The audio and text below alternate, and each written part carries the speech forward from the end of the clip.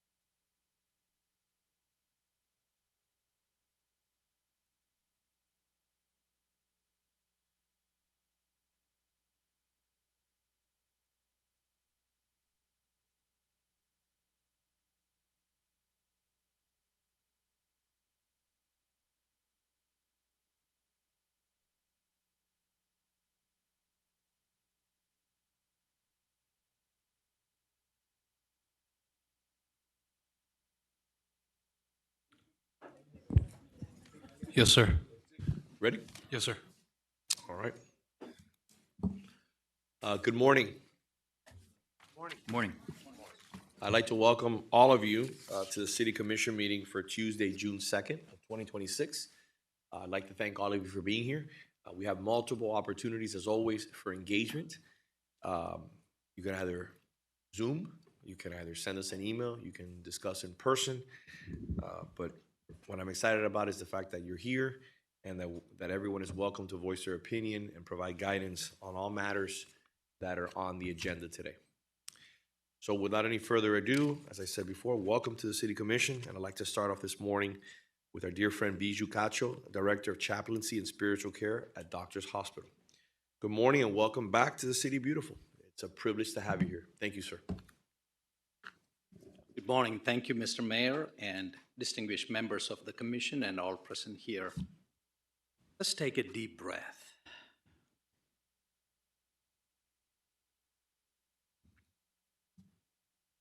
Source of all wisdom, known by many names and honored in many ways, we gather in gratitude for this community we are called to serve. We give thanks for the differences, strength, and shared purpose that shape the city of Coral Gables. We're especially mindful of the partnerships that sustain the well-being of the city, including the close collaboration between the city and institutions like Doctors Hospital, working together for the health, safety, and care of all residents. Grant wisdom and discernment to those entrusted with leadership today. May their decisions be guided by integrity, compassion, and a deep commitment to the common good. In times of change and challenge, strengthen us as a resilient community. Teach us to face adversity with courage, to respond with unity, and to care for one another. Open our ears to listen with respect, open our hearts to act with fairness, and renew in us a spirit of collaboration, hope, and perseverance. May the work done here today contribute to the well-being and flourishing of all who call this community home. Amen. Reverend, we'd like to extend our best wishes to you as always and to your congregation and worshipers on behalf of our city. Thank you for being here, and we look forward to seeing you again. I know one has nothing to do with the other, but obviously since you represent Doctors Hospital, it's exciting that after a few years of approving all the new infrastructure work that will be done around Coral Gables in regards to Doctors Hospital, you're going to see new sidewalks, you're going to see the streets improved in front of Doctors Hospital, and that work has commenced after a lot of planning. So I want to thank the manager for that and his team, and also thank you to Doctors Hospital for your collaborative efforts. It's going to be a little bit difficult over the next few months, obviously because the work is all-encompassing of the entire hospital around, but that infrastructure is really going to connect University, Blue Road, Granada, the two bridges that are there. So again, it's much needed, and we want to thank you for your patience and for your leadership on that effort. Thank you. Send our best to the leaders at Doctors Hospital. Thank you very much. So this morning, as we continue, we have the privilege to have Lieutenant Colonel Juan Carlos J.C. Gomez to move forward and come here and help us with the Pledge of Allegiance. Our Lieutenant Colonel Juan Carlos J.C. Gomez is a United States Army Reserve officer who has served in military intelligence and operational leadership roles in support of Operation Iraqi Freedom, Operation New Dawn, and Operation Enduring Freedom. He currently serves as commander of American Legion Post 98 and is actively involved in veteran mentorship, civic engagement, and community leadership initiatives throughout South Florida. Thank you for being here with us. Thank you, Mr. Mayor. Thank you, Mr. Mayor. Appreciate that. Please join me in the Pledge of Allegiance. I pledge allegiance to the flag of the United States of America and to the republic for which it stands, one nation, under God, indivisible, with liberty and justice for all. Sir, tell us your story that we're incredibly proud of. Hey, Mr. Mayor, thank you, and Commission, thank you, City of Coral Gables, thank you for having me here today. I come on behalf of the American Legion Post 98 and our 155 members that serve the community daily on four major pillars that the American Legion represents. That's number one is Veteran Affairs, where we participate in actively assist our veterans with the resources that are available to them through Veteran Affairs Department. Secondly, legislative action. We take part in these type of processes locally, statewide, and nationally for military and veteran families. Third, we're really actively involved in patriotic events. Last week, we planted about 7,000 flags almost on 2 cemeteries in recognition of our fallen veterans. And then this weekend, we picked them up because otherwise the landscaping teams kind of mow over the flags. We can't allow that.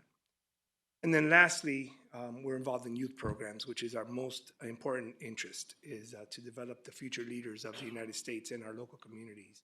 We do that through a number of initiatives, through scouting, through ROTCs, through the JROTCs in the high schools, and through mentorship of our young people here in the community of Coral Gables and beyond that throughout Miami-Dade. I encourage you to visit us. We're right around the corner from here. There's a lot of initiatives that we have to make the post look better and to continue to be an active part of the community. And as such, I'd like to recognize you, Mr. Mayor, and of course, Commissioner Lara for the initiative, all right? We really appreciate the inviting us into this platform where last meeting, you had a 101-year-old veteran here who lives right here in the community and was a member of the U.S. Navy, although you said he was in the Army, but he was in the Navy. It was Navy, and I corrected myself on the record, I'm too. just Fell messing right with on you. that sword. I'm just messing with you. I just think it was great that you have him here and that you're going to have him as the marshal for Veterans Day. And I commend this commission for moving forward with the recognition of Veterans Day here in the city of Coral Gables.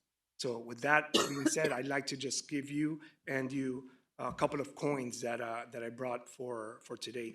Is there police officers here today? No, there's not. I do have something for them, but I'll just pass it along to the police department when I get out of here.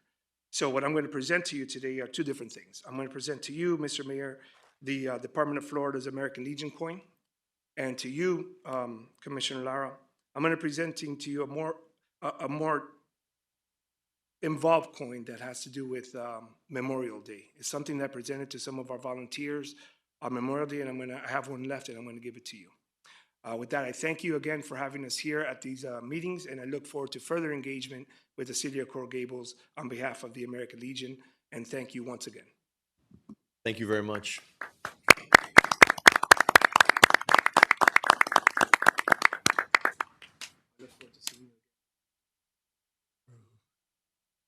So I just want to talk a little bit about this gentleman, Lieutenant Colonel. What he has done in regards to the American Legion has to be commended. Over the last 3 or 4 years, he invited me multiple times to visit. He has completely changed. And if I may, I want to just provide a little bit of background. And we didn't rehearse this. We didn't talk about this before, correct? You know, some people see things as what you see with your eyes, right? If you look at the American Legion post, it is completely refreshed. From new windows, and I want to mention Signature Windows, who provided all those windows. They provided them, I don't know if it was at cost or free. Well, no cost. No cost, okay? This is a resident here in the city which has come here before and has provided free windows to residents who have a need. So he's a very stand-up individual. You also did all the exterior lighting. Looks beautiful. You repainted the structure. You've done a lot of things to really spruce up the building, which is incredible. And again, it's what Coral Gables is all about. That's why we're the city beautiful, right? But I think it's a lot more than that.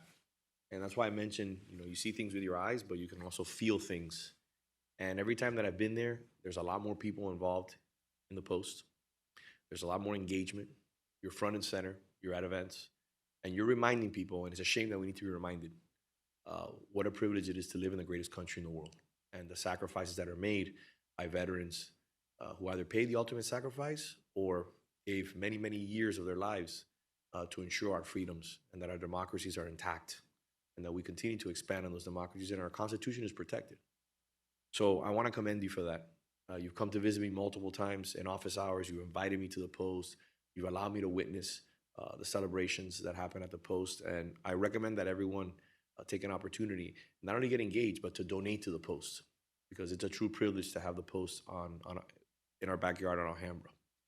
One of the things that I had mentioned at the last commission meeting, I want to make sure that it goes through. For the next year, we're celebrating America's semi-quincentennial moment at the commission meeting. This is what we're doing today. And what we're doing is ensuring that we honor those who honor us with their sacrifices. And I want to make sure that we continue to do that, not just for 1 year, that we continue to honor these individuals like yourself. And I also wanted to make sure that we have 2 events right now, 2 installations on Giralda. Currently Tejido, we have another one after for 3 months, it's gonna be 6 months. And I had requested that we do something to celebrate America 250 with American flags, and I had asked the manager and the commission, did we ever take a vote on that? I don't know if we ever took a vote on that, or if we were still, did we take a vote on it, or did I just bring it up? I can't remember, Mr. Manager. Mayor, I thought we were going to do flags all along Ponce de Leon Boulevard, and we're working on that to have American flags on Ponce. I want to make sure that we do that. I want to make sure that we do that and we leave them up as much as possible, and that we were thinking about using the structure at Giralda that we already paid for 6 months to potentially add those flags on Giralda also. I mean, I think it's an overkill, but the flags, the structure's an overkill, but at the end of the day, we have it up. Why not just, continue to use it? So I would like to make a motion, if the Vice Mayor will run this portion of the meeting, to put together a budget through your office to see what we need to do to make sure that we can put up flags as we lead up to 4th of July. We have time. And also to start preparing the 3rd iteration of an installation that deals with, maybe we celebrate all the American flags. There's a new one that just came out, I saw the other day, 250. There's obviously 250 in the middle, and it's a circular with all 13 colonies. So I think it's very beautiful. I think it's very emblematic of what we are here as a city, very proud to be Americans. So I would like to see that we move forward with that and we actually deliver on that, and we don't allow July 4th to come and go. We're very patriotic, we do a lot of great things, but I want to make sure that we take advantage of what we're doing in Giralda and the fact that we can install as many American flags in our downtown. So if people come to our downtown, they really feel the patriotism. So I'd like to make a motion on that, if I entertain a second. I'll second. Mr. Clerk? Well, it's the Vice Mayor running the meeting, I apologize. We can call the roll.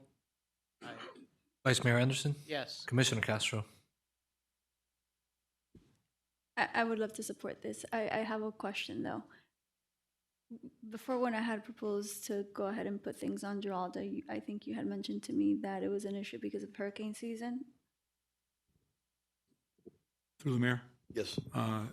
Yes, Commissioner, but we have in our contract that it would be taken down and put back up in case we have a tropical storm or a hurricane event. Yes. Commissioner Fernandez, Yes. Commissioner Lara, Yes. Mayor Lago. Yes. Can you, Madam Vice Mayor, I'm going to continue with, now that can I continue now? Just want to make sure. Yeah, yes. Okay. We'll hand the virtual- I want your input. Okay. And I wanted to come through the manager, and I'd love for you to provide it. And I would like for you to give us ideas in regards to what we can do to incorporate the post. You need more face time. I want people to donate. I know Signature donated, they gave a lot of money.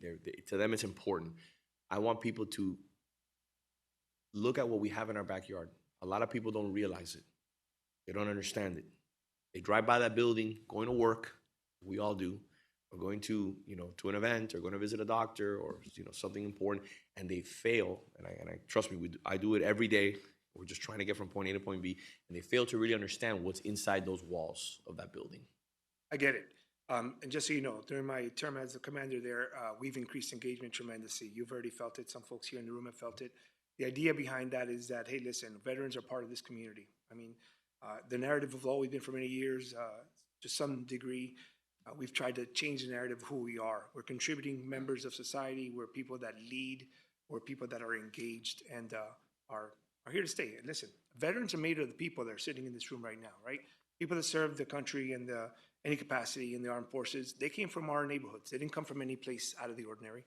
So therefore, when they come back after service, they're just a little bit changed in that they serve their country in a different capacity, but many people serve their countries without a uniform. And what we're trying to sort of create is a narrative that says, hey, listen, we're part of it. And we want to be part of the greatness of the city, of the community, and of the country.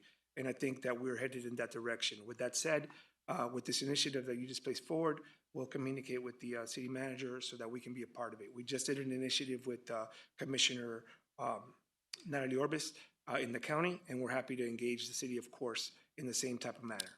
So thank you very much. So if you could go through Yeah, the I'll manager's engage with you, office, if Mr. you want, you can Iglesias. copy myself or any of my Okay. colleagues. I'd like to be copied to see how we can better Absolutely. engage. Yeah, there's Because great synergy there, and we're happy to be involved. we have a lot of veterans here. Yeah, I know. That's one lot. of the initiatives that we're going to bring forward is to find out exactly how many veterans we have within the city of Coral Gables. We have a couple of things that are initiatives that are happening right now. As a matter of fact, in the Coral Gables Museum, we currently have on display a war memorial that is what we call a field memorial. And if I can just briefly speak about that. A field memorial is when we lose a member in service while we're deployed. That same night, we hold a memorial. It's got the boots, the rifle, their cover, usually some type of helmet, and their dog tags, well, their ID tags, and a flag. We play taps at midnight, and we all salute. We have that on display right now at the Coral Gables Museum. I urge you to go see it. It's emotional. You're going to see it. You're going to bring up some emotions. It's got a little bit of writing to what it represents, that sort of thing.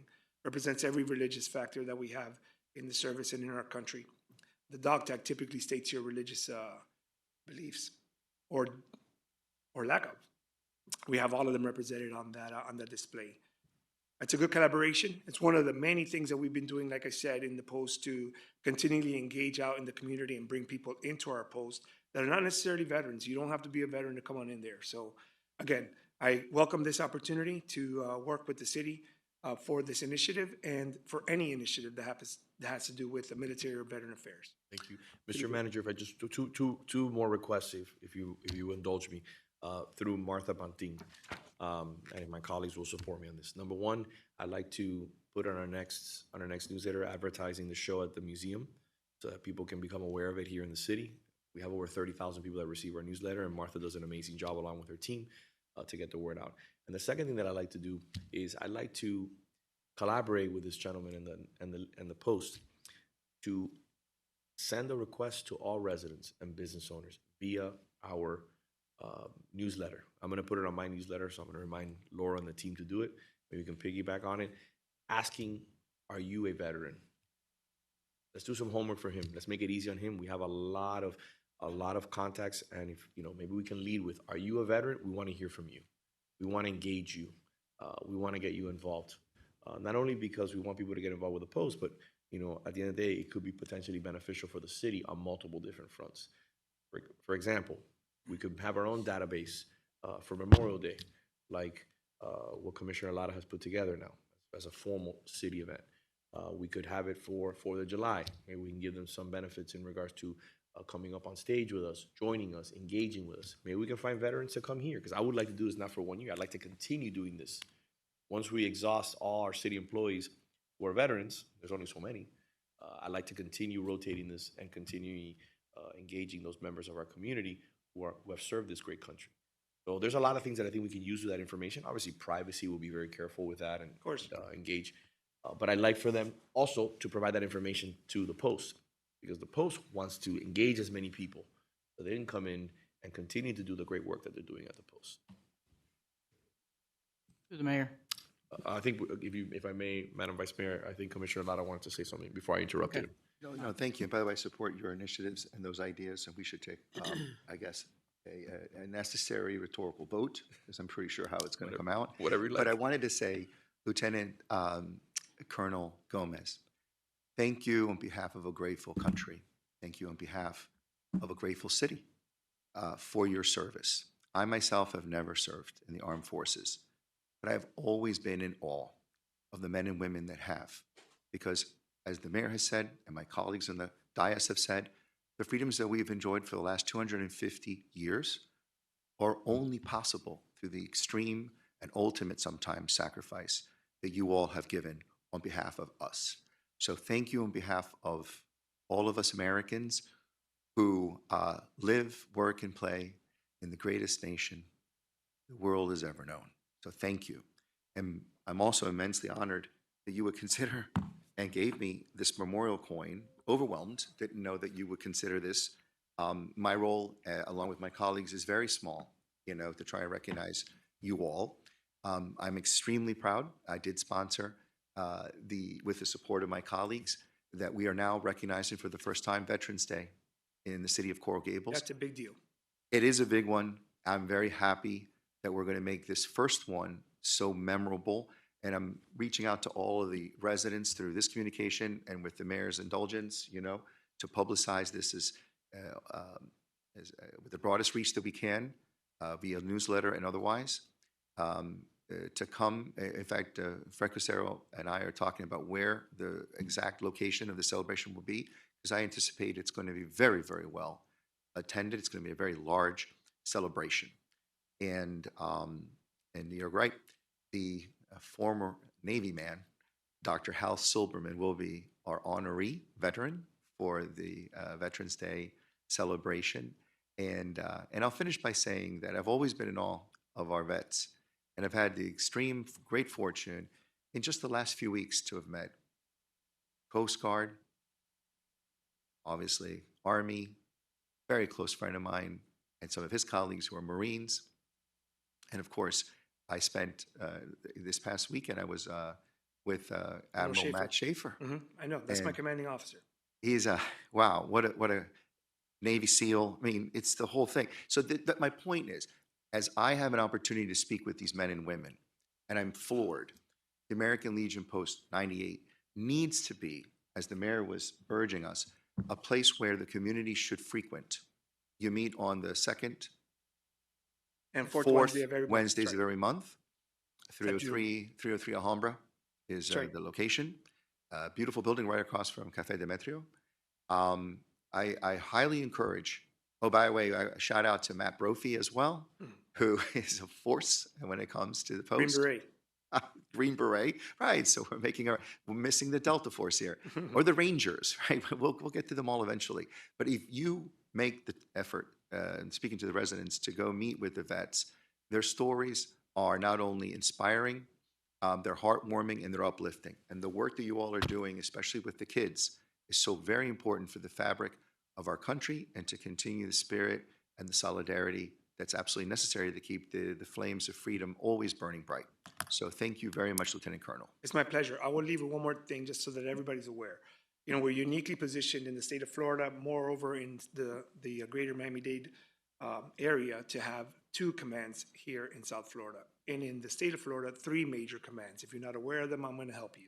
We have Southcom in Doral, we have CENTCOM and SOCOM in Tampa, and in Homestead Air Base, we have very well, not very well known because it's a very quiet little place, but we have a special operating command down there. You just met with our commanding officer, 2-star admiral in the United States Navy, Navy SEAL type. We have a lot of people here. We have District 7 commander here for the United States Coast Guard, which I think, no, he's not here right now. Former Mayor Salzedo was at that change of command. There's just a lot of presence here. If you don't know what a 4-star command is, there's only a few of them in the entire world, and we have one of them here in Miami-Dade County. That means that there's a lot of resiliency within our state and within our city.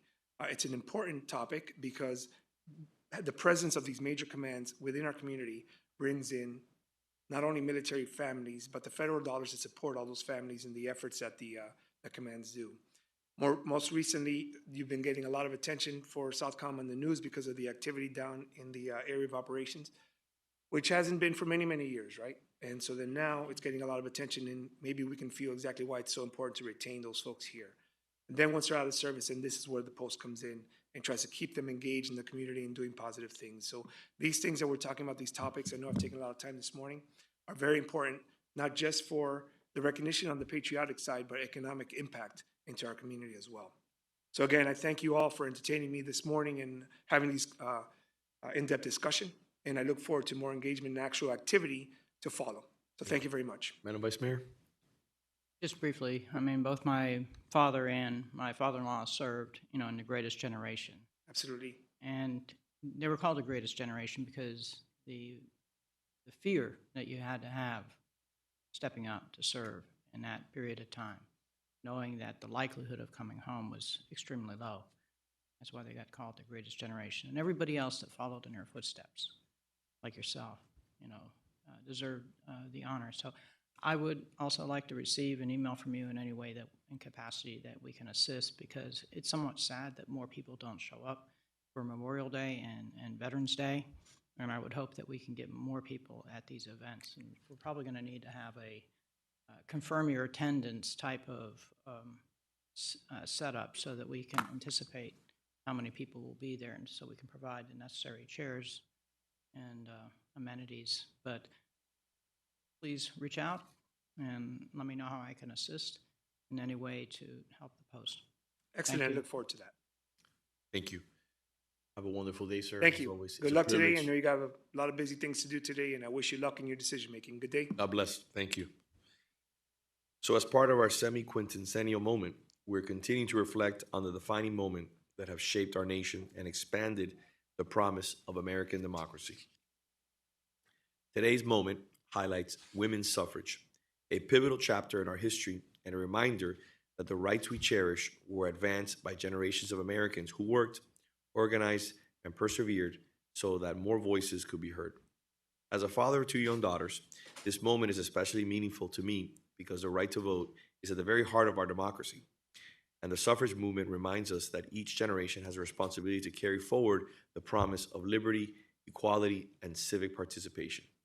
I want to thank Local 10 for allowing us to share this video here on the commission. Mr. Clerk. America at 250, defining moments in our nation's history. August 18, 1920. The 19th Amendment is ratified, allowing women to vote. More than 8 million women cast ballots for the first time. Join Local 10 all year long as we celebrate America's 250th birthday. Happy birthday to this great nation.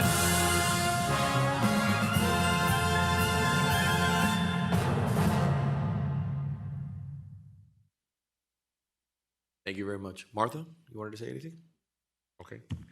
I thought you were coming up. I apologize. So again, thank you for everyone who's engaging in these festivities. We're looking forward to July 4th. It's going to be an amazing moment at the Biltmore Hotel. We're very grateful for our partners there. Thank you for the manager and all the hard work that you're doing. Again, we're expecting probably the largest crowd in our history since we've been celebrating for July 4th. It only continues to get better. We're about 40,000. We usually have around 30. So again, these are huge numbers for us. People are excited about America 250, and we welcome everybody. This is an amazing place to enjoy that celebration. It's safe, it's clean, it's welcoming. We're going to be in full force in regards to our police department and our fire department. All our city employees will be there. But we want everyone to know that we welcome everybody here in the community to join us and celebrate this monumental moment in American history. So thank you. And again, thank you to the Biltmore and to the manager for their hard work. I know they haven't stopped working on this for the last year. Thank you so much. Now, as we move on to presentations and protocol documents, I want to call on A1, presentation or proclamation declaring June 2nd, 2026 as Italian National Day in Coral Gables. Is our consul here? Here he is. Mr. Mayor? Yes, sir. If I could take one moment, please, before we go to that item. Of course. I appreciate that, if you just indulge me. I just wanted, before we move forward, I wanted to take a moment to recognize present with us is Tom Prescott, President and CEO of the Biltmore Hotel. He's with us today. Tom, I know you're trying to hide, but that's an impossible task. Tom, on behalf of the City Commission, I wanted to publicly congratulate you and your entire team at the Biltmore Hotel for being recognized as the #1 top workplace among large employers in South Florida. That is a remarkable achievement. And it speaks not only to Biltmore's iconic history and its importance to Coral Gables, but to the culture that you and your team have built for the nearly 700 people who helped make that property so very, very special. And as we celebrate Italian Day, and I know you're Italian as well, very proud one, I must say, and we welcome the consul as well, it is especially fitting to recognize one of Coral Gables' great landmarks, a place that continues to represent hospitality, history, and excellence in our city. So congratulations again to you, Tom, and the entire Biltmore team. It's very kind of you, Commissioner, and thank you to all. I just wanted to acknowledge that it's very easy for me to come up here and, take the credit, so to say, but it's the team that we have at the Biltmore, just like many of you have stressed about the city team that we have and all the others that really excel. But it is a nice acknowledgement and recognition. I keep telling people and joked with Commissioner Lara earlier this morning that, I'm not so terrible to work with. So, it's nice to get that recognition for our extended family. So thank you very much. But again, I don't want to take away from the consul. So thank you. Thank you, Tom, as always. Thank you. Grateful to have you here.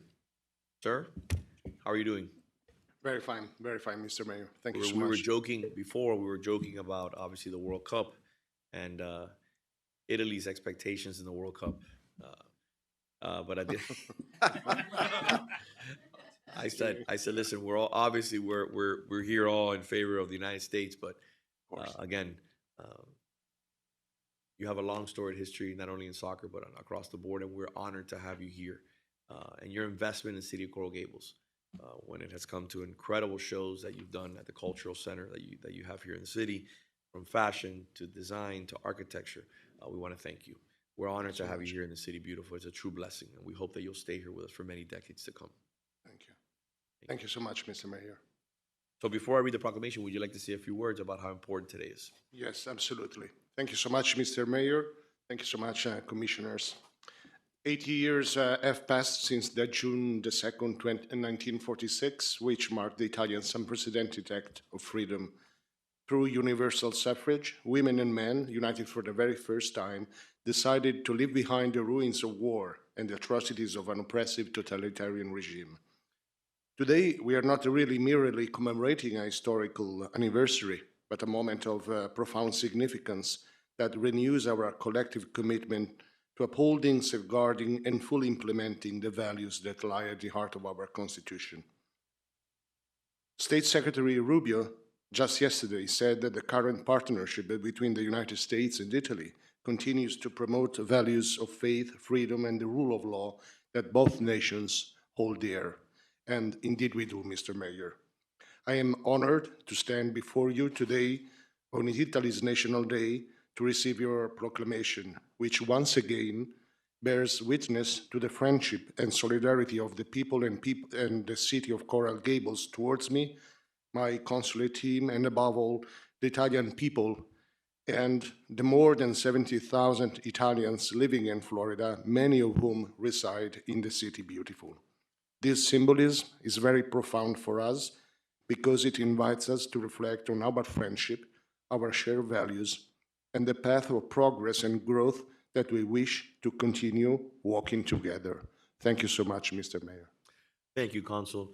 And before I read the proclamation, I also want to thank our ACM for being a bridge, as always, and leading the way, and always reminding me where I dropped the ball, along with the DCM. She deserves a lot of the credit, along with the manager, for today, especially for this. If I may, whereas the city's rich Italian influence is reflected in landmarks such as the historic Italian Village, 17 homes constructed in the 1920s. Excuse me. I apologize. Wrong side. Excuse me. That's what happens when you don't wear your glasses. Whereas on June 2nd, 1946, the people of Italy voted in a historic referendum to establish the Italian Republic, marking a defining moment in Italy's democratic history, commemorated annually as Fiesta della Repubblica, Republic Day, celebrating the enduring values of democracy, freedom, and national unity that inspire people throughout the world. And whereas the city of Coral Gables shares deep cultural, historical, economic, and diplomatic ties with Italy, reflected in its Mediterranean-inspired architecture, vibrant arts and cultural traditions, international business connections, and the many residents of Italian heritage who have enriched the community through their contributions to civic, cultural, educational, and economic life. And whereas Coral Gables is honored to be home to the Consulate General of Italy in Miami, located at 4000 Ponce de Leon Boulevard, which manages one of the largest and fastest growing populations of Italians all'estero, Italians residing abroad, in the Italian diplomatic network, serving residents and institutions across Florida, the Southeast, the Caribbean, and beyond, while fostering cultural exchange, diplomatic relations, trade, and friendships between Italy and the United States. And whereas Coral Gables serves as an important center for the Italian culture, education, and commerce through the presence of Italian Cultural Institute, one of only 6 official Italian government cultural offices in the United States, which I mentioned before, the Società Dante Alighieri Language Center, and the Italy America Chamber of Commerce Southeast, all of which promote Italian language, arts, trade, and cultural understanding. And whereas the city's rich Italian influence is reflected in landmarks such as historic Italian Village, 17 homes constructed in the 1920s to replicate Italian farmhouses prototypes, embodying the vision of founder George Merrick, as well as in one of South Florida's most vibrant Italian dining scenes, with nearly 200 restaurants and family-owned establishments celebrating Italy's culinary experience and hospitality.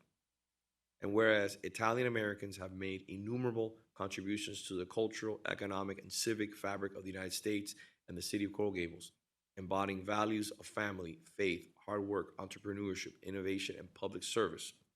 And whereas the bond that residents of Italian descent maintain with their heritage is a cherished sentiment that enriches our community, deserves to be preserved, and should be passed on for future generations. Now, therefore, I, Vince Lago, as the mayor of the city of Coral Gables, together with the members of the city commission, do hereby proclaim June 2nd, 2026, as Italian National Day, Festa del Republic in Coral Gables. Thank you so much. Thank you.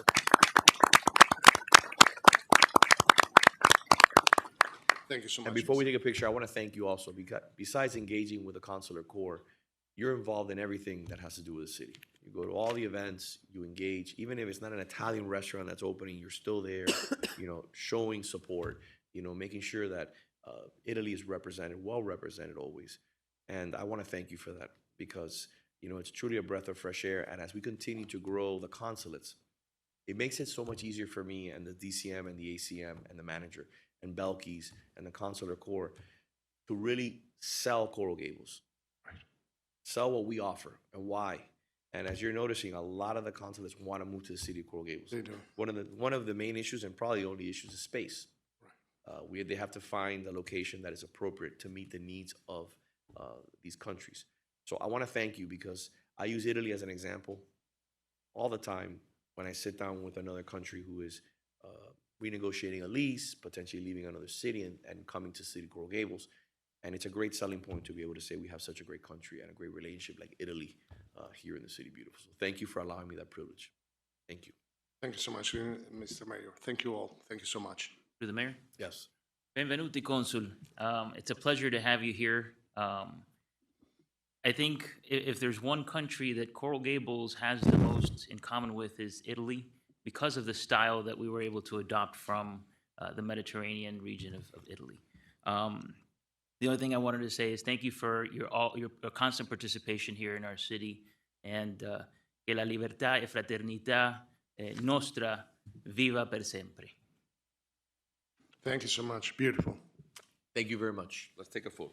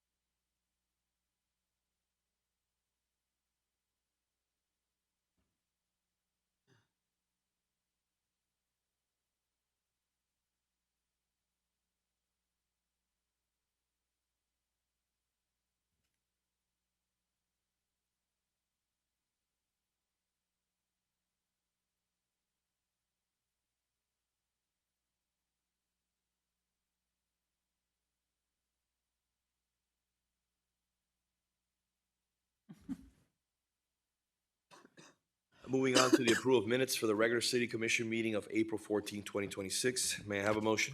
I'll move it. Mr. Clerk? All in favor? Aye. Thank you. Thank you. Moving on to public comment, Mr. Clerk. Yes, Mr. Mayor. Thank you. First speaker this morning, Maria Cruz.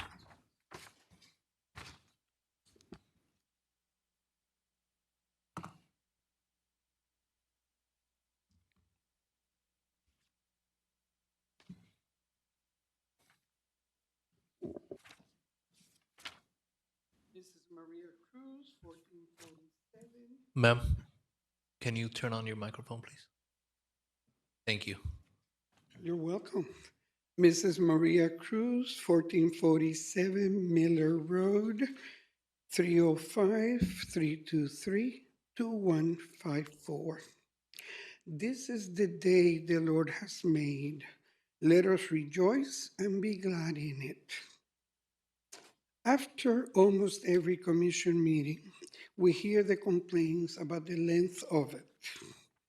I have taken the time to watch some of them, have read our Code of Ordinances and Robert's Rules, and come today with some comments. There's a word found on both the Code and the Robert's Rules when addressing the role of the chairperson. Objective. Objective. According to our Code of Ordinances, 2.78 chairperson, number 7, it says, remain objective. For the chairperson to make a motion, the gavel must be relinquished. Based upon these rules and procedures, the gavel shall be relinquished in the following order: to the vice mayor, to other commissioners based upon seniority. And then it continues. The rule against chairperson's participation in debate, and that's a quote, states that the chairperson who relinquishes the gavel should not return to the chair until the pending motion has been disposed of. In situations where there's no second, the chairperson may second the motion for purposes of allowing discussion and vote.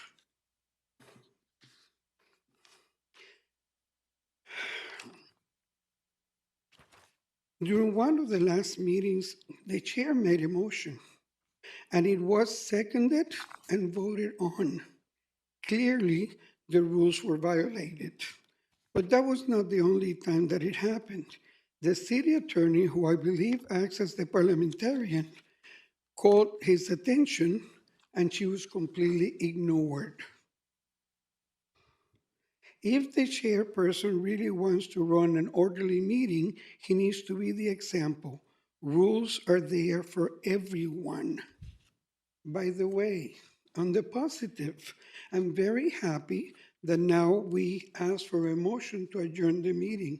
Some of my friends call it the Cruz rule, even though in fact it's a Roberts rule. Thank you.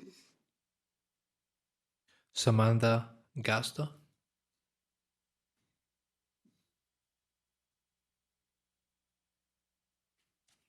Good morning. Good morning. Thank you for being here. Thank you. Mr. Mayor, you have always been a strong advocate for government transparency, and I applaud that. You also lobbied strongly for an inspector general for our city, which I support as well. Therefore, I'd like to bring to your attention an issue on today's agenda, which requires that you remain consistent with your public statements. Item E1261629 is being brought to the Commission by one of your chief political consultants, Brian Goldmeyer. As you are aware, you and Mr. Goldmeyer have enjoyed a strong political relationship for many years, and both of you have been extremely successful. You have been elected and re-elected numerous times, and Mr. Goldmeyer has been compensated extremely well for working on your many successful campaigns. In fact, since 2024, between your campaign and your PAC, Gables First, you have paid Mr. Goldmeyer nearly $250,000. Of course, there is nothing illegal about having a successful business relationship, and both of you should be commended on jobs well done. However, it does cause the everyday resident to question whether you can impartially evaluate Mr. Goldmeyer's appeal today. As much as an individual can try to remain objective, it is extremely difficult for someone to evaluate a case like this one and not have such a strong and long-standing relationship impact their decision-making, even if it's subconscious. Therefore, Mr. Mayor, I ask that you show our city that you truly are about government transparency. I ask you to do what is right and I ask you to recuse yourself regarding the appeal being made by Brian Goldmeyer. Thank you. Thank you. Before we move on, Mr. Clerk, Madam City Attorney, would you like to read into the record my request from you? Mayor, you'd like me to read the entire opinion? No, not the whole opinion. Oh, just so, okay, give a yes. give a quick synopsis. Yes, Mayor. Thank you very much. So you asked me to provide you an opinion on whether you had a voting conflict with respect to this item E1, and based on the facts that you provided, that you previously had a contractual relationship, you were in a contractual agreement with an entity that's, owned and was founded and owned by Mr. Goldmeyer. You advised that that contract has concluded, that you currently do not have any contractual agreements or any business relationship with Mr. Goldmeyer or any entity that he's associated with. So based on those facts, I analyzed it under voting conflicts under state law, and there's no actual voting conflict under state law. There's no actual voting conflict under the Miami-Dade County Code. Any suggestion that you would be enhanced by this action is remote or speculative. Additionally, because this is a quasi-judicial matter, there is the question that all of you must always consider, which is, can you be fair and impartial, or are you biased? That's a question that each individual commissioner has to determine for themselves. And that was the advice that I gave you, that if you can remain fair and impartial, then you can proceed. Thank you. I do not have a bias on this matter, and I will not be recusing myself, but I'm grateful that you're here today. Thank you so much. Moving on to the next item. Excuse me, the next speaker. Gonzalo Sanabria.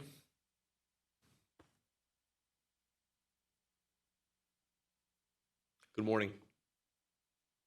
Good morning. Gonzalo Sanabria, 944 San Pedro Avenue, in beautiful Gables by the Sea. I'm here to point out what I call political malpractice by one of your colleagues, Commissioner Ariel Fernandez. And I want to recall some of the things that Mr. Fernandez has said for public consumption, wide public consumption, in newspapers and Instagram posts. And let's go to one, Mr. Fernandez, that you made on February 18th, 2025.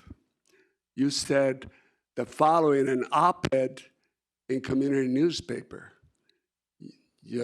The subject of this was, quote, "The politics of intimidation have no place in Coral Gables." Yet, like a month before that, this happened. And please play a video that I provided. Policies are put into place, and I'll reserve my additional comments on this, but Mr. Sanabria, you will be hearing from my attorney in the next few hours regarding your complaint, which was a frivolous complaint filed with the Ethics Commission, and we will be pursuing legal charges and legal fees when it comes to your complaint.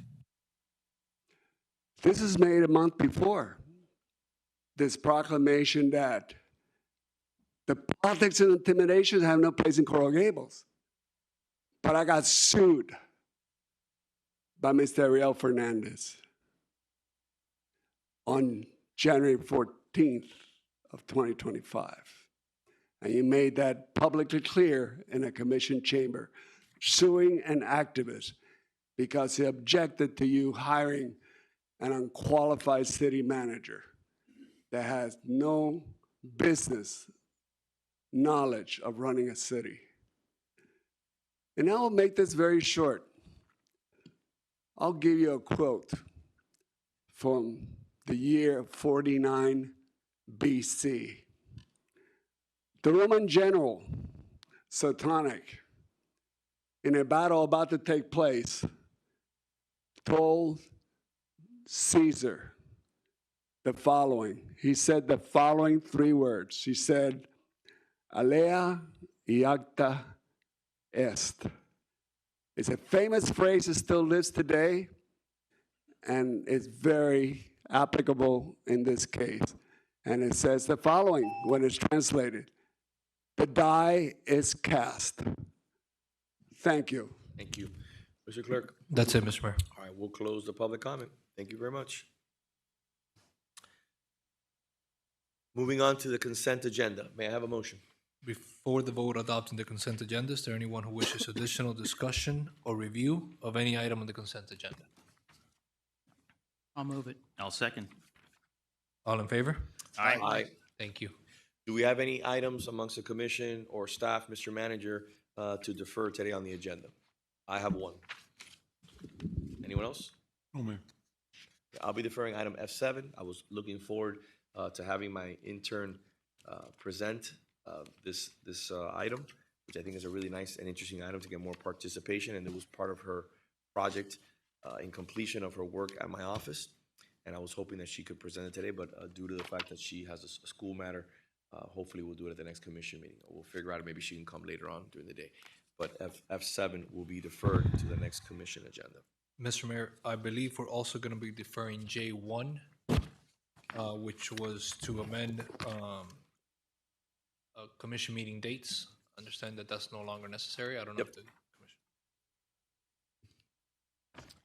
Anything else from the commission? Anything else? Okay.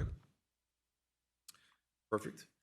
May I have a motion for deferral of those items? Do we need a motion or no? We're good? Okay, perfect. We're going to take a 5-minute break and then we'll listen to item E1. Before we hear E1, we're going to hear, just one item first. I think it was the school item. Item E11.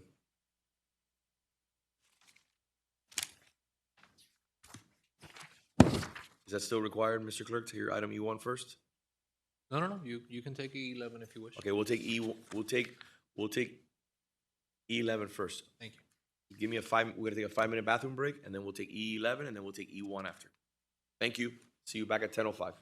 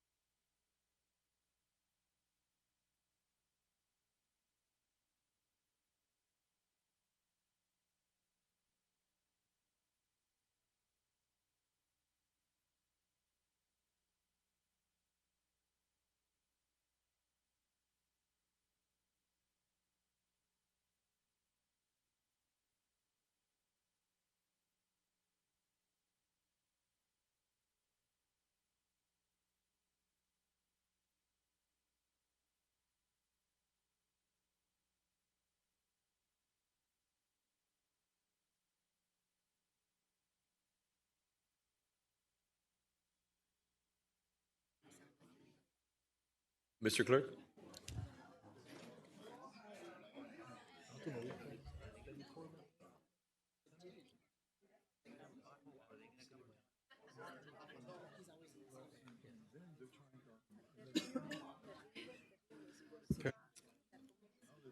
Mr. Clerk?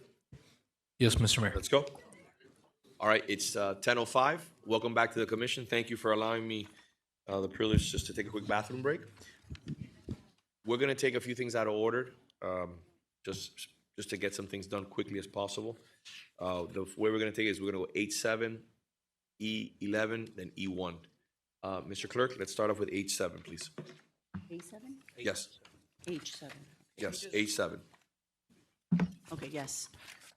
H7 is a resolution of the City Commission accepting the recommendation of the Chief Procurement Officer to award RFP 2026-011 disaster debris removal services to the three highest ranked responsible proposers in rank order: Ashbird Inc., Primary, Crowder Gulf Joint Venture Inc., Secondary, and Series Environmental Services Inc., Tertiary, pursuant to Section 2-763 of the Procurement Code entitled Contract Award. Perfect. Mr. Clerk, do we have any staff presentation? We're good. Oh, there you are. Well, you look very nice today. Thank you. I like that color on you. Thank Beautiful. you. Good morning, Celeste Walker Harmon, Chief Procurement Officer. This project was issued on behalf of Public Works so that we can establish contractors to perform during emergency or declared events for the city. We had the evaluations take place, and we're making recommendations for the three highest ranked proposers to move forward for contract award and negotiations. Thank you very much. You already addressed any issues with litigation. You addressed all kinds of, obviously, background checks, insurance. Yes. All of that Our stuff that standard we always process. go over. I know you've gotten Yes. tired of hearing it from me, but I appreciate that. Thank you. You're welcome. Do we have any comment from the commission? All right. Mr. Clerk, do you have any public comment? No, Mr. Mayor. We'll close the public comment. May I have a motion? I'll move it. Can I have a second? Second. Perfect. Mr. Clerk? I'm sorry, who made the motion? Thank you, sir. Commissioner Fernandez made the motion. Commissioner Castro? Yes. Commissioner Fernandez? Yes. Commissioner Lara? Yes. Vice Mayor Anderson? Yes. Mayor Lago? Yes. Moving on to E11. E11 is a resolution of the City Commission granting an amendment to a previously approved conditional use, Resolution Number 2016-140, with all remaining conditions of approval to remain in effect pursuant to Zoning Code Article 14, Process Section 14-203, Conditional Uses, to allow private school use with educational instruction from kindergarten through fifth grade with an existing daycare facility with no increase in square footage or student capacity on the property legally described as the east 12.64 feet of Lot 3, all of Lots 7 to 45, and alley lying between.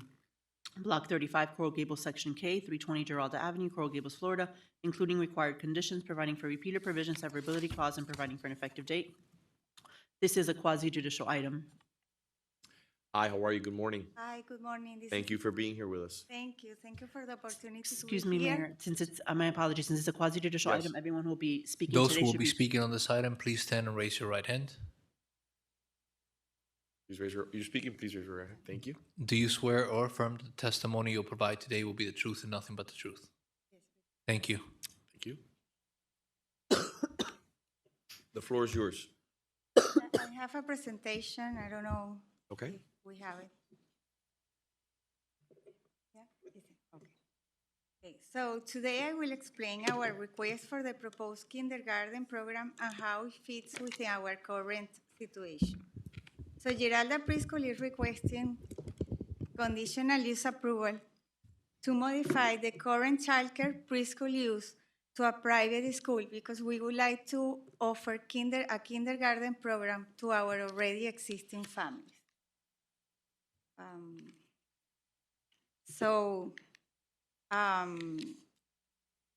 Let me.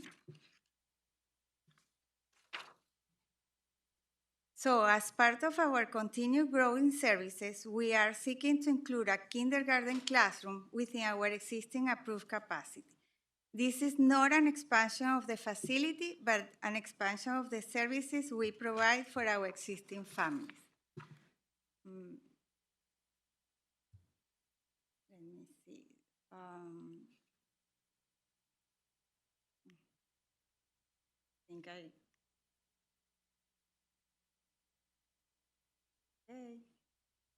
Okay. Okay. Our kindergarten will have, we have an enrollment of 96 students with 16 teachers and 3 administrative staff. And our capacity, approved capacity is 174 students. So we have a huge gap between the 96 students and the 174 approved capacity. Let me show you, just for you to know, we have an indoor park because we are in an urban area, and the kindergarten will be located in our existing art room that has a total area of 436 square feet. We have, about the parking, we have 6 designated parking spaces, and also in the building, that is the Gables Grand Plaza, we have 305 parking spaces for the restaurants and retail. About the traffic flow, we have 2 schedules. The one that is part-time from 7:30 to 2:30, and the full-time that is until 6:30 p.m. And most arrivals happen from 8:30 to 9. The kindergarten program will have a schedule of 7:30 to 3:30, but they have to arrive at 7:30 sharp. So there is a separation, enough separation between the schedules for the parents to arrive. Also, it is important to mention that most of our parents arrive by bicycle, walking, or even using a stroller for the kids, because most of our families live within 1,000 foot radius of our school, which also help minimize the traffic and the congestion when they pick up and drop off the kids. Thank you, and if you have any question for me. No, thank you very much. Mhm. Madam Director? Good morning, how are you? PowerPoint, please. Will you please sit down? Yeah. Thank you very much. Thank you. So as you know, this is the ground floor of the Gables Grand Plaza mixed-use development in between Salcedo and Lejeune on Giralda Avenue. So in 2016, the commission did approve a daycare in this location with 3 conditions of approval. This is going to amend that and expand it to not just be a daycare, but to be a school. Because once you hit kindergarten, you have to be considered a school per the state law. So their school is on the ground floor of the Gables Grand Plaza development facing Giralda. They are stepped away from 6 parking spaces that are in the garage, in addition to the garage spaces as well that are used for the commercial and residential spaces. There was letters sent out to the owners and the occupants within 1,000 feet of the property. That was done 3 times. The property and website was posted twice, and the newspaper was advertised twice as well. Staff recommends approval with conditions. The conditions are to maintain the enrollment to be maximum of 174 students. The hours would be between 7:30 a.m. to 6:30 p.m. And then all the pickup and drop off would take place in the garage and not on the street. And then to require a staggering a schedule between the daycare and the kindergarten or any subsequent classes. If they do expand beyond kindergarten, they have to go through the development review committee and make sure that any comments and concerns are addressed before they can proceed to adding in 1st grade, for example. All their conditions contained in resolution number 2016-140 would remain in effect. Thank you. Thank you very much. Mr. Clerk, do we have any public comment? No, Mr. Mayor. Please close the public comment. Does the commission have any comments or suggestions or anything you'd like to bring up at the moment before we make a motion? May I have a motion? A second. Second by the Vice Mayor. Mr. Clerk? Commissioner Fernandez? Yes. Commissioner Lara? Yes. Vice Mayor Anderson? Yes. Commissioner Castro? Yes. Mayor Lago? Yes. Have a nice day. Good luck. Thank you. Moving on to item E1. Thank you, Mayor. E1 is an appeal to the Coral Gables City Commission from the decision of the Board of Adjustment on May 4, 2026, approving an application for a variance to allow mechanical equipment for swimming pool to have a side setback of 1 foot and 9 inches and rear setback of 2 feet and 7 inches, where a minimum of 5 feet is required on both side and rear per section 3-308.d and section 5-606.4 of the Coral Gables zoning code for the property located at 722 Aledo Avenue, legally described as Lot 8 and west half of Lot 9, Block 134, Coral Gables Country Club, Section 6. Mayor, this is a quasi-judicial item pursuant to Section 14-208.6 of the City Zoning Code. This appeal is based on the record of the hearing before the Board of Adjustment and shall not be a de novo hearing. What that means is that no new or additional testimony shall be taken, and it's an appeal based only on the record. The Commission's role is to determine whether the code was followed and whether competent substantial evidence supported the decision of the Board of Adjustment. After the City Commission's review, the City Commission has 4 options. As provided in the zoning code, the City Commission can affirm the decision of the Board of Adjustment, which in this case approved the variance with conditions. The City Commission can affirm the decision of the Board of Adjustment with conditions. The City Commission can override the decision of the Board of Adjustment, which in this case means the variance would be denied, or the City Commission can remand for further proceedings to the Board of Adjustment. The Mayor, as Chair of the Commission, with me as parliamentarian, have issued a procedural order that was provided in advance to the Commission and the parties. Pursuant to that procedural order, the appellant property owner will be allowed 15 minutes for presentation, which shall be limited to the record before the Board of Adjustment. Next, the Deputy City Attorney and Development Services staff will be allowed 15 minutes for their presentation, which will also be limited to the record below. Next, there will be time for questions by members of the City Commission to staff or the parties, and then public comment will be allowed, but will be limited to 2 minutes per speaker. Because the review of this appeal is not de novo, public comments shall not be considered testimony in this case. And then finally, there will be time for additional questions and discussion by members of the City Commission. Because this is a quasi-judicial item, I do need to ask if there have been any ex-parte communications that any member of the Commission needs to disclose. Anyone? I've heard comments from various people. The Mayor? Yes, sir. Yeah, I've heard comments from several residents, and I've actually heard from Brian Goldmeyer, who spoke to me, expressing his displeasure following the approval of the application. Anyone else? I've heard from residents as well. I have not spoken to Mr. Goldmeyer about this. I've heard from residents, and I've heard from Mr. Goldmeyer also.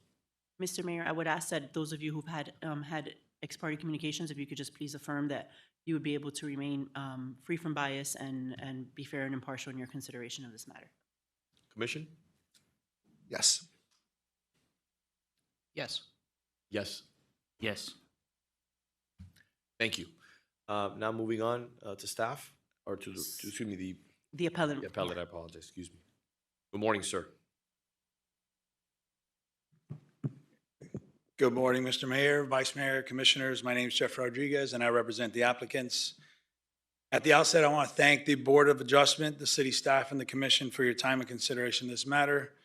I wanted to also apologize. There seems to have been some inaccuracies with the transcript company that prepared the transcript that was provided to you. They said one person said something where it was actually another. Going back to the matter at hand, it's important to recognize that this is not a case where the board denied the variance. After hearing the evidence, the board determined that the variance should be granted. The issue before the commission today is whether the conditions imposed by the board are necessary and appropriate. Before discussing the conditions, I'd like to briefly revisit why the variance was requested and why the board correctly found the variance standards were met. This matter involves a pool equipment variance for pool equipment that had existed at the same location well before my client purchased the property and serves an existing residential swimming pool. The variance does not arise because my clients built a new pool, expanded their pool area, or intensified the use of the property. Rather, it arose because my client voluntarily undertook improvements to their existing pool system and worked with the city to properly permit those improvements. The board recognized that requiring relocation of the equipment would impose a significant hardship while providing little to no corresponding public benefit.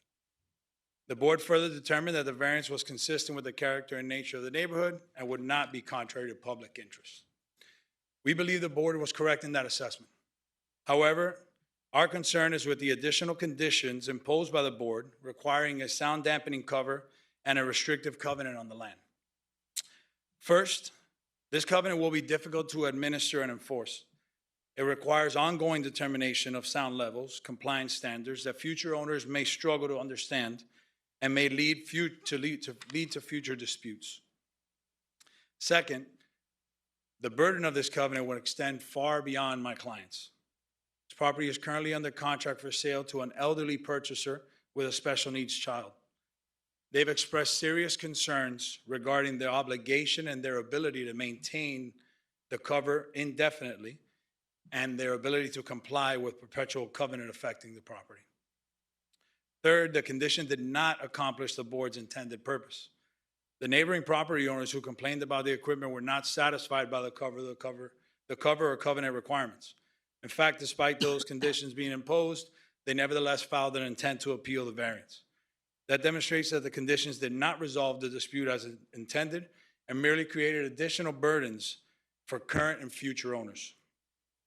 Finally, and most importantly, there has never been a finding that this equipment violates the city noise or regulations, constitutes a nuisance, or fails to comply with any objective noise standards. The equipment has existed for years without any citations, code enforcement action, or determination that creates an unreasonable impact on the neighboring properties. This is a standard residential pool equipment, the type found throughout Coral Gables. There's nothing unique or ordinary about it, and there's no evidence that it creates material different from similar residential pool equipment throughout the city. Accordingly, we respectfully request that the Commission affirm the board's determination that the variance should be granted, but to remove the requirements for the sound dampening cover and restricted covenants. Thank you for your time and consideration. Thank you. Madam City Attorney?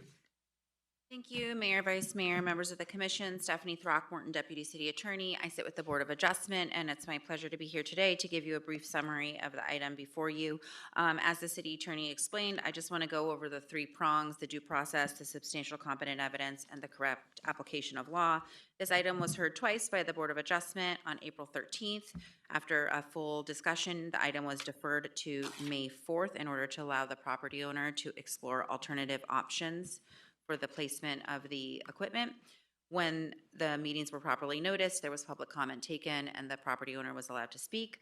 As far as competent substantial evidence, there was numerous presentations by members of the public as well as the applicant's attorney, And as the applicant's attorney mentioned, the board considered the 8 considerations for a variance in the city's zoning code. Ultimately, the board determined that the approval would be granted conditioned on an agreement with the city that would ensure that a similar acoustical cover that would reduce the sound of 50% for the current equipment only would be installed and maintained by any future property owners. As mentioned, I believe that those 3 prongs were satisfied and that the Board of Adjustment properly did their job. And we're here along with Arceli Rodelia from the zoning staff to answer any questions if you have any. Thank you very much. Thank you. Mr. Clerk, do you have any public comment? Yes, Mr. Mayor. Yes. First speaker. Can we clarify also on the previous public comment? Obviously, I didn't mention it. I should have mentioned it. It's my fault. If you spoke in public comment and you're speaking about the same issue again, you will not be allowed to. You get one bite of the apple here in the city of Coral Gables. In reference to the previous public comment that was provided by the young lady, she never provided her address. Do we have an address for her? It's 50 Minorca. 50 Minorca Avenue, apartment 1110. She didn't provide it on the record, so. No, she didn't. Okay, just want to make sure that. And I never met with her, which I would have met with her if she would have come to see me. Moving on, in regards to public comment. All right, first speaker I have this morning, I do not have a name, but from the signature, I believe it to be Virginia Ferreira. Good morning.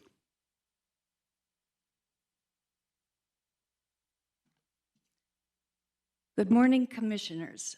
I respectfully object to the applicant's request. Ma'am, do you mind stating your address for the record, please? Oh, it's 719 Escobar Avenue. Thank you. Okay. I respectfully object to the applicant's request to remove the encaustic enclosure condition that was attached to the variance approval. The variance was granted only after the applicant himself proposed the acoustic enclosure as a means of mitigating the adverse impacts of locating the pool equipment within the required setback. Removing the condition increases the already unfair burden of the neighboring property owners to protect their quiet enjoyment and quality of life. I've lived over 30 years behind 722 Aledo at 719 Escobar Avenue and only recently heard loud pool equipment noise. When I heard the homeowner was applying for a variance, I strongly opposed it. I thought I had the right since he violated the 5-foot setback rule and wasn't happy with the unsightly, irritatingly noisy equipment so close to my property, which I have a recording of. The next-door neighbor also was disturbed by the noise, so we came up with solutions that would minimize the inconvenience, which included a permanent concrete wall around the pool equipment and an encaustic enclosure around the pool pump. The spa, a waterfall, a saltwater generator, a heater, and a pool pump are all situated in the illegal location, and a permanent concrete wall would have cut the various motor noises and mitigated the solution. The letter submitted by the homeowner's lawyer prior to the Board of Adjustment meeting only offered 4 hedges as mitigation. 2 minutes before the actual meeting, Mr. Rodriguez rushed to show us a photo of a random acoustic enclosure that claims to reduce, am I done? Just finish it up. You can take the few moments to finish up. That only would address the pool pump. We're not even sure what motor is causing all the noise. That's why we pushed for a concrete wall, and we weren't happy with just an encaustic enclosure.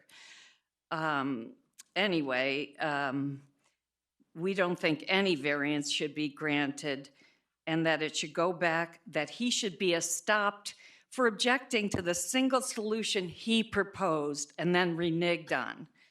I asked the commission to deny this appeal and send it back to the board to assess whether the mitigation will actually be effective and if not, require additional mitigation. Thank you. Danielle Lowenthal Frontella. Good morning. Good morning, everyone.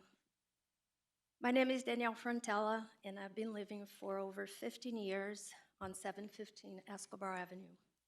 We are here today to ask you to deny this appeal and deny any variance. The variance approved pool equipment that does not comply with the city's required 5-foot setback. This is not a small or standard installation. It covers approximately 8 feet by a 5-foot area. It includes mechanisms for a pool pump, filter, heater, spa equipment, waterfall system, and saltwater converter. It is large, visually unattractive, and extremely noisy. We're not here to debate whether the 5-foot setback rule is appropriate. The rule was established by professionals. We're simply asking that it be enforced.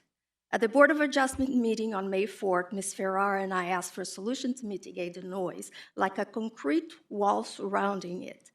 So a soundproofing cover was suggested by the appellant's attorney and hastily approved by the board without any specifics on it. And now they have the nerve to appeal to the variance with conditions. I have always complied with the city rules and requirements when renovating my home. When this equipment was installed too close to my property and in violation of setback requirements, it raised an important question. Do some residents have to follow the rules while others can ignore them and seek a variance afterwards? Importantly, city staff carefully reviewed the variance request under the code standards and recommended denial. This problem started when the appellant submitted a permit for the pool renovation. The engineer's original plans showed the equipment relocated to comply with the setback requirement.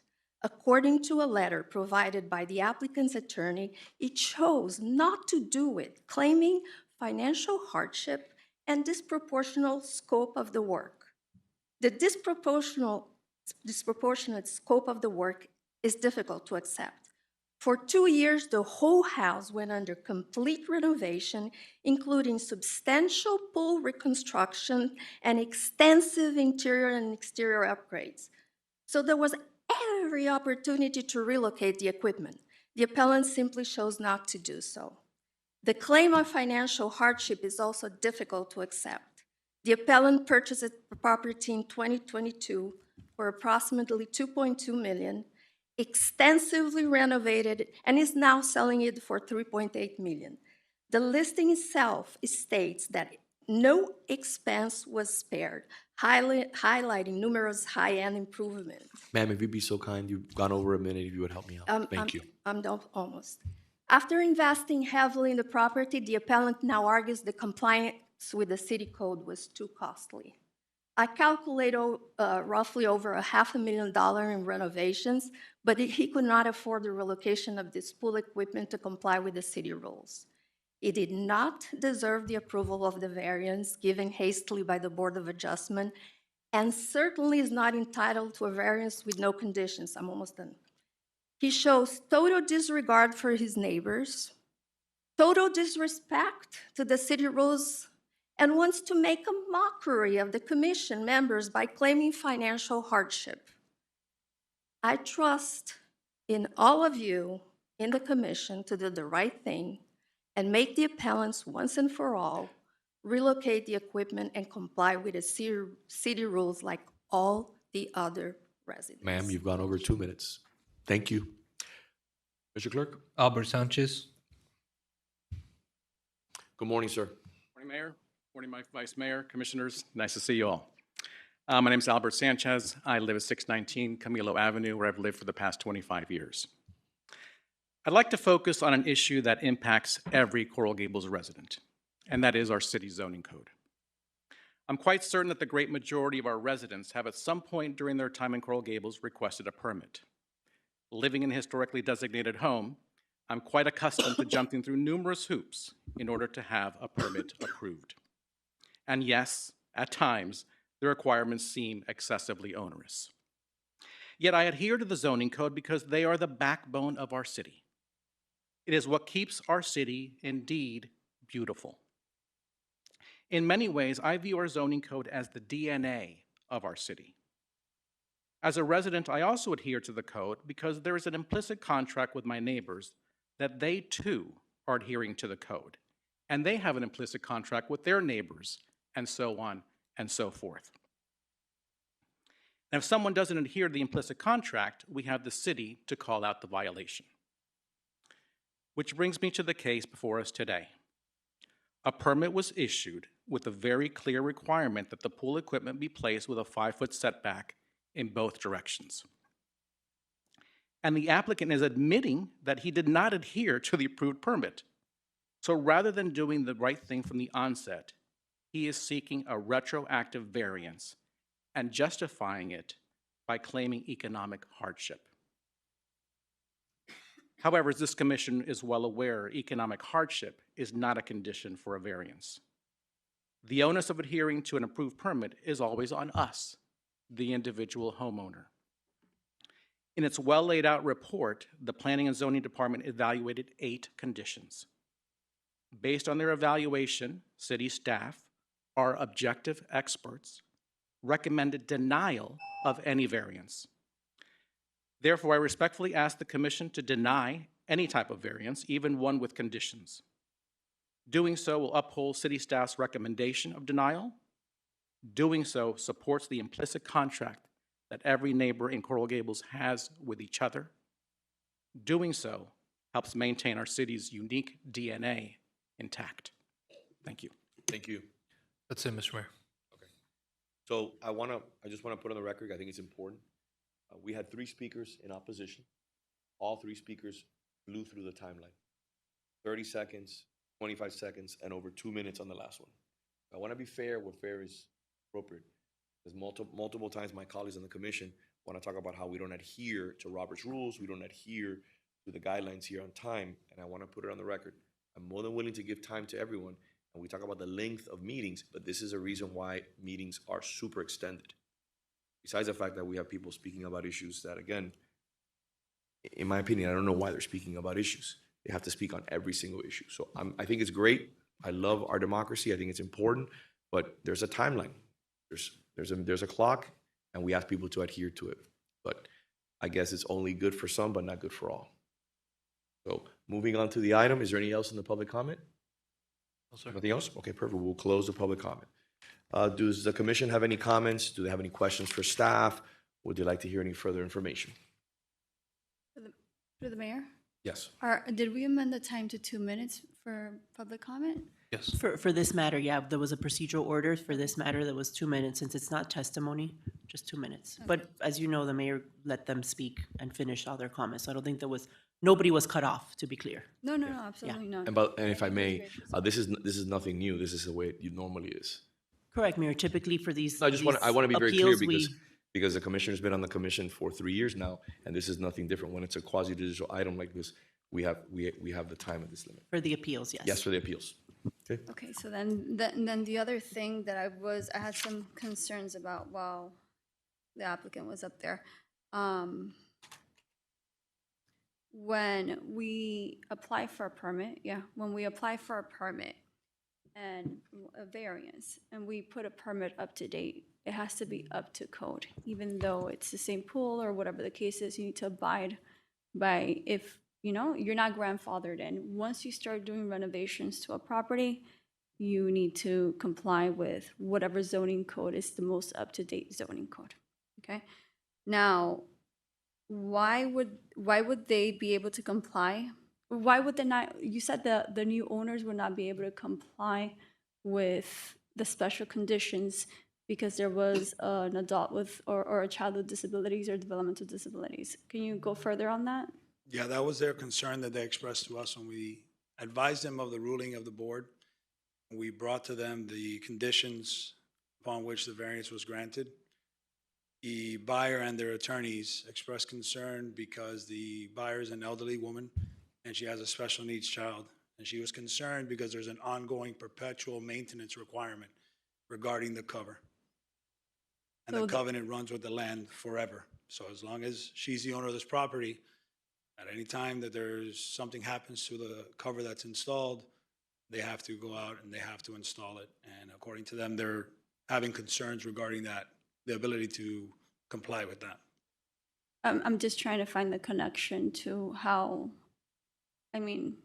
why would it be an issue? They've expressed that it's an issue for them. Okay. The other thing, there's also a code for mechanical noise ordinance.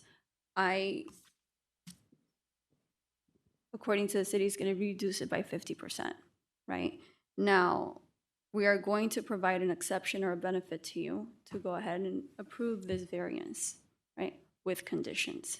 A variance is not something you're entitled to. It's a bonus. It's something you apply for, and if we feel it's appropriate, we grant it. Now, I think it's only fair that if we're granting the variance, you comply with the conditions. I went into Google Maps, I looked at the property where the pump was located, I looked at the pump. I was trying to find every justification to be on your side. Yeah, Now, and I actually, it's funny you mentioned Google Maps. You can't see the pump from Google Maps. There are so many trees surrounding my client's property, surrounding both neighbors' properties. You cannot physically see the pool equipment from the air. I've measured it. I actually have a video that I proffered to the city attorney, but they said we couldn't bring in new evidence. But there's a video that shows my client standing next to his pool equipment at 3-4 feet away, and then he walks over to the neighbor's pool equipment at 10 to 12 feet away, and their pool equipment is twice as loud as ours.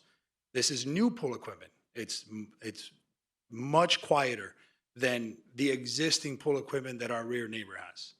So does this pool equipment sound more than 3 decibels?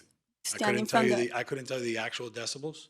so 3 decibels is almost like nothing. It's like ambient, like literally nothing.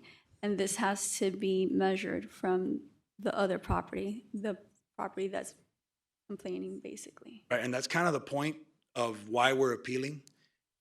The covenant itself would require code enforcement to continuously go out and make sure that it's below the noise level. Anytime the neighbor says, oh, I think I heard it a little loud, code enforcement has to come into the backyard and say, oh, I need to go measure the pool equipment and make sure that it's below the 50 decibels, the 50% reduction. Because that would, when we started going through this covenant process with staff, one of the questions that came up is that, well, now we need to set up a baseline decibel reading for this pool equipment.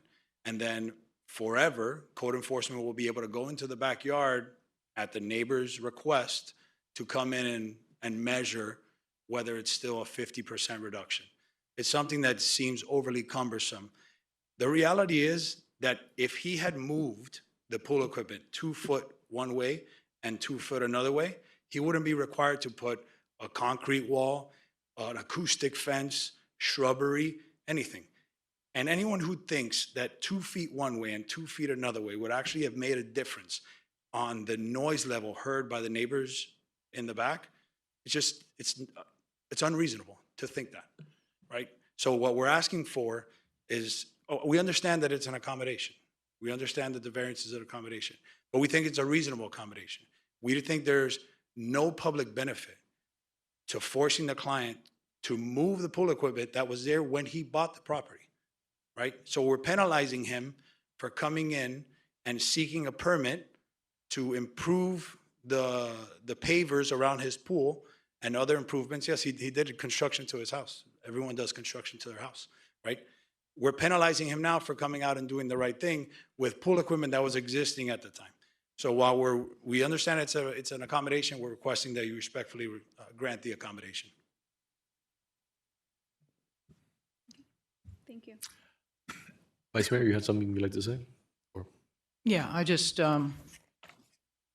distance sometimes doesn't make a difference when you're talking about pitch and noise. I was hearing the mariachi horn from the Mexican restaurant 3 blocks away from my house because of the pitch and noise. My neighbor's air conditioning bearing was out, and that's 55 feet away from the front of my house. And I could hear that as well. So 2 feet is not going to make a difference. What I don't see in the record, and it makes it difficult to make a determination on, is what is the decibel level of this equipment comparative to, the next door neighbor's equipment. The record seems to be silent on that.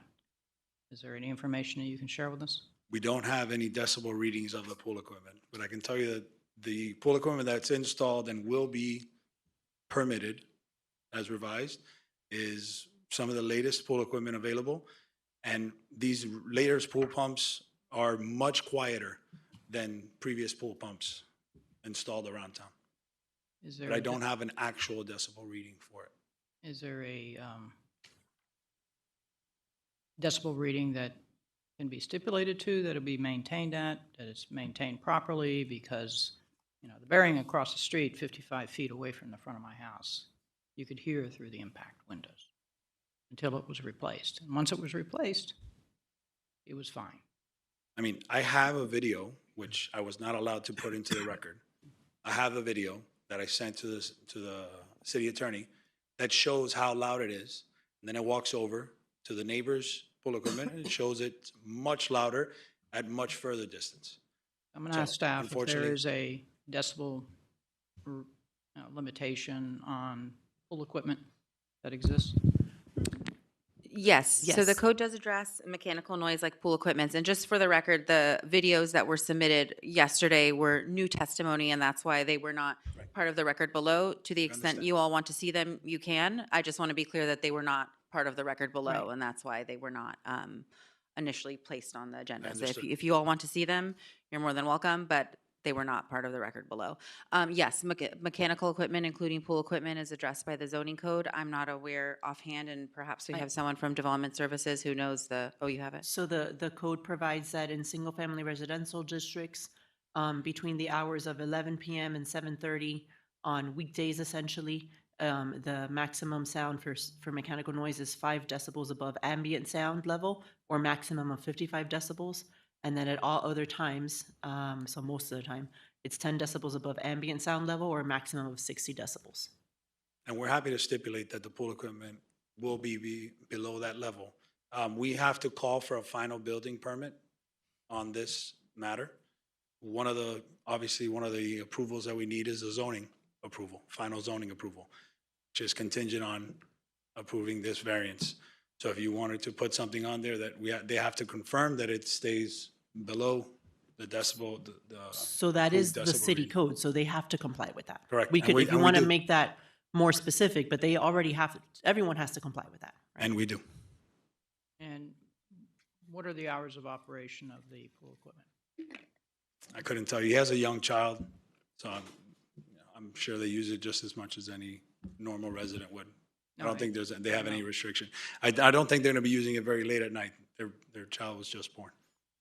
Okay, no, I just trying to make it clear, because noises are louder late at night than they are during the day, because you're going to hear them more often. I've had a detailed conversation with our police chief about, different types of mufflers on vehicles that you don't notice them during the day, but after a certain hour, they become very shocking in the way of noises. So I don't think that's going to be a concern at this property. do you have information regarding the hours of operation of the pool equipment, when the pumps are going to be running? Because they're not always running 24/7, are they? No. I don't know the hours of operation, but again, my client is eventually going to be selling this property. So the elderly buyer and her special needs son, they may have specific use during the day. I don't know if they'll be using it at night. I couldn't really tell you the hours of operation, but anytime they're operating it, I can almost assure you that it's going to be within the city's decibel level requirement. So I'll ask city staff, is there an hours of operation where overnight, when people are trying to sleep, that these pumps are not running? It's more restrictive. The sound levels are more restrictive during the overnight hours. So it's 5 decibels above ambient sound, or maximum of 55 decibels, whereas at all other times of daytime, it's 10 decibels above ambient sound level, or a maximum of 60 decibels. And where is it measured from? It's measured from the property line of the sound-affected site or unit, and the zoning district where the sound-affected site or unit is located shall apply. They should be measured shall be measured from the real property line of the sound-affected site or unit. So you can measure it from either property line, right? Essentially. Essentially the property line, yeah. Okay, and we don't. Madam Vice Mayor, I just got a message from our client that he shuts off his pool equipment at 6 o'clock every night. Is that on a timer or is that manually? Yes, on a timer.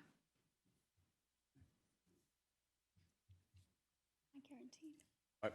Madam Vice Mayor, anything else for the good of the order? No. Anyone else? Commissioner Lara? Through the mayor? Yes. All right. I do have some questions. And Mr. Rodriguez, we've known each other for many years from your time as vice mayor in Miami Lakes. I've always held you in high regard. Thank you, sir. I do have concerns with,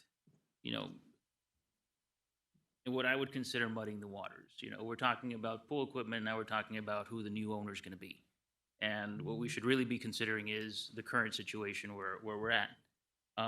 Looking at the picture in staff's presentation at the April 13th meeting, if we're measuring those decibel levels, it seems like it's about 2 feet away from where the pump actually is, because the property line is just adjacent to. I don't know if we can pull up staff's presentation. No, there were never any decibel readings made. Right, that's what I'm saying. If we were to read those decibels, it's right there. I understand the perception of 2 feet one way and 2 feet another doesn't make a difference. But if I'm speaking here and I move back 2 feet and move over 2 feet, all of a sudden you can't hear me the same way. You have a microphone. So, and it's not a major difference. I move 2 feet back, 2 feet to the side, which is exactly what we're talking about, and it makes a difference. What is, and I guess this question is for staff, what is the requirement that's being put as far as what would need to be implemented that would require maintenance going forward? Is this just a cover? Is it a structure that protects it? What is it that's being required? So during the meeting, the applicant proffered the cover. What the board extended was that the cover be required in a covenant running with the land, and so that the covenant be required to be maintained throughout the length of use of that pool pump in that current location. So the board required the covenant that would ensure that a similar acoustical cover, it doesn't have to be the exact one, be maintained on the property at all times, and that the cover maintain a reduction of 50% decibels. I don't know if that's the correct term. A reduction of sound of 50%. The details of how it was to be measured, how the covenant was to be drafted, was left to the property owner and I and our office to work out after the meeting. So those are the details, that it would be maintained at all times while that equipment is in that location. And look, I guess for me, that's where the biggest question is. This wasn't something that was proffered by the board. It was proffered by the applicant. And in fact, if we go back to the recommendation for staff, was complete denial. So for me, based on the questions that the city attorney posed, we're considering here today, it's very difficult for me to say, you know, your rights are being violated by us affirming the decision by the board, or even remanding it back to the board to ask them to reconsider whether a variance should have been accepted at all. Because we are imposing an undue burden on the direct neighbors of this property by accepting this.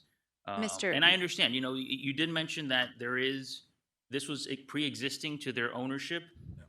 Did they have a seller's disclosure which stated that this was done illegally? No, there wasn't a seller's disclosure, and unfortunately, when you do a real estate closing, if there hasn't been a violation issued, a lien search or permit search would never have shown up that was non-conforming. They would have had to have known about the ordinance before. So yeah, they were not aware.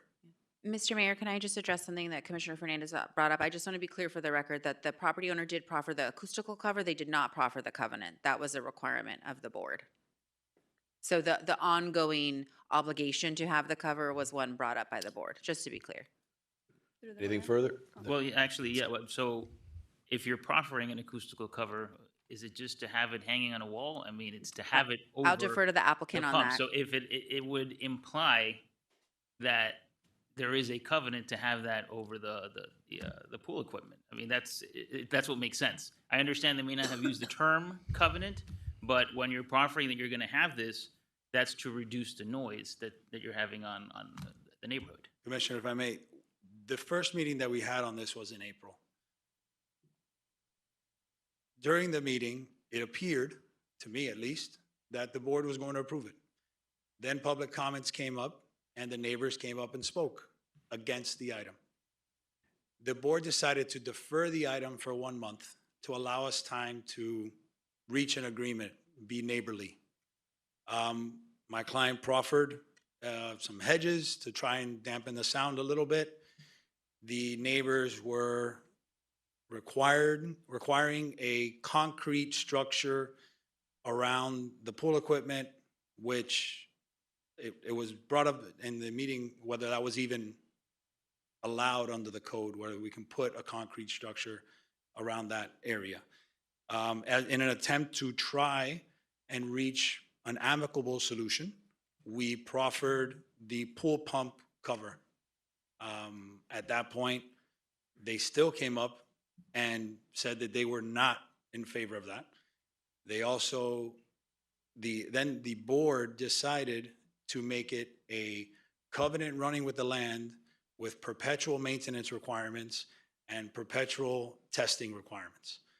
That was something that got my client concerned, but even more concerning for the future buyer. So that's why we had an issue with the covenant, with the conditions that were placed on the variance. Through the mayor. Excuse me one second. So, anything else? Okay. Few questions, few statements. Let's see if we can go back and forth. I think the effort here is to find some middle ground.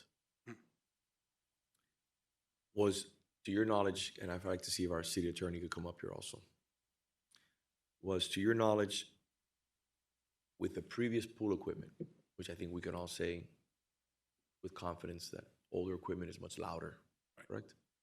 You run at lower decibels, new equipment runs at lower decibels, wastes less energy. Obviously, we're moving into a new era for the last 10, 15 years.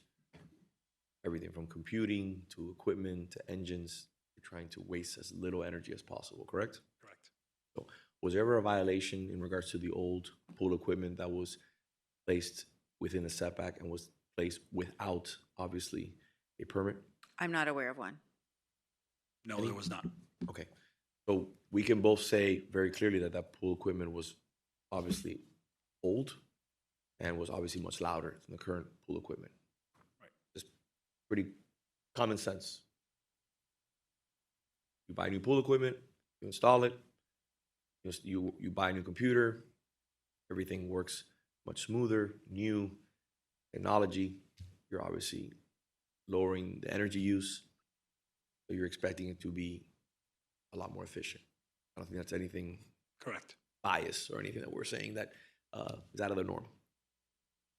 So there was no violation, and we're looking at the old versus the new. One of the issues that I think we need to really figure out here is the middle ground. Why do I keep bringing up middle ground? Because you brought up a video that I haven't had the privilege of seeing, and none of the commissioners have, the city attorney has. We can watch it today, but it cannot be considered in regards to our decision making.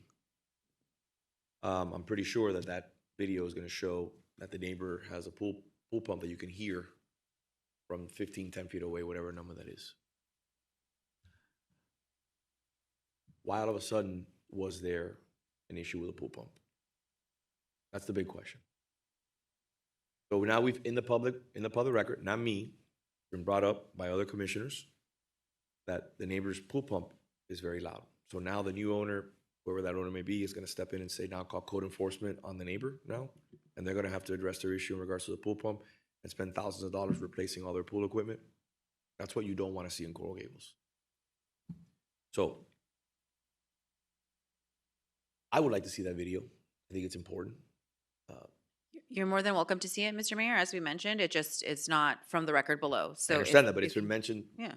multiple times before I started speaking about the fact that it has evidence that should have been shown to the previous board that reviewed this and made the recommendations. I don't know why it was not shown. Yeah, it was not provided to the Board of Adjustment. So we're not here to debate whether the gentleman, the applicant, installed the equipment or he did install the equipment in the setback. That's already done. Again, we have to fix that. That's already been fixed by the variance that was granted by the previous board, and now it's being considered by the commission. I think we could have a solution here. Okay. Let's alleviate the situation here. Let's accept the removal of the covenant, but make sure that the cover stays on. The cover could stay on in perpetuity. The noise would be dampened.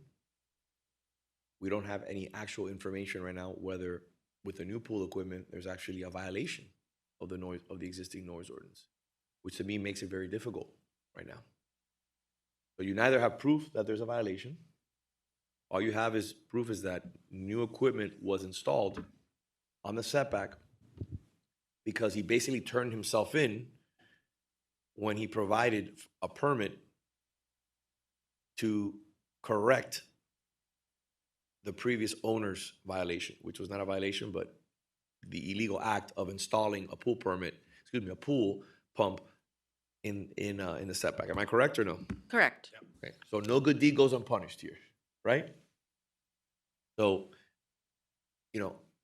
I think here we have to find a compromise, and we have to put politics aside and say, how can we deliver on this? How can we deliver on this? I'm perfectly fine with leaving the pool pump cover on it. The neighbor's going to know if the pool pump cover comes off because obviously they're being very vigilant. But I think that adding a covenant which requires perpetual maintenance is something like I've never seen before. I've never seen that type of heavy-handedness ever. And let me tell you why. And I've been here 13 years, okay? I've seen it when developments come and they say, hey, we need to do a traffic study every year for 4 years. That requires perpetual review for, not even perpetual, 5, 10, 15 years. And if certain benchmarks are hit, that developer has to pay into the public trust in one form or another, whether it's sidewalks, whether it's traffic calming, whatever that may be. We've done it on multiple different projects, constantly monitoring to make sure that the impact is lessened. So I think that we can find common ground here. One thing that I don't like, and this is just my personal opinion, we all live in Coral Gables. Most of us here on the commission, 4 out of 5 are property owners here in the Gables. To talk about property value increases and how much someone's selling a home for, and that kind of stuff is tacky. You know, we can do better than that. If we want someone to buy the house or to live in our city, and once they move on, whether their family grows, like this case, that's why they're leaving the house to a bigger house, you want them to celebrate the fact that they sold the property for more than what they bought it for. That's what a healthy city is. People want to move to our city, and we welcome that. So to me, I don't think that's really should even be considered, and it's something that we shouldn't talk about, because one day the neighbors are going to sell their property and they're going to want to sell it for a maximum dollar, and they're going to want to receive as much money as they possibly can. So I like to proffer to the applicant, if they're willing to accept it, that the cover stays on. As you can tell, we have issues here, obviously. That the cover stays on, but that the covenant is removed, and that, you know, we work as neighbors, because these neighbors are going to have to work with the forthcoming neighbors, and that we do things in a right way, that is collegial, that is respectful. But also, let's not take it out on the person who's selling the home today. Yeah, he made a mistake. He bought the property, but he's not a contractor. He's not an engineer. He's not an architect. He's not a surveyor. He's not a lawyer. He's not a person who, you know, checked to see if a pool pump. And that, by the way, and as you can tell, because both of you are attorneys, when you have disclosures, you know, they're not checking every last inch of certain things. You know, they're very careful. They do 3-point inspections, but this is above and beyond.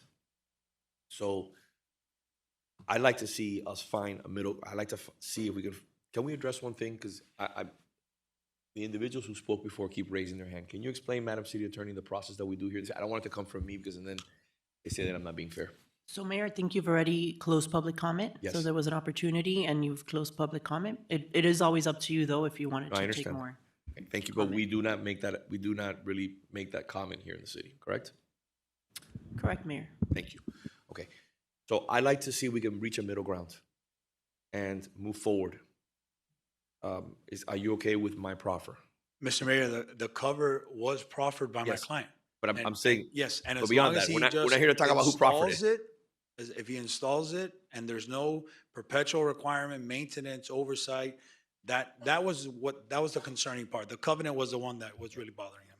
Okay, and my final concern, I want to mention again, just so my colleagues understand it, when you start putting these perpetual, you know, maintenance requirements on homes, it's just, again, another wall, another issue that someone has to deal with. Imagine having to be a homeowner and have to deal with the government and provide every single year a document. Let me give you an example. I don't know if you checked your emails late last night, but there was a report that came in, and I'm not going to mention it here because I don't think it's appropriate, from a private entity that does business here in the city of Coral Gables, and that they have to provide a yearly report in regards to students, how many, census. That was provided to the commission through the manager's office yesterday. You know, it's not to that magnitude, but I think that, to me, that's a little heavy-handed, and we don't want to, you know, when you're talking about, you know, somebody who owns a business here in the city and they have hundreds of students, that's a different situation. But when we're talking about a homeowner, I think that especially, you know, we don't want to be known as people who are, you know, putting perpetual easements on properties. I think it's just a little too much, and I think that we as a city can achieve the same goal with the cover without having that covenant put in place. So, Through the mayor? yes, sir. Just a quick question. I don't want to derail your proffer and the You conversation. can always do a friendly amendment if you like. No. It's actually just a question to understand the record a little bit better. So both to the applicant and to city attorney, was there ever a complaint on the property with respect to a noise violation or setback violation at any time prior to the applicant seeking the permit? Commissioner Lara, if I may, I asked that question a few seconds ago, and the answer was no. So that's what I find very interesting. I'm And not that's why- aware of any. And that's why, Commissioner, I led with, so you had pool equipment for, let's say, 10 years. I don't know the amount of time. It was 5 years, old pool equipment. It made more noise. It was not as technologically advanced as it is today. You install brand new equipment with a permit, and now is when you get a code enforcement violation, not over the years.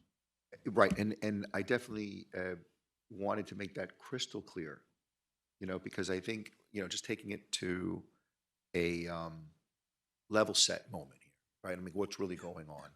And I just wanted to understand that crystal clear, that there was no complaint, at least not in the record, of any resident or neighbor concerning any excessive sound with respect to the pool equipment that the applicant, when he bought the property, had already had installed on the land. And that's a no, right? Correct, that's a no. And was there ever any complaint by any resident with respect to the setback violation of a couple of feet in each direction ever made to the city prior to the application for the permit? Not to my knowledge, no. And not to my client's knowledge. Through the mayor. Just 1 second. So to put it in more context, what I'm asking is to affirm the decision with condition to remove the covenant. Are you okay with that? I'm okay as long as he gets to install a cover. Yes. That's what And I'm then saying. and what was proffered at the board was any cover that reduces the sound by 50%. I just want to make sure, it's because Yeah. now I want my colleagues to consider what I'm offering. Right. And as long as you're fine with that and your client's client fine is with that, okay with I'd that. like to move on. Yes, Commissioner. Okay. So when the vice mayor was saying her comments, I started thinking, I don't know how many of us here on this dais have a pool in our home. Maybe I'm doing it wrong. I don't turn off my pump. I don't even know how to. You should. Yeah, well, Yeah. then It shouldn't Probably run. I am, huh? You turn it off too? It's probably in a timer is what I said. Yeah. Okay, well, I guess I'm wasting a lot of energy. Yeah. So my really question here is, we can control the noise and the time of operation of pool equipment, especially when a home is being up for sale, right? We can control the behaviors of the new homeowner, and if that new homeowner goes ahead and sells to somebody else, we can't control it. The only way we can control it is by putting a covenant on the actual land, right? Because yes, maybe the homeowner now is going to comply, but what guarantees us that the following homeowner is going to comply and the owner after that is going to comply? Well, I think the city attorney mentioned it. At no point has this pool equipment been outside of the noise ordinance. This has never been a noise ordinance issue. This has always been a setback issue. And the argument was complying with the setback, A, would not require us to put any covers at all, 0. And it really would be a negligible effect on what the neighbors in the back are hearing. It's 2 feet one way and 2 feet another way. Right, So to get to your point, the compliance is going to be, we still have to comply with the noise ordinance. And our buyer will still have to comply with the noise ordinance. If they go outside of that noise ordinance, then they'll have an issue. That's the concern regarding the noise. So there's nothing that would guarantee us that this cover is going to stay on for a certain amount of period, even if the house is sold. Right now, I believe that the Board of Adjustments was gracious enough to grant this variance. I don't think it's a hardship to go ahead and do this covenant for the protection of whoever else buys this house. So for that reason, I'm going to go ahead and move to affirm the board's decision. Before we take a vote. Yeah. I need to make some additional comments. And I wrote down some notes here, because based upon what I'm hearing, it's taking form over substance. I also have a pool pump within a few feet of my fence.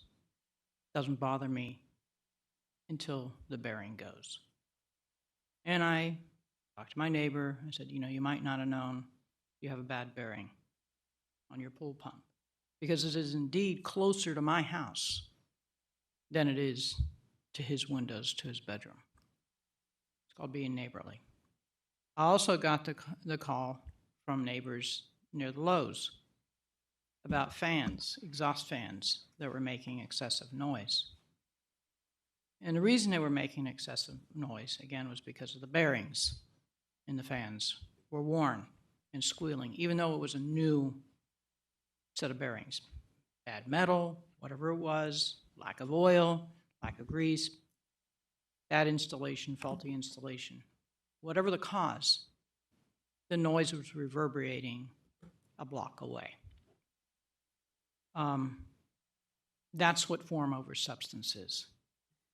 If you're compliant with the decibel ratings required of our code, then there's no issue.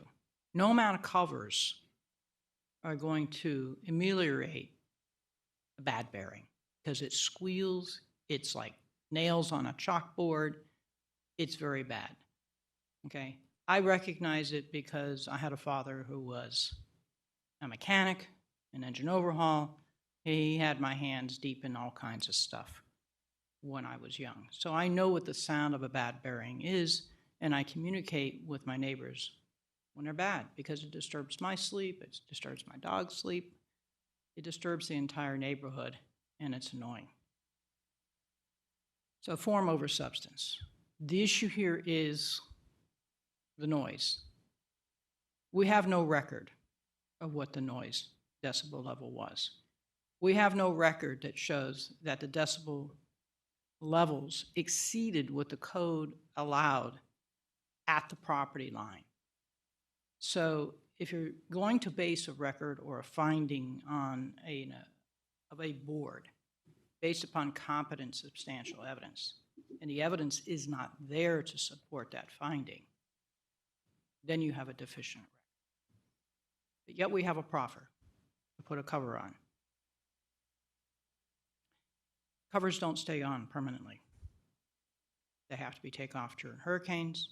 They have to be taken off during maintenance, when you're redoing, various things and maintaining or changing the settings on the pumps, et cetera. So a condition that requires it never ever to come off is unrealistic. Again, form over substance. The issue is noise. The record is absent of anything that shows that there was excessive noise that exceeded the code that we have in our city. Granted, we do have variance requests for a variety of reasons, whether it be wall heights, so people aren't annoyed by the noise of a busy street, or the lights of a truck coming around a traffic circle. Every instance in which we have conditions in our code cannot be always anticipated. That's why there's a variance procedure. But when you have a variance that's being requested that takes form over substance, we have to step back and look at what makes common sense. And if it doesn't make common sense, then we find a way to meet people in the middle, get down to the core of what's important here, controlling the decibel levels and the annoyance of the neighbors.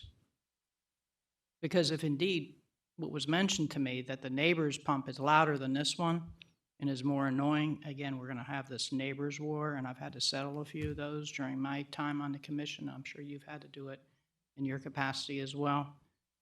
And it becomes a never-ending cycle unless you take people back and say, let's step back and look at what's really important here. Because we need to work together as a neighborhood to get along with each other and work together so we make our entire neighborhood a nicer place to live. So no, I will not second that motion. Through the mayor, If I may, we have a motion. I just want to make sure we don't have a second. I second it. So the reason I second this motion, I think this is the middle ground. I think the residents are not happy with this variance granted, even with the condition. I think granting this variance is a middle ground from having to move the entire structure as they would be required to do based on our code, and what the residents, which is what the residents are requiring, and not doing anything at all. The other thing that really concerns me is the fact that we're already being told that the new owner doesn't want to do this. You know, they have concerns with this being something that they have to take care of in perpetuity. And in my opinion, if we don't have some sort of protection for the neighbors, it is now going to become an issue where the neighbors are constantly going to have to be monitoring the situation, calling the city to file a code enforcement complaint. And I think this is an opportunity that we have to ensure that we don't have a neighbor versus neighbor issue like the vice mayor is saying, because we have some assurances on our side that this will be taken care of. Now, as far as the vice mayor's comment that it would have to be taken off, it does not. My grandparents' house had a pool, and as just them wanting to be neighborly, they built a structure around it, which covered the pool pump, and they put soundproofing on the inside to ensure that there wasn't any noise that was going towards the neighbor's house because of the proximity and location to the neighbor's house. Miami-Dade County, so the setback wasn't an issue, but it was just them trying to be neighborly and ensure that next to somebody's bedroom, you don't have a pool pump that's going at any time. So I think what has been proffered and the Board of Adjustment has moved on, I think is a fair compromise between what the neighbors are requesting and what the applicant is requesting, in light of the fact that we already have concerns about the new owner not having an interest in maintaining this going forward. So, if I may, so we have a motion and a second. When I gave my comments, I was trying to have my colleagues, I was giving my colleagues deference to see if they would at least speak about what I proffered. Commissioner Castro jumps in with a motion. That was not the purpose, but obviously we have a motion and a second. Mr. Clerk, can we have a vote, please? Yes, Mr. Mayor. Commissioner Lara? No. Vice Mayor Anderson? Based on the absence of information on the record as to the necessity for a running covenant, and my prior comments, no. Commissioner Castro?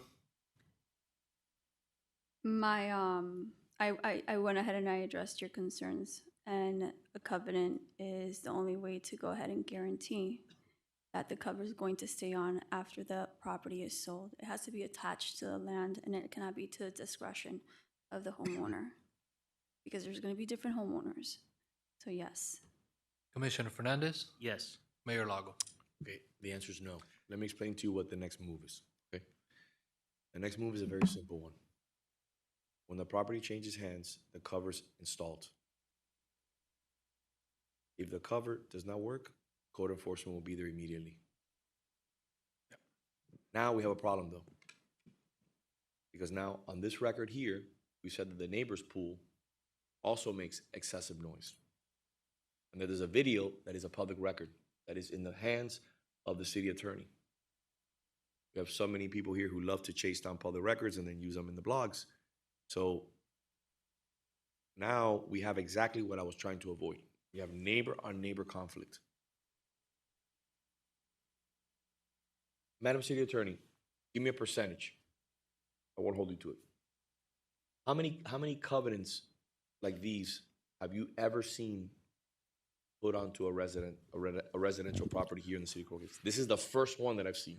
Mayor, I cannot give you an answer to that. I do know that over the years, there have been covenants in specific situations, sometimes with historic properties, or even with variances, that there's reasonable conditions, and those are often or sometimes memorialized in a covenant. So, but I cannot give you any kind of statistic on that. No, but those covenants, let me correct myself, make it a little bit more difficult on you. I think it's very easy to slip out of that. Okay. When have you ever seen a performance covenant like this ever used? I have been here 13 years, and I have yet to see one that requires in a residential home that requires a performance covenant where the city can step onto your property and say, no, this is not working. If there's noise, that's why we have code enforcement. Code enforcement will come out and address the issue. Then why do we have a code enforcement department here in the city of Coral Gables? Why? Why do we have a code enforcement department? The intent of the code enforcement department is to make sure, just like we have inspections, when you're building, you have the inspectors come out and you have what is called a setback inspection, where you provide a survey by a certified surveyor, and it says the applicant is building the following structure and it meets the setback standards as per the zoning approval, whether it's in residential or in commercial. There are checks and balances here in the city. If we're not going to start applying these covenants to every single residential neighborhood, you're going to be in a situation where, why have code enforcement?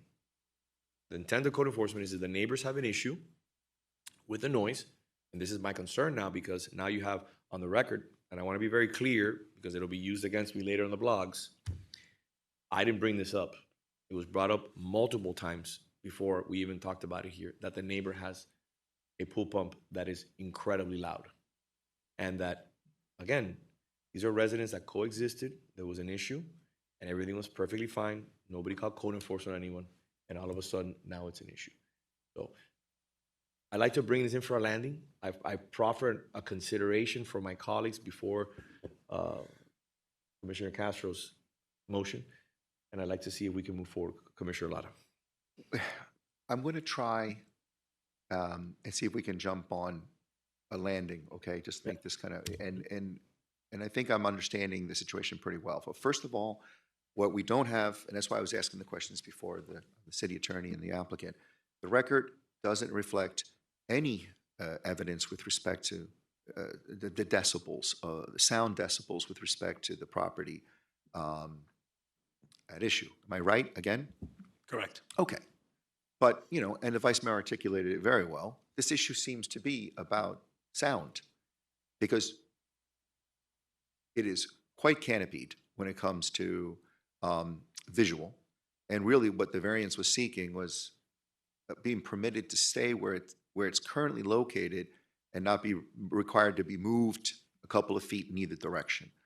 Can't see it from above, can't see it from next door. So it's about sound, right? So I'm not in favor of legislating constantly around picayune or idiosyncratic concerns that residents may have, because the more you legislate around it, the more you subject yourself to further complaints, litigation, or confusion regarding its enforcement. Indeed, its interpretation. So what I think is the best way to handle this, and consistent with having code enforcement, and since no one has complained about the sound, to my knowledge, to date, is that I would like to move actually to grant the variance that was sought originally with no covenant running with it, so that it can remain where it lies presently without having to be moved a couple of feet in each direction. So grant the variance as sought. And should there be a concern between either the current residents or future owners of the property as it pertains to any claimed violation of the sound, we already have a process and a procedure to attend to such concerns, rather than us trying here to legislate around a problem that hasn't even been brought before the board or this commission. So my motion is to grant the variance sought with no covenants. Mr. Mayor? Yes.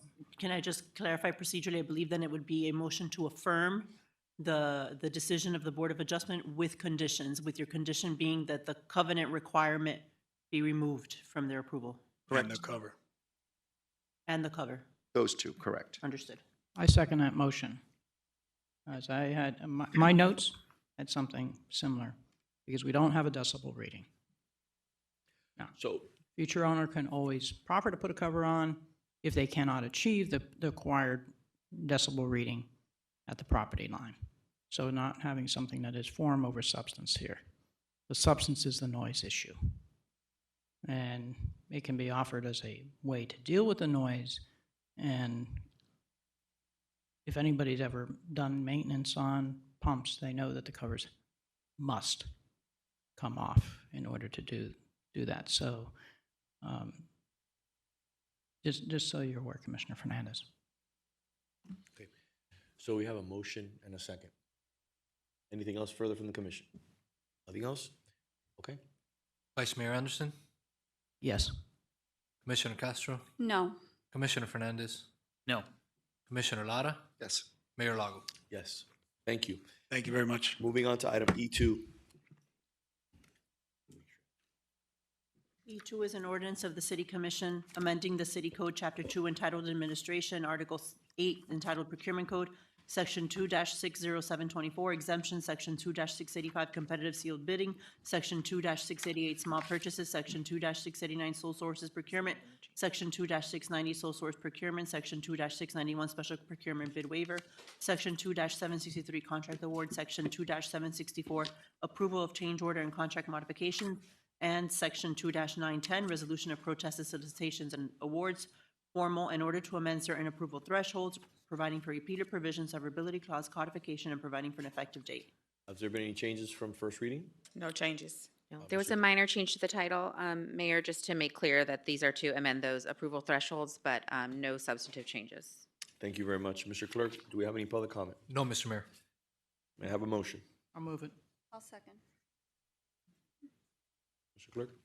Commissioner Castro, Yes. Commissioner Fernandez. Yes. Commissioner Lara, Yes. Vice Mayor Anderson, Yes. Mayor Lago. Yes. Thank you very much. Moving on to item E3. E3 is an ordinance of the City Commission amending Chapter 74, Traffic and Vehicles, to create Article 10, Personal Delivery Devices and Mobile Carriers, to impose certain safety and operational requirements for personal delivery devices and mobile carriers consistent with state law, providing for severability clause, repeated provision, codification, and providing for an effective date. Do we have a staff presentation? Yes, thank you, Vice Mayor. So there have been no changes since first reading, but we have had various meetings with some of the operators of these personal delivery device, little robots. We've met extensively with the sponsor, and we've gone through it. The item as before you today is exactly the same as it was on first reading, but we're happy to answer any questions about it operationally. As you know, this is intended to address some of the city's concerns about accessibility on our pedestrian rights-of-way, about safety, visibility, and safe operation of these within our downtown area where they currently operate. Madam Vice Mayor? So I did send this to my Disability Affairs Board appointee, and they're happy with the language as it is because it does incorporate the ADA provisions. I know there's some desire by the operators to make some changes, but we can address those as the time comes in the future when we have additional time to discuss them. So if there's no, is there any public comment? Yes, ma'am. First speaker, Jose Felix Diaz.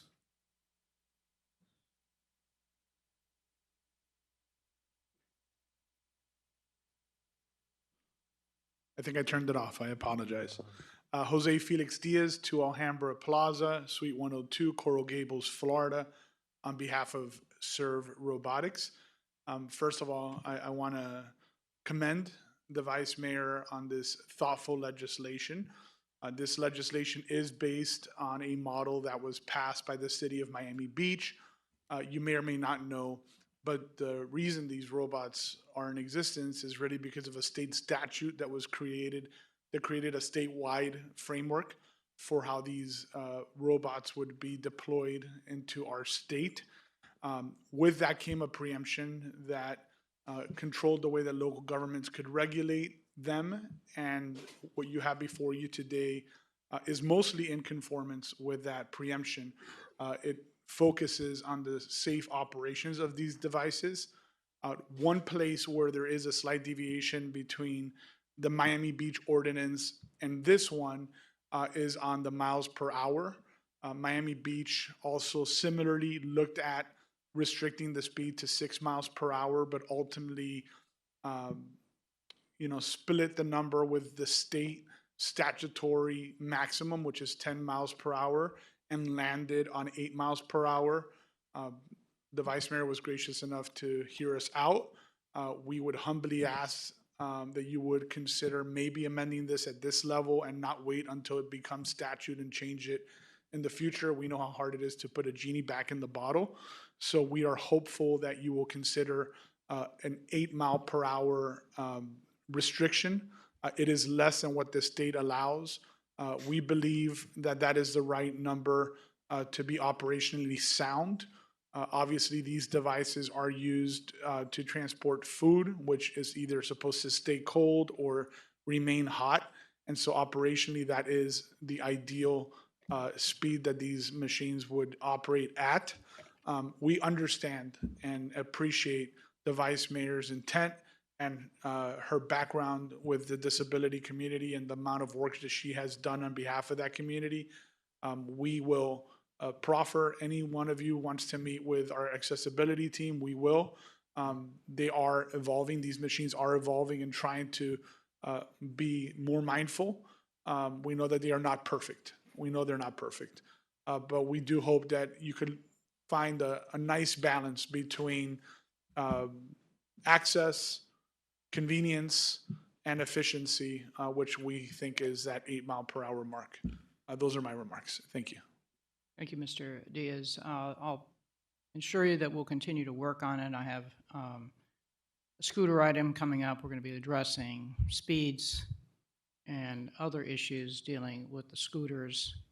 As you saw in the reporting last night, there's big concerns with scooters. There are big concerns with these delivery devices because currently, right now, as the technology exists, they don't move out of the way of people, period. So if you don't have them moving out of the way of people and they're going even faster, I'd like to continue the conversation with you and see where we can do additional changes. There is a 6-month period before this is enforceable, so I think we have adequate time to massage it further in the future. So I look forward to meeting with you again. Through the Vice Mayor, Ma'am. through the Chair. Sorry, I apologize. I have additional speakers. I'm not sure if you want me. wait Yes, or- yes, call the Okay. additional speakers. Joseph Salzberg.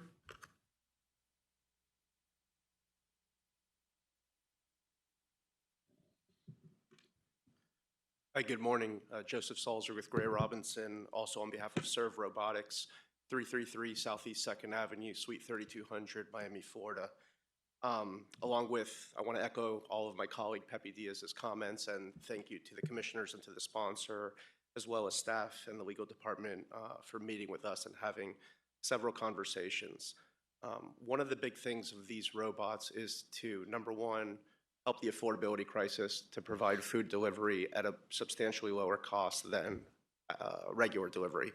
Number two is to reduce vehicular traffic, both with vehicles and with scooters, which we all know are an issue this community faces. Serve remains extremely concerned with the provision of the ordinance that categorically bans commercial advertising. We have been told that this provision is included because it was part of the Miami Beach ordinance from which this was drafted upon. Important to note that during the robust discussion that occurred on first reading surrounding these devices included a multitude of concerns that are very valid. As you've heard, Serve is not here to say that these robots are perfect, and the vast majority of the ordinance they don't have an issue with. But that conversation and that robust discussion that this board, that this body had, frankly did not materially mention any concerns regarding advertisements on the devices. Florida law does provide that these PDDs have all the rights and duties applicable to a pedestrian in the same situation. So anecdotally, it begs the question, would the city look to regulate what I wear on my t-shirt or on my backpack if I am in the process of delivering food pursuant to my employment or 1099 agreement? Further, the blanket prohibition on advertising in its current form, with all due respect, likely fails every prong of the Central Hudson test, which is the legal standard in determining whether government regulation of commercial speech violates the First Amendment. Respectfully, the ordinance nor the associated documents at this time include any data or findings that static, non-illuminated advertisements on these PDDs create a measurable risk. Going back to the Hudson test, nor does the limitation of a proposed risk narrowly tailored to the regulation at hand. Doesn't seem to be a nexus, and again, the aforementioned conversation of the adequate and real concerns just didn't surround commercial advertising. It seems like that just kind of took a road on the draft over from Miami Beach. Lastly, and mostly from a policy standpoint, Coral Gables is known to celebrate emerging technology and ingenuity, prides itself on being a haven for private investment. Please do not overburden that with regulations that are frankly, in our opinion, a solution in search of a problem. There are material issues with these operations of these PDDs. We pledge to continue with those, but the commercial advertisement we feel is unsubstantiated, goes too far. We would like to see that removed. And lastly, our client from Serve Robotics, who's out of state, is available via Zoom if there's any questions. Thank you. Thank you, sir. That's it. So what- Mayor, yes. I'm just going to add, Okay. because I did have some conversation with him. I mean, our city doesn't allow billboards. There are concerns about, distractions. There is a 6-month enforcement before this is in effect. We can continue to have conversations. If there's a content neutral ban, and you know what I'm talking about, it's much different than if we start parsing out what type of speech is allowed or not allowed. So I will look forward to having further conversations with you. But right now, the biggest issue here is the fact that these robots do not yield to pedestrians. They do not move out of the way of individuals with disabilities. They completely block the sidewalk, and even when the sidewalk is wider, they straddle the center of the middle. So there are huge issues, and I'm looking forward to legislation like this, having the innovation team make these robots smarter so that they do not pose the level of risk that they do now. And that's part of my hesitancy to entertain right now, increases in speed. Because if you add the increase in speed to a vehicle that doesn't know how to move out of the way, you're going to have a greater potential for injury. So let's continue the conversation. Let's look at the technology and see how we can do better going forward. So on that, I'll move it. To the mayor. 1 second. Do we have a second? Second. Have conversation. Commissioner. I agree with the vice mayor when it comes to advertising. We have very, very strict policies, especially when it comes to signage and illuminated advertising. Now I understand also that that's a hardship to the company because that's probably how income comes in to operate these robots. What I would have liked before that motion was to go ahead and maybe before this was voted on, talk about the speed. Because I also understand that's a hardship when you're trying to deliver food and I mean, how's ice cream getting there at 5 miles per hour? I'm not sure the technology behind these robots, if they're insulated, they're not, I'm not sure. But 5 miles per hour would probably be slower than, I don't know, somebody walking. I would have offered a friendly amendment to go ahead and consider that before voting because it's a lot easier to lower something than to go ahead and raise it. Commissioner, you can still offer a friendly amendment.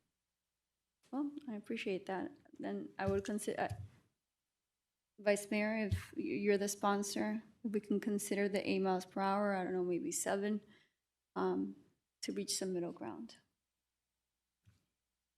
Not at this time. I'll sit down and have a conversation with them, and 2 miles per hour is not going to get you there that much faster. I was just looking it up, and it's not going to make that much difference at 2 miles per hour. But as the technology improves and they're able to modulate their speed and steer away from people that are walking on the sidewalk and not occupy the entirety of the sidewalk and create a barrier for individuals with disabilities, children, people in strollers, children move erratically. These are a huge safety concern. I have a pair of large dogs. and they're sweet as can be, and they could knock over a child, okay? It's something that you have to take into account. These are heavy vehicles. They can knock over a child, and if they're not yielding to adults, they're not going to yield to children. Okay, so we have to work with the technology to see where we can improve it, and as technology improves, we can modify the ordinance accordingly. I'm totally open to that. For the mayor? Go ahead. Through the mayor. I would actually make a different suggestion. I think we should defer this item and perhaps have a presentation to the commission where we can see these robots in action. Because I've had a completely different experience in the vice mayor. I've actually been on a sidewalk where I've been walking, and as soon as the robot realizes that I'm there, it stops. It doesn't continue moving. It allows me to pass, and then it re-engages. I've been in an intersection where you've had multiple of these robots trying to cross the street, and they've lined themselves up to cross the street and allowed space for me as a pedestrian to still cross the street at the same location, heading in the exact same location. And actually, they allowed me to go first. So I was able to cross the street first, then the robots followed me across the street. I think it does not cause us any harm to have a presentation where we can see the difference between 6 miles per hour versus 8 miles an hour, so that we can visualize what that difference actually is before we jump to legislating. And we know what happens when we legislate here.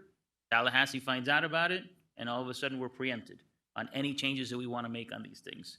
That would be my recommendation. As far as the advertising, I really have no issues with the advertising. We have cabs that come into the city with advertising on them. We have bus benches in some areas that do have on the more the areas where they're allowed.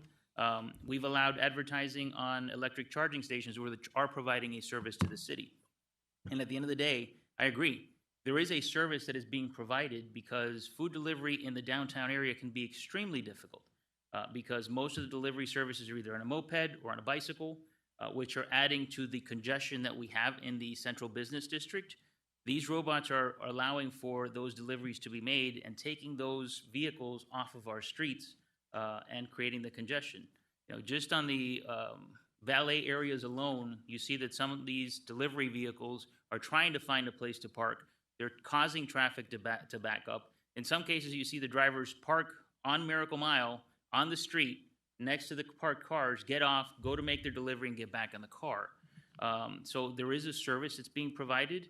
I would like to see what this advertising looks like, just to see. I know that there are preemptions from Tallahassee on what we can and cannot regulate as far as advertising as well. So there are protections there. I understand the vice mayor's concern about, you know, we don't want just all sorts of advertising placed on these devices. You know, there's some things that wouldn't be acceptable to most of our population. But I think taking a step back, seeing how it works, seeing them in action could really help us make a better decision and ensure that the legislation that we're passing is ironclad and we're not going to be preempted by Tallahassee a few months down the road and we're starting from scratch. Commissioner Lara. No comment. Okay, So- I mean, just Go ahead. my few comments on the record. First and foremost, I do have an issue with advertising. It's been a hallmark of the city where we have very limited advertisement. And I haven't seen a bus bench that we had advertisement here in the city yet that are within the city boundaries. I know that we use these very well-placed kiosks, one in front of City Hall and one on Miracle Mile, on the corner of Miracle Mile and Ponce in front of the Regents Bank building. But I'm not aware, and correct me if I'm wrong, if we have an actual advertisement on bus benches here. I haven't seen that here in the city. So Commissioner Fernandez's comments are not in line with our standards. I also was brought to my attention that they wanted to do some advertisement on the trolleys. I was adamantly opposed to that. While the city of Miami may do it, that's perfectly fine for them. I don't have any issues with advertisement within the trolley or within our parking garages as you drive in, for example, inside as you go up the ramp. I don't have an issue with that. But advertising in the city, you know, then for that, let's monetize it and make real money. Let's put billboards all over the city. And then there's a ton of money to be made there. I think it's a very slippery slope, and I think we have to be very, very careful with that. But we do not have bus benches, so don't write emails, don't send concerns. We have not gone that far yet. Now, in regards to these vehicles, I have concerns over them, and I've made the company aware. There has to be a little bit of attention to detail. Again, this is a very early this is the very early delivery of these robots. So, the kinks are being worked out. But what I'm hearing from residents is that they congregate in certain areas in mass quantity, where again, they bother the neighborhood. They take up the sidewalks, and it's a robot at the end of the day. They don't have the judgment that a human being does. When you see somebody coming in a wheelchair or a baby stroller, they're trying to figure out how to address the issues. So I understand that, and I know that there's going to be a learning curve. What I would like to know is, Madam City Attorney, do we know, or Mr. Manager, do we know how many of these robots can be deployed? Why do I say that? For example, in the scooters that we have approved here in the city, I remember when we approved that legislation, we had limitations in regards to how many scooters we approved. And I think it was like 100 or something scooters per company, I think, or 75 or something, and they would gradually go up if everything was in line and they continued with the maintenance. If you look at the scooters, they are constantly rotated. Matt and his team do a great job, and I think that we've really held them, a tight grip on them to make sure that you don't have scooters like you do in other cities thrown all over the city. And I think that's probably, correct me if I'm wrong, Matt, 7, 8 years old now. Yes, that is correct. And how many scooters do we have in the city? They can have up to 300, but they're never near that amount. And it's actually, that amount is now shared with South Miami, who has deployed the same vendor under a pilot. So that amount is being shared between both cities. So I use that as an example because that's what sets our city apart from other cities. We're very methodical. We're very careful. We're not just going to say open the floodgates and start advertising everywhere. So I'm in line with the Vice Mayor's comments in regards to the advertising. I think we have to be very careful. Again, it's a source of revenue. So, Mr. Mayor, if I can, state law doesn't allow us to limit the number operating within the city. So just to be clear, there is a preemption, but I believe Matt has numbers from those who are operating in the city today. But if I may, that was my second point. While there may be preemption on that front, as we've discussed for a few weeks already, at the end of the day, there's going to have to be action by the state because you just can't have a free-for-all. There's going to be corrective action. And, we can lobby also the state to make sure that action is taken to, address the amount of delivery robots that we have in the city. But I don't want that. What I want is cooperation, kind of like what we tried to establish before between the residents. So cooperation between the entity and the city of Coral Gables. So that's what I'm looking at and figuring out ways to work on things. I don't know enough about the delivery times and whether 6 minutes or 7 minutes or 8 minutes, if there's going to be a difference. But do you foresee, Matt, because you're the one that deals with a lot of transportation issues here in the city, do you foresee a benefit in regards to safety if there is a reduction in speed? I mean, safety is always our number one priority, and I know that's where the Vice Mayor was coming from. But I mean, from 8 miles to 6, do you think there'll be a reduction in safety? I mean, the slower, the safer, right? I mean, how much slower are you going to get? How much slower are we going to get? I mean, no, of course. Like with the scooters, we limit it to 15 because that's what it is for that program and for the stability of the scooters as far as the rental ones that we have operating in the city. But we have a problem with these robots that we have a limited problem with the scooters. Yeah. And that is that they're on the sidewalks. Yep.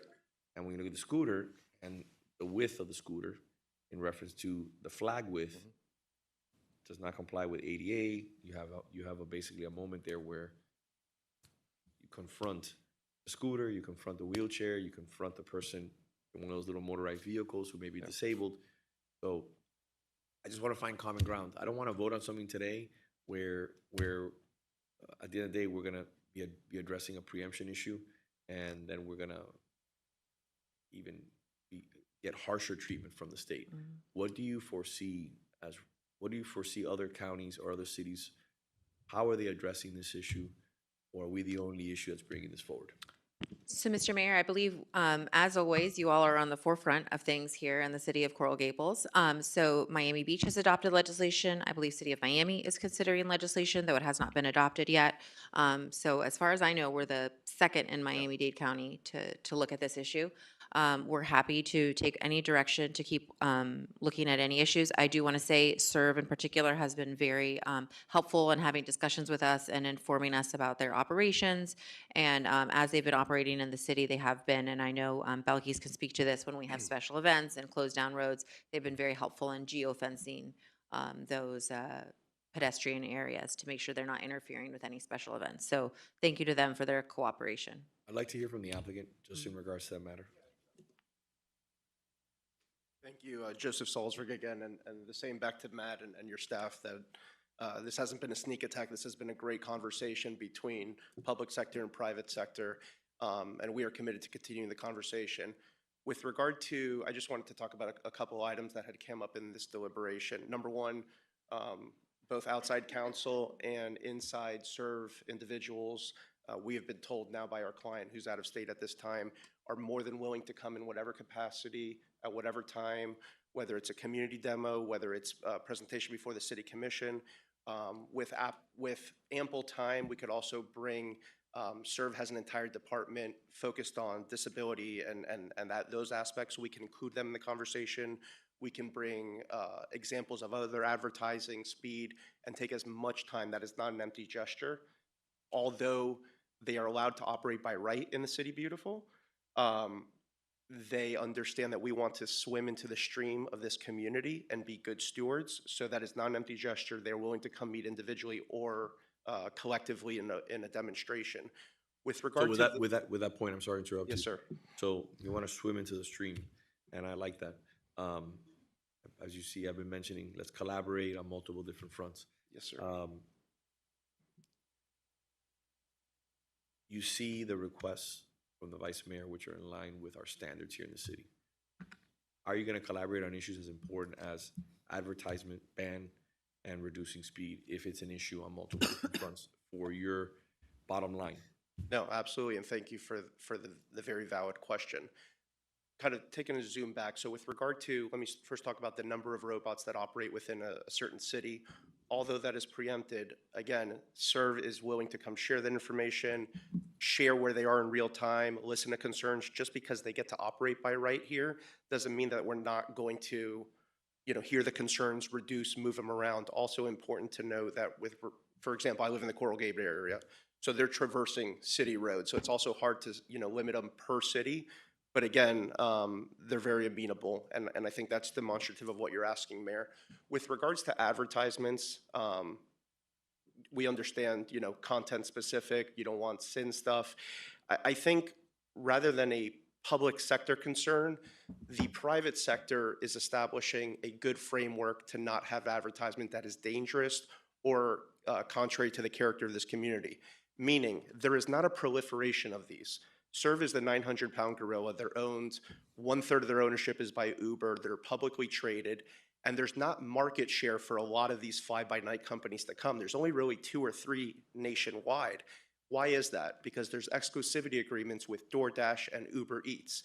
Therefore, this corporate stature of this company is they're not going to do something that would be, bodily injury or something that may be sin or, not okay to display in public. And that's why respectfully I've proffered to the body and to the city is we've heard the specific concerns as it relates to safety and speed and maneuverability. We are not here to say those aren't an issue, and we're pledged to continue to work with the city. But frankly, we have not heard specific concern with an advertisement that has been located on a bot within the city during their deployment. If there are any specific concerns, rather than regulate and then come back after the fact, we would like to have that conversation, but at this time, we're frankly at a loss of any specific concern as it relates to advertisement. And I think a lot of the concerns that surround taxes and bus benches, it's a unique situation given what I mentioned about the market share. So, but I definitely want to get up here and share that that is not an empty gesture. Both as outside counsel and SERV Robotics are more than willing to come work, discuss, provide demonstration or anything going forward. So 2 questions. Yes, sir. Before I pass it out to my colleagues. Madam City Attorney? Good question. So while we are preempted, If we do take measures today to regulate advertising and to regulate speed, what reach do we have? So there's no preemption as to the speed. There's a maximum speed set in state statute, and we can set the speed at this. There's no legal concerns with the speed as is here today, or if you want to raise it or change it to the maximum permitted under state law, that's completely permissible. As far as advertising, the city feels that the ordinance as written is perfectly defensible. The city has aesthetic and safety concerns about moving objects in the city for safety of drivers, distracted driving, as well as our regulation of aesthetics in the city. So we also feel that that is defensible. Though, as always, we're happy to take any feedback and address advertising however you would wish in a legal manner. Okay. And the second question I have for you, sir, who owns this company? Thank you. Serve Robotics is publicly traded on the NASDAQ, and as public information, one of their largest shareholders is Uber Technologies. Is based out of the United States? Or Yes, is it- sir. Based out of our point of contact, who used to work at the city of Miami, who all y'all know well, Yariel Diaz, is based out of Dallas, but actually it's based out of the United States, and they're opening markets worldwide. But this is not a Chinese company, is it? No, absolutely not. Sure, will we No, allow, no, no, will no, we no, allow no, in our no, no. backyard? No, no, no. I'm not picking on you. I mentioned no, this- no, no. I'm picking up what you're putting down. Not a chance. I wouldn't be up here representing them, sir. Okay, good. Just want As to make the, sure. as the first generation of Cuban immigrants, there's not a chance. You couldn't pay me enough. Good. That makes me happy to hear. Yes, sir. To the mayor. Madam Vice Mayor. So I'm just going to, for the purposes of trying to move this conversation Yes, ma'am. along. The advertisement prohibition is only for the exterior. You can put whatever you want inside. You have flyers going, you can have paint inside. This is an exterior prohibition. And there's a reason for distraction and so forth. We can continue this conversation. But what was sent over to me was so overbroad. And the way this was advertised for residents. Sorry, ma'am. I'm not familiar with what was sent over to you. Via email, proposed language that, Oh, the Chicago. That's a little different. That's based on an operating agreement because they're not allowed to operate by right, whereas they are in the state of Florida. So I let's- understand, it yeah. was overbroad. I'm not, at this juncture, willing to have a discussion without having more time with our city attorney. So right now, you've got a 6-month window. You're not prohibited on putting stuff inside of the mobility delivery device, to advertise and hand out flyers or have something painted on the inside. It's only an exterior restriction. Respectfully, Mayor, that's not where the ad generation that then goes to the proliferation of this technology to make food delivery more affordable is generated from the exterior. So the only one that I've ever seen, frankly, on Giralda was like a sticker that said, How to Train Your Dragon is coming to theaters. So I understand where you're coming from, but the inside of putting flyers, the individual restaurant may do that, and that's their own volition. That does not benefit the overall economics of the proliferation of these. Just want to be clarified going forward. I understand. You know how we feel about stickers, graffiti, and advertising on our benches and so forth. We can continue this conversation beyond this point. This ordinance was published this way. This has been pending for some time. We even took an additional 30-day delay to allow more comment period and discussion to occur. I sent it to my disability board member for comment. And if you've ever had, unfortunately, the opportunity to, travel in a wheelchair, you understand just how easy it is to tip somebody over. Okay? I gave you examples of children. You have people in walkers. You have people with strollers. The speed on the sidewalks is concerning. I have personally experienced them. They do not back up. They do not change direction. They do not move out of the way of pedestrians.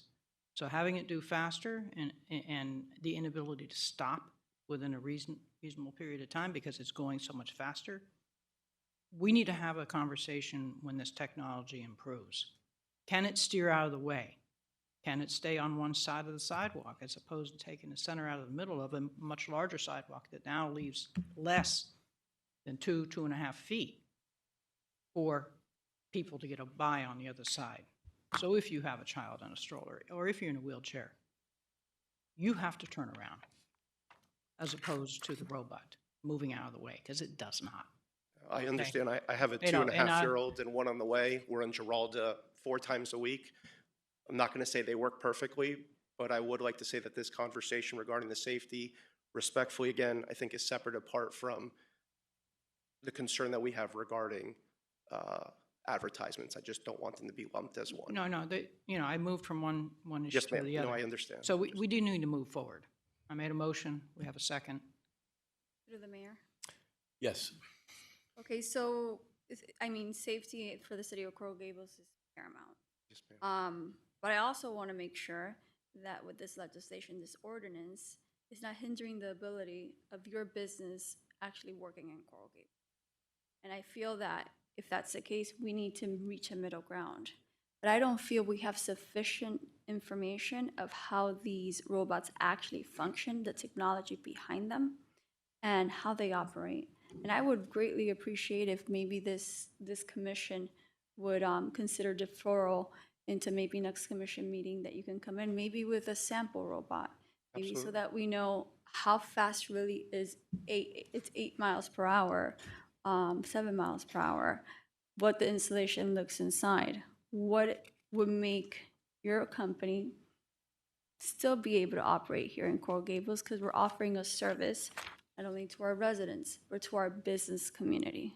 Our business community that maybe for lunch cannot afford to go ahead and pay $7 for delivery fee, and now these robots are not charging anything. No tip, no delivery fee. I understand. Yeah, yeah. I understand. I think it's a benefit to the community, especially to the downtown and for even the business community that do not live here. So I would, city attorney, would I be able to, I know there's a motion on the table, but would I be able to put this on hold, the motion? I know Commissioner Lara did this. I'm not sure. A motion to postpone can be considered when there's a main motion. I would move to postpone this item. We have a motion and a second. I know, a motion to postpone can be made when there's a main motion. This has been postponed enough. You've had many months. These robots have not improved. I've encountered them a number of times, completely blocking sidewalks, completely, blocking individuals with disabilities, being able to traverse down a city sidewalk. We need to move forward. And if this is what's necessary to get this company to improve its technology, so be it. You have 6 months to do so.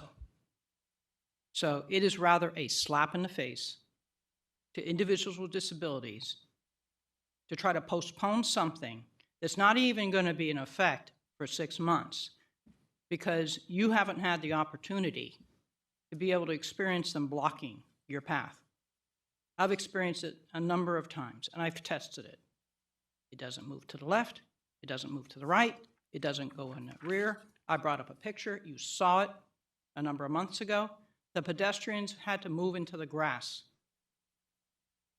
Thank God they had legs to do it with, because they couldn't have done it if they were in a wheelchair. Somehow, some way, the person in the wheelchair would have had to manually wheel that wheelchair backwards next to Lejeune Road traffic. We need to move forward. Postponement only exasperates the damages to the individuals with disabilities that are unable to traverse around these robots. We have a motion to postpone. Do we have a second? I'll second it, and let me explain why. Again, my request is very simple and why I think we should defer this item, and that is because I think we should have a presentation. And I think we should have a meeting with the commission, the Disability Advisory Board, and our Senior Citizen Advisory Board, and have a presentation so that we can see how these robots are behaving. Because, again, I'm speaking from my personal experience. It's been completely different from yours, so I want to see why we're having a different experience when we're interacting with these robots. How many users do the robots have in the city right now? How many people, residents in Coral Gables, are utilizing this system? I'm sorry, Commissioner Fernandez, I don't have that information at that time, but if afforded the opportunity to get that and any additional information, we pledge to get that and any other additional information requested by the body prior to any demonstration or subsequent meeting. I believe the information we were provided was about 31 within the city. So, I mean, as a friendly amendment to the motion to defer, it would be a motion to defer, requiring that we have a joint meeting with the Disability Advisory Board and the Senior Citizen Advisory Board for a presentation so that we can see how these robots are operating. And Madam Vice Mayor, there could be issues that we're not even realizing are issues until we start interacting with them. So it'll present us with an opportunity of, again, having a more robust legislation and avoiding additional preemptions by Tallahassee, which are coming pretty much on everything that we pass these days. Through the mayor. So, Dominique, just one second. Through the mayor. But just 1 second.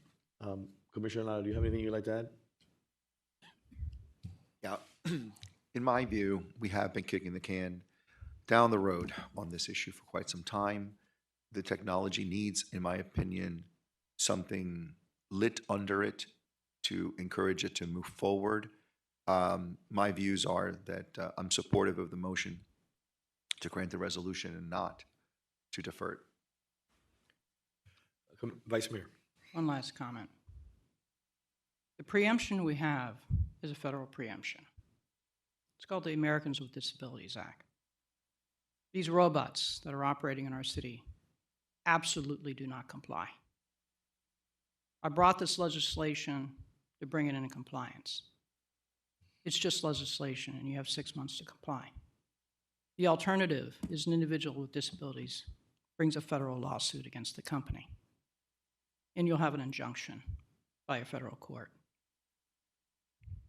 No state law can preempt the ADA.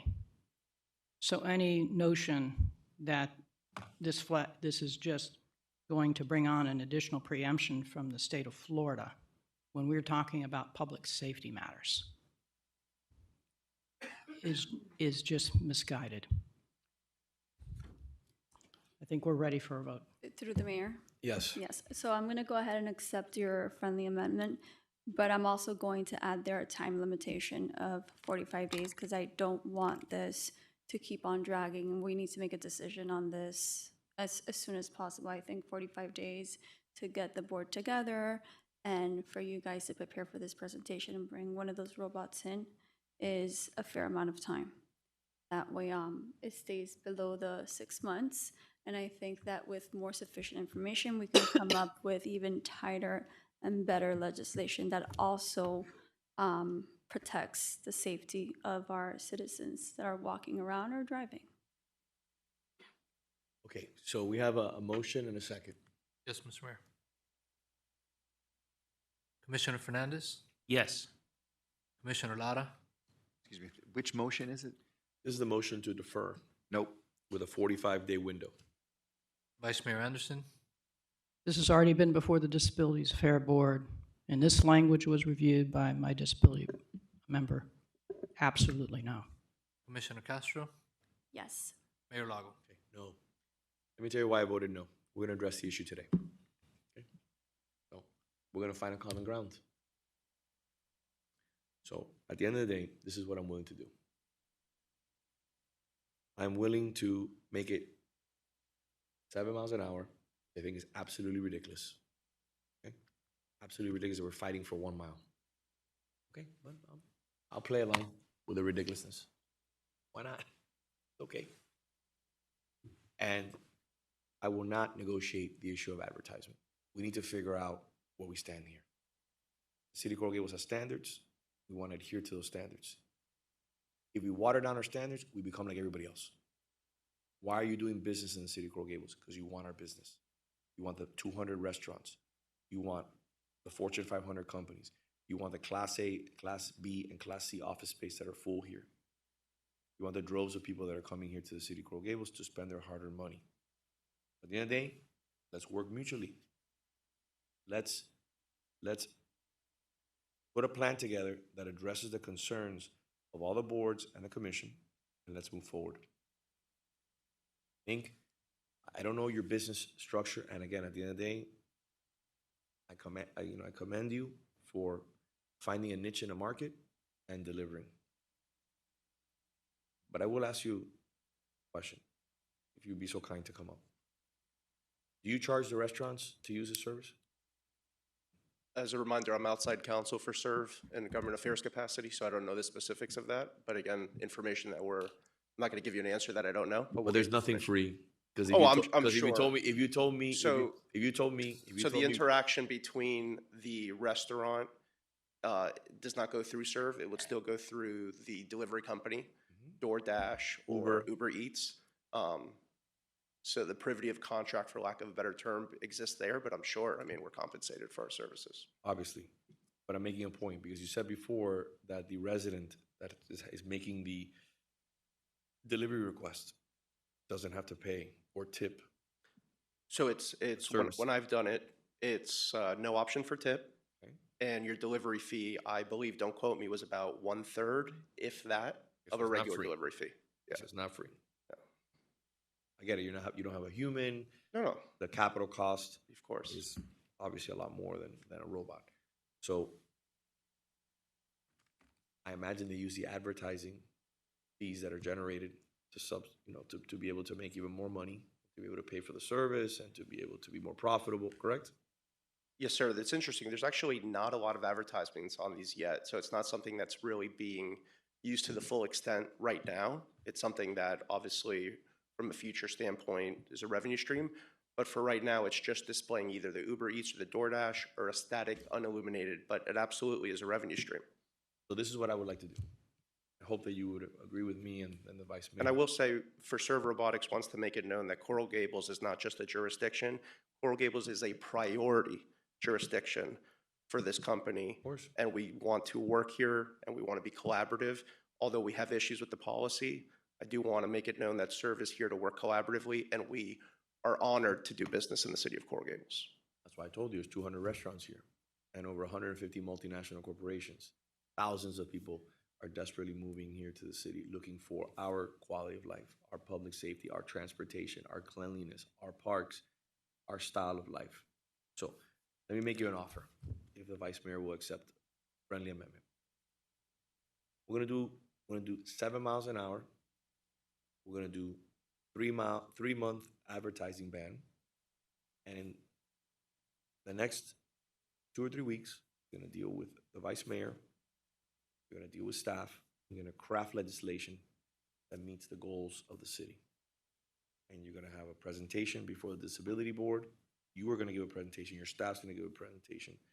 We'd like to give a presentation like I've done a litany of times with other entities that wanted to show me products, from the manager and I riding in an electric trolley, electric bus that we ended up not pursuing because it was not American made, to other outside companies that come here and they let us try the products to see if it meets our standards. From electric blowers versus gas powered blowers, I can go on and on and on and on. I'd like to have a 3-month ban on advertisement, which I'm very clear. You better come up with something tasteful if you want me to even consider it. I mean, it's got to be something tasteful. If it's in neon lights, if it's strobe lights, if it's, obviously cigarettes and alcohol and that kind of stuff, I'm not even, I'll vote no immediately. And reduction of speed from 8 to 7. I need to get my hands and understanding why it's got to be 6 versus 7. And obviously, staff's response was, well, the slower the better, obviously. But I want to see the real numbers. I want to understand where things are. And I think this could be an opportunity to meet down the middle if the Vice Mayor is willing to accept that. The reason why I bring it to 3 months is because it lights a fire on us to get this addressed quickly before the end of the summer. The end of the summer comes, you go into the good months here of the city, the best weather, people are ordering, people are back in town, school started, and that's where the most money opportunities are for restaurants. So I want to make sure that we address it during the summer when it's the slowest months. Madam Vice Mayor? Yeah, my main concern on speed is because these devices cannot move out of the way and don't move out of the way. I know there's a competitor that does move out of the way, another company with the delivery. I don't know its name. I called them the smarter robots. They could steer out of the way or back up and be out of the way. That's ours. Ours are the most technologically advanced in the world. Okay, well, whatever you have on the street in the city of Coral Gables is not that, because they don't move. I don't know why they don't move, but, I was right in front of it. I moved to the left, I moved to the right, see if it would yield. Wouldn't yield. Wouldn't back up. Wouldn't move direction. So, well, there's a significant difference in injury on 6 miles an hour on pushing a wheelchair over versus 7 miles per hour. Again, there is a window for compliance here. Okay, and during that window period, I would expect that you have a demonstration that would show the difference in speed of a robot hitting something. Because I've seen, someone sent me a photo of one in another city where it rammed right into a bus bench area and the glass was shattered. Mhm. So the concern is real. Okay? Absolutely. No, And- we don't want this, we do not want to be portrayed as dismissing any of the concerns raised. We just want to be a part of the conversation. I'm a little confused, Mayor, with regard to the 6 to 3 months. If it's going to be moving forward, then obviously we would like more time, the 6 months that was originally deliberated. I'm just a little confused as to that aspect of what you're proposing. So let me make a I suggestion. thought we were saying there was going to be a 6-month ban on advertising. Why don't we do this? Because No, we- Mayor, it's a 6-month education period, so there's not Okay, going to excuse be me. enforcement for that 6-month period. That's what the ordinance currently I think provides. you're being very lenient on that. I wouldn't allow any advertising. If it was up to me, until they can show me a way to do this in a manner that benefits them and benefits us in an aesthetic, when it comes to aesthetics. By the way, Mr. Diaz is on the phone and he would like to speak. Yeah. And I'm more than welcome for him. That was my intention in regards to the 6 and 3 months. I was saying, give me 3 months. Give me 3 months to work with you, not me, obviously, the city manager. 3 months to work with you, to collaborate and find ways that we can do advertisement. Let me give you an example. The IKEA, not the IKEA, the kiosks, Like the Ike. yeah. Those are tasteful. You know, we curate that. We don't allow any type of advertisement on that. Whoever pays more gets on. It's not the way it works. We're very thoughtful. We're very careful to make sure that it has to do with city business. So it's a softer approach on how to do business. We're very careful. It's a multi-layered approach. It's not Totally just understand. it's not just a, come and get it. Whoever pays the most gets it. And I don't want to be derogatory towards any companies, but there's certain things that, again, we don't allow here in the city gun stores. We don't allow strip clubs. We don't allow pet stores. There's certain things that we have standards here in the city. So we're not that desperate for advertisement money. It's not shared with the. I understand that. I understand that. Yeah. Even if it was shared, sir, we want to do it the right way. we just haven't, and totally understand, again, we are here to respond to all the concerns we have heard, but again, just going back to the advertisement portion, we have heard abstract, but not concrete examples. We would rectify that immediately. So, we have not had any specific examples yet, Mayor or Commission, on issues specific to the advertisements included on these spots. And I just say that because we are willing to come to whatever agreement, make sure that it's, regardless of the law, that it's something, again, that swims into the stream of this community. But just to be frank on the record, we have not heard anything specific. That concern has been more abstract, whereas the other ones, turning around the disability advocates, all that has been concrete. Those are action items. Okay. So I just want to clarify Yeah. that. But any action items, we'll move on. But as you mentioned, Mr. Diaz, who is in-house for SERVE, is on Zoom and available for questions. Mr. Diaz.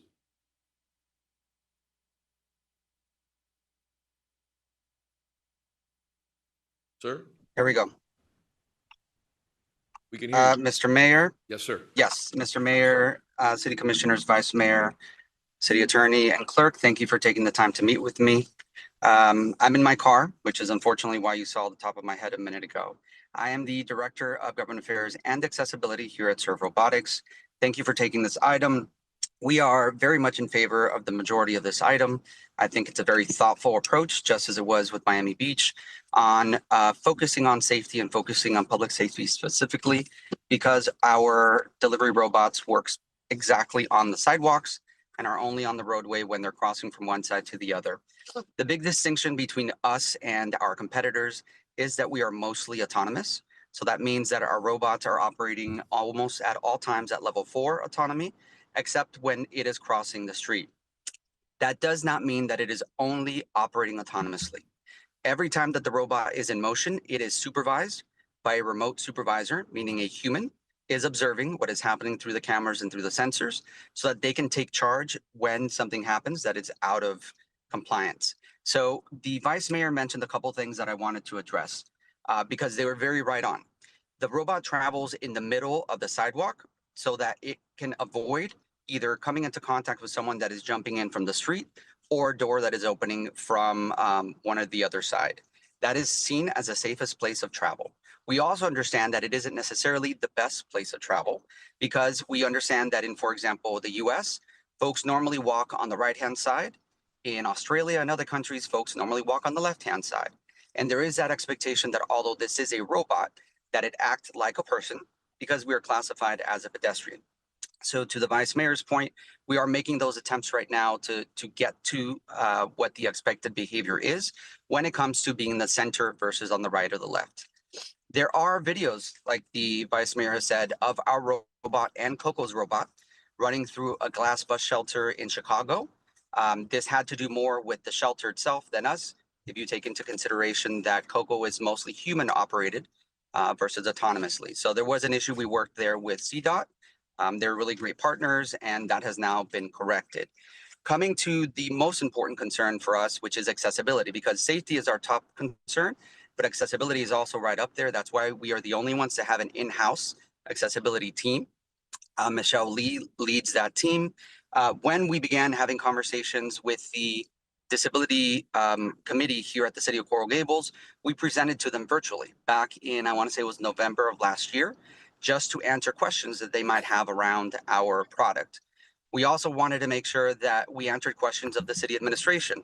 So at some point last year, I'm forgetting the date exactly because I'm driving, as I mentioned, I met with the CIO, we met with Belkis, we met with several folks from the city to talk through our product, to answer questions they had. And one of the requests that Raimundo had was for us to integrate into the city's GIS and tech systems.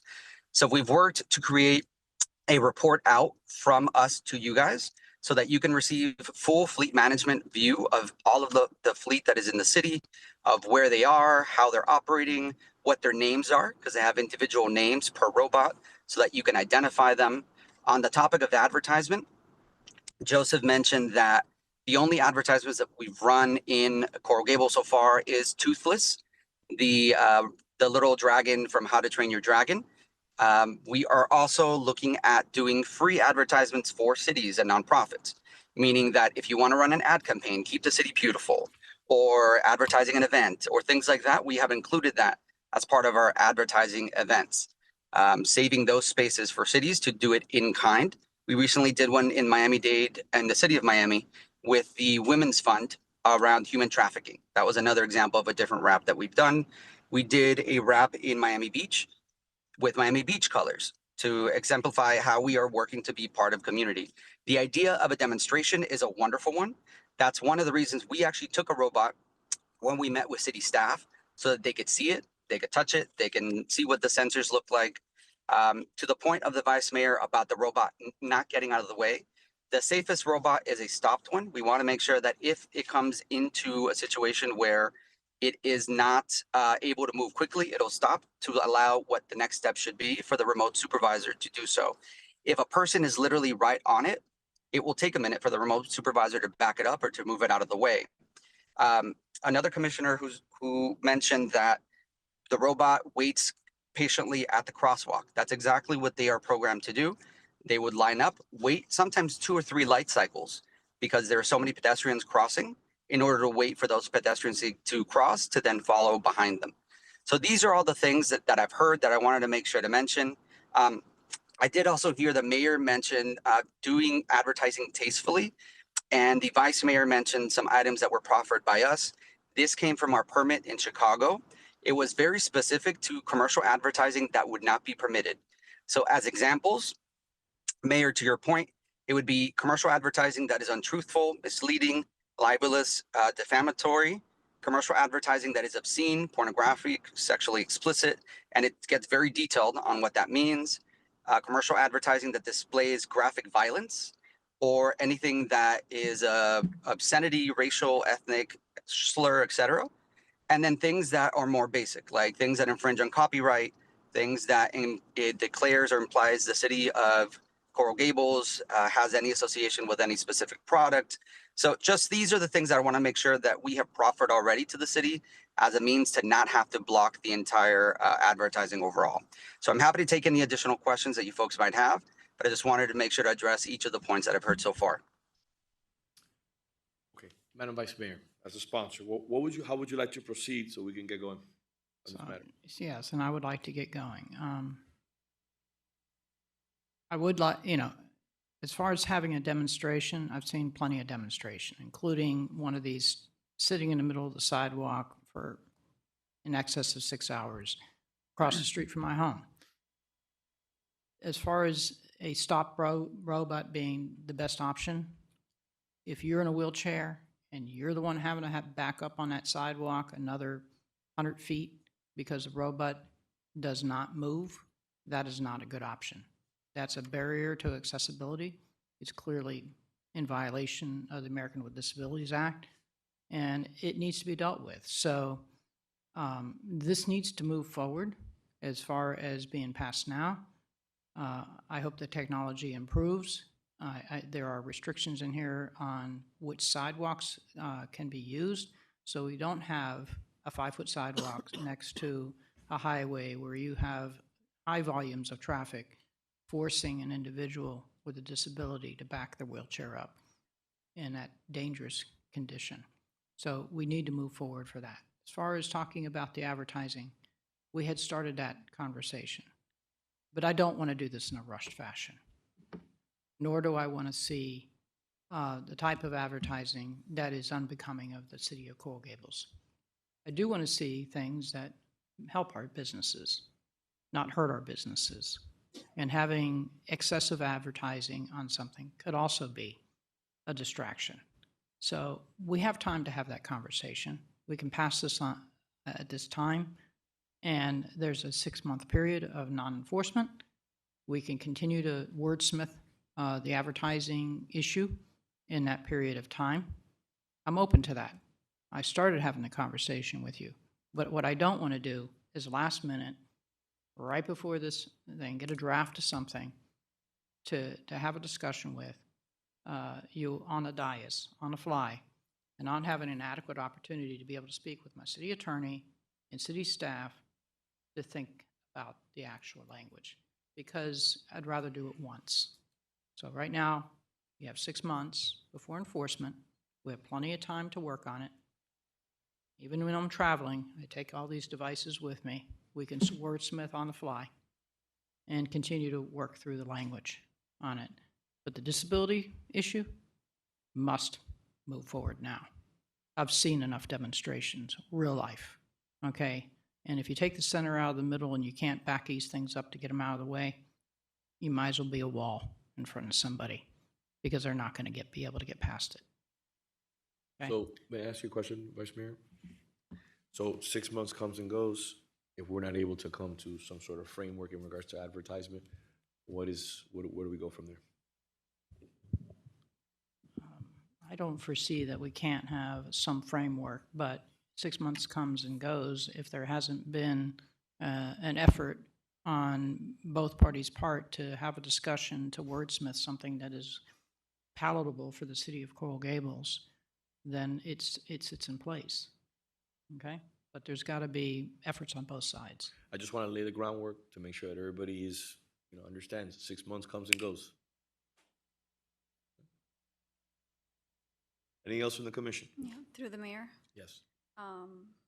If your amendment would have been accepted, I would have supported that 100%. Does staff have any information about injury potential, the difference between the miles per hour? Because we did on cars.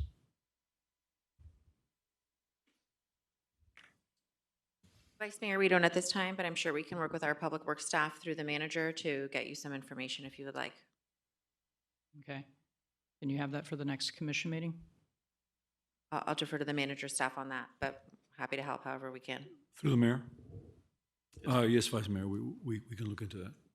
So I'll accept the friendly amendment, but with the update, if it does show that there's an increased potential for injury based upon the way these robots are operating currently, not being able to move out of the way, not being able to avoid objects, not being able to avoid children, non-strollers, et cetera, then we'll have to, I'll have to address it at that time.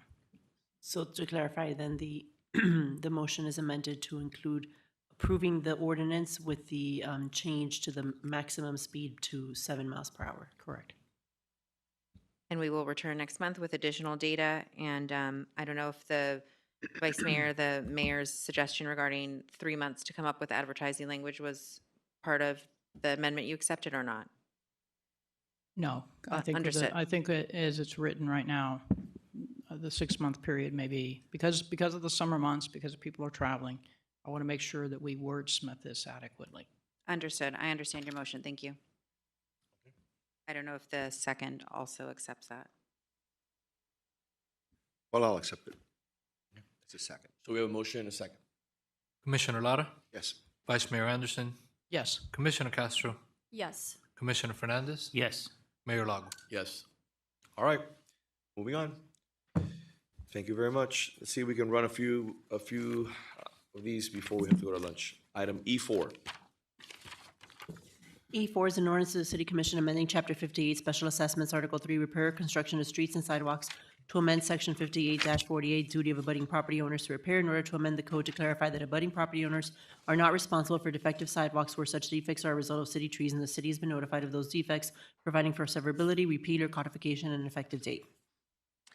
Thank you, Mayor. This item is sponsored by the Vice Mayor. There have been no changes since first reading. As a reminder, it's the duty of the owner of property abutting defective sidewalks to remedy such defective conditions unless it has been determined by the city that such defect is a result of damage from a city-installed and maintained tree, and the abutting property owner has notified the city of those defects. All right, thank you. We have any public comment? Yes, Mr. Mayor. Maria Cruz.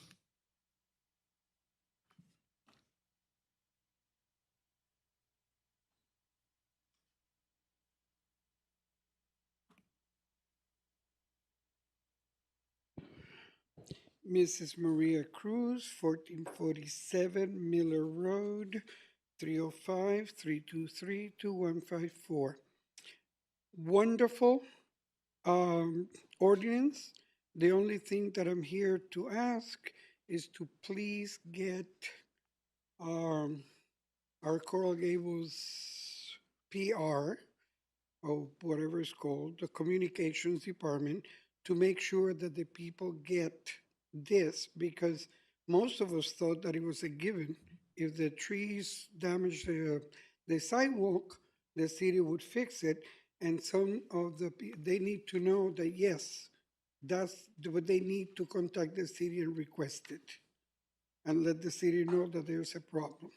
I think that would be a wonderful thing if we can get communications to transmit what happened today. Thank you. That's it, Mr. Mayor. All right. Do we have a motion? Move it. Move it. Second? Second. Mr. Clerk? Vice Mayor Anderson, Yes. Commissioner Castro, Yes. Commissioner Fernandez, Yes. Commissioner Lara, Yes. Mayor Lago. Yes. Item E5? E5 is an ordinance of the City Commission amending Chapter 18 Elections to amend the code consistent with the recently adopted charter amendments to change the date of the city election, runoff, and qualifying dates, to amend the sections regarding canvassing board and adjusting other associated dates for vacancies and qualifying, providing for severability, repeal, or codification, and an effective date. Do we have any public comment? No, Mr. Mayor. There have been no changes since first reading, Mayor. As a reminder, this is implementing the changes that were adopted into the charter at the last referendum, including additional vacancies in candidacy and qualifying dates. And a special thank you to the clerk and the supervisor of elections for their assistance in getting this information. Thank you. May I have a motion? I'll move it. May I have a second? Second. Mr. Clerk? Commissioner Castro, Yes. Commissioner Fernandez, Yes. Commissioner Lara, Yes. Vice Mayor Anderson, Yes. Mayor Lago. As a sponsor of the item, I thank you for supporting this item. Yes. Item E6? E6 is an ordinance of the City Commission amending Chapter 2 Administration, Article 2, City Commission, to amend Section 2-29, Compensation of Mayor, Commissioners, Travel Allowance, Office Expense, to require a vote of the electors prior to certain changes in compensation consistent with recently approved charter amendment, providing for severability, repeal, or codification, and effective date. Are there any changes? No, this item is sponsored by the mayor, and as you know, this is implementing those changes from the charter review referendums. Madam City Attorney, do you know what the percentage was of this charter amendment? I I don't do, have Mayor. that immediate, you do? You have it I there? do, Please. 77.84% of the voters. I want to make sure that everyone, can you repeat that again? 77.84%. That is, not overwhelming. That is a tsunami response from the residents, and I'm proud to be the sponsor of this item. Mr. Clerk, do we have any public comment? No, Mr. Mayor. Thank you very much. May I have a motion? I'll move it. May I have a second? Second. Commissioner Fernandez, Yes. Commissioner Lara, Yes. Vice Mayor Anderson, Yes. Commissioner Castro, Yes. Mayor Lago. Yes. Thank you to my colleagues for your support on this. Item E7. E7 is an ordinance of the City Commission amending Chapter 2 Administration, Article 3, Boards, Commissions, Committees to create Division 12 Charter Review Committee to amend the code to codify the Charter Review Committee membership and qualifications and require convening of the committee every 10 years, beginning in 2035, consistent with recently adopted charter amendment, providing for severability, repealer, codification, and effective date. As a sponsor of this item, are there any changes? There have been no changes, Mayor, and just for your information, we're having our, I think, final meeting of the current Charter Review Committee later this week. Yes, I spoke to my appointment to that board. What was the overall percentages here? 66.38%. Against? 4. 4. Against? What was the amount? Oh, 34. Mayor asking me to do math on the 34%. fly. 34%. So almost double. So overwhelming. And I want to thank my colleagues for supporting this legislation. Thank you very much. May I have a motion? I'll move it. Second. Do you have any public comment? No, Mr. Mayor. Perfect. We have a motion and a second. Commissioner Lara, Yes. Vice Mayor Anderson, Yes. Commissioner Castro, Yes. Commissioner Fernandez, Yes. Mayor Lago. Yes. Item E8. E8 is an ordinance of the City Commission amending Chapter 2 Administration, Article 7, Finance, Division 1, generally to amend Section 2-352, Fund Balance and Reserve Policy to require a vote of the electors prior to certain changes to the Fund Balance Reserve Policy, consistent with the recently approved charter amendment, providing for severability, repealer, codification, and an effective date. Are there any changes? No changes. I know you're sick of me, Mayor. This is 63% of the voters, and as mentioned, it just adds the same language as was added to the charter, requiring that any amendment to the 25% reserve requirement requires approval of the electors. Yes. So as the sponsor of this item, I want to commend my colleagues for making the right decision and supporting this item. The residents spoke. They want to keep their reserves. The reserves belong to them. When I started here, we were not even one-fourth of the reserves that we have now through the leadership of the manager and his incredible work, along with his team, the finance director. We have been very fiscally sound and very tight. Let me, my colleagues could give me just one moment of latitude here.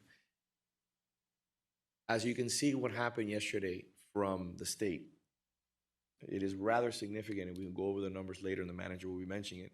The impact for the tax reduction, which again, I'm fully in favor of, before somebody says I'm not. The tax reforms that are forthcoming from Tallahassee, which I think are very beneficial, especially for those who are retired and those who have served in the military, are going to take a big chunk out of our ability to potentially fund certain capital projects, address issues like we're doing right now, where last year we spent $9.5 million of additional monies to pay down our debts, which was for our pension debts, which I started doing in 2015 along with my colleagues. So we're going to have to weigh all those options. But thank God, we did not, under any circumstance, entertain, at one point this commission did, taking money from the reserves, which is something that Commissioner Fernandez mentioned, for additional projects. Thank God we never did that, because right now, we're looking at some significant reductions in our ability to have funds here in the city when if the voters vote in favor of this tax reform. The numbers are pretty stratospheric. I worked with the manager, and the manager did an amazing job, really getting all the information. And the numbers are, he'll go over it later, but we're talking about, I think it was around $12 million potentially if it's a $250,000 reduction in the homestead exemption, and then it's almost double that when you go to $500,000 the subsequent year. So the residents here made a very, very, very decisive statement. They want to protect our reserves, and it can only be used for emergencies and for a rainy day. Case in point, when we had a hurricane, we were the first ones cleaned up. We were able to go to market, and we did not have to get any debt, which would have taken, by the way, Mr. Manager, it took how many years for the state of Florida to pay us back? We still have a few bills. that they So we're have to talking about pay. over 8 years. It took us, yes, we were at 90% in about 3 or 4 years. Yeah. And then the final 5 to 6, 8% took another 3 to 4 years.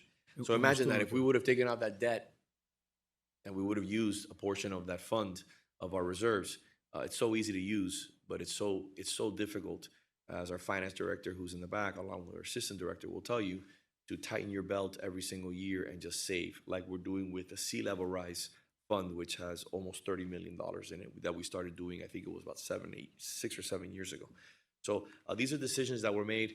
The finance director, she looked at me, and maybe I've said something wrong. Did I say something wrong? Okay, good. I want to make sure I'm correct. So these are decisions, tough decisions that we made years ago. And what were those decisions we made? 2015, to overfund the pension by, I think it was about $4 million. And last year was 9.5. No, last year was 7.5. The previous year was 9.5. It was a $2 million reduction because of the COLA that was approved, which should have not been approved. We talk about sea level rise and really taking sustainability seriously.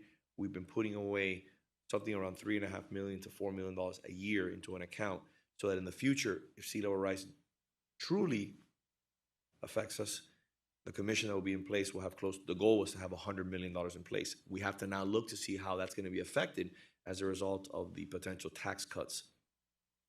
And also the amount of money that we've been able to sock away in a rainy day fund, 25% of our budget. When I started, we were about $15 million. Now we're talking about, we're in the high $60 million. That is the reason why we're a city that has a triple bond rating. And I want to commend my colleagues in the commission for those who supported making sure that this got to the voters.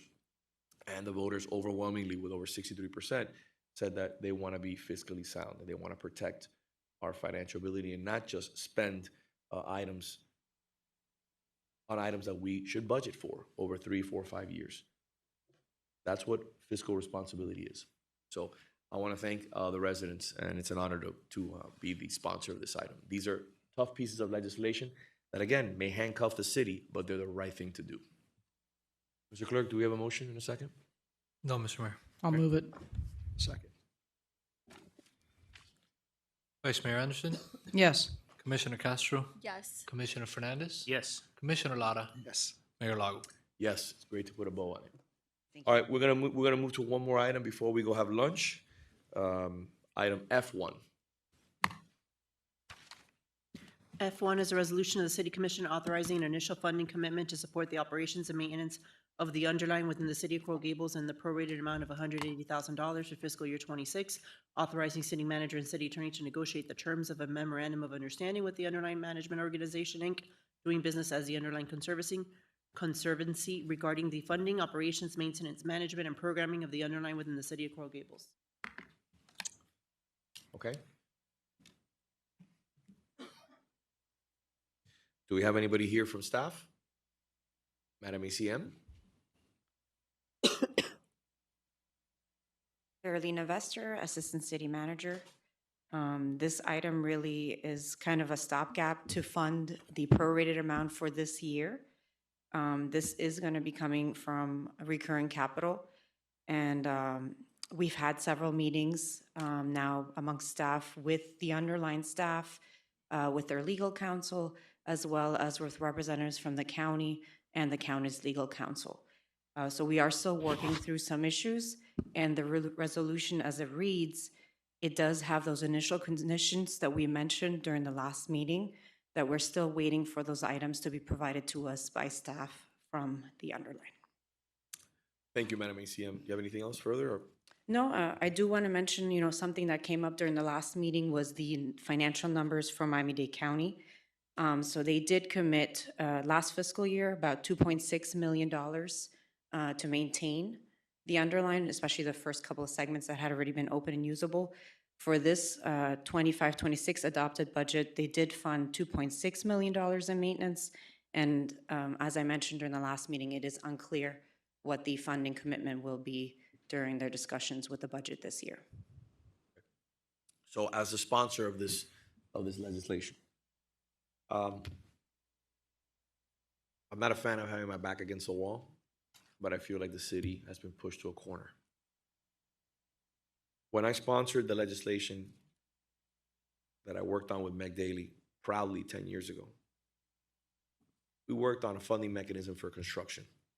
We talked about envisioning a 10-mile linear park that would be transformational.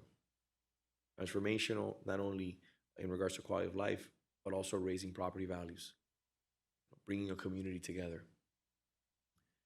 Never did we discuss, actually we did discuss the fact that the city's responsibility would be for capital in regards to construction and planning. It was never discussed that we would have a responsibility in perpetuity for maintenance and overhead. As a matter of fact, we were very clear about that when we invested almost $10 million in the underline.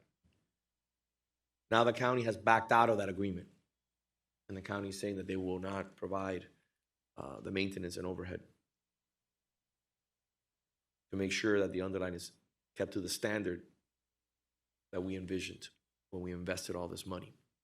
I wrote the legislation which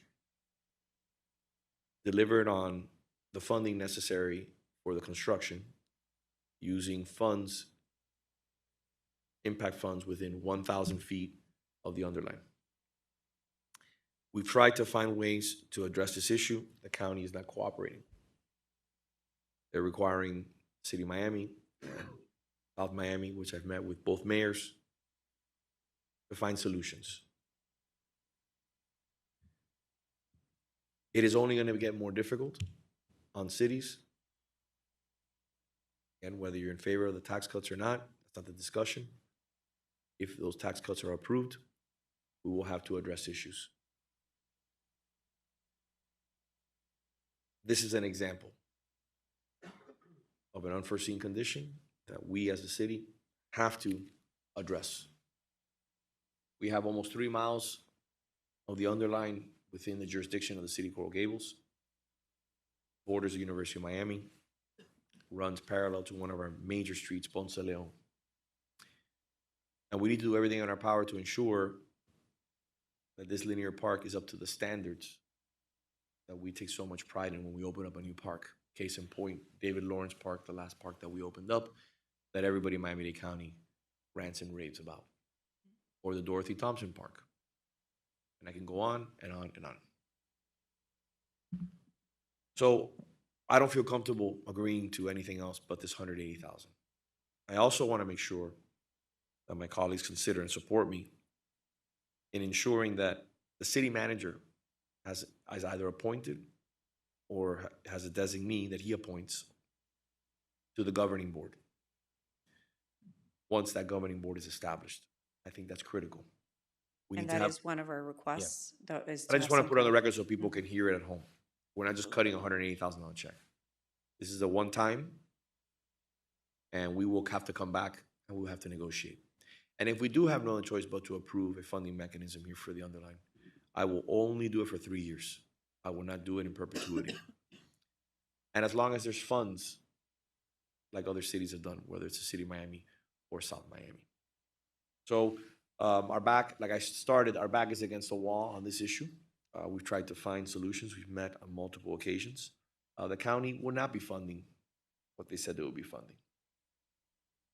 And I hope that the endowment for the underline can grow, because I think the underline depends on its autonomy. I want to be clear. The underline depends on its autonomy. I'm not enthusiastic about if the underline fails in its endeavors to be able to raise the capital necessary to run the underline. I'm nervous about how the county will run that 3 miles within the city of Coral Gables. I don't like to take swipes at our colleagues on the county, but at the end of the day, we see that here at the city of Coral Gables, we have a much higher standard in regards to our parks, our quality of life, and how we maintain our infrastructure.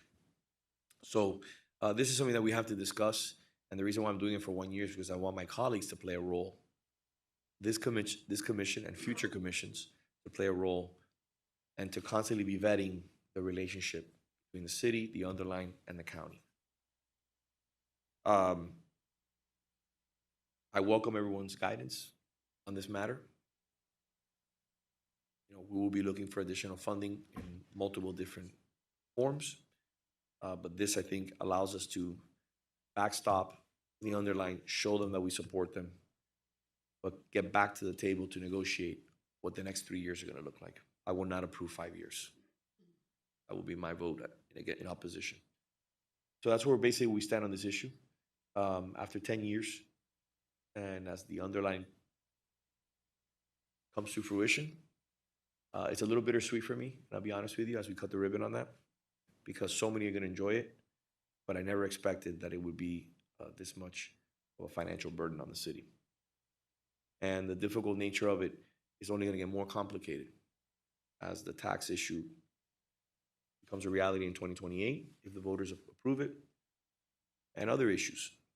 So that's why, as the conversations that I had with the manager and staff the other day, and I mentioned in our pension board meeting, if we can just be fiscally prudent over the next 5 years, we will have close to $25 million, and I'm producing a memo that will be going out today to the residents as a recap to that meeting.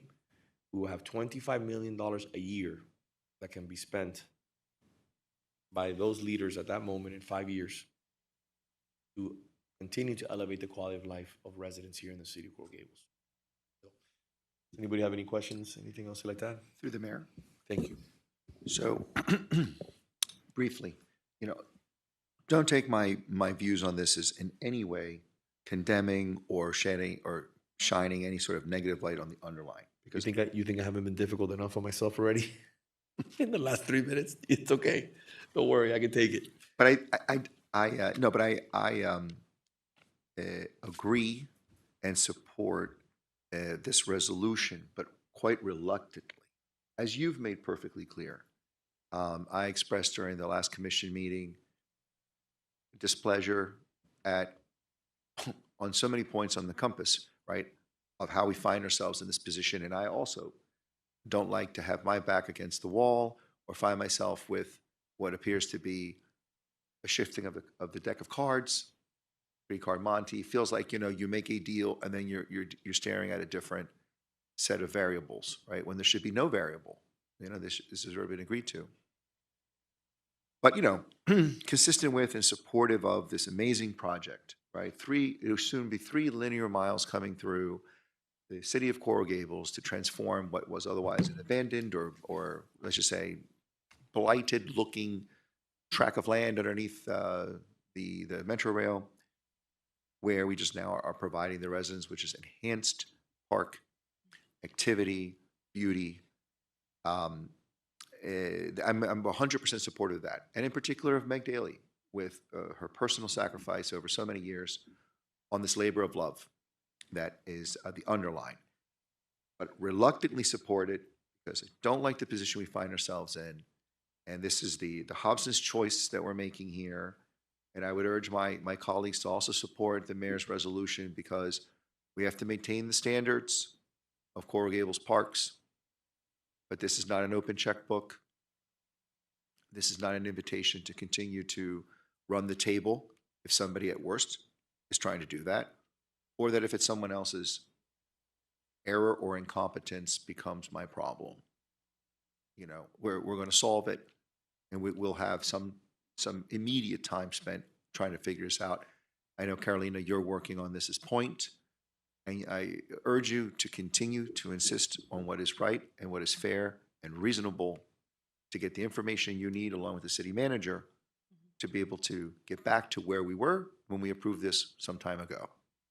And I have the commitment, I think he's here, Ulysses Cleckley, representative from the underline, and you can join me up here if you want, but he has committed that he would get us the information by the next commission meeting.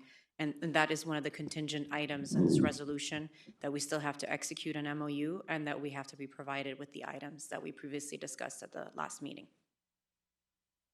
How are you, sir? Thank you for being here. Doing well, thank you. And thank you, Mr. Mayor and members of the commission. First, I want to thank Assistant Manager Carolina Vester. She's been really working with us to make sure that we are working collaboratively with respect to not only the underline in general, the full 3 miles, but also other destination areas that we have within the city of Coral Gables. So yeah, we absolutely will commit to provide the information that's being requested, and we also will be available through the negotiations with the city manager and assistant manager investor. Through the Thank you mayor. very much. Yes. So sometimes you would say that this is sort of like the perfect storm. You had a commitment at one point from the county to maintain a beautiful asset. And now you've put so much work into, and benefits all, because the people that travel through our city on an underline are not just from the city of Coral Gables and vice versa. And I'm thinking you're aware of the efforts I've made to improve the safety of their underline through its entire length. As we had a public meeting on 27th Avenue to improve that intersection in particular, because it's very dangerous for people to traverse. But this has got to be something that's got to be looked at as a long-term asset, I think, from the county, and that serious conversation needs to be had. It's a perfect storm, too, because at the same time, all municipalities in the county are looking at lower property tax revenues going forward, not only because property values have flattened out, okay, but because we have the threat from Tallahassee to cut revenues significantly. So it makes it very difficult to forecast for the underlying or to forecast for the city what our commitments can be in the future. So, but I'm supportive of this particular resolution so that we can get this conversation moving forward with the caveats that the city manager's office has put forward to try to improve options in the future, efficiencies, because we have our budget meetings coming up, and I know what it costs for us to maintain our parks. And as expressed to me by other city managers during Saturday's gala, we can build it with mobility impact fees or with bonding money. But we can't maintain it with those funds because those monies cannot be used for that. So we have to have a recurring source, I should say, of funding going forward. This is not going to be easy. So do we have a motion yet? No, I'll make a motion. I'll second. Mr. Clerk, do you have any public comment? Yes, Mr. Mayor. Thank you. Before we go to public comment, I don't know if our finance director or the manager, do we have an idea where we're looking at now in regards to property revenue, like the increases of property values? We've gone from 10.5 to 8.5 to 5.5 over 3 years. I don't think I was laughed at. I think I was mocked at by certain people in this room here when I said that winter was coming. Now with the tax implications that are forthcoming, with the $2 million quota that we're spending a year, now with our requirement to fund the underlying, I think if everybody better bundle up because it's going to be a tough winter. It's going to be a tough winter. Through the mayor. 1 second. Yes, ma'am. How are we looking? I'd love to know. Have you spoken to anyone in regards to the property appraiser? How we're looking? So we received our June 1 property values yesterday. Okay.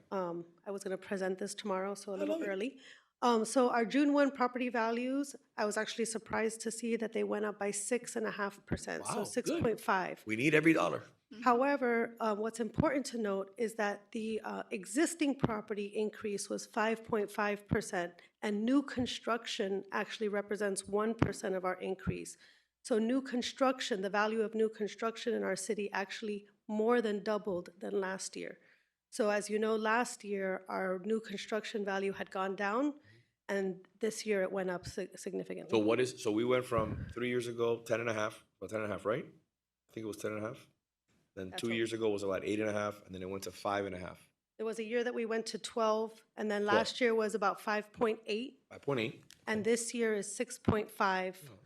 I thought you were taking 6.5 on top of the 5.8. No, no, Don't get too excited, guys. It's Don't get too excited. By the way, health costs went up this year. Health, Health costs went up this year. Yes. So we got the underline, we got the COLA this year. And didn't we have to- don't know what the state's going to do with property values next year, so. Yeah, so we've seen some pretty interesting numbers. By the way, thank you for working on those numbers with the manager. I know that you guys worked on it over the weekend, and Yes. I appreciate that because we needed to see those numbers, and they're pretty staggering when you look at the 250,000 homestead versus the 500, which would be subsequent the year after. Yes. The numbers are massive. Again, great relief for seniors and those retirees that deserve it, and the military, but it will hit the city massively, massively. Yes. Through the mayor? Yes, sir. Yes, Mayor. We had existing values went up 5.5%. The new construction accounted last year 0.4%, this year 1%. And we've also been very fortunate that we've had some major sales in Coral Gables. It's become a very popular city, and we've had sales reported nationally. And so I think we've been very fortunate that our existing property values went up 5.5% with an additional 1% for new construction. Thank God. So maybe 1% better than last year. Yes. Okay, well, it's better, but we're still not where we need to be. The Mayor, Costs have gone up. we went up 4.4% last year for new construction. We went 1 full percent up this year for new I love it. construction. Good stuff. We have a motion and a second. Through the mayor. Yes. I agree, Mr. Mayor, as we discussed last time, I think that we're being put up against the wall without the ability to do anything about it after we've spent as much as we've spent on this project. And, as we mentioned last time, to no fault of the underline, this is the county. What was striking for me was after that meeting, I actually had people approach me who are engaged in the process and who are familiar with it, and they didn't understand that the county was the one that was reneging on what it had proffered originally. And I had to inform them. So I think it's important for all of us to make sure that those out there who don't really understand what's taking place understand Miami-Dade County is the one who is pulling back on paying for the maintenance. Because I don't think that some people who are even involved in the process, have understood the process, did not appreciate the fact that it was the county. They thought that the city was the one who was always required to do this. The city never had a requirement to pay for maintenance. We had the requirement to put in the capital, but the maintenance was always going to be handled by the underline and Miami-Dade County. So I think it's important to get that on there. And I agree with you, Mr. Mayor. I think if we do have an agreement going forward, I think a 3-year maximum has to be what we consider, because we do have a lot of uncertainties going forward past 2028. So I agree with you on that. Anything else for the good of the order? We have a public comment? Yes, sir. Go ahead. First speaker, Maria Cruz.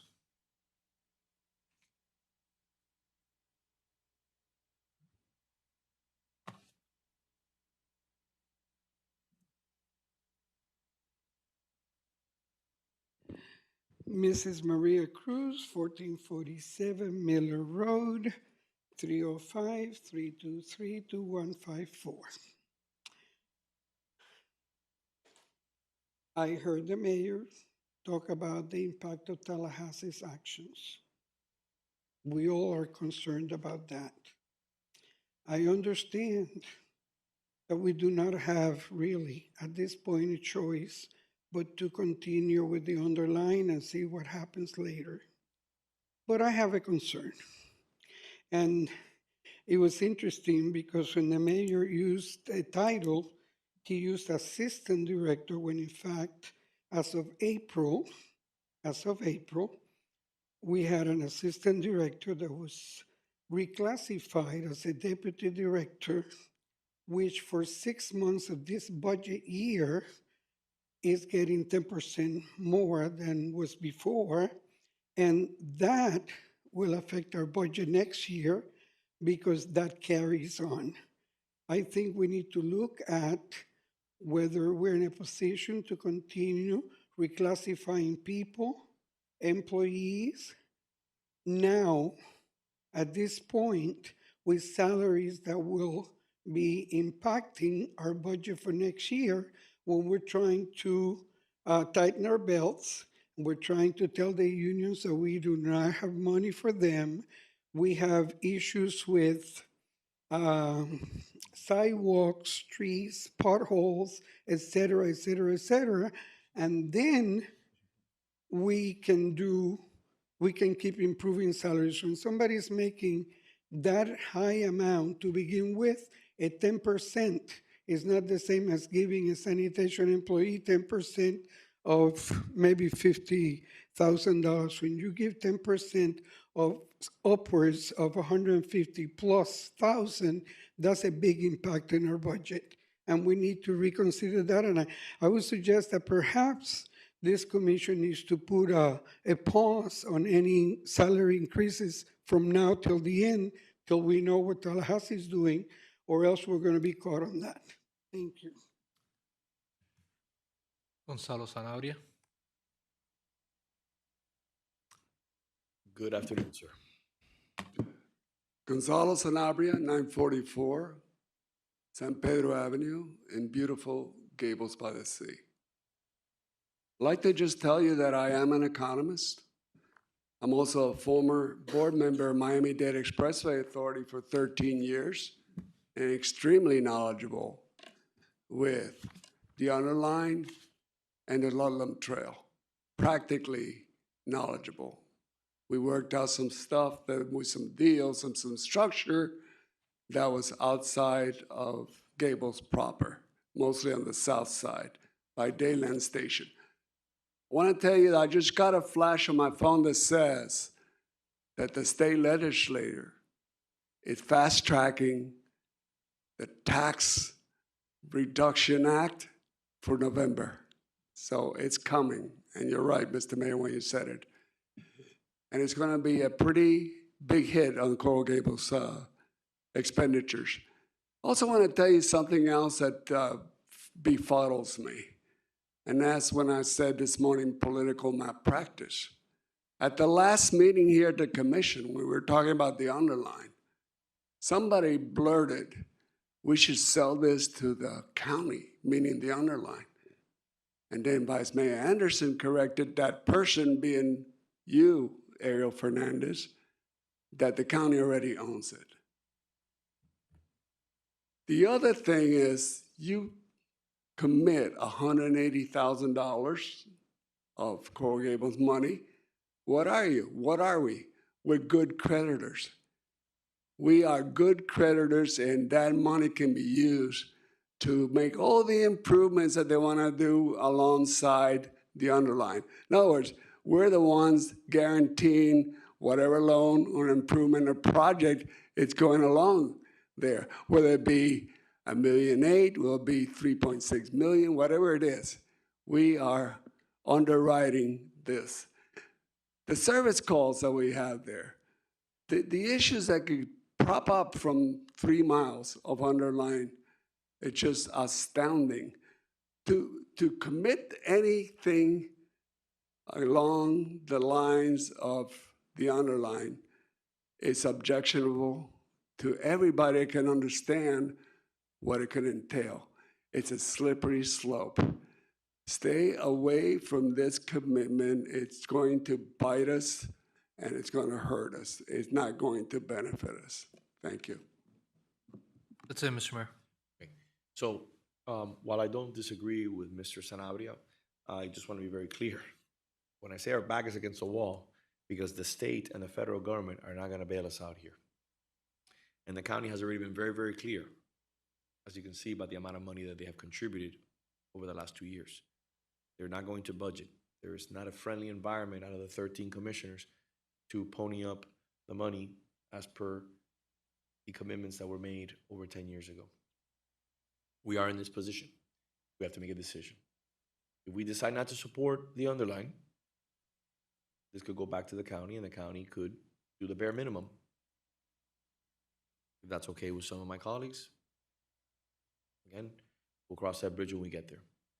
Well, my goal now is to make a small investment in the underline and provide as much help and assistance to the underline to make sure that they can continue to address their endowment, hopefully attract as many large donors as possible, show that the 3 municipalities that are facing or that are attached to the underlying City of Miami, City of South Miami, and City of Coral Gables back this project, and that we're here, that we are good creditors, that we're going to do everything in our power to make sure that this is a successful endeavor. But I'm very clear, we're not going to be taken for a ride. I will not, under any circumstances, approve millions and millions and millions of dollars in perpetuity. I'm also very uncertain that I would approve the current budget of $1 million a year. So we need to find real solutions, and we need to find the money necessary to address this. And I'm working on that with partners, community partners that right now we're in the process of negotiating, and to see if we can really engage through the private sector some additional revenues to address the shortfall. So we have a motion and a second. Mr. Clerk? Yes, sir. Commissioner Castro? I'm super conflicted on this item.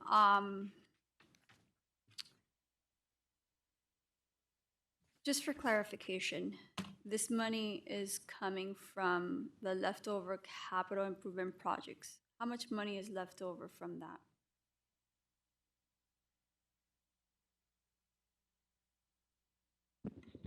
So as we've presented in the past, when we've talked about capital, as projects close, any savings for those projects would go into contingency. Those available funds that go into a capital contingency have become less and less as the cost of projects have generally been exceeding or very close to budget. We haven't really had savings in the past few years.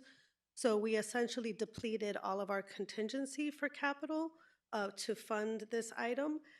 That funding would have otherwise gone to any other projects that we might have found need. So sidewalks always have need, or any roadway improvements, any projects that are on the way that may that an estimate may come a little bit higher. So this $180,000 is almost about all of the funding that we had. There might have been like about $20,000 left, and we'll give that to something else that'll need it. Okay, so the underline is something that supports our neighborhoods. This is something that residents really like, that they show a lot of support for, and that's why I'm so conflicted. I'm gonna go ahead and vote yes on this, but I don't think it's fair for the city of Coral Gables when they did not come into agreement for the rest of the $1 million to go ahead and take responsibility for the county, even though it is in our city. So I'm gonna go ahead and support this to make it move forward, but I will not support anything further than this. Commissioner Fernandez? Yes. Commissioner Lara? For the reasons I stated, yes. Vice Mayor Anderson? For the reasons stated, yes. Mayor Lago? Yes. Thank you very much. Moving on to one final item before we go to lunch.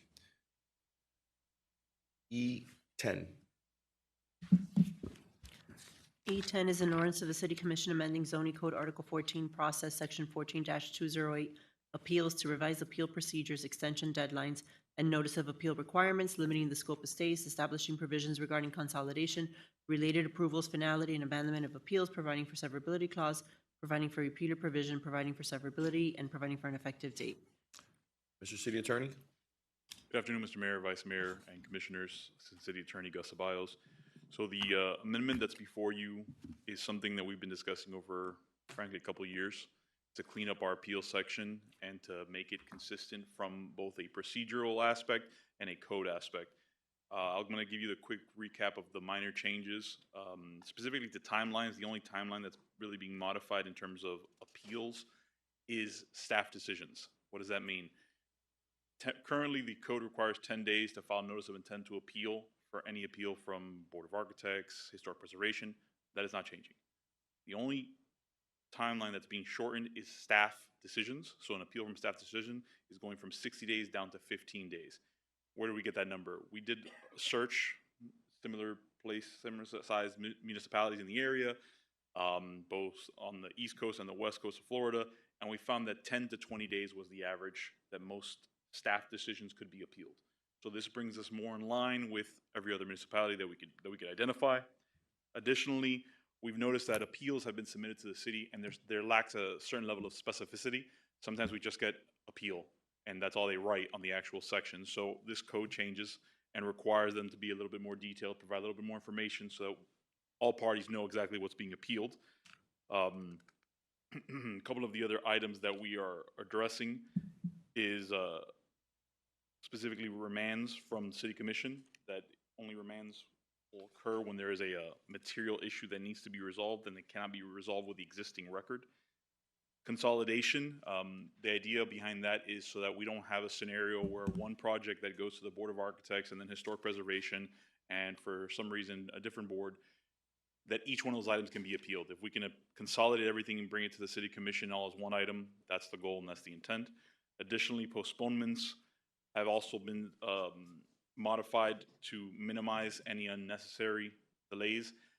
One big note to make is that nothing in what we have proposed today prevents a delay or postponement if all parties are in agreement. Meaning, if I'm the property owner and I'm appealing a decision by the Historic Preservation Board and I want to bring it to the commission, and for whatever reason, whether it be a hurricane, whether it be personal reasons, if the city's okay with the extension and we're okay with the extensions, there's no injured party besides myself, we can extend further than any of the timeline and restrictions that we have here. It's designed so that there's a third party that can't unnecessarily undo or provide an undue influence on the appeal process. I don't know if you have any questions, but I'm happy to answer any questions you have, any more specifics on the actual changes. No issues. Mr. Clerk, do we have any public comment? No, Mr. Mayor. I'll move it. I'll second. Commissioner Fernandez, Yes. Commissioner Lara, Yes. Vice Mayor Anderson, Yes. Commissioner Castro, Yes. Mayor Lago. Yes. We have an easy one here, H8, which is under the manager. I don't know if you have your team here, but I mean, it's pretty simple. It's a resolution of the City Commission approving an interlocal agreement. You want to do that one now or you want to do it after? Do you have a presentation for that or no?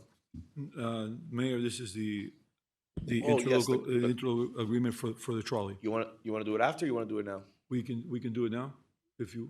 No. We can, Now we we'll can just do go it to now, lunch. Mayor. I just wanted to get one thing done, one extra thing done. We I can mean, do it's it pretty now. self-explanatory. It should be very quick. Okay. No, we'll do it now. Okay. The circulator services is the trolley. Mr. DCM? Good afternoon, Mayor and Commissioners and Vice Mayor Anderson. So this interlocal agreement is the agreement we have with Miami-Dade County. It says circulator services, but that's specific to the trolley. It's an ongoing agreement that we have with Miami-Dade County. Thank you. Sorry. Sorry about that. No, it's okay. I thought we just take two little ones. Yeah, this is updating our interlocal agreement with Miami-Dade County for the trolley service. Our original agreement that started in 2012 is set to expire next year. They're in the process of updating it, so we went through and are going through this process with the Perfect. county. Do you have any public comment? No, Mr. Mayor. Okay. I'll move it. Second. Commissioner Lara, Yes. Vice Mayor Anderson, Yes. Commissioner Castro, Yes. Commissioner Fernandez, Yes. Mayor Lago. Yes, and I have one last one. I think the DCM will be happy about this. This will be very, very quick. H6. If we can do this one in 15 seconds, we'll be even faster. H6 is a resolution granting the city manager to negotiate purchase terms for the purchase of 475 Biltmore Way. Mr. Manager? Mr. Mayor, Commissioners, I would like to be able to sign a PSA as quickly as possible for this purchase.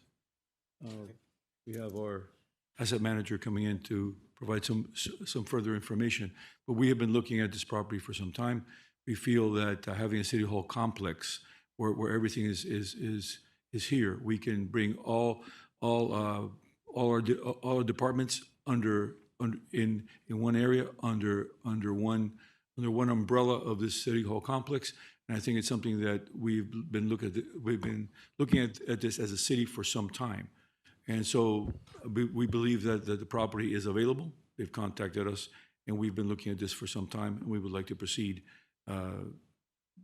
with a PSA, purchase sale agreement, as soon as possible. So I want to thank you for this and undertaking this, both of you. I brought this to the manager 7-8 years ago when Kathy was our city manager. It wasn't entertained at that moment. I thought it was a great buy then. I think it's a great buy now. This would allow us to control the entire city block, and I think it's a good bookend for us moving forward. And it's another incredible asset as large corporations and individuals are moving into our city. They're moving into city. Why? That's why I believe in continuing to buy as many pieces of property in the downtown that the city should control its own destiny. And I want to thank you for undertaking this negotiation, and I wish you luck and your team on this. Through the mayor? Yes, sir. As you saw this project 7, 8 years ago, we'll probably see this project again with the same view 7, 8 years ago, 7, 8 years from now, and saying, aren't we glad we purchased the property? So it's available now, and I think what happened 7, 8 years ago is something that we'll be looking at again 7, 8 years ago, but from a positive perspective. A lot more expensive than it will be now. Yes, it will. Good luck with that. Yes, ma'am. Thank you, sir. Good afternoon, Mayor, Vice Mayor, Commissioners. Paige Perez, Asset Manager. So just to add to what the City Manager just articulated, the city requests today your approval to authorize him to finalize purchase negotiations for the property located at 475 and 495 Fillmore Way. It is situated on the same block as City Hall and Development Services. This property supports the long-term plan of consolidating multiple city departments into one central hub, creating a seamless one-stop shop for residents to access municipal services. This consolidation will reduce the need for departments to operate from multiple locations, improve coordination and overall efficiency between staff, and create a smoother and more convenient experience for residents. Thank you. Thank you very much. Mr. Clerk, do you have a public comment? Yes, Mr. Mayor. Okay. Maria Cruz?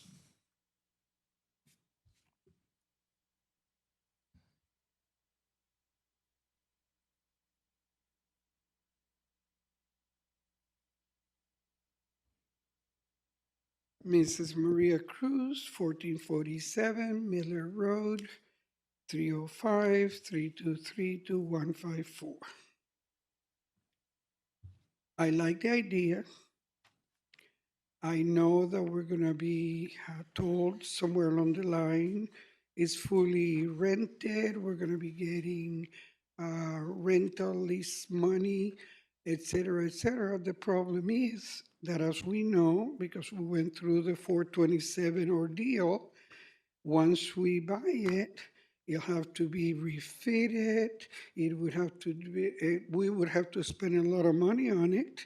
And even though I like the idea, I think the timing is not good when we don't know, and when we know the winter is coming, because we don't know what Tallahassee is going to end up doing. Not a good idea today. That's it, Mr. Mayor. That's it. Perfect. Madam Vice Mayor. So,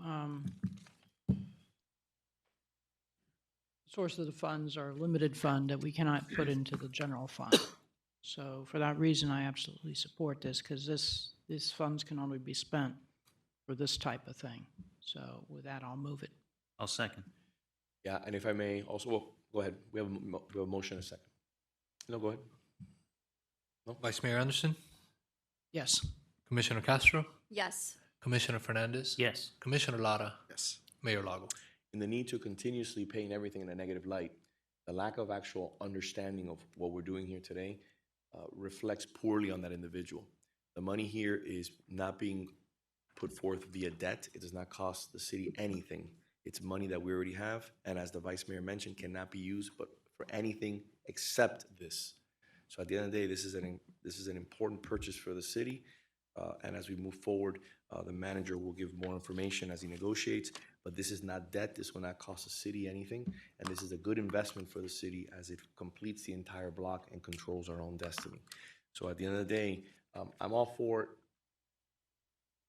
opposing views, but with actual facts and actual knowledge of what we're trying to do right now. So my vote is yes. Congratulations, Mr. Manager. We wish you the best of luck. Thank you for all the hard work on this. Okay, thank you. I know we haven't closed it, but I know this has been a long process, and you've been at the forefront of this. So I want to thank you for that. Thank you, Mayor. We're going to go on a lunch break right now. I hope everybody enjoys lunch. We'll be back at 1:55. That means we'll be really back at 2 o'clock. Thank you very much. Thank you. Recording stopped.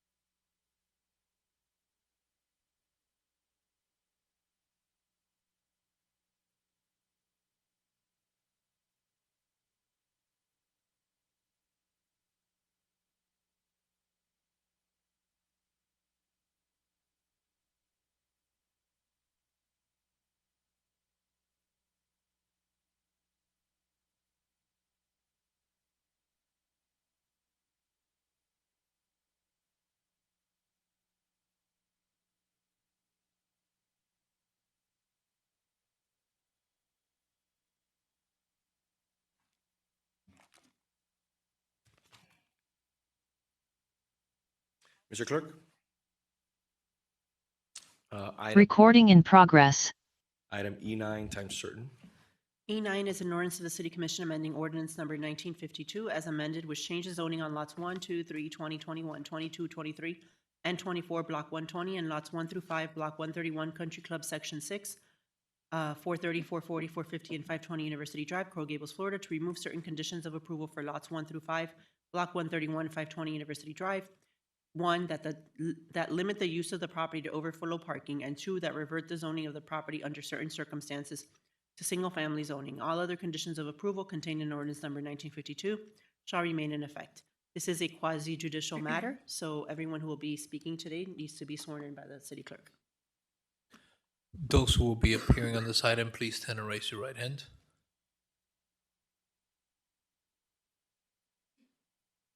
Do you swear or affirm that the testimony you'll provide today will be the truth and nothing but the truth? Thank you.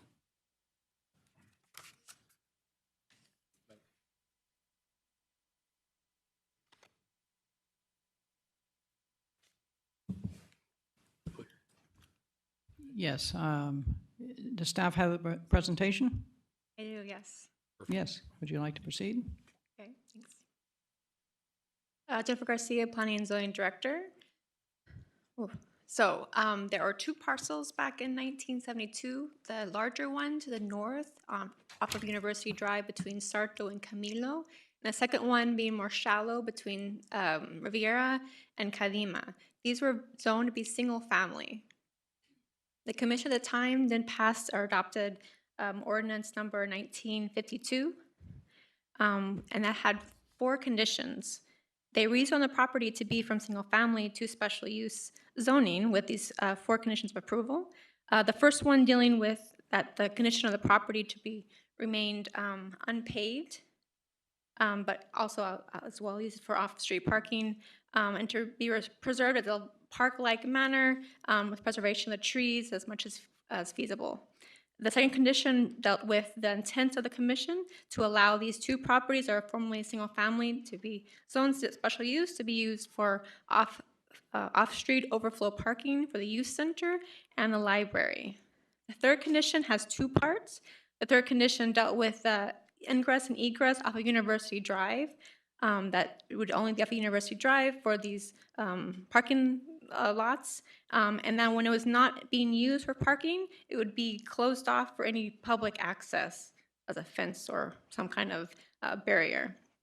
And the fourth condition deals with the reverter clause, that if there was some time that the commission or the city deemed that the overflow parking was no longer necessary, that the property would be reverted back to single family zoning. So we are looking just at the property that is known as 520 University Drive in between Riviera and Cadima. You can see the property right there. So the current future land use is public grounds and buildings, and the zoning is still special use zoning as it remains back from 1972. The proposed amendments are dealing with those 4 conditional approvals that were part of that original ordinance.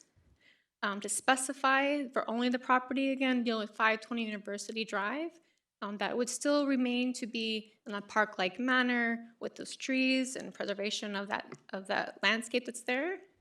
The second one would be amended to clarify that the intent of the commission is to also have it as overflow parking or also function as a public park. And the third condition is amended, again, when it's used for temporary overflow parking, that ingress and egress would still remain to be off of University Drive, and striking through the requirement of having a means of closing of those properties when not in use for parking. And then number 4 would be removed completely, which is that reverter clause, reverting back to single family zoning. So the Planning and Zoning Board reviewed this last month on the 20th and recommend approval, a vote of 5-2, and here we are for first reading. Their property, letter was into the property owners within 1,000 feet of the 520 University Drive property. Those letters were sent twice for Planning and Zoning Board and Commission for first reading. The property was posted once for a PZB meeting, both sides posted twice, and newspaper advertisement was done once.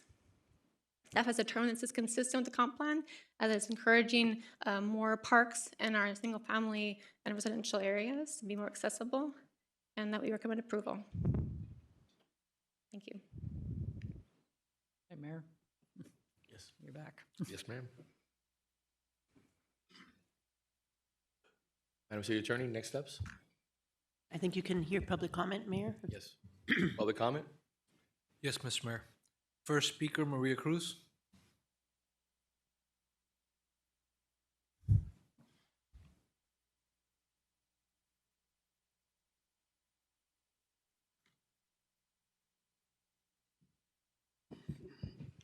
Mrs. Maria Cruz, 1447 Miller Road, 305-323-2154.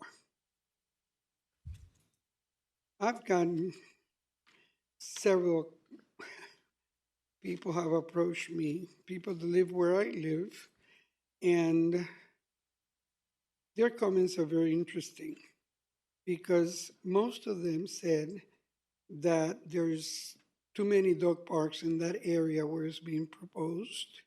Some people ask me, what about South Gables? Are there any dog parks in South Gables? Well, I know that some people are going to tell you that this is needed because, dogs have to be able to socialize, because maybe the dogs cannot be taken by car because they may get car sick, maybe because they don't have a backyard big enough for their dogs. But the bottom line is you have a dog park at Salvador Park. You have the world famous Chewy Park by the underline, at the underline. There are other issues that concern me. I have a cat, and I don't have a cat park, but I don't need one because I do have a backyard. And besides, my cat lives inside my house. And he doesn't need to socialize with cats that are roaming around, possibly carrying diseases. And that's what my vet said when I asked, would you take your dogs to a dog park? He said, absolutely not, because what guarantee do I have that they've been vaccinated or properly taken care of? That's from a vet. And then my last comment, I think, is that once again, here we open the door. We remove the restriction from one property, but guess what? Once you do that, other people can come back and say, hey, wait a second, there are other purposes there that we can do something else. And eventually, what the intent of that plan was not to do anything unless parking, because parking is only several times a year, okay? And the people can use those properties for, it's a park, but it's not encumbered with benches and other things that we put on parks. Okay, so to me, this is a waste of everybody's time. It's a waste of city's money. And once again, a few are trying to tell the most to do what they need to do. Sylvia King.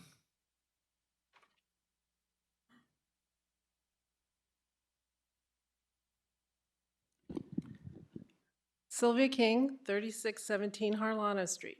I am an attorney assisting in the University Green case against the city. Two things. First, we filed an amended complaint yesterday.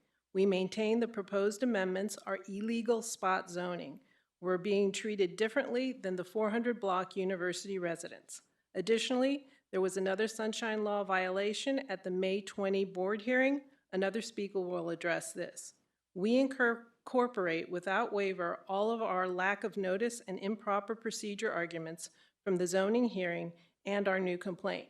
Separately, we serve discovery on the city. The commission shouldn't decide anything until we get answers to the discovery and until the lawsuit is resolved. Second, with all due respect, the vice mayor should abstain from voting on this issue. She is a central figure in our lawsuit, and she is too personally invested in a dog park at this location to be impartial. Members of our association who live directly on the triangle say that in 2024, Vice Mayor Anderson personally contacted them about the dog park. She heard their opposition and promised the city wouldn't go forward without their support. A year later, at the November 2025 commission meeting, the vice mayor didn't disclose those contacts. She said her project, quote, is for the neighbors, not mentioning that the immediate neighbors were opposed. She said she found 520 University and made a rough dog park sketch. This was, in her words, her handiwork. She said there's been a lot of discussion between me and individuals that are willing to contribute towards this.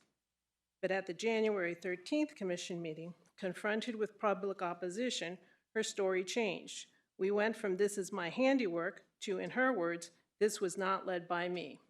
And she chastised the association, saying, quote, none of you came to provide input. In fact, our members were some of the first to provide input to her, and it was a firm no. The vice mayor continued to make promises. At the zoning board meeting, I met a resident who signed our petition against this dog park. He was there to make sure the reverter clause was not removed from the 400 University block by his 100-year-old home. Jennifer Garcia from zoning came over to assure him that the reverter would not be removed for him. He explained the vice mayor personally assured him the bark park would not be placed next to him. This is what we're talking about when we say the amendments are illegal spot zoning. This is a quasi-judicial action. We are entitled to an impartial decision maker. Respectfully, the record shows the vice mayor is biased on this matter, and we move to recuse her. Thank you. Thank you. And Lino Fernandez. can I submit this to the clerk? Thank you, ma'am. Excuse me, if I may, just out of respect for everyone who's here, let's make sure that we keep all the comments towards the commission and that we don't speak out of turn and speak from the gallery, okay? Thank you very much. From the gallery, I apologize. Thank you. Yes, sir. Good afternoon, Commissioners. My name's Lino Fernandez. I'm a member of the University Green Neighbors Association. I live at 415 Kadima Avenue, and I would like to discuss the January 13th City Commission meeting minutes in relation to today's item. Commissioner Castro and Commissioner Fernandez, when I raise these points, I'm not directing them to you. The minutes show that you advocated for a fair and transparent process. You listened to our concerns and encouraged your colleagues to listen to the residents and start over. At that meeting, our attorney told you, and you can see on page 4 of the transcripts, that the city could not build a dog park at 520 University Drive for several reasons, including the zoning on the property, which is S use with conditions, would not allow it. Those conditions, per ordinance 1952, require the property be used only for overflow parking. That property be maintained in a park-like condition, that ingress and egress occur only from University Drive, and that if overflow parking was not needed in the future, the property would revert back to single-family zoning. Today's item proves Ordinance 1952 remains in effect and that you cannot build a dog park on the property without changing that ordinance. When our members told you we received no notice of the November 18th regarding a proposed dog park at 520 University, immediately abutting 3 single-family homes in our neighborhood, we were told we should have read the agenda and that no notice was required. Suarez on page 20, Lara on 21. You also told us we were not excluded from the process, and that was Mr. Lara on 21, Mr. Lago on page 22. Today's item with property postings, mailings within 1,000 feet, and legal announcements proves a November 18th item and accompanying resolution were not correct. Mr. Mayor, you asked staff to look at Salvador Dog Park and Blue Road open space as existing pieces of land that were changed. It's on page 23. I'm not sure if you were briefed, but Blue Road was a very different process for 2 reasons. It had a neighborhood engagement process unlike ours, and the two properties were park and open space, unlike ours. Page 23. We were also told that this property was already a park and no notice was needed to transition the park to another park use. That was Mr. Iglesias 20, Lara 20 and 21, and 24. Today's draft amendments prove 520 University Drive is not already a park and your process was incorrect. When we said a bark park would negatively affect our quality of life and disrupt the fragile ecosystems, we were told the decision has been made, but we can help design it. Mr. Lara on 19 and on 27. We don't want a dog park if we were going to design a dog park. It would be in the neighborhood that wanted it. It would be consistent with Miami-Dade and City of Coral Gables codes, and it wouldn't include plants and trees that are unsafe for dogs, if ingested. When one of our members raised serious and specific issues with a November petition submitted in support of off-leash dog parks, you allowed the 3-year-old Catalonia dog park signatures to be added to increase the amount of residents in support of the proposed dog park. That was Powell on page 10 and 16, Anderson 15 and 17, Lago on 16, and on page 30. Commissioner Castro asked the city attorney to develop a standardized park notification and petition process, page 25 and 26. It's been 5 months. We look forward to seeing the results or at least a working draft. Please also distinguish between a passive park and an active recreation use in your approach. There are several sections in the January 13 minutes where Mayor Lago, Commissioner Lara, and Vice Mayor Anderson said you do not want to pit residents against each other, but this failed process has ignited that conflict. In addition, one of you reached out to some of the people that signed our petition to get them to reconsider. Commissioner Lara, you said this November 18th vote was a lawful vote, page 27, but today's vote item proves otherwise. Whether you were given inaccurate information from staff, not advised of the behind-the-scenes dealings, or it just didn't matter, I don't know. But what I do want to know is how are you going to correct this? And it's not by racing this item through because of litigation, as the board attorney advised, the Planning and Zoning Board. Thank you for your time. Thank you. Ivan Alizade. Hello. My name is Ivan Alizade. I'm a member of the University Green Neighborhood Association. I live at 535 Bell Road. I would like to speak about the Coral Gables Public Library and give you statistics that make clear why Ordinance 1952 should not be amended. To best understand why Coral Gables Public Library needs to be able to have access to overflow parking in the lot, you need only look at their current door counts, special events, and countrywide early voting attendance. You may recall the Coral Gables Public Library underwent an extensive renovation program at a county cost of $6.8 million. The building received a new roof, new hurricane impact windows, bathrooms, air conditioning equipment, and other improvements. You can now plug into your chair for data and technical hookup rather than scoring for an outlet. New computers and other technical equipment enhancements are also in place, including outdoor Wi-Fi for the public.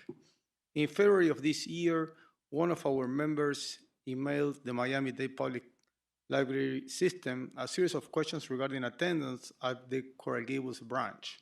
They received a timely and thorough response from the public records custodian for the Miami-Dade Public Library System. Here's what we learned.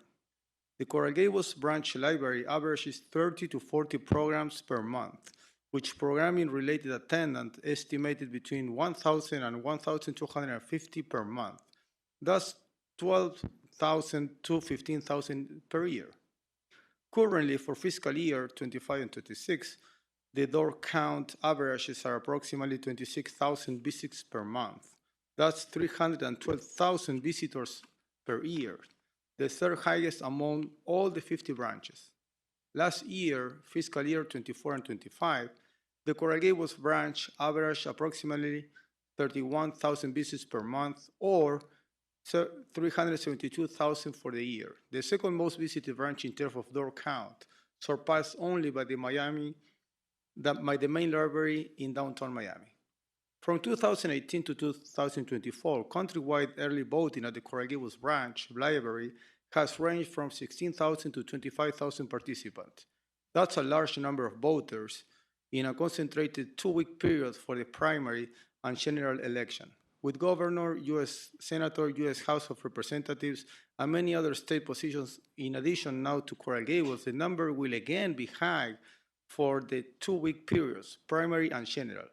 Throughout all years, the Coral Gables branch has consistently ranked among the top 5 early voting locations in Miami-Dade County, where everybody is coming through in or near Coral Gables to cast their ballots. A door count of 372,000 annually, 15,000 special event attendees yearly, and 25,000 voters during early voting period, it's easy to see why the ability to have overflow parking in the lot must remain. Taking away the overflow parking at 520 University makes no sense. Simply, the numbers do not add up. Thank you. Gina Ann Davis.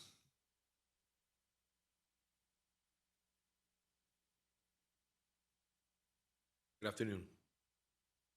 Good afternoon.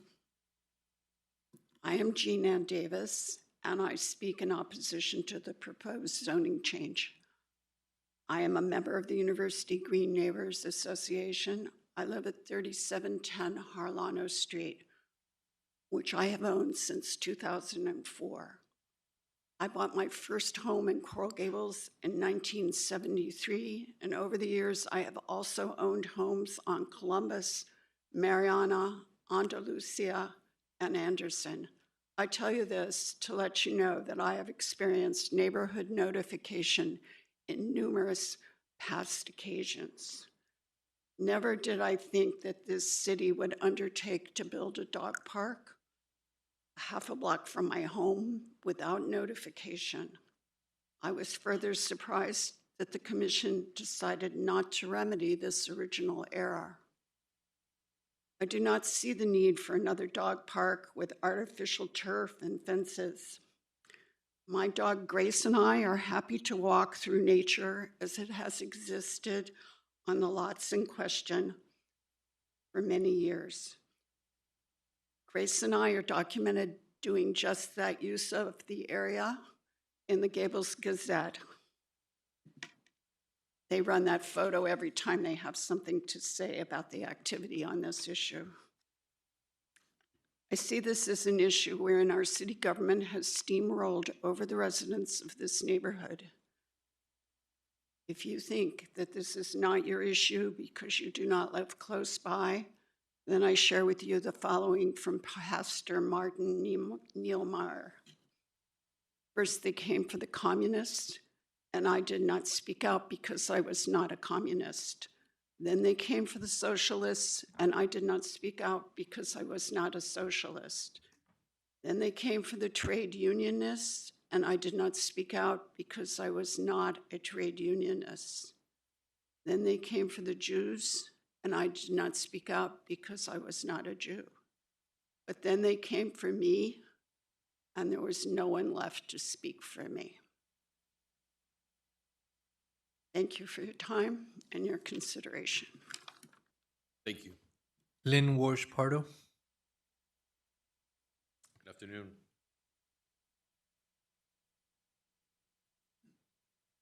Good afternoon. My name is Lynn Gorch Pardo. I live at 421 Kadima Avenue, where I've lived for the past 36 years. Other residents are joining in our fight. A new citywide petition is circulating, and we hope you will sign it. We've been contacted by Coral Gables residents that live outside our neighborhood who want to sign our petition in opposition to the proposed dog park at 520 University Drive. So we drafted an expanded petition, which is being circulated. It is only for Gables residents 18 and over who did not sign our neighborhood petition. You can email universitygreencg@gmail.com for a copy if you would like to read it, to sign it. Please allow me to read it. Opposition to proposed dog park at 520 University Drive next to single-family homes. Honorable Mayor and members of the Coral Gables City Commission. We stand with our friends and neighbors in the University Green Neighbors Association in opposition to the proposed off-leash dog bark park at 520 University Drive, in front of the Coral Gables Library and directly adjacent to single-family homes. Our objections include the following. The neighborhood was never consulted in using the passive green space in this quiet single-family neighborhood for a large bark park exclusively for dogs and their owners. Yet, 3 commissioners voted for it anyway. The neighborhood has repeatedly asked the City Commission and city staff to stop the process. A 40,000 square foot dog park would bring significant noise, persistent barking, early mornings and late nights, increased traffic and parking congestion, sanitation and odor issues, safety concerns for children, elderly, and pets, would disrupt the fragile ecosystem and potentially decrease property values, especially for those homes closest to the site. The proposed project is not in compliance with Coral Gables or Miami-Dade County codes. No traffic study or parking study has been done to measure the impacts of this large dog park on the Coral Gables Library, the Coral Gables Youth Center, and the single-family neighborhood, nor has any comprehensive dog park master plan been developed. University Drive is a busy east-west corridor for commuters and buses, and a major access point for fire rescue transporting patients to doctors' hospital emergency room. The library and the youth center are already short on parking, and a dog park would make it worse. The Coral Gables Library is the 2nd or 3rd busiest in the 50-branch system, with an annual door count of 372,000 patrons, 15,000 special event attendees, and 25,000 voters during early voting periods. The youth center, with year-round playing fields, tournaments, theater performances, classes, and rentals, also brings cars, school buses, traffic, and energy daily. The passive green space serves as a needed buffer while also providing the library with occasional overflow parking during the hyper peak times.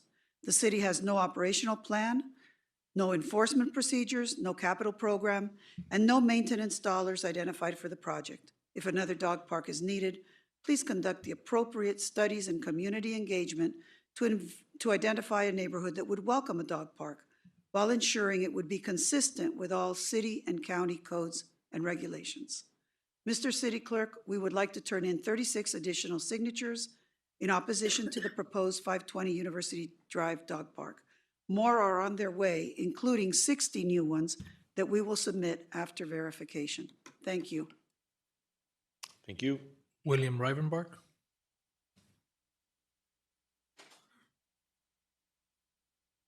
Good afternoon. My name is Bill Rivenbark. I live at 3616 Harlano Street.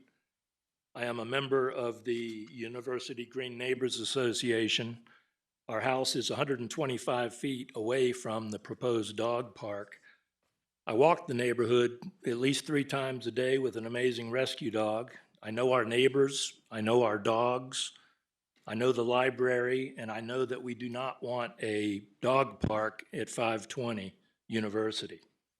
I cannot tell you how many times we were told that the property was already zoned as a park and that the city could transition it to another park without use of consulting the neighborhood.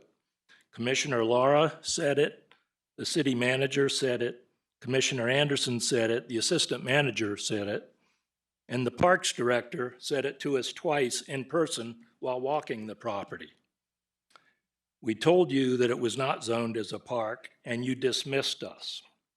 You also told us that this was not a park, that if it was not a park, that we would have neighborhood meetings to discuss what type of a park the neighbors would like. Today's item shows that it is not a park at present. The draft ordinance attempts to make it one. So I'd like to ask, when do the neighborhood meetings begin? A prior gentleman already gave very valuable statistics regarding the library, so I will not repeat those. However, did you look at your staff's parking and traffic study memo? Only one sentence on elections was included in that, as well as with other high-volume events. The report falsely and recklessly concluded that no overflow parking is needed. Your staff did not reach out to the library or to the supervisor of elections to get details on ballots cast, especially during the early elections. If you did, you would know that 25,000 Miami-Dade and Coral Gables voters used the Coral Gables branch library in 2024 for the primaries and general election. That's a lot of cars in a 2-week period.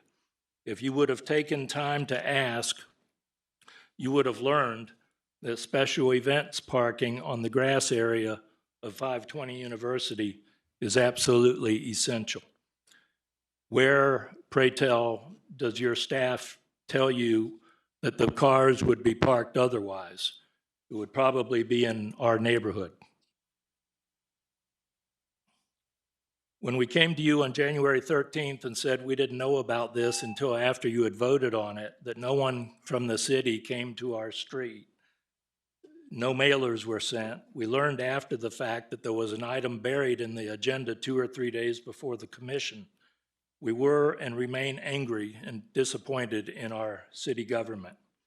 At the meeting, Mayor Lago said, "But if you told me there was a glitch in the matrix in regard to the process, that we didn't follow the rules and someone was disenfranchised, I would say to myself, okay, we've got to fix this. We've got to back this out." Mayor Lago, this item proves that there was a glitch in the process, that the city did not follow the rules, and someone, our neighborhood, was disenfranchised. We're holding you to your word, sir. You've got to fix this. You've got to back this out. Thank you for your time. Jose Valcoen.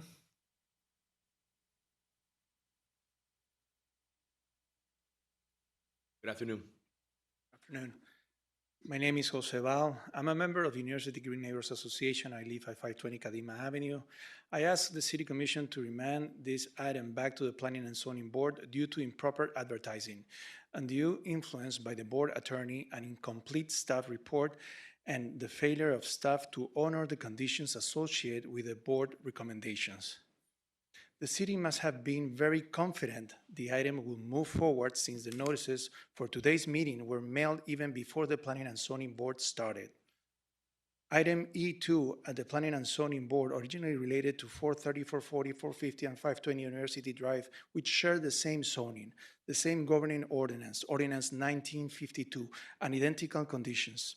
Without explanation, the proposed ordinance title was administratively revised to relate only to 520 University Drive. Yet, the board attorney read the unchanged title listing all 4 properties into the record, and CGTV did the same through the televised presentation. Undue influence by the board attorney.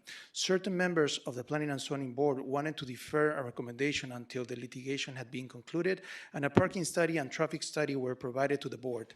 The board attorney told the board with regard to the litigation, "I think the city is looking to resolve this issue prior to the litigation." Number 1, he continued. Number 2, "I understand there's a certain urgency of the item getting to the commission. If you all feel that there should be a parking study and a traffic study, I think that could be included in any motion to approve or motion to deny."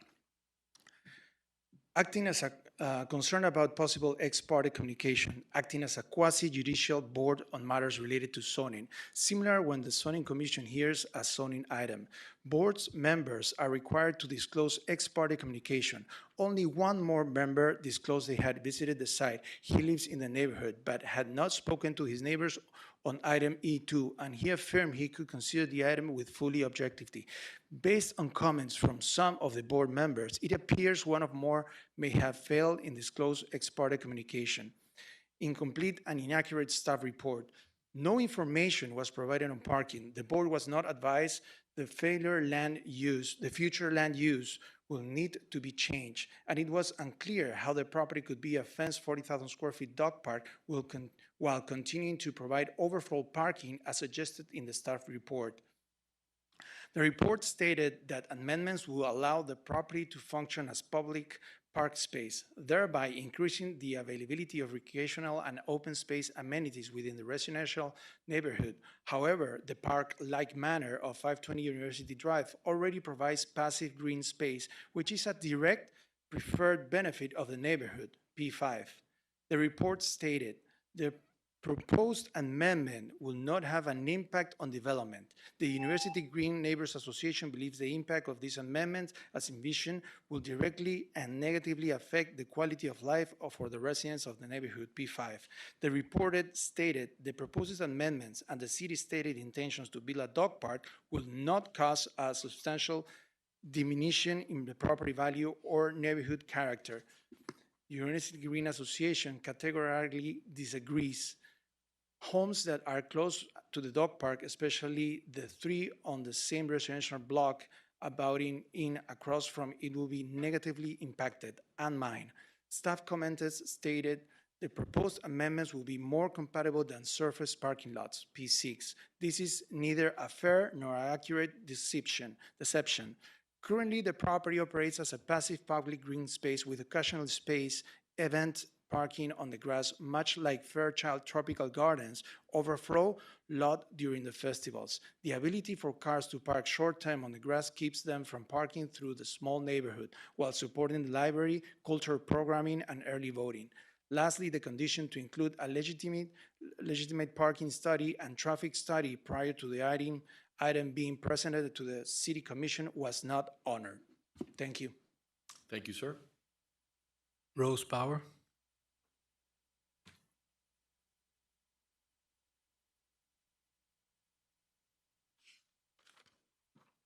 Hello, my name is Rose Bauer. I live at 3716 Segovia Street, and I would like to speak about the dog parks and the property values. I grew up here and love the historic charm of the city beautiful. I have a senior Australian Shepherd and a cat. I'm a member of the Gables Cat Network, and I often feed our community cats, two who have lived in the Triangle for many years, along with possums, raccoons, and even a fox. It is a beautiful habitat for animals and people to equally enjoy. But today I want to speak about my profession. I am a successful real estate broker for 30 years with my firm, Rivera Real Estate, and I am concerned for the impact a dog park would have to nearby homes and my neighborhood. Buying a home is a large investment. The green space is most certainly a grand amenity to any buyer when they purchased it. Today, it provides for overflow parking for the library. If the board approves a change, there is a big difference between this green space and a large dog park immediately abutting homes. Most Coral Gables homes have a yard because there are very limited zero lot lines. Buyers purchase in Coral Gables for the security. Dog parks create a security concern. The maintenance is very expensive, or problems surface with trash and odor from the fake grass. These factors affect the value of the homes and reduces the ability to command top dollar for the seller. I question, who are we providing this dog park for? The renters?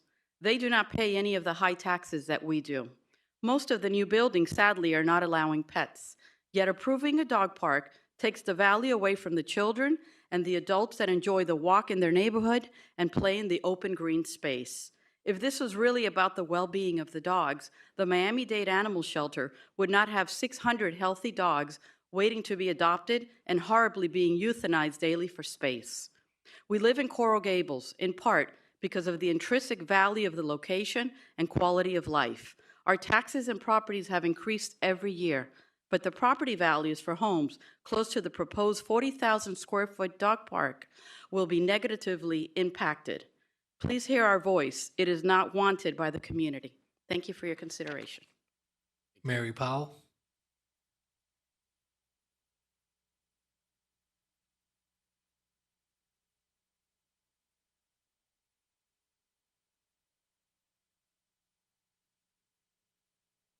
Good afternoon. Good afternoon. Good afternoon, Mayor, Vice Mayor, Commissioners, City Manager, City Attorney. My name is Mary Powell, and I live at 3267 Riviera Drive.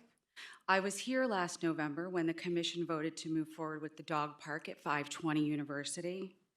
I am back today to reaffirm that this community's support has not wavered. Support for this dog park is broad, documented, and citywide. I presented petition signatures to the commission last November, and that support has only grown. This is a city with a dog's issue of the Coral Gables magazine, where commissioners lead group dog walks and encourage adoptions, where we hold doggy Halloween costume competitions, and where we just welcomed the first doggy ATM. Coral Gables has made it clear that its residents and their pets are woven into the fabric of this community. This park is the infrastructure that matches that commitment. Since November, the city has done its homework. Public Works, parking, community recreation, and the city clerk's office all reviewed the parking question and reached the same conclusion. 520 University is not needed for overflow parking. The PZB reviewed and proposed amendments to Ordinance 1952 and recommended approval. Every protection for adjacent neighbors remains fully intact, both the park-like character and the preservation of trees and foliage. I acknowledge that some neighbors disagree, and they deserve respect. But I ask this commission to consider what 520 University is today. City-owned land, zoned for public use, sitting largely unused. The city's own comprehensive plan calls for parks within a 10-minute walk of every resident. This site fulfills that commitment. An off-leash dog park is not simply a convenience. It is a place where neighbors meet, where families gather, and where the social fabric of a community is sewn together. This effort has followed the proper process. Residents engaged. Petitions were submitted on both sides. Public comments were given. The item was properly noticed, debated, and approved by both the PZB and this commission. By continuing your support today, you provide what this community depends on: consistency, predictability, and trust. Residents engaged in good faith and now reasonably expect the city to follow through. This dog park is a quality of life investment. It fulfills a clear planning commitment, and it reflects the will of a broad cross-section of Coral Gables residents. What has grown since November is not just community support. It is the body of evidence behind this decision: residents' input, staff's report, and the PZB's recommendation. I respectfully ask this commission to pass this ordinance on first reading and keep this project moving forward. I thank you for your time and your commitment to this community. Thank you. Barry Golden.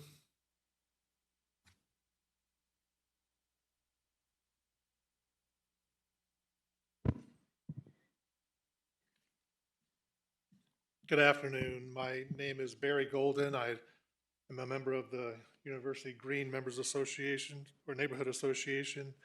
I live at 3628 Harlano Street. I live 5 houses away from this proposed dog park. Before the city considers revising the ordinance, removing certain protections and conditions, and considering additional uses, a comprehensive parking study and review should be undertaken. I think you need all the facts. If you're going to make an intelligent decision on parking and overflow in the area where I live and all these people right here live, I think you need all the facts. I'm not referring to the 3-paragraph memo submitted by the staff that concluded no overflow parking was needed. I'm not sure where they intend to park the 25,000 Miami-Dade voters that choose our Coral Gables Public Library to cast their ballot in early voting for the primaries in the November general election. No formal current or future demand studies have been conducted. A member of the University Green Neighbors Association conducted an informal parking count between 5:30 and 6 p.m. and around the library during the first 2 weeks of February 2026. This included daily surveying the 48-space library lot, the 11 including 2 handicap parallel parking spaces in the circular drive in front of the University Drive entrance, the 20 angle parking spaces on the west side of Riviera, and the 5 angle parking on the east side of Riviera, and the 22 spaces in the swale of Segovia in front of the west entrance of the library.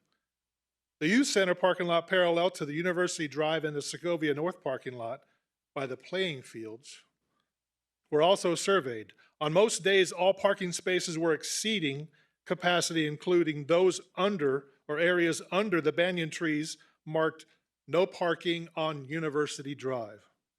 Depending on the programming of the library or the youth center, parking regularly exceeds capacity as drivers drove frantically around looking for a safe place to park. This makes the Coral Gables Library a prime candidate for special event style parking during certain large events. I have pictures that our association has taken and put into a, all the commission can see, and I'll pass this out to the clerk so everybody can see, but these are some of the pictures of some of the overflow of parking during regular days.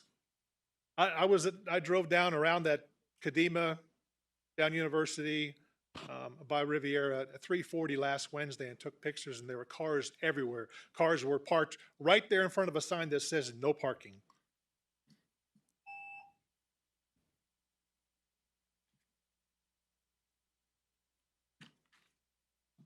Why a traffic study is needed? The Planning and Zoning Board conditioned their May 20th recommendation on city staff conducting a legitimate traffic study before the recommendation is presented to the City Commission. Many of the board members would have preferred to defer a recommendation until they could review and consider findings. A short 3-paragraph staff memo stated that a traffic study is not required for any project with fewer than 50 vehicle trips. Carelessly or deliberately, staff failed to mention that the city's development review process handbook under definitions and/or application requirements specifically states a development generating less than 50 new trips may require a limited traffic study to address special considerations. I think I'm almost out of time, but you know, I have a dog. I walk that dog every day. I walk around the area on Kadima, the green space at 520 University. One of our members, Sarah Cortez, brought up at the zoning board meeting that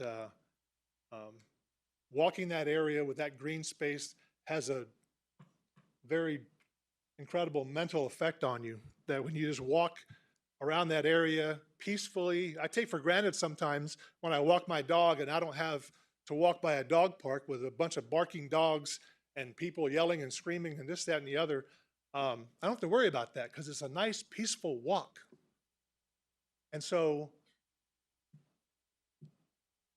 I'm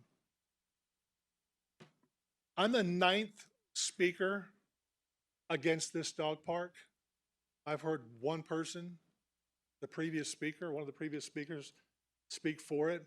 But I hope as a commission that you're going to listen to all these people that are sitting right here that have been fighting this for 6 months. All those people that signed a petition back in November 2025, I don't see any of those people here. I saw one, and that's all I saw. One person that's here. You know why? Because it doesn't affect them. You're not putting a dog park right in front of their house. You're not putting a dog park where Jose Val, when he walks out his door every day, he walks out not looking at a beautiful green space, he's looking at a dog park. These are the people that this dog park is going to affect, not those other 199 people that signed that petition. So I ask you, please, as a commission, listen to the people that voted you into office. Listen to the people that pay your salary. Listen to the people that it affects most. Us. I live 5 houses away. I don't want a dog park. I love dogs. I've lived here for 20 years, but I'm not going to a dog park every day. Can I please hand this to the clerk? Yes, sir. Thank you very much. Jackson Holmes.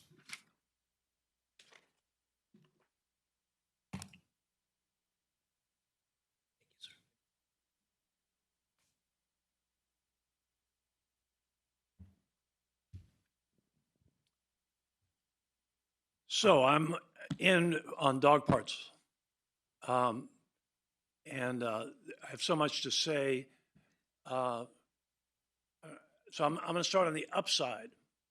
I was a taxi driver on the famous South Beach for the first 20 years after I got back to Miami. And I don't know if this is funny. I don't know how much time you all have spent on South Beach, but what you see there, you go to the dog park on Washington Avenue and 2nd Street, and you see some of the most beautiful women in the world walking some of the most beautiful dogs in the world. And so how many of us know what a blue merle collie is? Ask yourself, you know? That is the most beautiful dog in the world. And we got him in Coral Gables. And I made friends with a blue merle collie. All right, now here's another rare dog. It's not that beautiful, but I love it anyways. How many know what a Kendo is? That's a Korean dog. How about a Rhodesian Ridgeback? And then somebody said they had an Australian Shepherd. That's the second most beautiful dog in the world. So I did a brochure, and I said South Beach is an everyday international beauty contest. Now, laugh along with me here. For both women, you know, it's a Miss Universe contest for women, and the Dogs of the World contest for dogs. So you get these beautiful women walking their beautiful dogs. It's unbelievable, right? Why would we not want a dog park? People say it's going to lower the property value. I don't know. Maybe I love dogs too much. I plead guilty, all right? I don't see why anyone would ask Commissioner Anderson to disqualify her, recuse herself. Oh, I'm a dog lover, therefore I can't vote on this. Okay, I'm guilty. I'm a dog lover. And I find it, to be honest with you, very depressing to think that so many people would turn out against dogs. Some people said, well, you know, they're with the Green Initiative from the University of Miami. Okay, so Coral Gables is a tree city, and Coral Gables should also be a dog city. Thank you very much. Thank you. That's it, Mr. Mayor. Okay. Before we move on to a little conversation amongst the commission, I want to memorialize it because I know that this will be heavily discussed in tomorrow's blogs via the Gables Gazette. First Amendment will be discussed. So I want to put this on the record. There's two individuals that spoke in favor of the dog park. One stayed on time. The other one ran over by 54 seconds. It's okay. It's fine. On the other side, we had over 13 and a half minutes of additional time that was granted. I wrote it down. Commissioner was watching as I wrote down every single time. It's perfectly fine. I know everybody's passionate. I want to give you as much time. I don't want this to be about neighbors versus neighbors or First Amendments that's repeated over and over and over on these blogs. Thank God I don't read the blogs. I just get people to send them to me, and I keep telling them, don't send it to me. Stop reading it. My point is this. We're voting on issues as elected officials based on what we believe is in the best interest of the city. This city of Coral Gables is a very special place. We're not Miami-Dade County. Not that Miami-Dade County is not a special place, but if you're familiar with politics in Miami-Dade County, and I won't take over 13 minutes, don't worry, I'll be very brief. You have 13 elected officials, and Miami-Dade County is carved up into districts, so they only take care of their districts. We as elected officials here in the City Beautiful are responsible for the entire city, all the way from North Gables to South Gables, whether you own a dog or you don't own a dog, whether you live in an apartment or you live in a house. We have a responsibility for the entire city. So sometimes we vote on issues that maybe don't affect us. For example, my area is the University of Miami, where I live. In that area, around St. Augustine, University of Miami, Riviera Country Club, Lennar Center, Doctor's Hospital, that's my area, my neck of the woods. But I have to make decisions based on Fairchild Tropical Gardens or North Gables, Little Gables, right outside Little Gables and North Gables. So my point is that when we talk about these issues, and I saw certain people mention, listen to your constituents, listen to your constituents. We have to vote based on what we believe is in the best interest of the city. Not a personal issue. It's not whether I don't even own a dog. Okay. Right? So my point is that I don't want to be adversarial. I don't want to see people being adversarial. I know we're passionate about issues, but these are decisions that have to be made by this commission moving forward. It's not a personal matter. I wanted to put that on the record, even though I doubt that it will be covered in the blogs. I'll be attacked for being anti-First Amendment. So, would anybody like to kick this off with their personal comments? Madam Vice Mayor? Well, I'll start by asking the city attorney. You received a request for my recusal. Have you evaluated that? I have not evaluated that, but my understanding from what was explained during that request was they were asking for you to recuse because they claimed that you could not be impartial. And so that, as we've mentioned before, as we've discussed here in this commission before, the question of bias is one that each of you should evaluate whenever there's a quasi-judicial proceeding such as this one.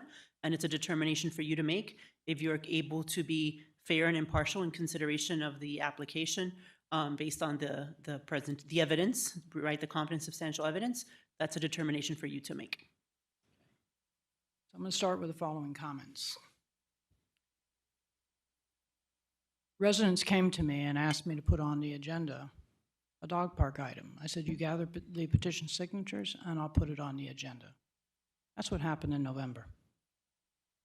And that item on the agenda was to proceed with a design. It wasn't an approval for a dog park. It was a design because it's the same thing that happened with Salzedo Dog Park. A design was done first. Then resident input was sought. So the statement that it was approved as a dog park in November was incorrect. A design needed to be done so public input could be had. So I looked at the results of the public input, and I have an obligation to listen to those results. And those results indicated that 71% of the people that responded that live in Coral Gables want the dog park. Am I to ignore 71% of the residents that took the time to respond? That's not my habit. I'm listening to what the majority wants. So that's where I sit on this matter. I do think I can be fair and impartial. I will listen to the residents and provide what the residents are looking for. And I'll add one more thing. When I was first elected, this was one of the top priorities of residents who voted. And it continues to be one of the top priorities of residents that voted, second to traffic issues, safety issues, and things of that nature. And Mayor, I'd like to defer the rest of my comments to after hearing from my other colleagues. Yes. Yes. Okay, so first I would want to put on the record that I am a dog lover. That I foster dogs, I do the dog walk here in Coral Gables. I love dogs. But the truth here is that this is not a dog park argument. This is a process argument. From the beginning, I've stated that we needed to go ahead and start all over and give a fair chance to everyone. And I would support what the end result would be. This commission decided not to follow through and not to support my legislation when presented. Okay? Now, what do we have before us? What we have before us is very interesting because when I had my pre-agenda meeting, I was, wow, astonished with what I was reading. I don't think this city should be changing the rules of the game while the legality of the original action is actively being challenged right now. The other thing is, if the city believes it acted properly, then it should be willing to defend those actions based on the laws and ordinances that existed when the decision was made. The other thing is, if the city now feels compelled to remove the restrictions that have existed for over 50 years, that naturally raises questions of why those restrictions suddenly need to be removed while the matter is pending litigation. I have a statement here. Regardless of how anyone feels about the dog park itself, this property is currently the subject of active litigation. One of the central issues before the court is the meaning effect of the existing zoning conditions placed on this property decades ago.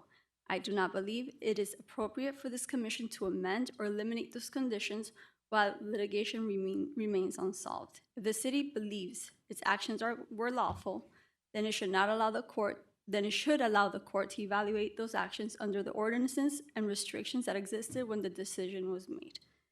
Now, out of respect to the judicial process, to the taxpayers funding this litigation, and to the residents who have brought these concerns forward, I move to decline any changes to the zoning conditions, and they should be deferred until the case has been resolved. Are you making a motion? Yes, I moved. There's a second. I'll second. Mr. Clerk, Through the mayor. just give me 1 second.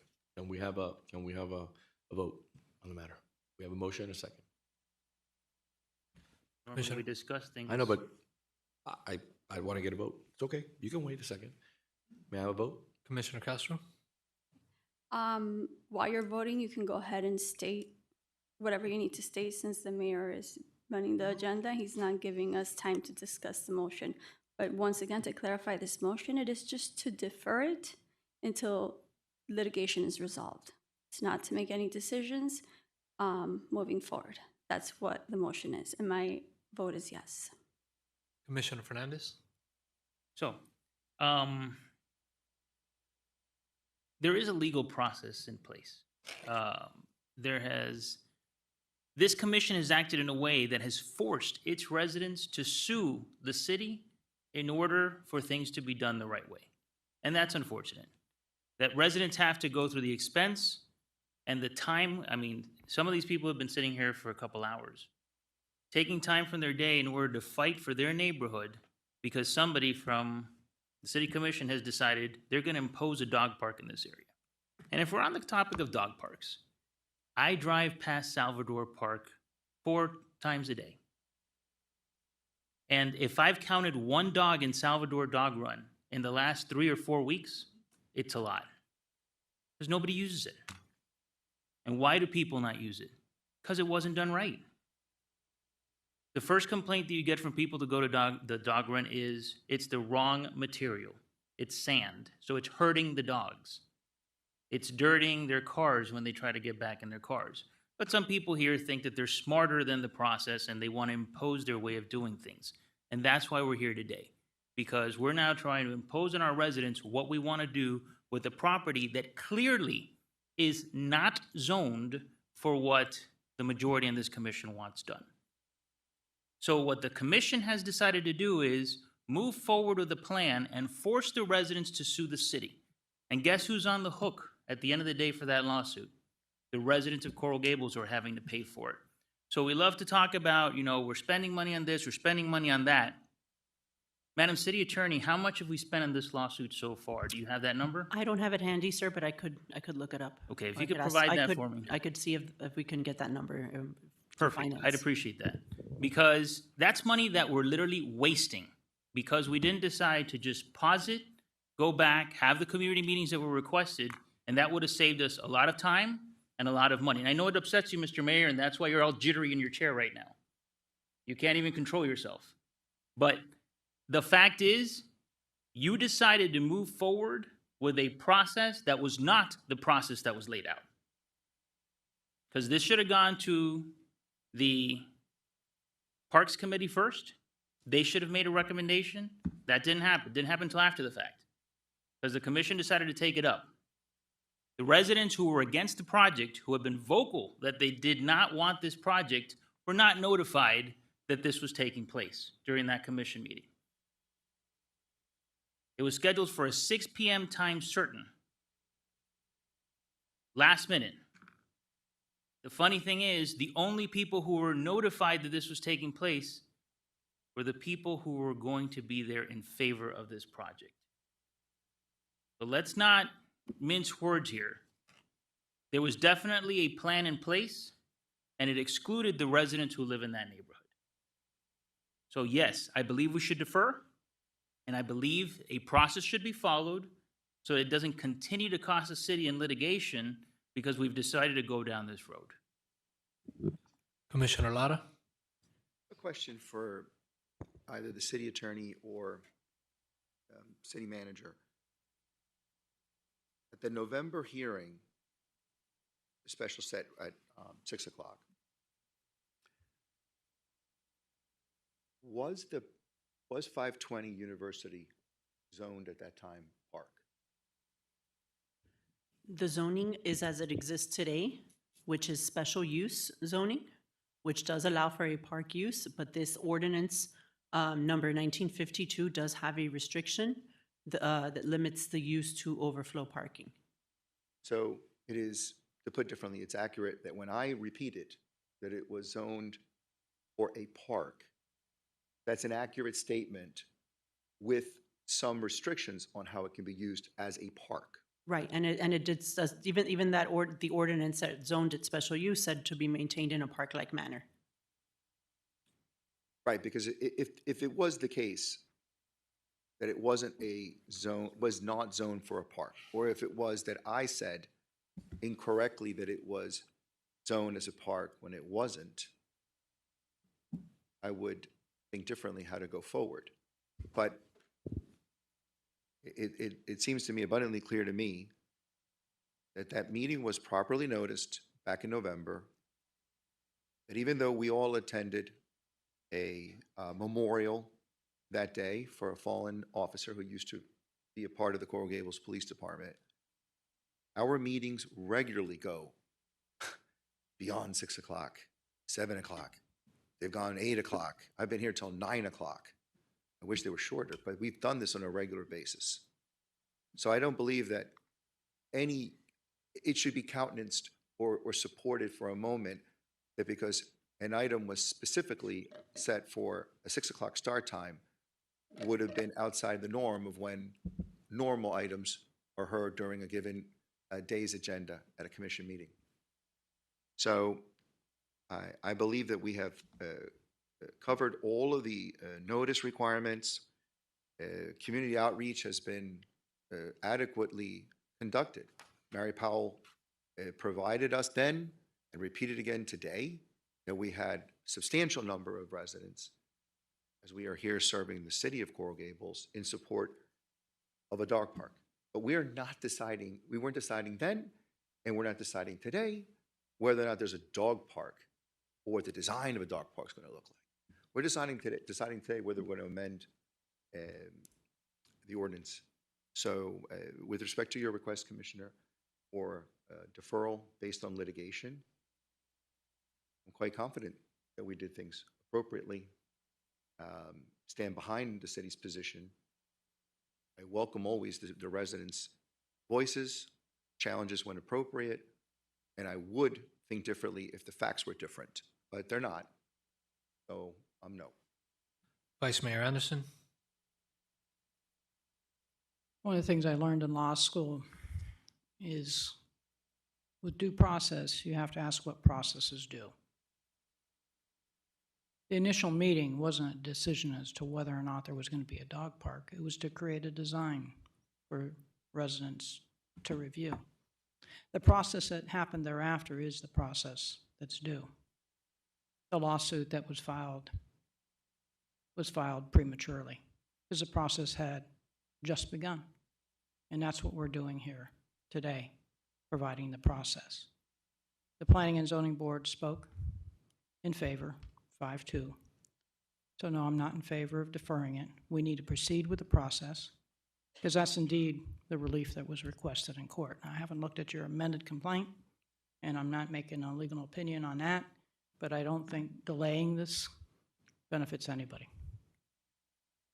Mayor Lago? So before I respond, if you see me a little bit uneasy on my seat, I don't know why Ariel insists on bringing that up. It's because I did some heavy squats today at 5 in the morning, which I highly recommend that Ariel join me. So, with that being said, now that we've gotten to the ridiculousness that always results in these meetings, let me explain to you why I wanted to move quickly in regards to the motion that was made by Melissa Castro, Commissioner ChatGPT. So, my point is that, very simple, is that we have grown accustomed here to circumventing people's ability here on the commission with an immediate motion to do something. No, let's have everybody have conversation. Let's let everybody talk. Like I allowed all groups to talk. You shouldn't just make a motion to try to just chill all conversation. That's why I wanted to get that out of the way, and then we can have a conversation in an appropriate manner. So, one of the things that I have to correct my colleague, Commissioner Lara, on the record, which, not correct him because he failed to mention it, was, Madam City Attorney, what commissioners were at that meeting, at that public meeting? Mayor, I believe you were present. Vice Mayor Anderson was present, and Commissioner Lara was present. What was the rest of the commission? You asking me? No, I'm not asking you. I'm You're making a asking. I'm not asking you. So let me speak. I allow everybody to speak. Just be respectful. That's all I'm asking you. Okay? It's the only thing I'm asking you. So at the end of the day, so this is very simple. We are having a conversation. If we have a disagreement, it's perfectly fine. We don't have to always agree at the end of the day. But there's no need to get personal.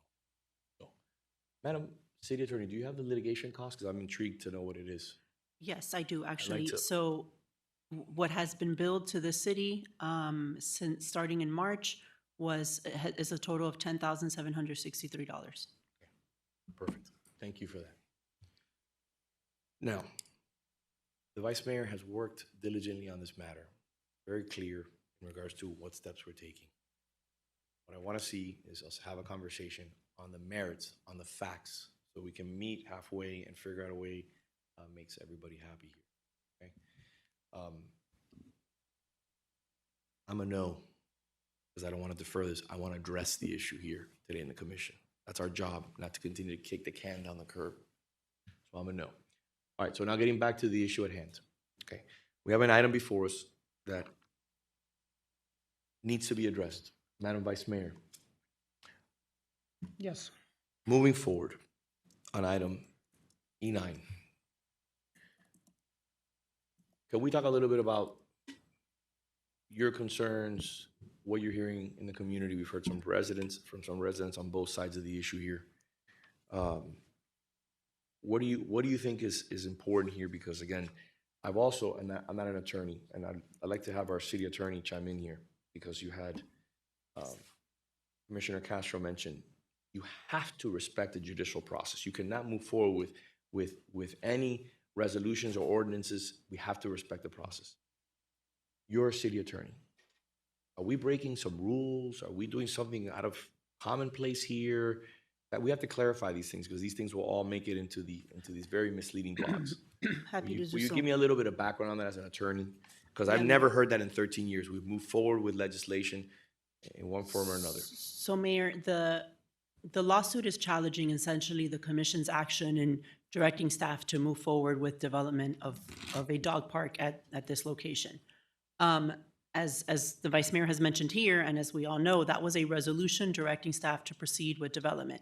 That did not definitively start construction of a dog park. There's lots of steps in the process, including one big one, which is funding for the dog park, which that resolution said that there would be private funding for the dog park.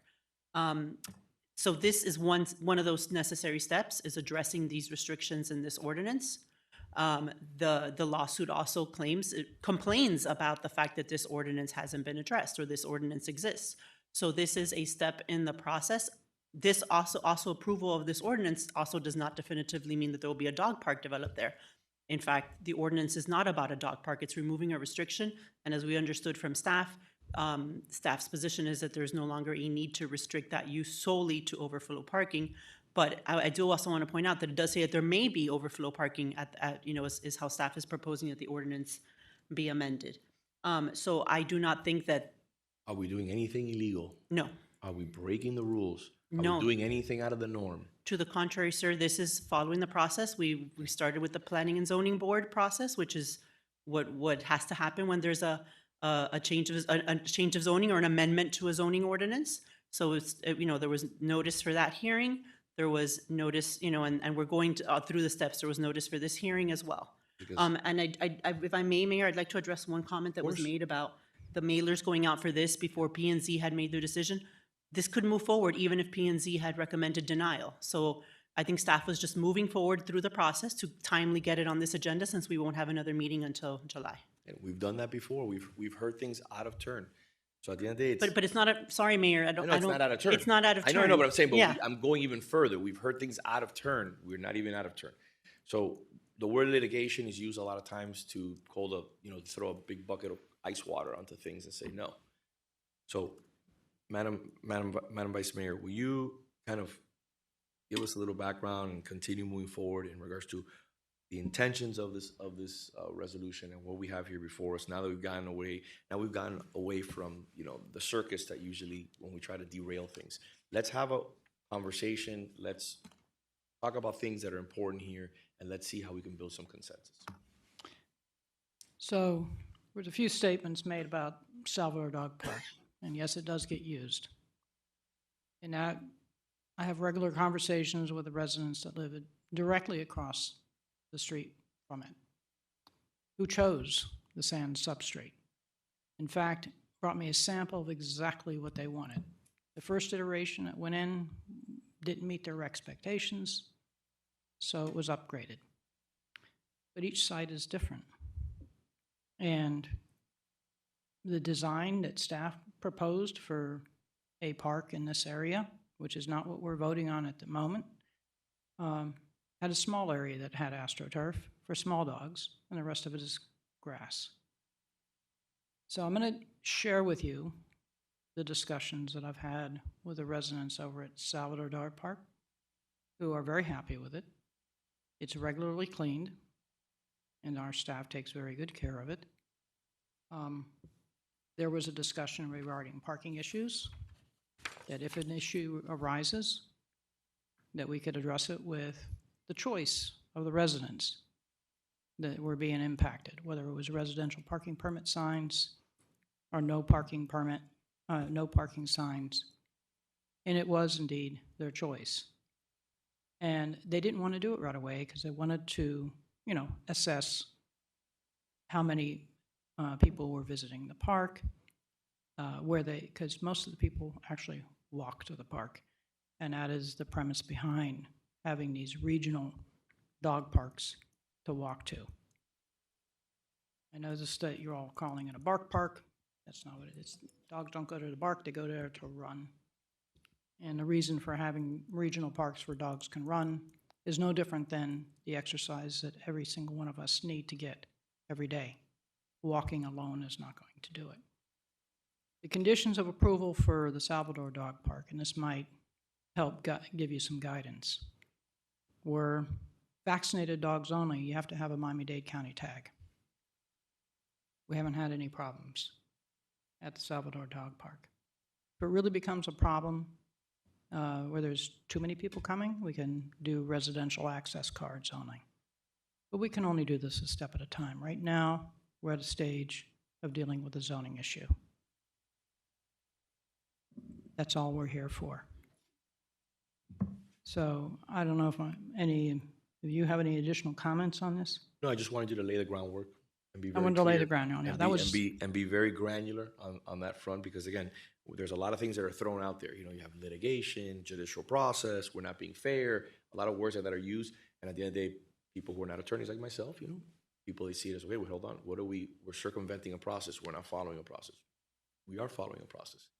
It's gone through all the necessary steps, it's gone to the boards, and we're doing things the right way. We may disagree, but at the end of the day, maybe we come together, we find a solution that makes everybody happy. But to say that we're not following a process is not correct. Commissioner Lara. Briefly, Mayor, I just want to address a couple of points that were made during public comments about this commission not taking into consideration the individuals that have appeared here today. I haven't counted, but I would say the University Green Association, Neighborhood Association, I would say has probably less than 10 people here. I could be wrong. But I remember a few years back, a packed, historic Coral Gables City Hall, packed with residents in opposition to a resolution to fire Peter Iglesias as city manager. Packed. Resident after resident after resident voicing their strong opinions to not go forward with what Commissioner Fernandez, then Commissioner Menendez, and current Commissioner Castro voted the ouster of Peter Iglesias. One would say hypocritically that they're here to listen to the will of the people. That majority of the commission then certainly did not.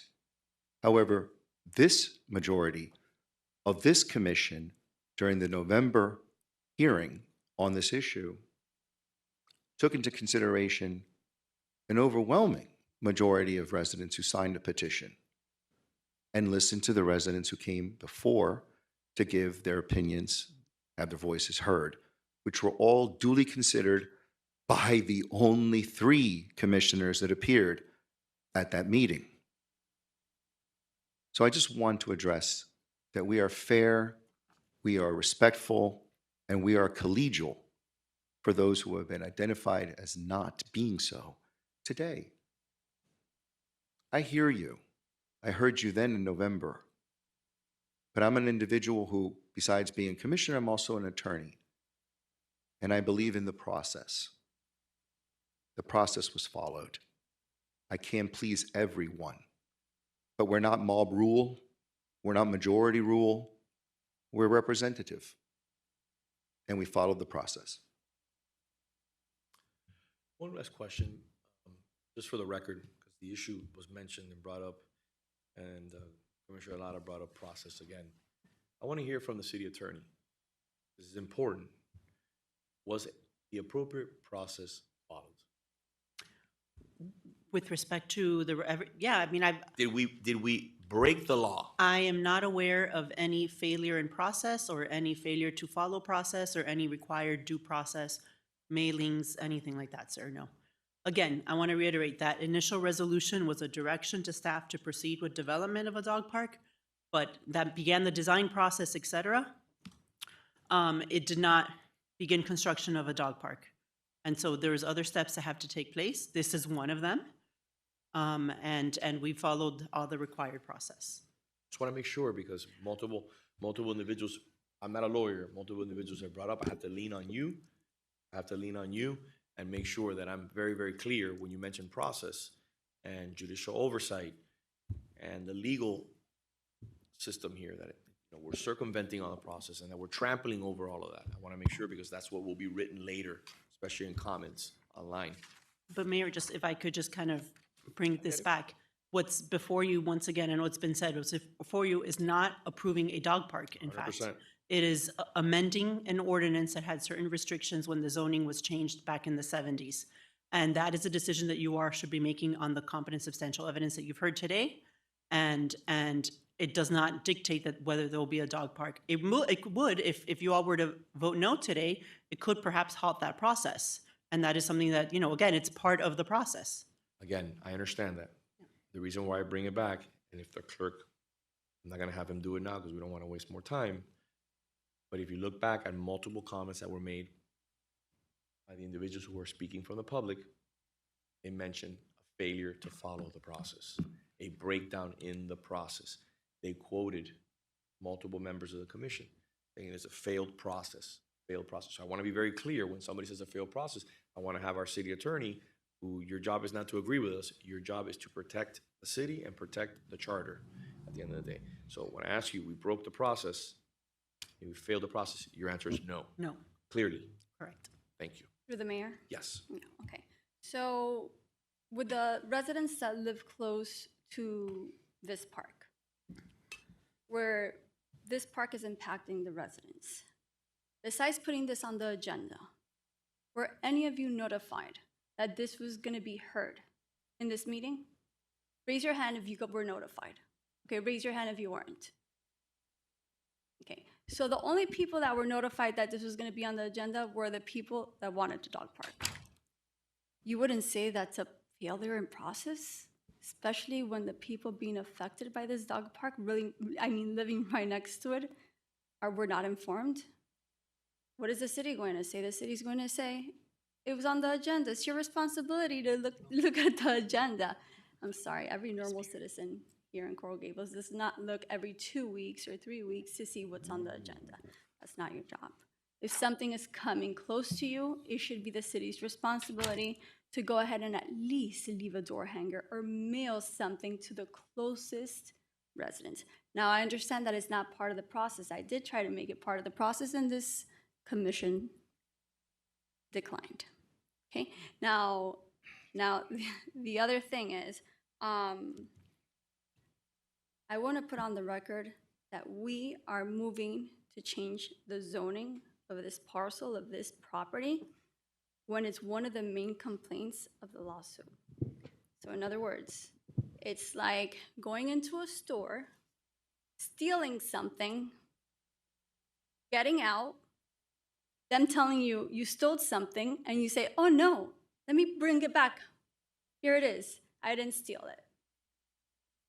The crime was already done, even if you give it back.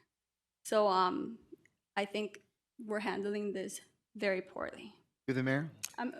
Give me one moment, Commissioner Lara. Absolutely. I thought you were done. No. And then the last thing that I do want to address is, Mayor, this is the first warning, again, during this commission meeting, that I'm going to ask you to address me with respect. I corrected you. I am your colleague. I'm a commissioner. I'm not Mrs. ChatGPT or whatever it is that you want to call me. Because if I have names to call you, oh, trust me, there's a list, okay? I'm refraining from that. First warning, I will move to censure you. And I would hope my colleagues, given the circumstances, would support me. I welcome it. Commissioner Lara. Yes, through the mayor. Commissioner Castro. That was interesting what you were saying about people and declaring that there was no notice given, or worse, that there was only selective notice given. But I find that the height of irony when you yourself were not present at the meeting when this vote was taken. Sorry. Yes, go ahead.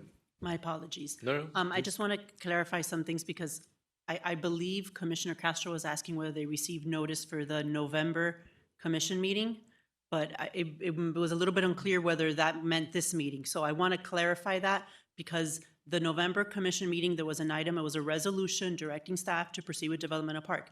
Mailed notice is not required for that item. But for today's meeting, there was mailed notice, and I want to put that on the record that there was mailed notice. And I see the planning directors up there. Is that what you were going to address? Yes, so mail notice was sent out on May 20th, the same day as plans are meeting, as you, I think, heard from multiple residents here. So yes, within 1,000 feet of the 520 University Drive property. Right. Commissioner Lara, let me go ahead and respond to you. If I may. Okay, we have a pretty long agenda. Let's get moving on this issue. I know we want to go back and forth, tit for tat, and it's perfectly fine. Is there anything else for the good of the order that adds a little bit of substance to the discussion? Madam Vice Mayor, as your other sponsor, correct, on this item? Yes. No, this was staff. No, staff, I apologize. This was a Yes, staff item. Anything else you'd like to add for the good of the order? No, I'm just reading the proposed amendments. A, that the property at 520 University shall not be paved for off-street parking. The property shall be kept in a park-like manner and with the trees and foliage of the said property shall be preserved in their present state as much as feasible. Okay, so, this is the first step of the process to maintain this property as the green space that is intended to be. This doesn't dictate right now that we're developing a dog park. It removes the restriction on the property that it be used for off-street parking. So I'd like to be able to move this thing forward. We have a motion. Can I have a second? Second. Mr. Clerk, we have a motion and a second. Commissioner Fernandez? So Coral Gables, January 1972, the commission under the leadership of Mayor W. Keith Phillips stated specifically that the intention of the commission is that the said lots should be used only for overflow parking from the youth center and the library. Nowhere does it say it can be used as a park. It is very clear. It is in black and white. And I am a no. This is a matter that's under litigation right now, and we should not continue to move forward until the issues are addressed and residents have their say. Commissioner Lara? For the reasons stated, yes. Vice Mayor Anderson? This is the process that's required. It's a reason for the lawsuit is to have the process followed. We're following the process, and the vote is yes. Commissioner Castro? I'm going to go ahead and answer Laura's question. What I was referring to was when this item first came about, and I believe that was in November. It wasn't fairly advertised. It was only advertised, or only the people that were in favor of this dog park were present here. I watched the meeting online. I wasn't here, to clarify that point. And the second thing is for the city attorney. By approving this ordinance, are we removing one of the complaints from the lawsuit? What do you mean by one of the complaints? Okay, so we're kind of fixing the zoning code to the privilege of City of Coral Gables. And their lawsuit, that complaint will no longer be valid because we're fixing it. Well, Commissioner, respectfully, if you're fixing something, then that's probably a good thing. It's if they're complaining about a deficiency of some sort and we're addressing it, then we're addressing it. I don't think there's been a deficiency, to be clear. It's a required step. They have included many arguments in their lawsuit. I don't think this is the appropriate venue to hash them out. But I think that this is a step that when done by the commission, yeah, they if this process concludes, then they would not be able to say the city didn't address this issue. Yeah, but it's not about the city addressing this issue or not. It's that is one of the complaints of the lawsuit, and now we're coming here and we're fixing it before the lawsuit's even done. Commissioner, it's a step. If as the city is moving forward with the dog park or not moving forward, we've got to figure that out. And this is one of the things that needs to be addressed as part of that process in the next steps in development of a dog park. My answer is my vote is no. Mayor Lago? Through the mayor. Yes, sir. Commissioner Castro, if there's relief being sought and along the way the relief should be withdrawn as moot, that happens every single day and twice on Sunday in litigation. Number two, respectfully, you should address me as Commissioner Lara. I certainly know I've earned that. I didn't. That's a boo-boo. My vote is yes. Moving forward. Thank you. Let's move on to item, which was a 2:30 times turn, 2-1. Unless anybody needs a bathroom break, I may stand up to stretch out my back. Commissioner Fernandez says to take a break. It's a good opportunity to stretch out my back. Recording stopped. 5 minutes, sir? 5 minutes? Good for me. Commissioner Lara, what did I?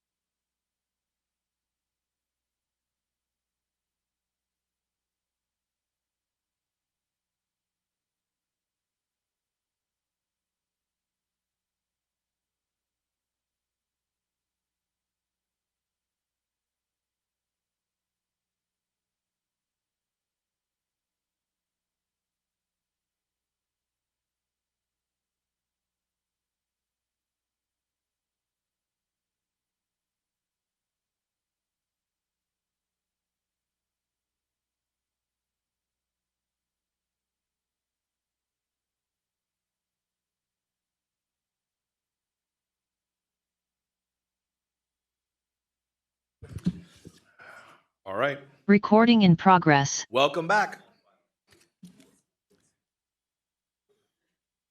Mr. Clerk, item 2-1, please. Yes, sir. Time certain for 2:30. Thank you very much. Sir? Yes. Good afternoon. This item is the resolution asking the commission to approve the study of a scrambled sidewalk. And just to be clear, it's to approve the study, not the actual construction of the scrambled sidewalk. So as a Transportation Advisory Board chairperson, I've tasked my members to look for availability for safety and mobility throughout our city. Obviously, Ponce and Miracle Mile is one of the most traversed sections in our CBD. And I think it merits the additional study for pedestrian safety crossing through that area. Miracle Mile and Ponce are areas that are managed by the city. So basically, there's several things that need to be looked at in the studies. There are some there are benefits and there are cons, like in any study. So what this study would do is evaluate those and see if and determine if a crosswalk is feasible in this area. There is precedence of scramble crosswalks. We have it at 57th and Sunset. There's also one in Brickell and 8th Street.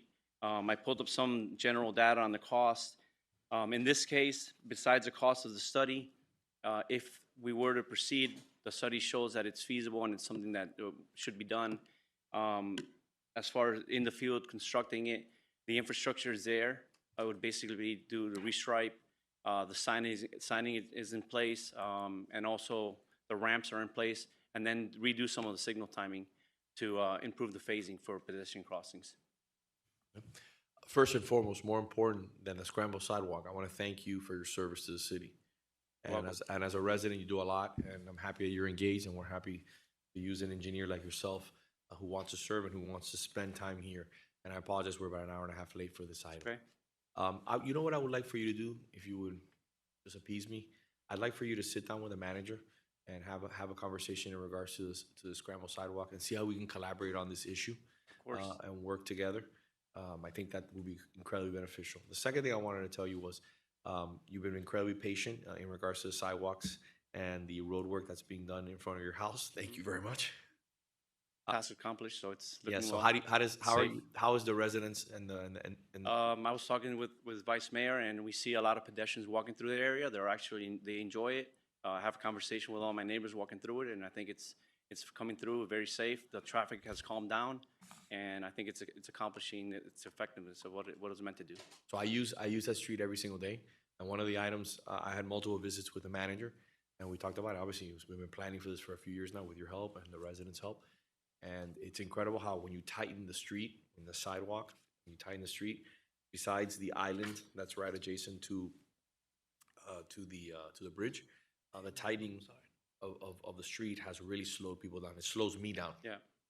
You have to be obviously a lot more alert, more careful, and more cognizant of it. So, but I'm happy to see that a lot of the people are using obviously a sidewalk. That's the intention, and that obviously we were able to save the trees and the canopy stayed intact. So, have you heard any of the residents in that area that are upset about it? I have not, no. We've had some concerns during construction, but those have been resolved with staff. I have good communication with staff on that, and I think we finally got to the end product, and it's looking great. The only thing that I left in the hands of the manager was Mr. Friedman. He had an issue. We were going to put a no parking sign on his house and obviously replace his grass. That his grass was a little bit damaged, which is about, I think it's two doors down Yes. from you on the other side. Right. He's on the golf course side. Yep. So that's the only thing that I've heard so far. I haven't had any other complaints. No. No, that makes me happy. Great. What I would like for you to do is first and foremost, will you send back a message on behalf of the commission to everybody on the board, thanking them for their hard work? Will do, of course. And I would like for you to schedule time with the manager whenever you guys are available for the next week so that we can have more information moving forward on this project. Hello, Mayor. Thank you, Mayor. I'll be happy to set up a meeting with the Public Works Department, with our Public Works Director and our Assistant Director of Transportation, so we can all discuss and look to see whether we move forward with this or not. Okay. Madam Vice Mayor, you want to add? Sorry, I came in late. No, we're just talking about the scramble sidewalk. And obviously they're asking us to recommend it. I don't have any issue with it at all. but I want to take advantage of the manager, his experience, and these two individuals who are engineers can have, maybe we can come up with a plan that, in my opinion, not only is a scramble sidewalk, but maybe we're not looking at all the angles. And I think that when we sit down at a table, with your expertise, your background as a civil engineer, him as a structural engineer, we can sit down and have a real conversation and say, maybe there's other areas here that we're not looking at. Similar to what happens when I go to a job site and I go with staff. They see things that I don't see, and I see things that they don't see. Right. So I just want to take advantage of the fact that everybody, that we have a team that we have here, and especially residents, along with Hermes and Melissa, who are the directors, who are amazing, and the DCM, who could probably join us too, and engage on this whole discussion. Sure. So through the mayor. Yes. So yes, I agree. I believe in on-site meetings a lot because you get to see what's happening. And the meeting that I did with the Secretary of District 6, Mr. Iglesias, was eye-opening. At the intersection, there's lit up no right-hand turn signs that remind drivers not to make a right when the pedestrians are crossing are wonderful. So yes, I hope that we can help improve safety there at Ponce and Coral Way. And I like those diagonal sidewalks as well because it just, I think, makes it much safer for pedestrians going forward. So in preparing for this, I due diligence, I have acquaintances with some of the folks at District 6 as well, and kind of had some conversations, and they said, yeah, it could be feasible, and the same thing, it would sit down at the table, find other alternatives. In the current condition, something that may help is actually enforcement of the no right turn on red signs, which if you're crossing now, you're not only dealing with that, but you're also dealing with the left turns coming in. So again, in my opinion, I think scramble, it's worth looking at because you have a dedicated phase now. Instead of having two pedestrian phases, you reduce it to one. It's an increase a little bit. And obviously, what's the impact of traffic? And that the study will show all that. Through the mayor? Yes. Yes.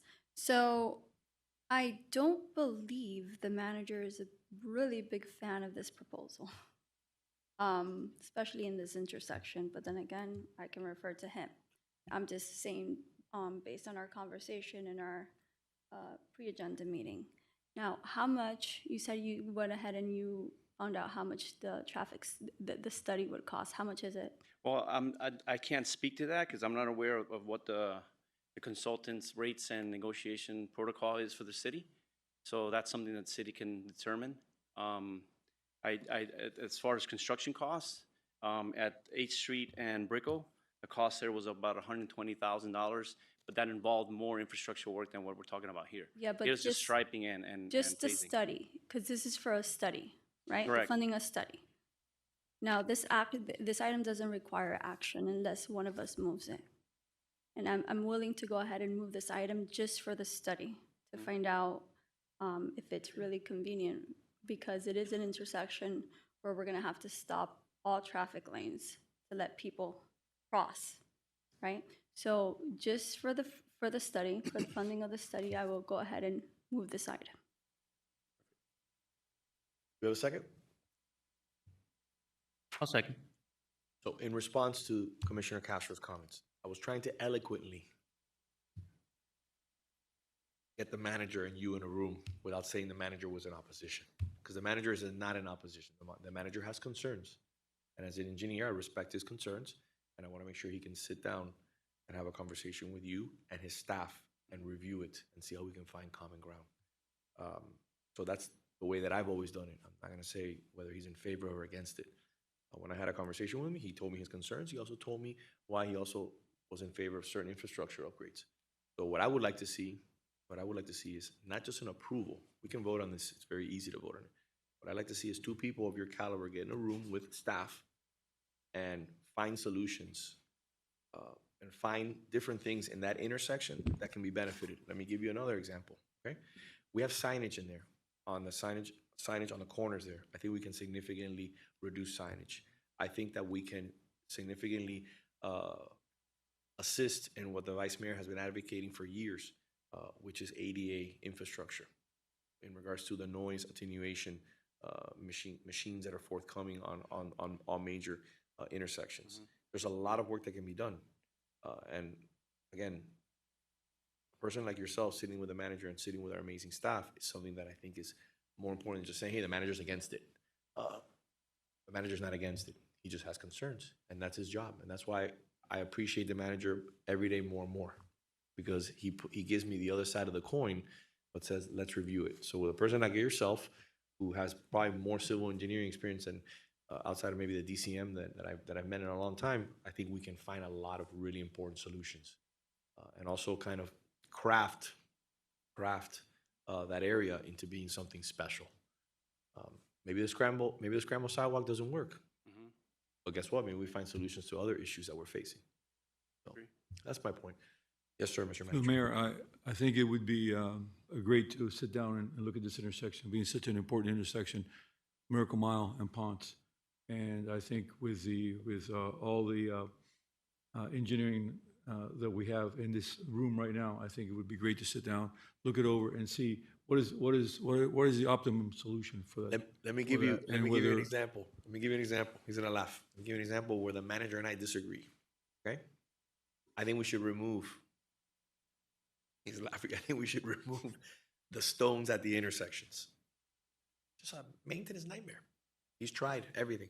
He has invented, I don't know how many slabs and different concrete mixes and additional reinforcement rebar, and is it on sand, is it not on sand? Staff, Hermes and Melissa, they've gone crazy trying to figure out ways to do this.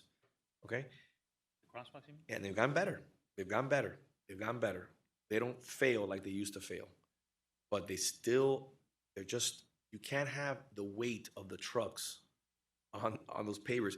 That was something that was not accounted for when you and I were there, when they were milling the first time that evening, when they started the transition to the new Miracle Mile streetscape. So I like to bring him in, and maybe that's something we look at and say, because if it was up to me, as we're facing this tax issue now that's forthcoming from Tallahassee, and we have the COLA, and we have a lot of other expenses that we're taking. You know how much we're spending a year on the maintenance of the crosswalks? $200,000. That's what we budget. A lot of money. Do I think they're worth it? They're stunning. But the material that is from Brazil, correct?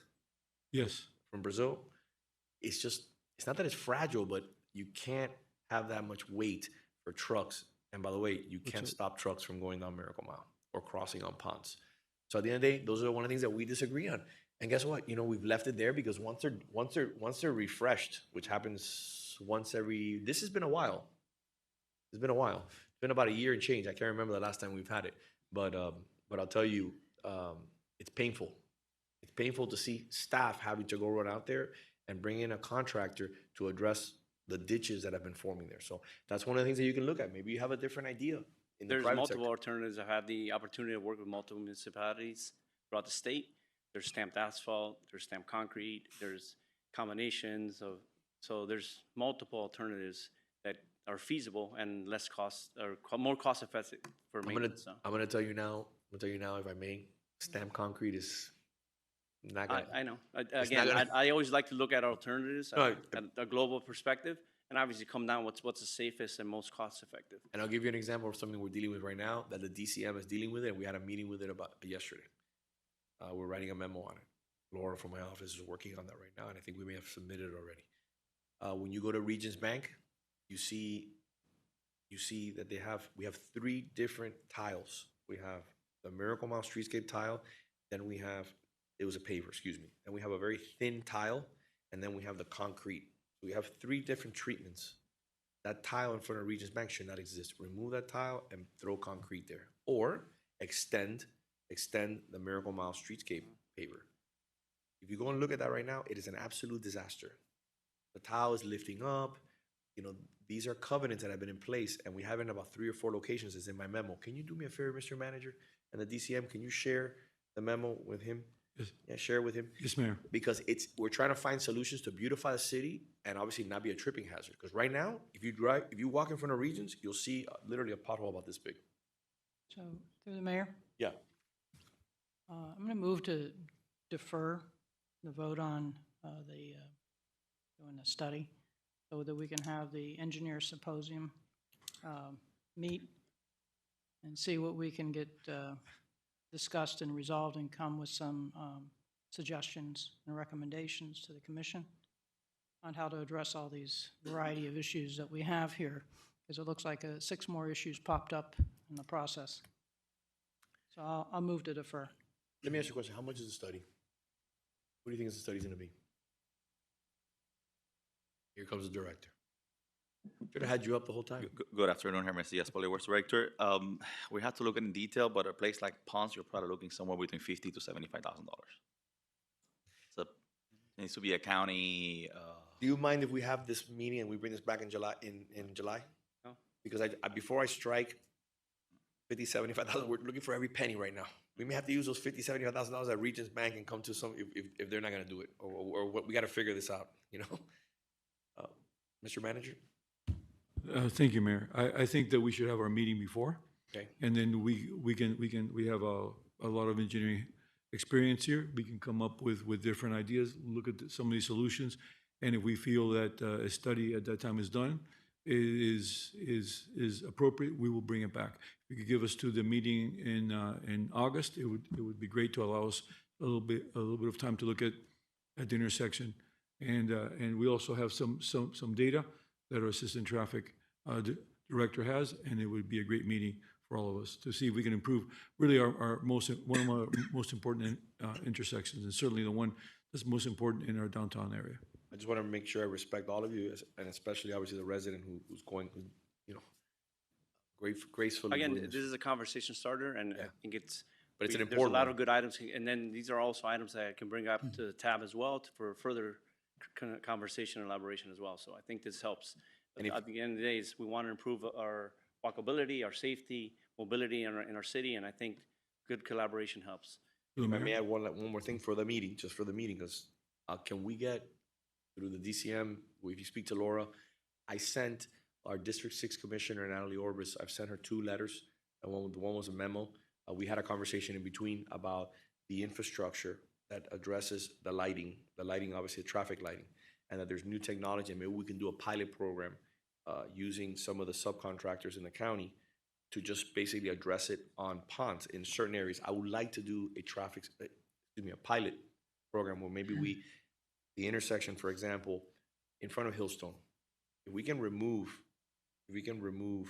that box, or at least minimize that box, and just push it into the bushes a little bit, which is not that far, it's 3 or 4 feet away. I know it costs money to relocate it, but can you imagine the beautification that we could do? And I think it's something that the city of Coral Gables would be willing to do if our staff really finds areas that are high impact, like Ponce and Miracle Mile. You have a box right in front. So that's one of the items that I think we could talk, and we can get that memo that I wrote this week to the District 6 Commissioner, and she was very interested. We had a conversation. She's all in on that front. To the mayor? Yes. I think if you're having the meeting, have a conversation about the entire Miracle Mile, because we have 3 intersections in Miracle Mile, and maybe there's one of them that you'd be more open to having our first scramble crosswalk in and test out, see what works, what doesn't work, so that we can move down Miracle Mile and have them all be the same. Because at the end of the day, if you're in Miracle Mile, most of the time you're trying to cross the street, whether it's because you parked across the street or whether you're going to an establishment across the street. Those scramble crosswalks are going to make it a lot easier for people to get across. Because most of the time you're crossing north-south or east-west, and then you're having to stop there, wait for the next light to then be able to cross. So especially in the hot summer months when people are just standing there baking in the sun, it's something that we can really make the walkability of Miracle Mile a lot better, and maybe help some of the businesses. You know, we always talk about that southwest block on Miracle Mile being the one that struggles the most. If all of a sudden we're making those scramble crosswalks that make it easier to get there, you may be able to get that pedestrian traffic there and get people frequenting the businesses that are there that are struggling. Most of our businesses on that strip are the ones that are the first to close. They'll open for 6 months, but they just can't sustain the pedestrian traffic. People end at Starbucks. They don't take that extra block over. So, you know, I think if you're having the conversation, have the conversation about the entire strip and see how we can make it better. I know the city has done work in the past and has done studies on what best practices would be and stuff. And I agree with the mayor. I think those crosswalks, for me in particular, the days that it rains, I have certain shoes that I cannot wear to walk on those crosswalks because I slip all the way through it. You hydroplane. So any suggestion? And maybe, you know, we can consider selling them. Maybe we can sell them to somebody else who could use them and use some of that funding for, yeah, you never know, right? So I appreciate the work that the TAB does. I think it's one of the advisory boards that has been underutilized for years, but I'm glad to see that you're all taking initiative on moving some of these great projects forward. It's going to help with ADA issues if we get something like this done as well. So it's welcome, and I really appreciate your effort on it. You're welcome, and we're privileged because now I'm not the only engineer. There's Santa Maria is on there as well, who's also an engineer. So we have 2 engineers now on the board. I got a group. Okay. So we have marching orders, Mr. Manager? Through the mayor? Yes, sir. The issue, Commissioner, is the devil's always in the details. So we want to make sure we look at the details, but it'd be a pleasure working with you and looking at the intersection. Maybe we could look at the entire mile, and it would be a great meeting for us to do so. So I appreciate it. Thank you. Thank you. So, Mr. Clerk, we'll bring this back on the August. Yes, sir. So there is a motion and a second that's pending. Okay. And I And then- had a and it motion to and then- defer, and I think we need to ask if there's a second on that so that we can have the engineer symposium. I'm okay with you know, the meeting moving forward and then having us bring this back in August. You know, if the mover of the item is okay with it, I'd withdraw my second. I'll go ahead and retract my motion. Thank you. So we need a second for the deferral, right? I think We're good. there's No, we're consensus done. to just All bring right, it back. fine. Yeah. So August, it's on the agenda already. So, and we'll just look at everything holistically, everything from, like we mentioned, sidewalks, obviously, to all the equipment, all the technology, all the poles, all the signage, everything. I'd love to see that. That's great. All right, thank you. Thank you, my friend. I appreciate you. Thank you. Moving on to item F2.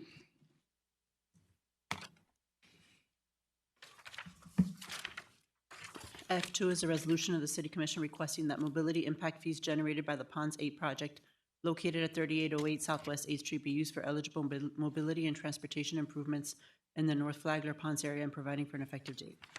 Okay, I'm the sponsor of this item. I've been having a lot of conversations with the residents north of 8th Street and Ponce. Many of you are aware, Zuli Pardo is kind of like the general in that area. I say that with all due respect. And, you know, she's engaged in a litany of different things in the city. And they always talk about how this area is underserviced. And, you know, they really want to be front and center. So I'm really spending time here, and I know that my colleagues are also, and the manager also, and our team, the DCM and the ACM, and all the directors. So this is something that we talked about. This is nothing new. We've done this before. But I'm bringing this resolution because this is our first Live Local project in the city of Coral Gables. And this is going to make a significant impact in the community. And I've had conversations with the manager to get his guidance in regards to where, you know, I want to be very careful doing this, but this is already a high impact area where there's a lot of cut through traffic, a lot. And now we're going to see even more impact with this Live Local project. It's moving forward. So I'd like to see if my colleagues have an interest in doing this. I think this is incredibly beneficial. And I think it will help us fund future proposed projects that we're talking about: sidewalks, tree canopy, infrastructure, traffic calming, and the manager will talk a little bit about it. Mr. Manager? Thank you, Mayor. We're looking at, we're currently finishing or working on, Phase 3 of Ponce de Leon, which would take Ponce all the way to Southwest 8th Street. And we are looking at proposing a Ponce Phase 4 that would be from Southwest 8th Street to Flagler Street. There's approximately $160,000 at this in mobility fees, in mobility impact fees that this project would generate. And since what we're doing on Ponce would be an improvement, this would be certainly a place where this impact fee could help us provide better traffic situation on Ponce, help with the cut through traffic, and help us fund Phase 4 of Ponce de Leon. It's a start. And I think that's the point. We shows that we're committed. And this is something, by the way, I know we're going to be going to budget season soon. I want to make sure that my colleagues, again, you know, there's slim pickings forthcoming, but I want to make sure that we're committed to this area. Mayor? Committed to the park, committed to a few different things that need to be done there, because this area, just like Biltmore Way, is another area. This area and Biltmore Way are areas that we should focus on over the next 4 or 5 years. The mayor? Yes, sir. We are proposing phase 4 Yes. as part of this budget is from a design point of view.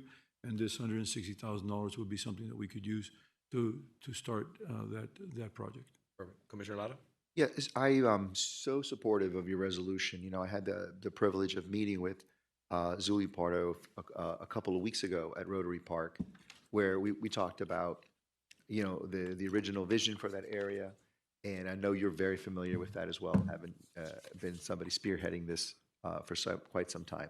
So with Ponce 8 project looking like it's just moving forward, I think that it's a very, very prudent, appropriate, fair, equitable resolution to the extent that it is legally permissible, the full extent of the funds. I think that's the best place as well to deploy them. And since we're having the conversation, thank you to the clerk who reminded me, let's also discuss H2 also, Mr. Manager, which is, yes, go ahead, Madam Vice Mayor. We're discussing both at the end of the day. I think they're Yeah, both relevant. I'm absolutely in favor of, I mean, I did do one resolution to carry from 8th Street North because there is a need to direct funding from the mobility impact fees into that area. And this is a very appropriate project to also apply that funding to, because the amount of funding that's needed for an area that has been neglected for some time, making it much more residential and dealing with the type and speeding of traffic that's going through the area. I did that before I was a commissioner using mobility impact fees, and this is very, very appropriate at this time. So I'm in favor. Through the mayor? Do you need a motion or? Yeah, we will need a motion. It is a now. resolution, yeah. Yeah, we do need a motion. So, Mr. Mayor, I think this is a no-brainer. I think this is the community that's most going to be affected by that project. And they really need the funding and the investment in the area. I think we did well with the development project that's coming. They're going to be doing a lot of proffers that are going to be helpful. And you're right, it's a drop in the bucket, but it's an important first drop in the bucket to move that neighborhood forward. And hopefully, in the next few years, we can also have that entrance feature up on Flagler, which we were able to buy that property and have it ready and really complete that final stretch of Ponce all the way up. I was on Ponce this week and saw the progress that's being made. It's looking good. I heard a lot of positive feedback from the businesses in that area who have been hoping for this for years. So hopefully we'll be able to finalize that project soon and move this forward. So if you're making a motion, Mr. Mayor, I'll be happy to second. The Vice Mayor made the motion. We have a second. Yeah, made a motion. Do we have any I think public we comment? seconded already. Mr. Clerk, do you have any public comment? No, Mr. Mayor. Okay. Vice Mayor Anderson, Yes. Commissioner Castro, Yes. Commissioner Fernandez. Yes. Commissioner Lara, Yes. Mayor Lago. Yes. Mr. Manager, can we do H2, which is basically in line with Ponce 8, and it talks about the live local? Yes, sir. Yeah, yes. The impact fees, the parks impact fee is approximately $700,000. The mobility fee is approximately $160,000. There's also another $50,000 for fire and police. So these are certainly the parks is a substantial impact fee, which could be used in the park on Flagler that we purchased, and that can be even done as part of Ponce Phase 4. So I think it gives us a lot of flexibility in the area, and we're looking to as it could be a potential funding source for that. for And those how, improvements. and in regards to your item on H2, we talk about the live local application of Ponce 8. How is that Yes, going? we are having a presentation now. Perfect. And, but I think we were talking about impact fees. Yeah, so just wondering. So this brings Yeah. a number of benefits from an impact fee perspective. By the way, just before we jump into this, don't move. I know we're budgeting, the architecture and the engineering, all the work that's gonna be done, all the consultants, but I think this is gonna probably be like a $10 million project, maybe even more. if you talk about, depending on the scope, obviously. I would like to make sure that we have as much community input and we really have some ideas. You know, I know that we maybe want to do some conceptuals or we want to show people, but the more hardscape we put in, the more it's going to cost. And the numbers could be stratospheric with the pricing of construction now. Through the mayor? Yeah, of course. Yes, Mayor, it would be $10 to $25 million, depending on Easily. what we do throughout that area. If we take the whole area together. Madam Director? Yeah, Jennifer Garcia, Planning and Zoning Director. I just wanted to give you an update on the Ponce 8 project. It's a mixed-use project, but using the Live Local Act. The property is located on 8th Street between Galeano and Ponce Leon. It's an inner block. You can see it's taking up, I think, 6 plotted lots. There's an aerial, so it's not quite reaching Galeano on the corner. It's wedged between, I think, Cafe Italiano or Italia. Thank you. An office building to the west. There's an aerial shot looking southwest. So the future land use map actually is commercial high-rise intensity, and the zoning map shows it to be MX3 zoning. This is a shot of the mixed-use site plan for the ground floor. So it has ground floor retail facing 8th Street. There's an arcade that runs most of the frontage on 8th Street. The parking ramps are in the back. The entrance is actually shown here on the left side. It's on the east side of the property for one-way in access. They have underground parking as well as 5 levels of parking above.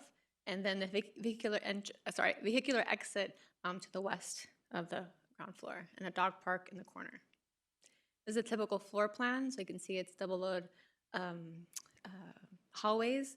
It's kind of a shallow U shape of units, and it has the pool and amenity space on the south side, which you can see on the top of the screen. So the property is 36,000 square feet. The zoning is MX3. The total floor area ratio, or FAR, is 5.0, which is the maximum you can have with the Live Local Act preemption. The building height is supposed to be 175 feet. That's with the med bonus. Residential units be 200 units, which equates to be 242 dwelling units an acre. It's another preemption by the Live Local Act. Commercial would be approximately 18,000 square feet, and that's split between the retail on the ground floor as well as shared co-working space on the 6th floor. And there'll be 294 parking spaces and 6,200 square feet of open space. This is a rendering showing the frontage on 8th Street. So you can see that's a 16-story building. Let me go back. With an arcade on the frontage and that one-way in, one-way out on 8th Street. So the DRC reviewed this in August of last year. We went through a round of comments multiple times. By the time they got that resolved, some of our comments from zoning, they're reviewed by the Board of Architects for conceptual review, which is required for the med bonus. And then the BOA issued them a preliminary approval, and the med bonus was granted in April. Planning and Zoning Board will not be seeing this application, nor will this commission, because it is a Live Local Act application. This is a rendering looking southwest. So you can see Cafe Italia in the foreground, the arcade facing 8th Street. You can see the arcade here. You can see the entrance into the garage on the left side of the screen. This is the picture of an arcade and then in the daytime and also in the evening as far as how the lighting will be expected. This is the rendering of the tower facing south. So that's the terrace space, and the place with the 3 arches is the lobby for the top floor of the building. The top is showing, this is the amenity space, the top is showing that pool area that'll be on the south side of the building at the 6th floor, and then this terrace area that'll be on either side of the pool, again on the south side of the building. And this is a rendering of the lighting on the south side of the building, again facing the North Ponce area. And then this is the last slide showing again that lighting accentuating the ground floor for that retail lighting as well as the top of the building. And that's it. Thank you. May I ask you a quick question? Yes. The project, if it was not live local, what would be the height that's allowed there? With med bonus, it'd be 190.5, And the density? 125 units an acre. So this is a pretty significant project that's forthcoming, and it has no review from the city of Coral Gables, correct? By staff, it does. But Planning- minimal. It doesn't have to have commission approval. Correct. And that's a mixed-use project. So all Yes. mixed-use projects, no matter if they are as of right, require review by the commission. So that's a big hurdle that the developer no longer has to go through. Correct. Mr. Manager. So, Mayor, and no review of the Planning and Zoning Board either. So, but it did go through the Board of Architects. I was there for the first review. It was a very successful presentation to the Board of Architects. To the mayor. Commissioner? In your conversations with the developer, one of the biggest issues that we've had with the projects on US 1 has been the location of the pool. The pool's facing residential, where they have basically like a sound wall, which is projecting all the noise into the residential. Just some food for thought, maybe they can move it to the north side so that it's not facing adjacent to the residential behind it. And the other thing is, are there going to be any, I guess, traffic lights or any way for those cars that are making left into the building? Because traffic stacks all the way almost to 37th Avenue in the afternoons.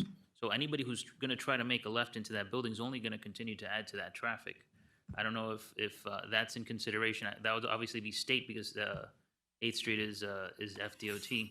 But just food for thought in the conversations, because my concern is it's just going to continue to cause more. You have 200 units, you probably have close to the maximum capacity of the vehicles coming into that building, especially mornings and afternoon as they're leaving and coming in. It could cause a major issue for traffic for residents in that area. So just as you have the conversations, I know we don't have a whole lot of opportunity to push what we would like to see, but if they could consider those things, I think that would be important. Through the mayor? Yes. Yes, Commissioner. They will, 8th Street is a state road, so they will have to get permits from 8th Street for ingress and egress, and they'll have to address that with FDOT. And through the mayor, though, they have been working with FDOT, it's why they changed it one way in, one way out. Right. So they've been working with FDOT for those driveway permits as well as the circulation onto that road. Thank you for the update. Thank you very much, Mr. Manager. Item F3. F3 is a resolution of the City Commission directing the city manager not to proceed with any major capital improvements that would require temporarily ceasing operations at the Coral Gables War Memorial Youth Center until the reverter clause in the deed to the property has been modified to address the City Commission's concerns regarding its potential interpretation, and directing city attorney to pause on litigation efforts until further direction is provided by the City Commission. Madam Vice Mayor? This was an item I brought in an effort to try to help reach a resolution with the War Memorial Youth Center. The reverter clause has been a point of contention because of its lack of clarity for some time. And this particular resolution would put a pause on doing major capital improvements other than the maintenance that's required for our normal operations, but not a tear down of the building without having the reverter clause addressed. It's a one-way street right now that if misinterpreted or misapplied or a lawsuit begins, and the property is reverted back to the War Memorial Youth Center, there is no requirement for that organization to continue to run a facility as it is intended to be run for the benefit of the youth. They get the property rights and there's no obligation going forward. So that is the reasoning behind this resolution to try to bring closure to this issue. Anyone else on the commission? I know you have a following item on F4, so. Well, actually, what I want to do is I wanted to withdraw F4 and continue conversation and dialogue regarding F3. Okay. Okay. Would you like to address it now, or would you like? Well, no, I wanted to say, since we're on obviously the F3, the intent behind what F4 was, interestingly, the vice mayor and I, obviously, we don't confer on these things in advance, So you're not violating the sunshine law? Right, because I'm not Oh. committing a violation Oh, okay. of sunshine. But I do think that great minds think alike, and we both, and not maybe inconsequentially, we're both attorneys, and we're kind of thinking the same way. How do you get to an elegant solution or resolution, or an elegant exit off a highway of imminent filing of litigation, right? So I always feel that litigation will be the last resort, the least preferred path, always. If there's any way to avoid litigation because there's a legitimate dispute, you must exhaust all reasonable alternate avenues.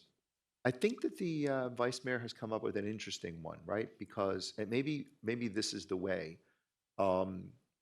Without rehashing it all right here, the concern has always been, among others, but the main concern has been is like truly the effect of the referral clause, and how any challenge can come at any time with respect to its interpretation. So, to allow some oxygen into the room, to allow the parties to explore without any undue pressure or undue, if the case may be, personal feelings being involved, none of which that I have or share, to be able to figure out what makes sense for all the parties, to put a pause on the litigation, to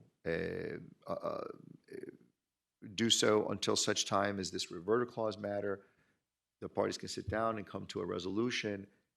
And the biggest concern would be the major capital investiture, right?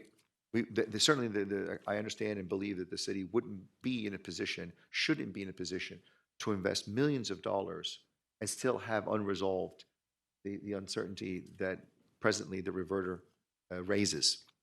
So I would be supportive of I am supportive of the vice mayor's resolution, again, with the common view that we both share of wanting to explore a resolution short of litigation by giving everybody a fair and reasonable opportunity to do so. So if my colleagues don't have anything else they'd like to say, I just give you my thoughts on this. I'm ready to move forward. I think we've, no pun intended, over-litigated this conversation. We've given 3 opportunities for the members of the board to show up. We have been stood up at the dance 3 times. I'm not an attorney, thank God. But anybody will tell you who's a litigator, and I have one to my left and one to my right, that in these moments you cannot show weakness. You cannot give up your hand, or at the end of the day, they won't take you seriously. They do not take us seriously already. Okay? You've had multiple members of that board leave the board. As a matter of fact, one left 2 weeks ago. The vice chair, I think, is no longer part of the board.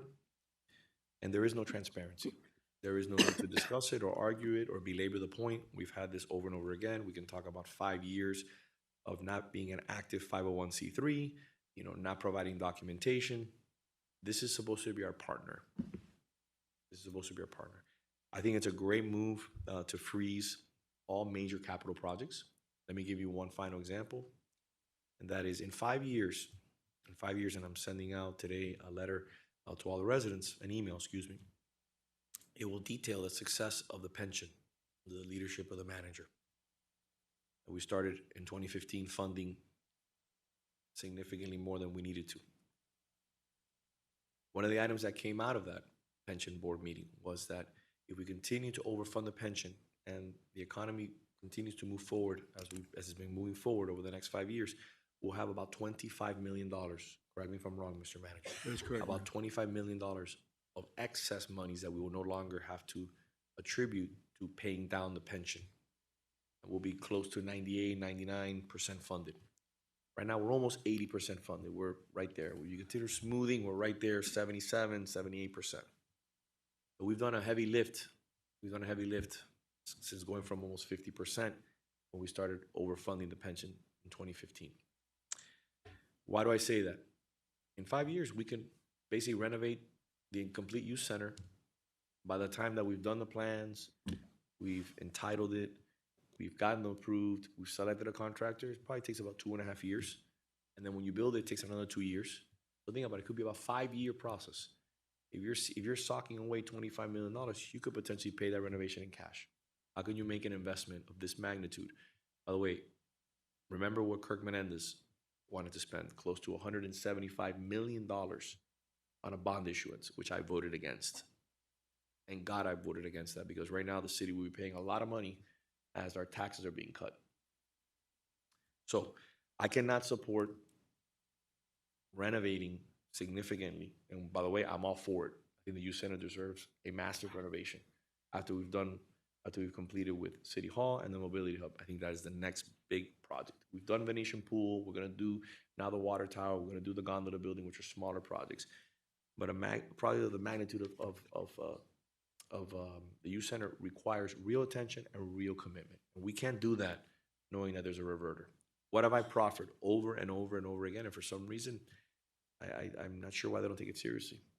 Either a covenant, or I'm willing to go even further and to require a referendum. There's the constant ridiculous statements by the blogs that are said that, we're going to sell the youth center, or we're going to redevelop the youth center into some multifamily. It's a political ploy. The politics, they stoke the fires to scare people. I mean, that's pure insanity. Okay, we're in the business of trying to acquire as much land. Look what we're doing today with acquiring the neighboring building of City Hall, and wait till they hear about our. We're almost there, Mr. Manager. We're almost there. Well, we are there conceptually. We're there. We finally got the agreements. We're going to paper it up. Your office is going to paper it up, and we're going to deliver on the largest piece of land in private hands, and we'll bring that into the city. And what are we going to do? We're going to put a covenant on it so that it will remain a park in perpetuity, and you cannot build anything on it. So we're about protecting green spaces. So it pains me to see people get scared for political ploy and political reasons. But thank God we didn't approve that $175 million bond issuance. So to me, I'm in favor of that. I just asked my colleague, the Vice Mayor and Commissioner Lara, to put a bookend on it. If you want to freeze litigation in an effort that, the two parties can come together and have a real conversation, I'm all for it. Say, look, we're doing our part. We've invited him here 3 times. They've stood us up at the dance 3 times. We've said, okay, we're going to freeze litigation now for 3 months. So hopefully we can meet and come to an agreement, and then we're going to make a commitment in 3 years to spend a significant amount of money to design and remodel or rebuild the youth center, to be honest with you. Maybe take a complete rebuild. We're going to give you 3 months to have these conversations, or 2 months by the end of, September 1st. We want to be ready to go, and then we will move on to litigation. But the idea that in perpetuity we could just say, hey, we're gonna freeze litigation, I'm not in favor of that. I would be a no vote. But I'm willing to support my colleagues on this because I think it's that we have to address this issue once and for all. Because I don't think it's appropriate to have these constant fears and these constant lies that are being said that we're gonna develop the youth center. I mean, that is sacrilegious in my eyes. So. I don't know how you'd like to do it, Vice Mayor. My concern for that property is more the fact that the exact opposite could happen if we end up in litigation, because if the War Memorial Youth Center interprets that a certain percentage was not met because we have such vagueness in this reverter clause that opens it up to anybody's opinion, which we have many different opinions in a room about how much is too much in a way of adult activity versus youth activity on that site. So the exact opposite of is my concern. While they claim and think that City of Coral Gables is going to develop the property, it's more my concern that somebody down the line, whomever is on the board, and we don't know who's going to be on the board in the future, actually is the individual that's not going to maintain it as a youth center, has no requirement to maintain it as a youth center, and could do something else with the property that is clearly not in the best interest of the residents of the city of Coral Gables. So in order to maintain this property going forward, we have to put a bookend on the fact that we're not going to make this major capital investment unless they come and sit down at the table and renegotiate this reverter clause. As far as a bookend on litigation, I mean, booking on this grace period is more and more like, grace sorry to period. interrupt you. on the grace period, you know, I can take another look at that and address that in the future. I don't know what time period is appropriate there. Commissioner Laura, do you have any thoughts on that matter? My, through the mayor, my view on this is that I think that looking at it from a different angle is that both the, well, it's the current board, the board that we're dealing with, is desirous of the same things that we would be desirous of ultimately, right? Is that when the time's appropriate for a capital improvement of a material and major scope, we all would want that, right? It is that common desire to get to that endpoint that then the city has leverage, right, to get their attention so that we can come to a resolution regarding the reverter clause. I think that if people will be reasonable about the concerns that have been raised for a very long time at this point, to reach agreement that will protect all interests, then the leverage that the city has is that we're going to hold off on making the capital improvement of a material size, right? Because then we would be subverting our responsibilities to the residents with respect to millions and millions of dollars of potential expenditure. So I think, Mayor, that there's great benefit to putting a pause, not losing the momentum, continuing the conversations, but always understanding that if the parties can't come together for resolution, the keys to the cell are in their hands if they want to resolve the referral clause with us. If not, we have to protect what otherwise would be a major capital improvement expenditure. So the way that this is presently phrased, I'm still supportive of it, the way that the Vice Mayor has it. Through the mayor? Yes, sir. Mayor, Commissioners, this facility is a dated facility. There's no fixing it. If we were to do a new facility, it would probably be around 70 to $75 million. And it's very dated. It's older buildings. It would have to be torn down.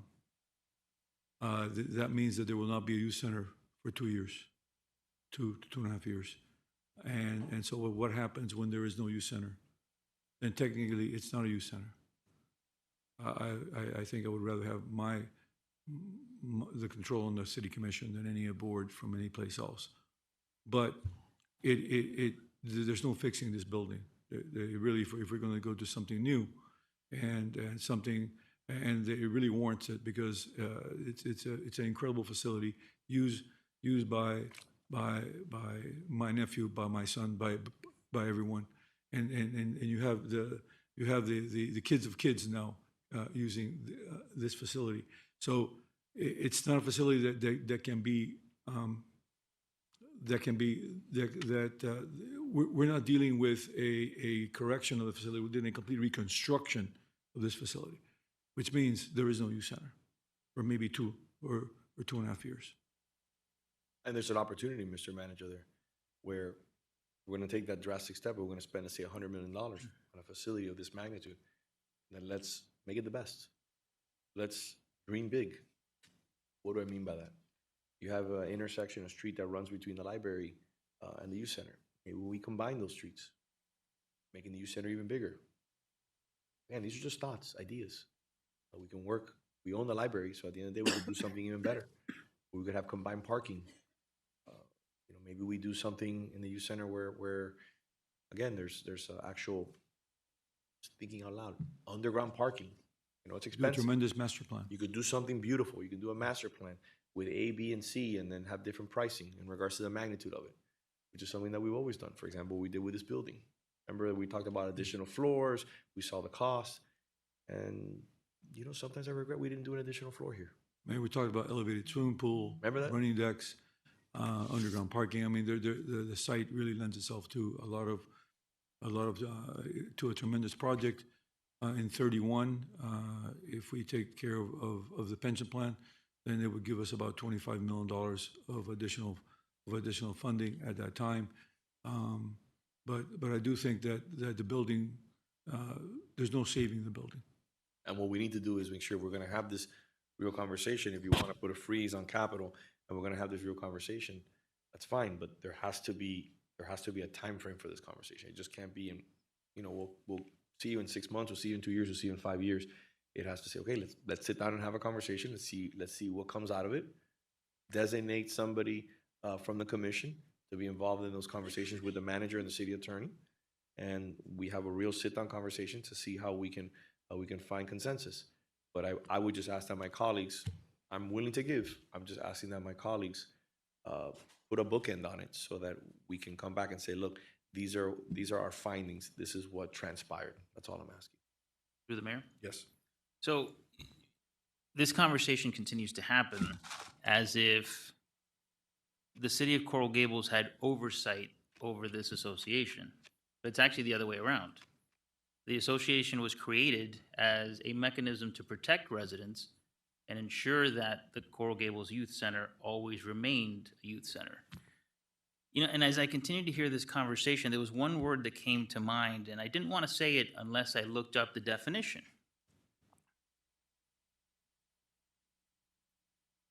Obtaining money, property, or services through coercion, intimidation, or the wrongful use of threats.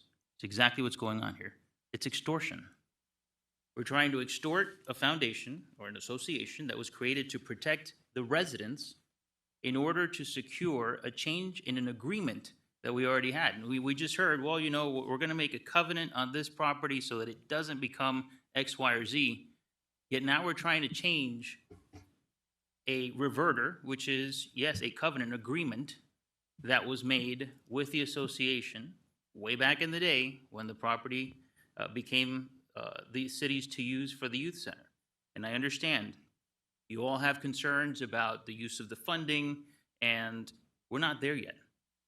We have no money in the budget right now for youth center capital projects. There's been discussions for the last probably 6 or 7 years, but it hasn't materialized. We're talking about a large sum of money for the renovations of the center. You know, and we hear, oh, people are being scared into believing that it's going to be redeveloped. What is the reason we're trying to get rid of the reverter? The reverter is there to ensure that the residents of Coral Gables always have a youth center to rely on. That property will never change its use.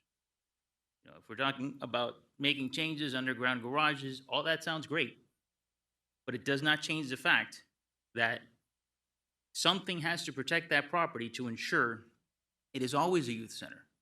And look, I trust that the 5 of us up here have the desire of keeping it a youth center. I don't believe anybody up here has a desire of changing it into something else, into selling the property. That's not what I believe. I believe we do have the best intention in mind of preserving the youth center. But I think we're spending a ton of money going after an association to try to change a reverter, which is there to protect our residents. That's why I'm not supportive of this. I don't believe we should have gone into litigation to begin with.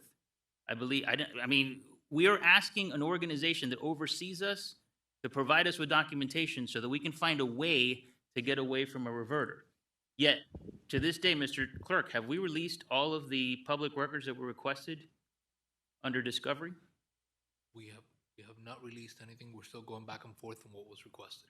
So this is an organization that oversees us, and we have not released records, putting ourselves in a situation where they could file paperwork tomorrow to take the youth center away, just because we have not released our records proving that we're using it for the right purposes.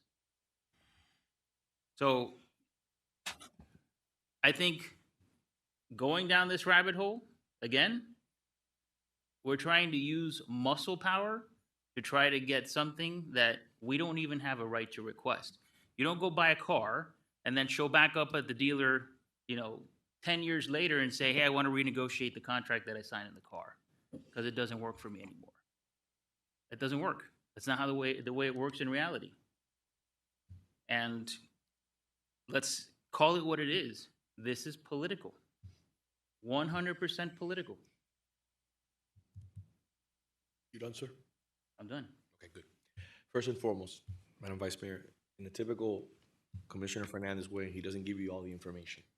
This is good for a sound clip on the Gazette or arroz con leche or whatever it is they call it. Mr. Clerk, will you do me a favor? Will you put on the record, even though it won't make it tomorrow, maybe the Herald will print it. How large was their public records request? It was an extensive public records request. We're going back and forth No, but- with the but- association in order to narrow it down to determine a number that is, somewhat accurate and realistic. Okay, I'm gonna ask you again. I'm gonna ask you again. I know you want to protect the city. I know you do. It's okay.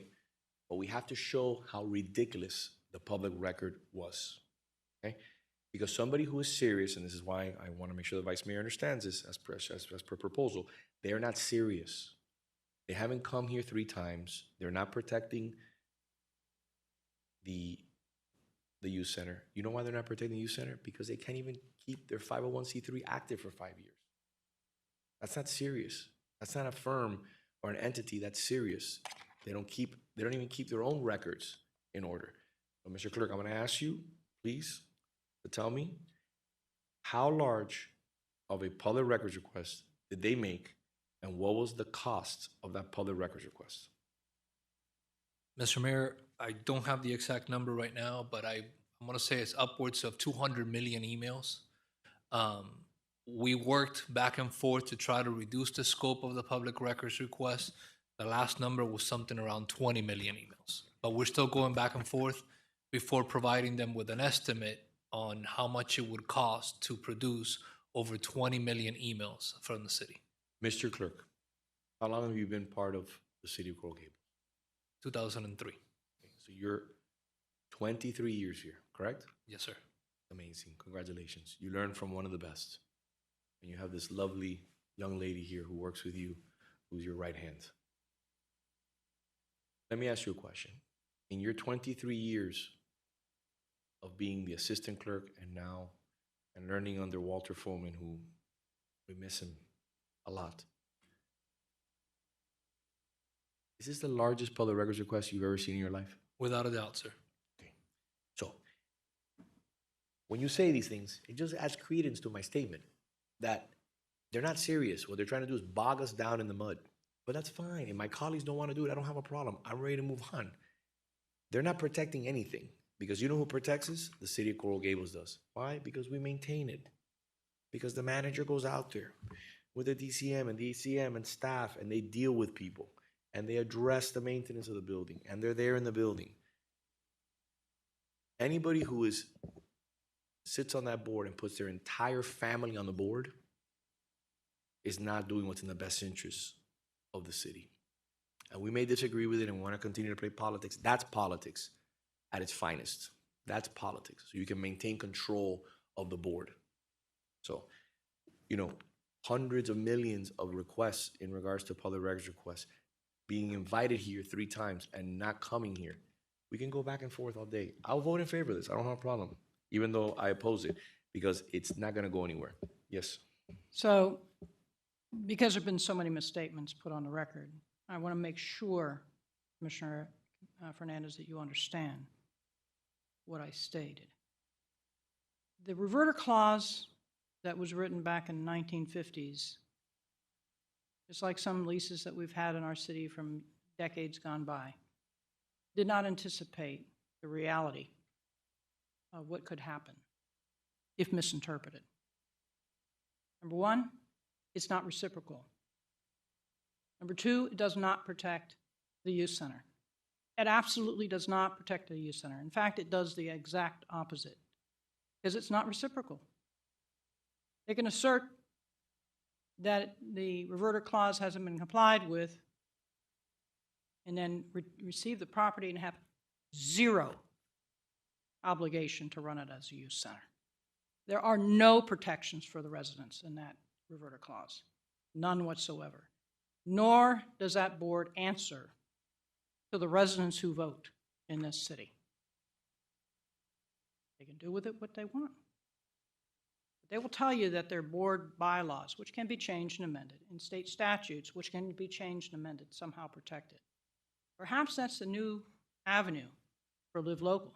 Perhaps it's a new avenue for other legislation that we could never imagine in our life 10 years ago would exist today.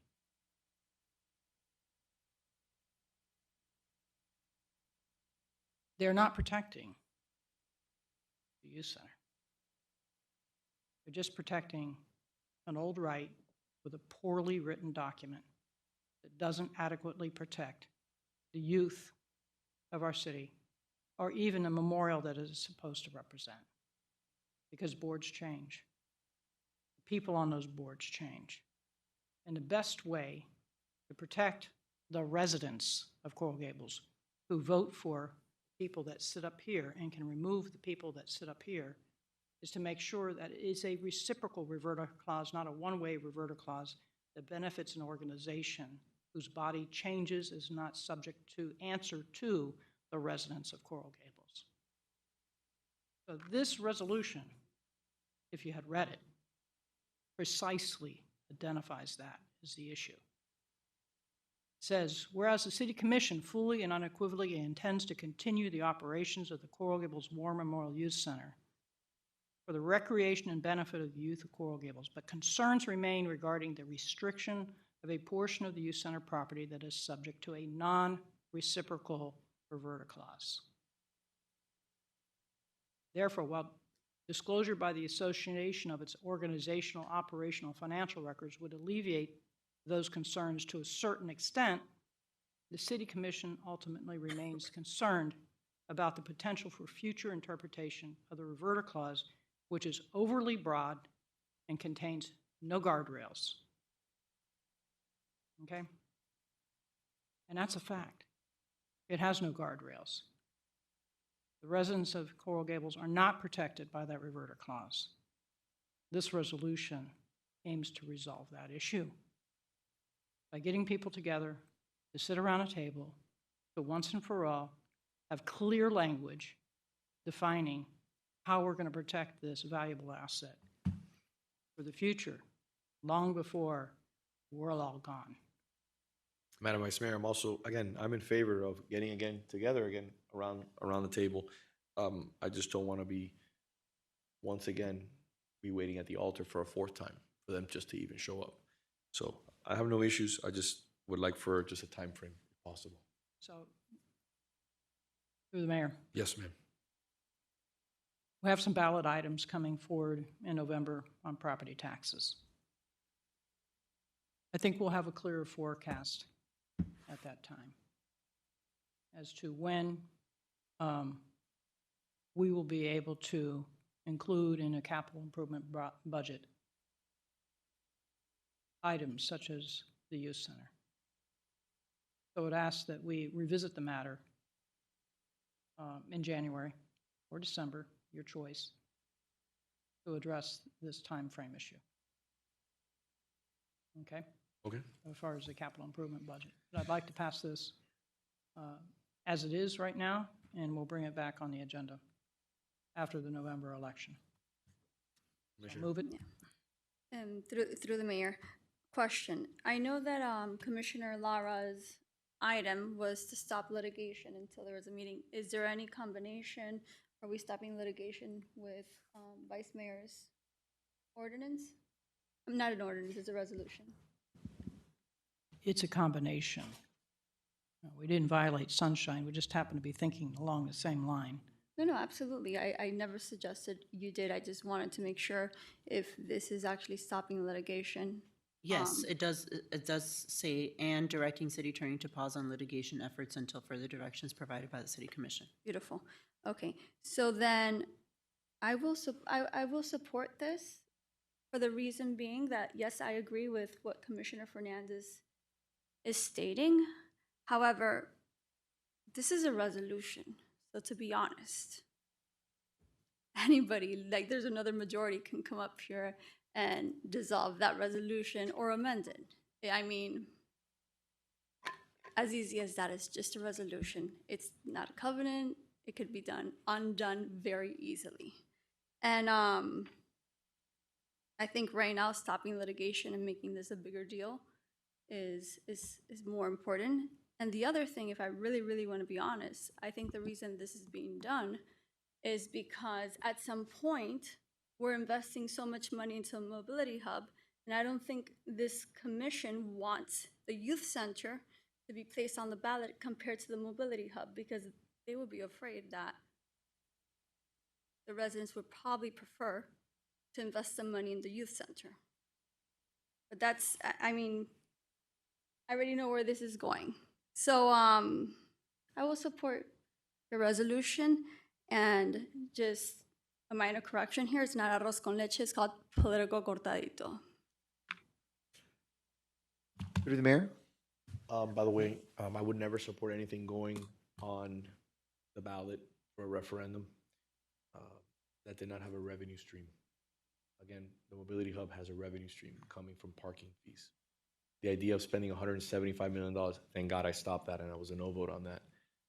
It would have been disastrous, just like taking from our reserves would have been disastrous, just like the COLA was a disaster. So at the end of the day, we have to be very fiscally sound, and this is why we're moving forward in the direction that we're moving in.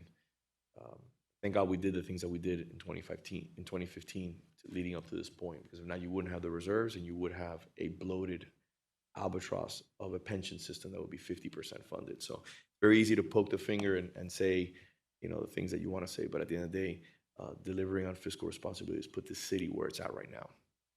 Commissioner Lara. So briefly, because we were really beating the dead horse here. Yep. What happens when you're a newcomer to the city? You forget, or you don't know how you got here. You know, the mayor and the vice mayor and I, we voted for and gave direction to the city attorney to bring the litigation. 2 of the 3 so far, the vice mayor and I, have sponsored resolutions to put a pause on that litigation, right? So, you know, I'm not even sure what Commissioner Castro was referring to about this is not a covenant or that it can be undone. Of course, it can be revisited. We were on the upside of the vote. It's not an amendment to the earlier one, but it's an evolving situation. We are exploring ways to get to the common goal end. To one extent, I agree with Commissioner Fernandez, right? That nobody on this dais wants to do anything other than preserve the War Memorial and the Youth Center in the way that it was always intended to be maintained. As I believe the same for the current board of the War Memorial Youth Center. But I completely disagree, and I actually got to say, I find it unfair and even offensive to suggest that the vice mayor's resolution is an extortion move. That's inflammatory. I don't think you're advancing the ball here in any way. It's kind of distracting. So that being said, bringing it home, right? I think that what we want is to bring the parties to the table to see if we can resolve what is a unfair meeting out of obligation, as the vice mayor said. We're the ones that respond, and our bosses are the residents, and we're subject to what the residents want, but not the board. They don't, right? The youth center, the War Memorial Youth Center do not answer to the residents. And so we have quite a bit at stake here to ensure that we're the best, most responsible stewards of the taxpayers' money. And so to negotiate with another party with respect to the interpretation of a reverter drafted 60 years ago, to meet with and meet up with the current landscape that the city is facing right now, is expected, and it is something that is what we've been, elected to do. Not simply say, set it and forget it. So I'm still exploring, and I hate to be delaying this, but although I'm completely in support of the vice mayor's resolution, I am still contemplating what the vice mayor is saying would be some type of a bookend. And so I would suggest a friendly amendment and put a bookend by the end of this year. Through the mayor. Yes, ma'am. It's essentially what I was trying to say. We have a vote coming in November on increases in homestead exemption that may inform our decisions going forward. So that's why I said December or January would be the bookend to revisit this matter. Would you just allow me, and I'm willing to support this, again, give another opportunity for them to take me to the dance and not show up, fourth time? Would you just grant me the ability to at least have a bookend on it, and I'll meet you there, and I'll vote in favor of it? What bookend are you looking for? Whatever makes you happy. December. I was willing to go September 1st. I'm willing to negotiate. I wanted to get past the property tax. So that'll be done December 1st. That make you December happy? 1st. Okay. By the way, Commissioner Fernandez was incorrect. Once again, there has been money spent already in the youth center. There has been conceptual drawings that were worked on. That there was significant money that showed a complete remodeling of the youth center. Am I correct or not? That is correct, Mayor. And they were embarked on by Bermeo. by Bermeo Hamilton Partners. And they were beautiful, by the way, beautiful renderings. And I was in support of that, 110%. I would love to see that come to fruition. I think the city deserves that. I think our children deserve that. Future generations deserve that. And I think that that building, not only is it outdated, there's a lot of wasted space there because of the little rooms, doors here, open spaces that are not even used. Case in point, where we were one of the things that I would love to see, and I mentioned it before, we have such an amazing gymnastics program. They are literally, I don't want to say this, but over capacity. They're begging. That's how popular and that's how well, and the awards that they're winning. They're begging us to expand. They've come to see me, Vince, we'll take double the space. I don't have the space to put you. We'll pay more. We want to pay you more rent. Give us space. Give us the auditorium. We don't have the space for them. So I appreciate the concession, Madam Vice Mayor. And this is why we have to be very, very careful when we say things. There has been money spent already. There are conceptual plans. It is a public record. We were moving forward. There was discussions of a $175 million bond, the parks, with the majority of the money going to the youth center. It was worked on. We paid lawyers. We paid outside counsel. We paid consultants. So we were here. Thank God I voted no. Look where we would be today. So what did? We did parks like David Lawrence Park. We did parks like Dorothy Thompson, properly budgeting, not encumbering the city with more debt. So, Madam Vice Mayor, would you like to make a motion on your item? I'll make a motion as amended on the floor. With December 1st being December the bookend? 1st as the bookend. Do we have a second? Second. Mr. Clerk? We have no public comment, correct? No, we do. We have not done public comment yet. Public comment.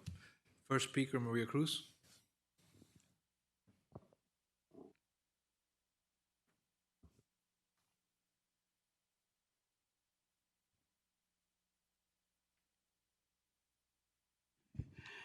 Mrs. Maria Cruz, 1447 Miller Road, 305-323-2154. If it was not so sad to hear the comments that I've heard today, I will be laughing from now till the end of the year because we're missing a point where we're talking, and by the way, I was accused of bringing forth negative comments before, and now we have two commissioners trying to put this to make it work. And who came up with the negative comments? The one that accused me of always bringing negative comments. Enough on that. I have been around enough to remember how many times the youth center plans, and I'm glad that the mayor remember, we did have a plan, and then Commissioner Menendez was convinced to push it up a little bit so we could do something else. And then we pushed it up a little more so we could do something else. And then I'm glad that my ex-friend, my old friend, brought up the fact that then we decided not to do it because there was a break. Because there was a break. Because the same as I was deposed from being Madam Mayor, Commissioner Menendez became the bad person, and politics came in. And it's very sad that we know we need to do it. The manager says the place needs to be done. And, you know, Commissioner Menendez doesn't have any children. This is not benefiting him. This is for the children of this, for the youth of this city. And we are still dealing with politics. You know what? When we talk about poorly written documents, I remember when the Matheson family took the Day County to court and they won. Because when you have an agreement as this one, you do have legal ways to keep it. And, you know, we keep saying, and yes, it does sound like extortion to me. I didn't know what word to use, but then Commissioner Fernandez used it. It's either you do what I want or you're not going to get the money. Darn it. I watch enough crime movies to tell you that sounds like the mafia talking. I'm sorry. Okay? I believe that this is all part of the revenge tour. And you know what? The youth of our community deserve to get a new youth center and stop the politics. Mr. Clerk. Jackson Holmes.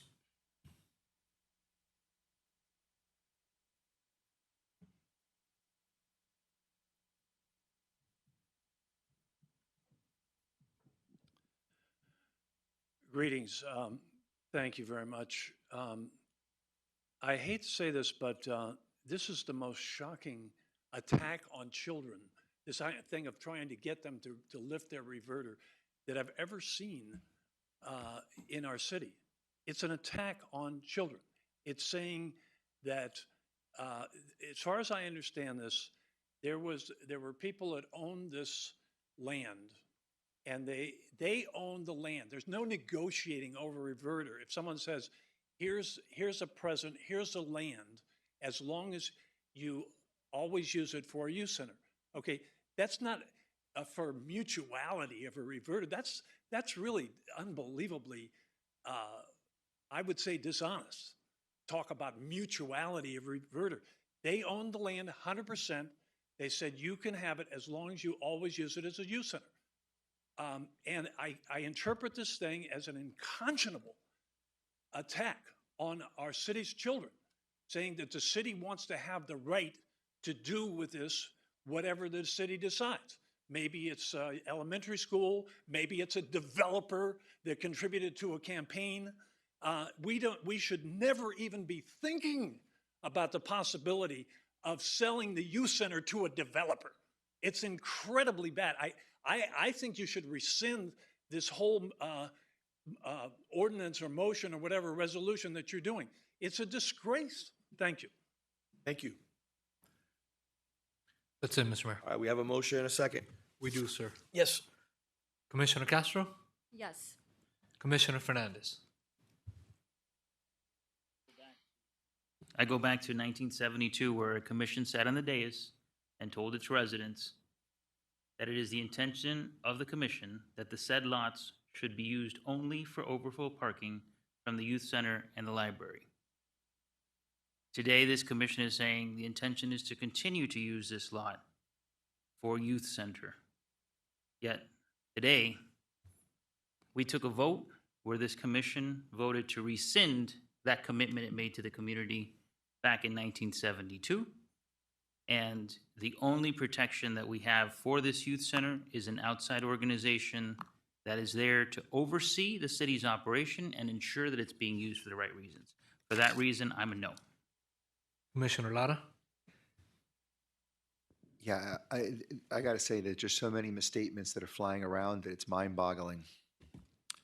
I think that, what we're trying to do here today with this vote is ensure that the intention of the original grantor, which is to maintain a war memorial and a youth center, always remain a war memorial and a youth center. I would suggest in the not-so-distant future, we really should be exploring a covenant so that it is absolutely crystal clear that what both parties want, both parties agree to. Because right now, what's been agreed to doesn't quite get us there. But if everyone is exactly on the same page, and they say what they mean and they mean what they say, then a covenant would be the clearest and most efficient way to ensure that it remains exactly what it was intended to be when it was granted 60 years ago to the city, to protect not only the children, but also the memory of those who served. My vote is yes. Vice Mayor Anderson? The gross misinterpretation and statements that were made by certain members of this commission about what the purpose of this resolution are, and the unfortunate way certain residents have accepted that as being the truth is sad, because the purpose of this is to indeed protect the youth, protect the future forevermore. Many times when you begin crafting something, whether it be in words or by an invention, the first iteration is a great idea. But as time goes on, we can improve upon it. We improve on engineering, we improve on designs, and we certainly can improve on the language in a covenant that forevermore will protect the youth and a memory of those who gave of their lives to protect our country. And it's sad that people use loose words such as extortion, as if this is extorting some money. The true meaning of extortion is that we're taking some money away from somebody. No one's taking money away from the War Memorial Youth Center here. What we're trying to do is make sure that the original intent of those who crafted the reverter clause are protected in a much better fashion going forward. So my vote is yes. Mayor Lago? My vote is yes. And again, it continues to be embarrassing that, like the Vice Mayor just mentioned right now, the word extortion is used by Commissioner Fernandez.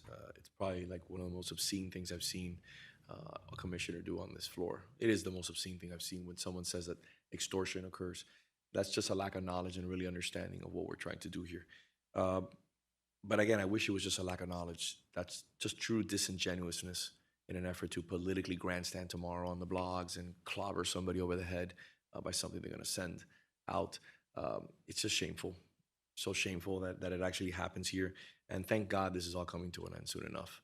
It can't come fast enough. And I'm grateful for the voters to have changed the elections from April to November because this will be all exposed and people will be made aware of just the absolute ridiculousness. I mean, look at the agenda.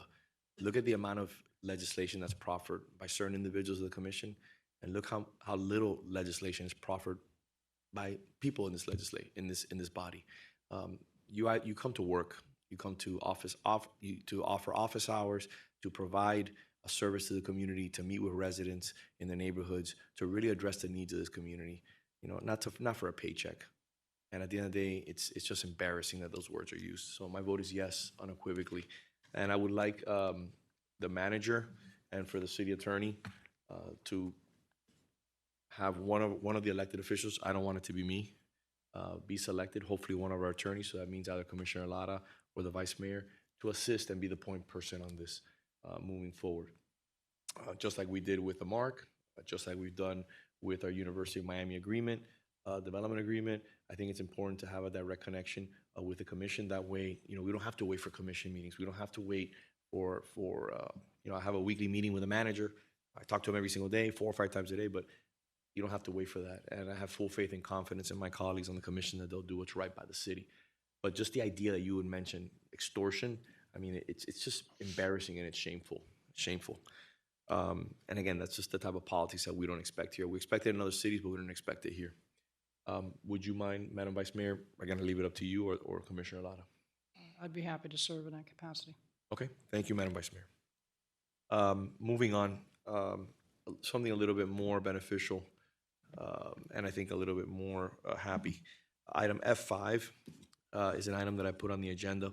I've been doing the summer page program for the last few years, and I think it's important that we highlight the efforts of our staff, especially Laura, who runs my office now, and Nicole before she left. So this year we received dozens of applications from 11 different high schools. We've selected 16 students to engage in this PAGE program. Most of them are residents, some of them are not, but they're incredible. You should come by and meet the individual who is in the University of Columbia right now, and he's working in the office. He's amazing. I hope that you get a chance to meet with him and spend some time with him. He's of Mexican descent. He's, really, really impressed me on his first 2 days in the office. These individuals will intern in 8. Coral Gables Senior High School. Coral Gables graduate. Senior High School graduate. Thank you. Thank you. At Columbia University. Columbia University. So, I mean, if you see him, he walked in a suit and a tie. I was like mesmerized when I saw him. I said, wow, this is amazing. I brought him into my first meeting.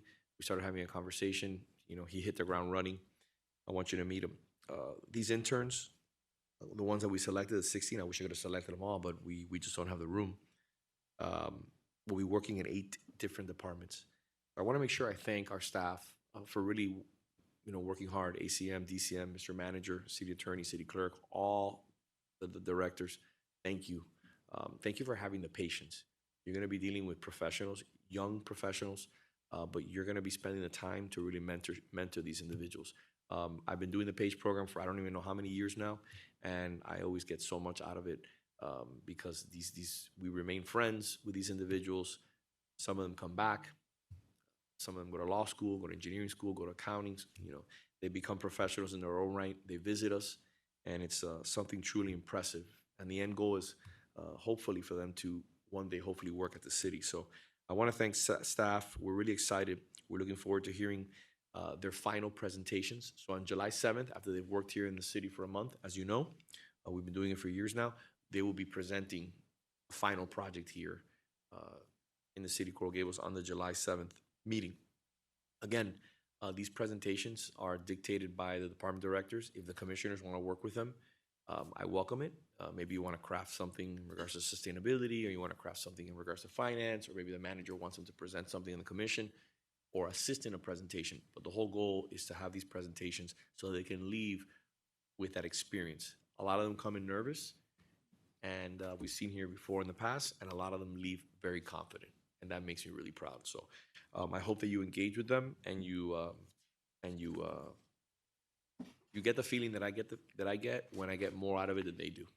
So thank you for that. Thank you, Laura, once again, and thank you, Mr. Manager, for your assistance on this. Thank you. No, at all. It's a Please. great program. I think that these individuals learn a lot while we're here, but we also learn from them as well. Yeah. So they're great. They're great. And you got to meet this gentleman in my office. He's amazing. Item Mayor? F. Yes. I think, Mr. Mayor, this is one of the highlighted the programs that should be highlighted in our city because we're really giving an opportunity for the future leaders to not just see how we work, but cooperate in the process as well. And I think we've seen through this program and all the other programs that we've offered in the past how much they can contribute to the discussion. We recently had the presentation from our Information and Technology Department about the work that their interns are doing in that department, spearheading a project the Vice Mayor has been trying to get done for a while. We hadn't been able to find a product. They've been able to make it a reality. So it's a contribution that they give to us, but it's also a lot that we benefit from them as a city. And, we should do more to maybe highlight them. I don't know if it's something we can do on the e-news introducing the community to who our interns are and the work that they're doing at the end of their program. Great idea. Any way that we can get more engagement. But besides the social media, what I ask you is don't just put them on social media. Spend time in City Hall. Engage with them. Come to your office. Meet with the interns. Spend time with them. Shadow them. Take them to your office. Take them to your meetings, and really give them the experience that they deserve. Because it's very simple just to bring them here. But at the end of the day, that's why it's so important what I was saying about, we have our finance director here, we have public works, we have parking, we have our law, finance, we have all our team, all our team members here. Douglas Ramirez in the back. Engage with these, I hate to say children, I shouldn't say children, but these kids are 18, 19 years old. They're young kids. Just engage with them. Spend 5 minutes with them. Buy them a cup of coffee. Go have lunch with them. These kids are exceptional. These are amazing. And I think that when you do that, like, for example, you have Claudia Moreau's son here. He just recently received a scholarship from the Coral Gables Community Foundation. That's a personal organization that I raise over $150,000 for every single year. And to see him get money, to me, is an investment in our future. And I'm picking on him because he's here, So when you meet with these children and you have a real sit down with them, I promise you're going to be beyond impressed, especially the young man that I have working in my office right now. Spend some time with them. And if you want to steal them from my office. Take them for a day or two so he can get an understanding of what they do at the clerk's office, what they do, at the finance department. Because to see what this young man has done from when he's gone from Coral Gables Senior High now to Columbia, I mean, it's amazing. It's amazing. It's impressive. So I welcome it. Madam Vice Mayor, item F6. F6. Mr. Clerk, there's a few photos that were shared with you just to help tell the story of this item. And I see Commissioner Orbis's staff is here as well. That if you have any, would like to participate in this at all, please let me know. I had the opportunity to meet out on site with FDOT Secretary Danielle Iglesias, Senator Garcia, our staff members, regarding changes that were needed at certain intersections. And I've been working together with Senator Garcia and FDOT staff, Stacy Miller, and now Secretary Iglesias, who have been very, very receptive to many of the changes that we've looked forward to. And attached to this item is a memorandum that provides you a highlight of some of the items that were discussed at this particular meeting. We met out at 27th Avenue because it presents exceptional circumstances that needed looked at on site. And that's because we have to completely redesign that intersection in order to make it a much safer place for pedestrians to cross. But also discussed during that meeting were many of the other initiatives that we have brought forward. We discussed the FDOT, no right-hand turn signs, and if you look at page 2 of the memo, and I'll ask the clerk to bring it up when there's an opportune moment to show people what a no turn blank out sign looks like. No right-hand turn blank out sign. And when you bring it up, we'll talk about that a little bit more. But also the resolution that we had brought forward and all voted on to have the signal prioritization necessary pushed forward by Miami-Dade County. And I know that Commissioner Orbis has taken a leading interest in that. If you would like to share any updates with us. No, not at this time. Too early? It's too early, okay. I'm always hopeful, Coming from private industry, it gets a little frustrating dealing with government sometimes because you want it done like now because it is a pedestrian safety issue. Are you able to pull up page 2? Yes, ma'am.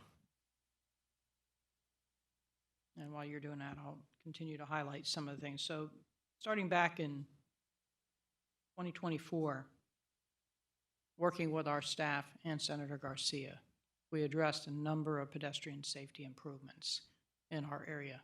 You ready? Okay. A little dull there, but it's on the other screen. It's a lot better. That is what a no right-hand turn blank out sign looks like, and it turns on when traffic is not allowed to make that particular movement.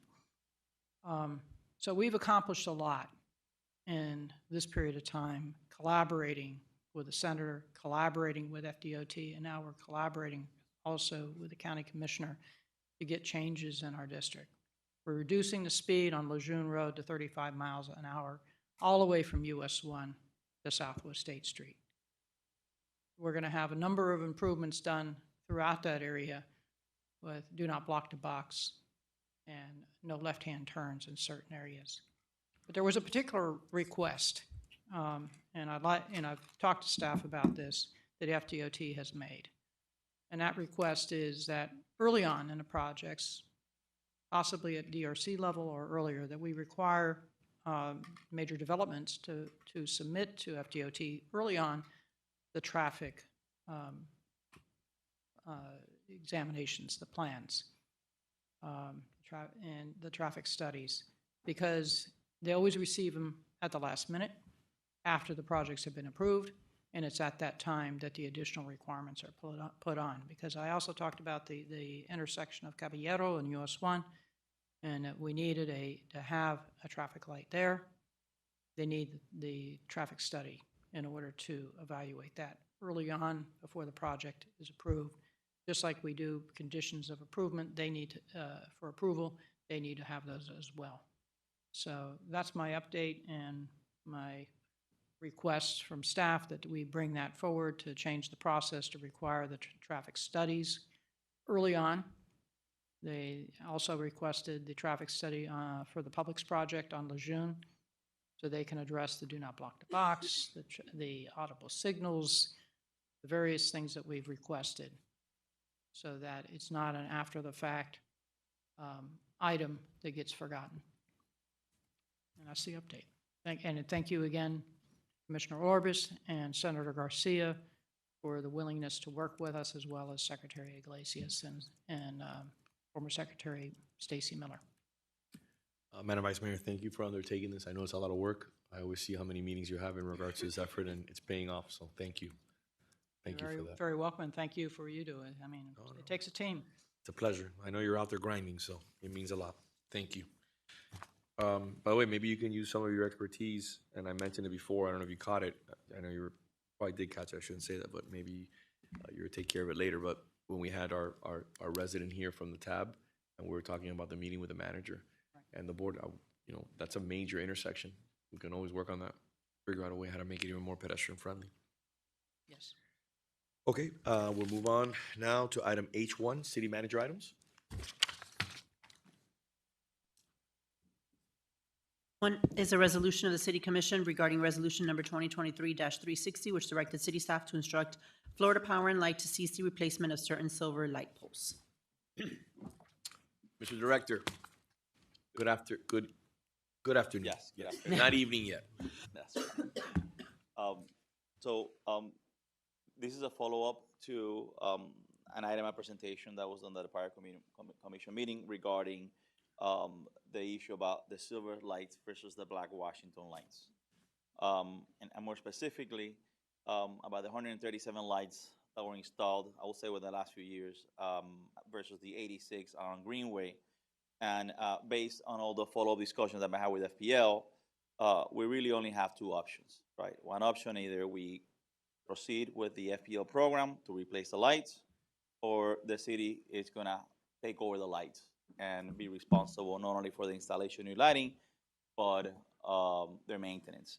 So just to recap from last commission meeting presentation, to do only the 86 around Greenway, you're looking at approximately a cost of $2 million plus electricity and maintenance versus $325,000 payments to FPL over the following 20 years. To do 137 lights, which included the other location of San Amaro and Harlano, you're looking at approximately $3.2 million versus a payment of $518,000 to FPL over the following 20 years.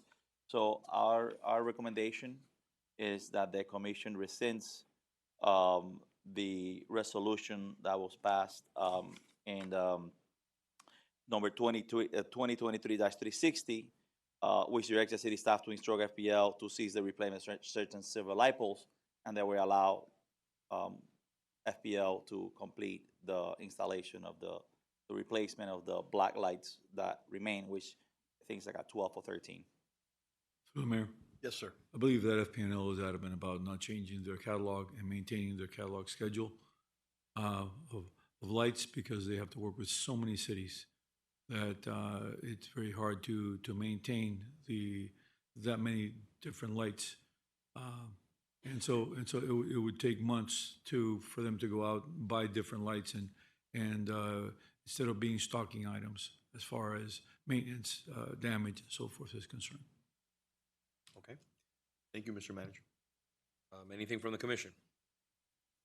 To the mayor? Yes. I just wanted to, I know we had said we were going to bring this back after the mayor met with the president of FPL. Were you able to at least try? I know that they were reluctant to do it, so.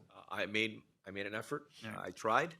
We've been dealing with this effort. We've been dealing with this for, if I may, I don't want to speak incorrectly. Can you give me an idea? I don't want to put you on the hot seat, Mr. Director.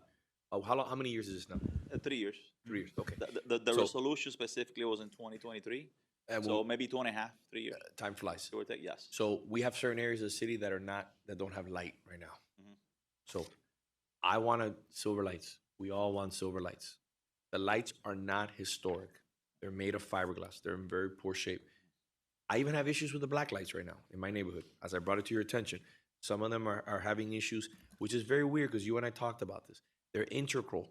Yes. So the paint is inside the concrete, and I've done a lot of work with integral concrete, where the blends, and I've even talked to the manager about it. Comes in all different colors, very expensive. It's weird. You never see it fade this early. We brought that up to FPL, and in fact, if you see the lights that are on Pisano itself, Yeah. they've actually been there longer. They're So perfect. Our suspicion is that maybe there was a bad batch. Okay, that happens. And so we brought that to attention to FPL, and our expectation is that that's gonna be resolved. And just to give you an idea to my colleagues, when you pour concrete and you blend color, what they always tell you is try to blend one mix, even if you have to pay more for it. Because at the end of the day, if you go back and then you do a sidewalk, and that could be it could end up, even if you use the same color, the aggregate could be different. Right. It could be a change, and just, nature's not perfect, and that's the beauty of nature. So what ends up happening is that you'll never get that exact color. So when they pour these walls, and they want to get they over request the concrete. So on this issue, I've seen them. I've taken pictures of it. I've sent it Right, to it's the a handful. DCM, to the manager, and to you. There's some fading issues. Right. We've given it our fair shot. Okay. I even got an email this morning from Mayor Salzedo. We've met on site. We've dealt with the issue. Right now, we just got an email from our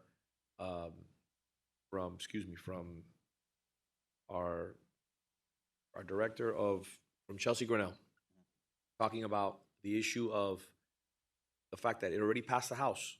It's moving forward. This tax package. We've talked about how many things are encumbering us over the next few years potentially. Okay? Costs. And our revenue, thank God, it went up 6 and change when last year was 5.5. So it didn't go down again. It stayed kind of stable. But there are additional costs.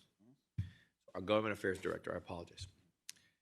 So we're getting a play-by-play, and this is moving very quickly. This is not something that's going to take months. So if we had the revenue, I would spend the money. But my concern is not only the money. My concern is the maintenance, which is my biggest concern, which the manager has drilled in my head to the point that I don't even want to talk to him about it anymore. But it makes sense. I mean, listen, we're trying to get rid of liability. So I don't even know if we own a bucket truck. Do we own a legit bucket truck to be dealing with? A bucket truck, no. Okay. No, we So- have a boom. I know, but And then we have a contractor who we I can get use it, when needed. but at the end of the day, if we take responsibility for it, it's added cost. Right. We gotta buy the equipment. We gotta hire a private contractor. We're gonna have to do a lot of the work ourselves. When the light bulb goes out, you're not gonna call somebody to come and do it. The cost will be exorbitant. We'll probably have our team do it. We do a lot of stuff in house. So it's not only the cost; it's the maintenance and it's the management, and it's more stress on staff, which already has an immense amount of stress already to deal with the level of quality that we require here in the city. So I'm asking my colleagues, it's time to move on, okay? I want to make the residents as happy as possible. I want to make Mayor Schlesinger as happy as possible. And I responded to his email today when he asked me if a meeting had occurred. We're unable to get the meeting. We got to finally move forward on this issue. Anybody have any further guidance, any further help on this? Can we figure this out? Because this is like the underline. Our back is against the wall, and we got to make a decision here. Through the mayor? Yes. Yes, I agree with you that right now is not the moment to invest this amount of money into lighting.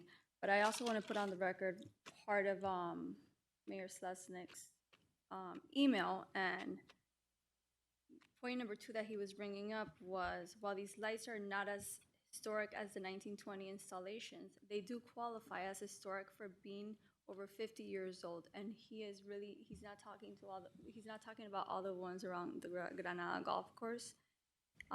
He is talking about the ones on Riviera Drive and Segovia Street. So I don't know if maybe we can exclude that. So those are different lights altogether. So the fiberglass lights are basically a replica done with fiberglass. The ones on Segovia specifically, those are city maintained. Yeah. And they're not necessarily historical either. You can actually have those available, but those are maintained by us, and that's not part of this batch. The only things that we're changing, those are FPL maintained lights that are being transferred from the silver into the black Washington. The ones in Segovia, those are not those are city lights, and there's no current plan to replace those. By the way, I mean, this is, I don't know how, I mean, that's not an issue that we've even brought up or even discussed. I don't want to get anybody confused about that. We're not replacing the ones Segovia. The next thing now we're going to start getting phone calls that we're getting replaced from Segovia. That has never even been in consideration. Okay? I've been dealing with this FPNO issue and this lighting issue for 3 years. Now, we should replace those lights in Segovia because they look terrible. And I've sent many photos to the DCM. How at a minimum can we at least clean them? We've done some of I them. know, but I want to make sure we have them on rotation, maybe once a year, every 6 months, kind of like what we do with the whiteway lights. And by the way, talking about the whiteway lights, there's a whiteway light across from the library that is very close to a tree limb. So maybe we can have Dina go out there and take a look at that, because I would hate for that. And it's a massive branch. I mean, I'm talking about it's this close to it. I know it's ridiculous, but it's within a foot of a whiteway light. That, remember, we spend millions of dollars on these whiteway lights. And I want to make sure the base, we went through with the manager, that the base has the white rock, and that we're maintaining them, keeping them away from sprinklers and getting the report. So the last thing I want to see is 5 years from now that we have to spend more money on after this massive investment. So let's be clear. I don't want to, I love receiving emails, but I don't want people to be confused. The ones on Segovia have nothing to do, and they're not being replaced. Those are city lights. They're metal. Yes. Those are not fiberglass. Those are not fiberglass. And number one, those are not historic. And let's also be clear, and we don't have our historic preservation officer here. Just because things are 50 years old does not mean they're historic. Okay? That's not the way it works. We have to be very, very careful when we say things like that, with all due respect. So the fiberglass lights, if you've seen them, they're all full of pitting, they're cracking, they're from the 1980s. They're almost 50 years old, but even if they were 50 years old, they will not be historic. Okay? So, does anybody else have anything to add for the record? Through the Yes, mayor. Madam Vice Mayor. I mean, I understand what fiberglass is made of because boats are made out of it, cars are made out of it. It doesn't last forever. Yep. Okay, so it's going to require maintenance, and we'll have to do what we need to do it. Clearly now is not the time to be spending money, additional monies on these light poles. Perhaps after the pension's paid up and we have additional funds, we can revisit this topic. But in the meantime, we need to consider public safety. And lighting is important for public safety. It absolutely is. I mean, the House and the Senate have voted moving forward, and we know it's going to be on the ballot about the property tax relief. And we do need property tax relief. We need to see what the voters are going to do on that and wait for the pension to be fully paid before embarking on large expenditures going forward. I use the same analysis on the youth center matter. We need to see what happens in November. And FPL will not maintain metal lights. They've made that very clear. Yeah, no, I know it's abundantly clear. We've kind of beaten that dead horse a few times. So in the interest of moving this meeting forward, we need a motion on this. Yes. I'll make a motion, accept the resolution. Mr. Manager? Through the mayor, the FPNL a number of years ago has some very favorable tariffs as far as lighting is concerned. By using those tariffs is substantially less than if we were to do this kind of investment. And in addition to taking care of the maintenance, as you mentioned, the car hits them, they replace the light. If a hurricane comes in and destroys the lighting, they replace the lights. So it's a very favorable tariff, and it really gets us out of the light business because it's very expensive for us to be in the light business. And it's not very efficient for us. That's not what we do best. We have a motion and a second? Yes, Mr. Mayor. I have a member of the public requesting to speak on the item. Maria Cruz.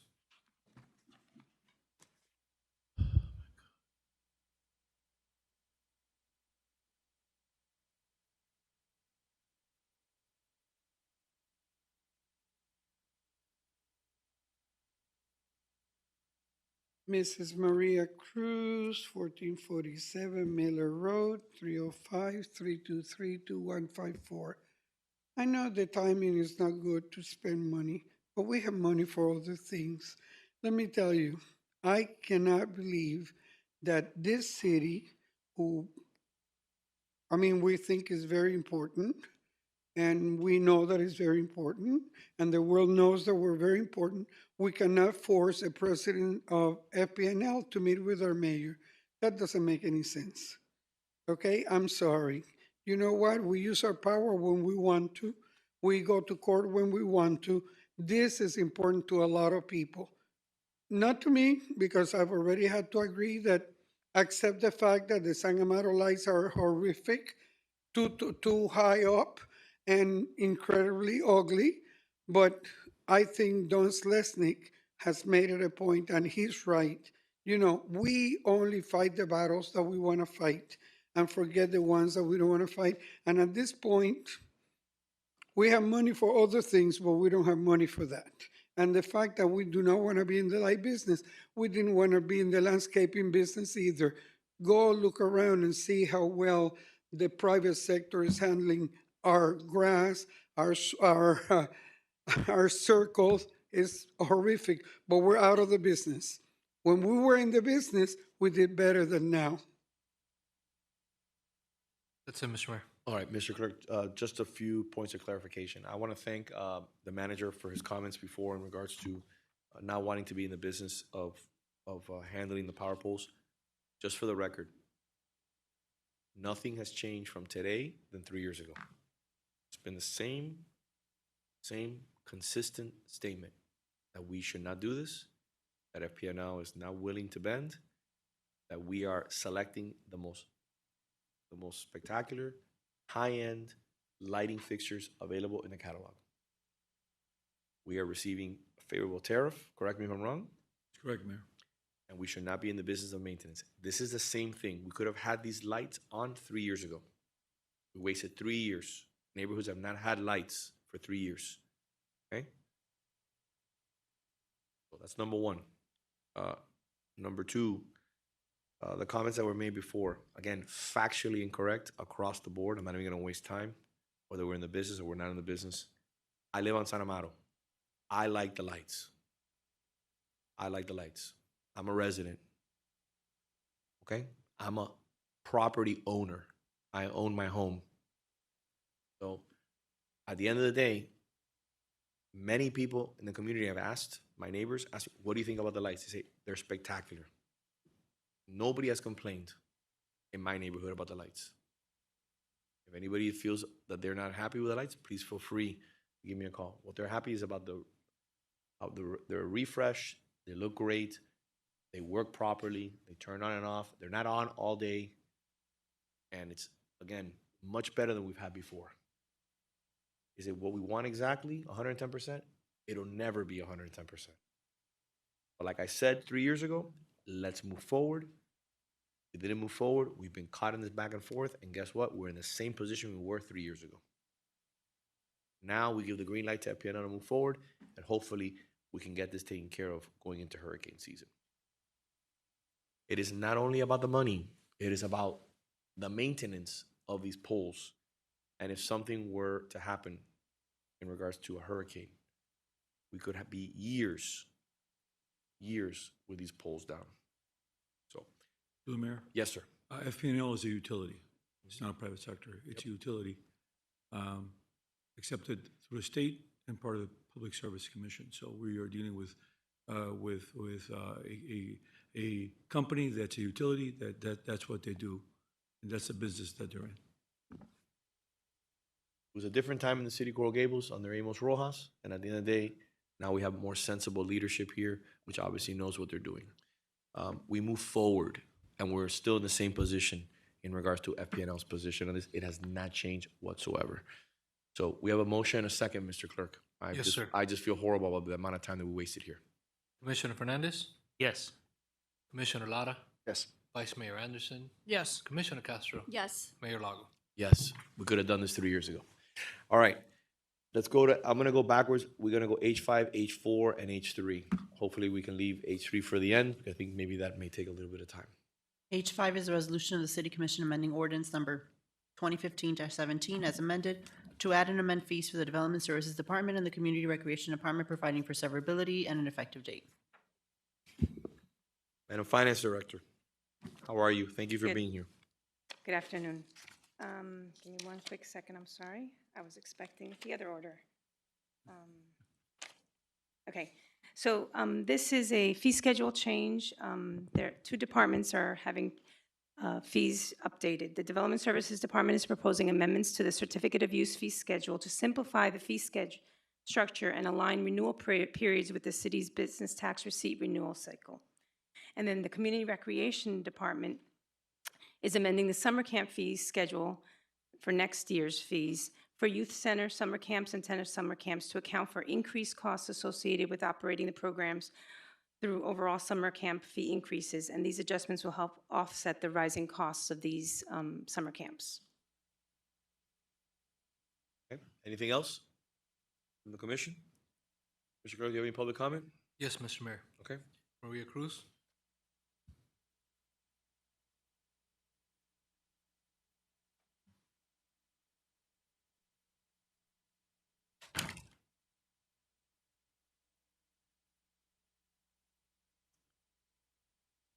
This is Maria Cruz, 1447 Miller Road, 305-323-2154.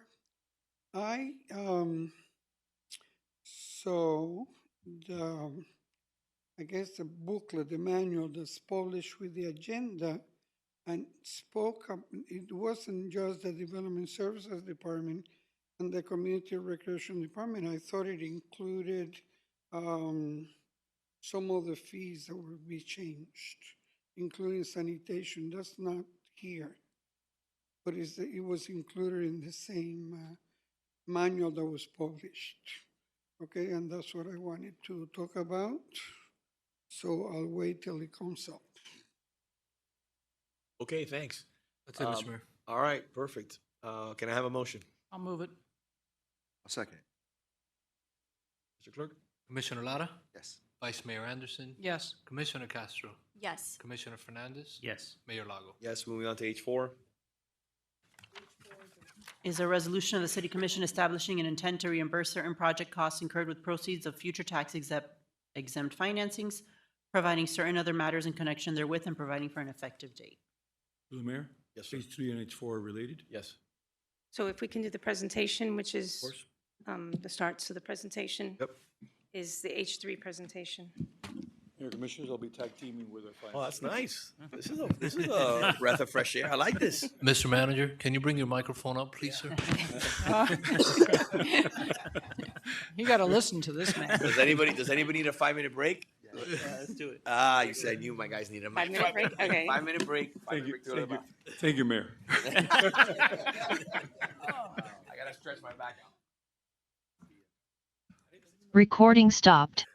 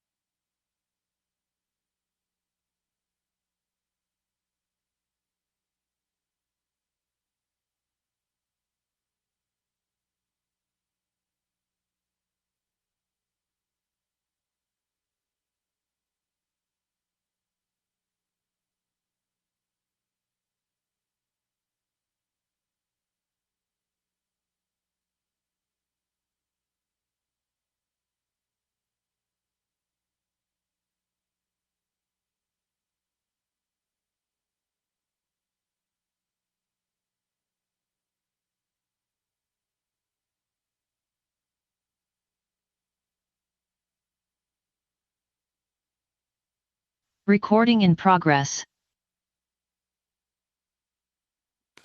Mr. Manager, Madam Director, the floor is yours. All right, good afternoon. If we can put the presentation up. So Diana Gomez, Finance Director. So this presentation is intended to provide an update on the Mobility Hub project, explain how the project has evolved over time, discuss the planning that has occurred over the last several years, and present the rationale for the requested intent resolution, demolition authorization, and future financing plan. So the Mobility Hub has been discussed for many years. During that time, the project has evolved. Construction markets changed dramatically, and the city took deliberate steps to strengthen its financial position and prepare for implementation. What we're going to walk through is that progression and explain why we believe the city is now positioned to move forward with the financing. Sorry. How do I move it? Oh, there we go. How do I move it forward? No?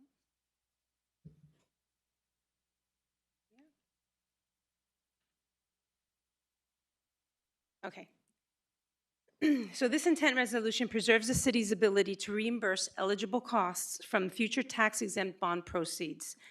The prior reimbursement resolution was used for the design phase, and it's no longer valid for the construction phase. The $50 million amount in that resolution is not the final project budget or the final bond size, but it creates the IRS-required reimbursement framework so that work can begin on demolition while final construction pricing and bond financing are completed. The current plan is to finance the project with tax-exempt special revenue bonds for over a 30-year period.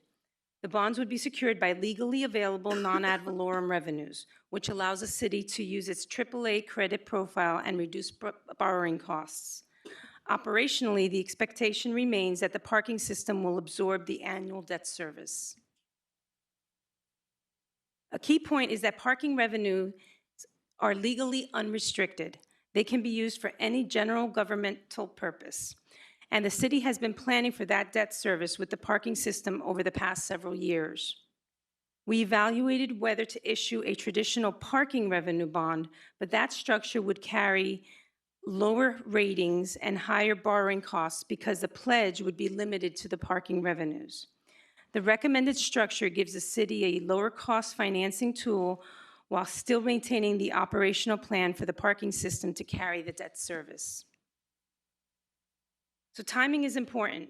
Today's action preserves reimbursement eligibility for demolition costs. So item H4 will be that intent resolution, which is the next item.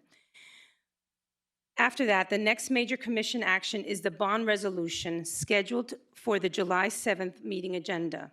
Approval at that meeting is critical milestone for the financing schedule.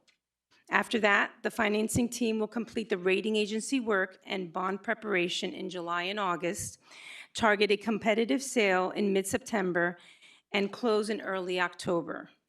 That schedule is designed to have proceeds available before execution of the construction agreement expected in late October 2026. So with the intent resolution covered, I'll turn it over to the city manager for a project update. Thank you. Manager. Thank you. I want to shift to the broader update. This is where we will address the project, how the project evolved, what happened to the pricing between 2020 and now, why the city paused the project, and why we are recommending that the city move forward.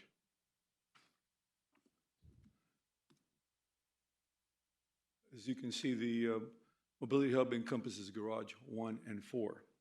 This project was initiated by the development proposed by the Alan Morris Company, composed of a mixed-use building on Garage site, on the Garage 4 site, and a parking garage on the Garage 1 site.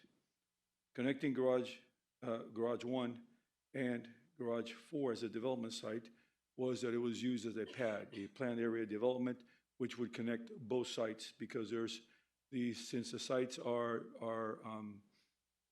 separated by right-of-way and city property, they could be viewed as one site as a pad. The FAR proposed on the site number 4, the site 4 was 6.3. Since the FAR from the parking garage on site 1 is not counted towards the FAR calculation. You recall, Mayor, that I think that was the reason why you voted against the project, because the FAR was so high on that particular My site. understanding was over 6.0, I think it was? 6.3. 6.3. Over 6.3. We also had the legal hurdle to start the project. If you, and I think we've forgotten about that we had to start the mobility hub by October 1 of 2022, or the project would come back and be approved. The project documents were completed, but due to the pandemic, we did not start construction. And it was deemed to be set to that requirement was satisfied at that time. And we currently have the drawings permitted. We could, if we had a contractor, we could permit those, pull that permit tomorrow. What we are doing now is as a revision, providing a revision to the skin and to the activated deck on the ninth floor by changing it to a more from a more of a kiddie park to really more of a restaurant event place.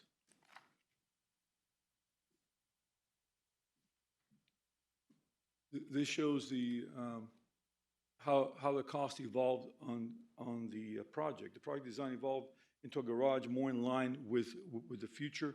The mobility hub would provide for EV, micromobility, adaptive reuse, and an activated roof. By 2023, contractor feedback and market escalations have pushed the project pricing to above $73 million. This was the decision point. We could not proceed into an open-ended escalation environment. The project was paused, reassessed, and monitored. The pause was not because the project was abandoned. It was in response to market conditions. Design period overlapped with COVID disruption, labor shortages, material shortages, concrete and steel inflation, electrical equipment delays, and a broader supply chain problems. Construction escalation was more severe than general inflation, particularly during the 2021 to 23 period. This graph this chart is intended to show directionality of what happened. If we look at the bottom line is the CPI. If we look at the red line, that's a construction cost index based on engineering news record. And if we look at the green line, we can see how that escalation took place within that period. It was so great that we could not sign a contract with a contractor without an escalation clause. So we really did not know what the upper end cost of that project would be. I think that was, if you recall, Mayor, construction at that time was interesting to say the least. Very risky. Why that project was paused. There's clear explanation to the pause, for the pause. In 2022 and 23, projected pricing exceeded $73 million. The contractor needed an escalation clause in any signed agreement. There was not enough clarity around final cost. As mentioned, we paused rather than recommend moving forward under those conditions.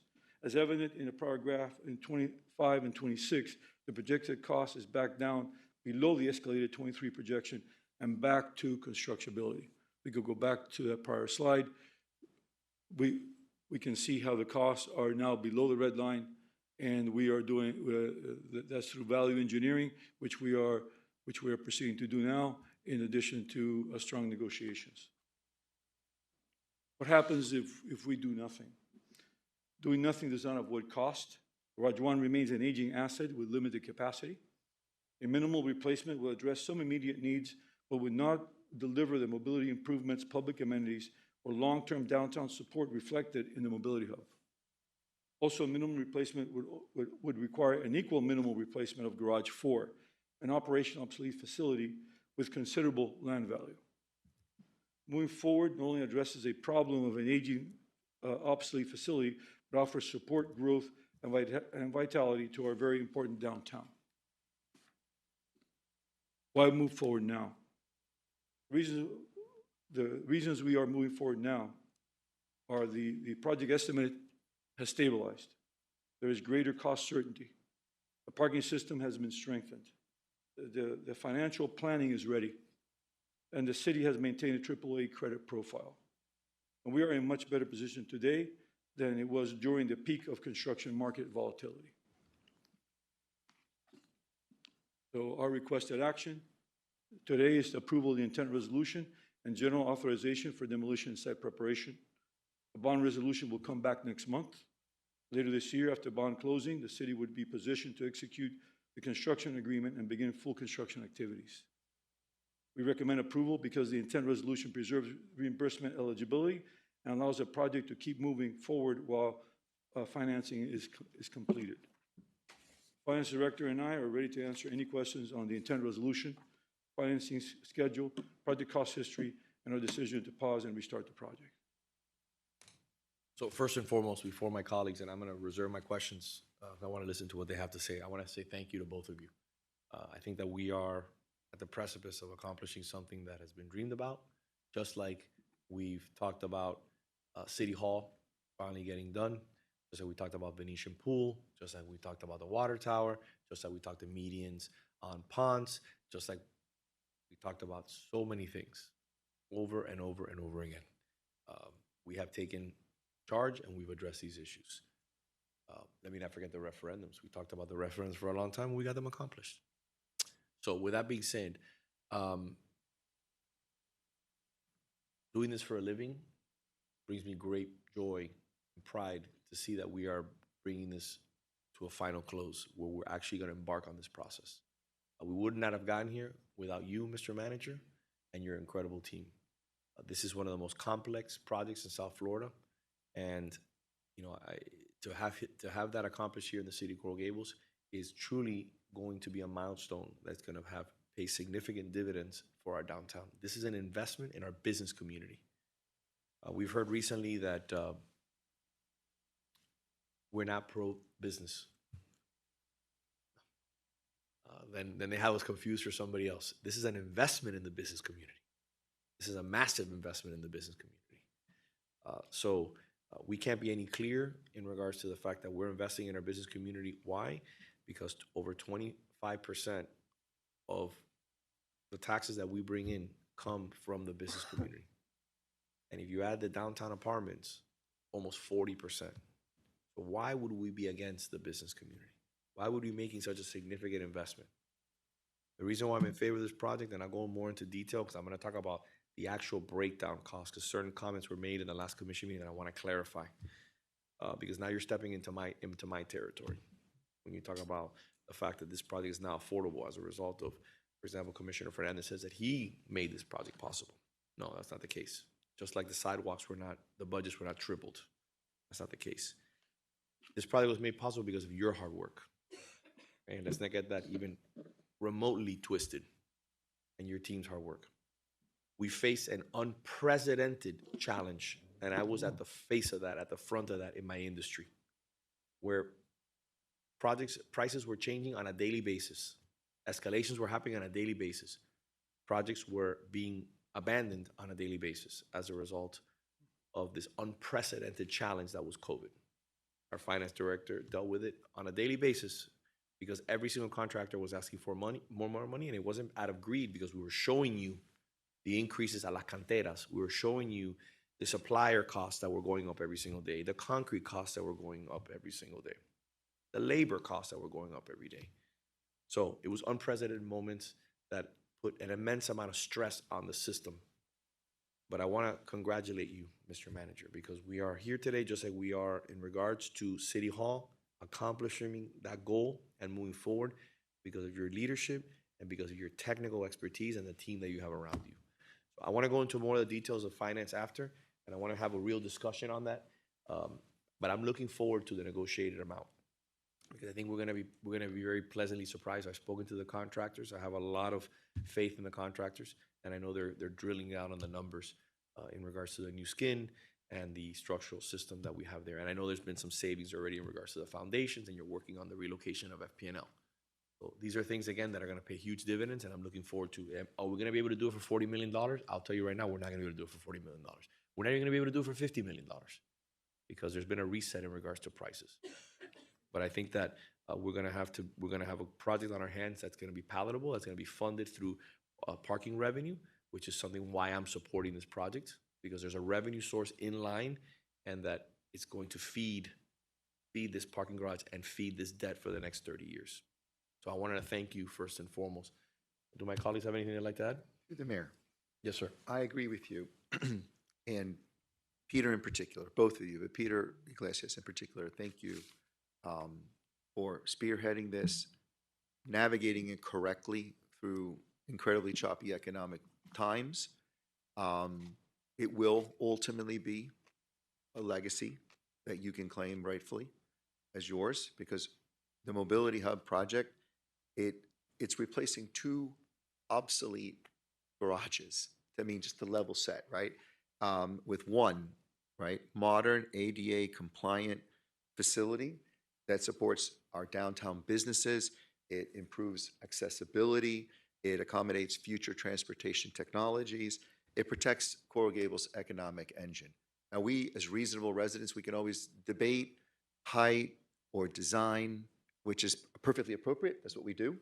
But what I don't think can be debated is that doing nothing, if we did nothing, that will no longer serve the residents, the people who come to visit, or the people who do business here in an effective way. So I'm fully supportive of this project. This is the time is now.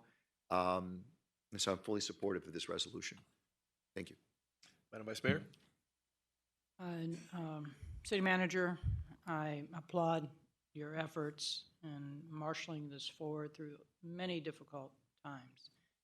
One of the things that I had to answer the questions to early on back in 2023 when we were dealing with this project is why are we replacing the older garages?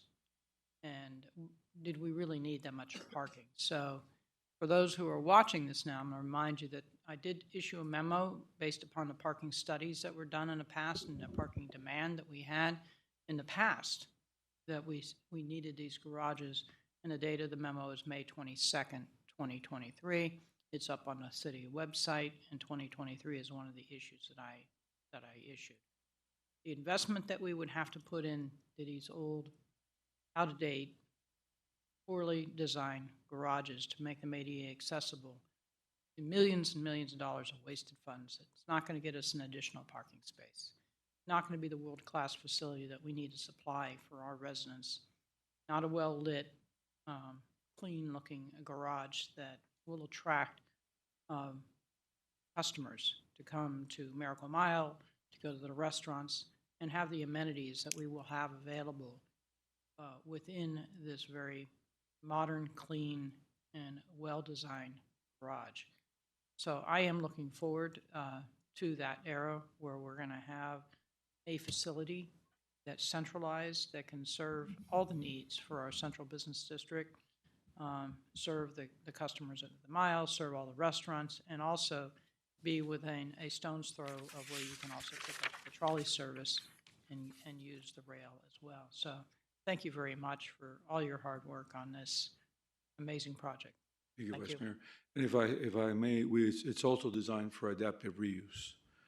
So the 12 foot height and the design can be converted to multifamily very easily. Even the skin adapts to multifamily, so you don't have to replace the skin. Simply remove the vehicle guard, put a storefront, and you've got fenestration, the fenestration requirements for multifamily. So it has so many uses. The upper floors in the future could be multifamily, and so it could be living in the hub, and the bottom floors could be used for micromobility and EV, and of course we have an activated first floor, which is aligned with the Paseo coming from Miracle Mile. So the garage is really that's why we called it a mobility hub, because it's really beyond that. It really deals with our future requirements, and not so much a garage that will be really obsolete and be torn down in the future, as most of our other garages will be, except for the one next door, which is a garage designed to store our vehicles. It's a store vehicles for police and fire. That's a hardened garage. We saw what happened on the West Coast when there was no protection. Police and fire cannot function without vehicles, without their equipment. So the Menorca garage is actually part of our EOC.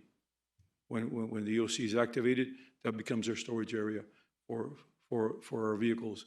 And we have this building has been designed with very high floors, so you can put the larger vehicles here, the smaller vehicles next door, and we'll be ready to really assist our residents after a major storm.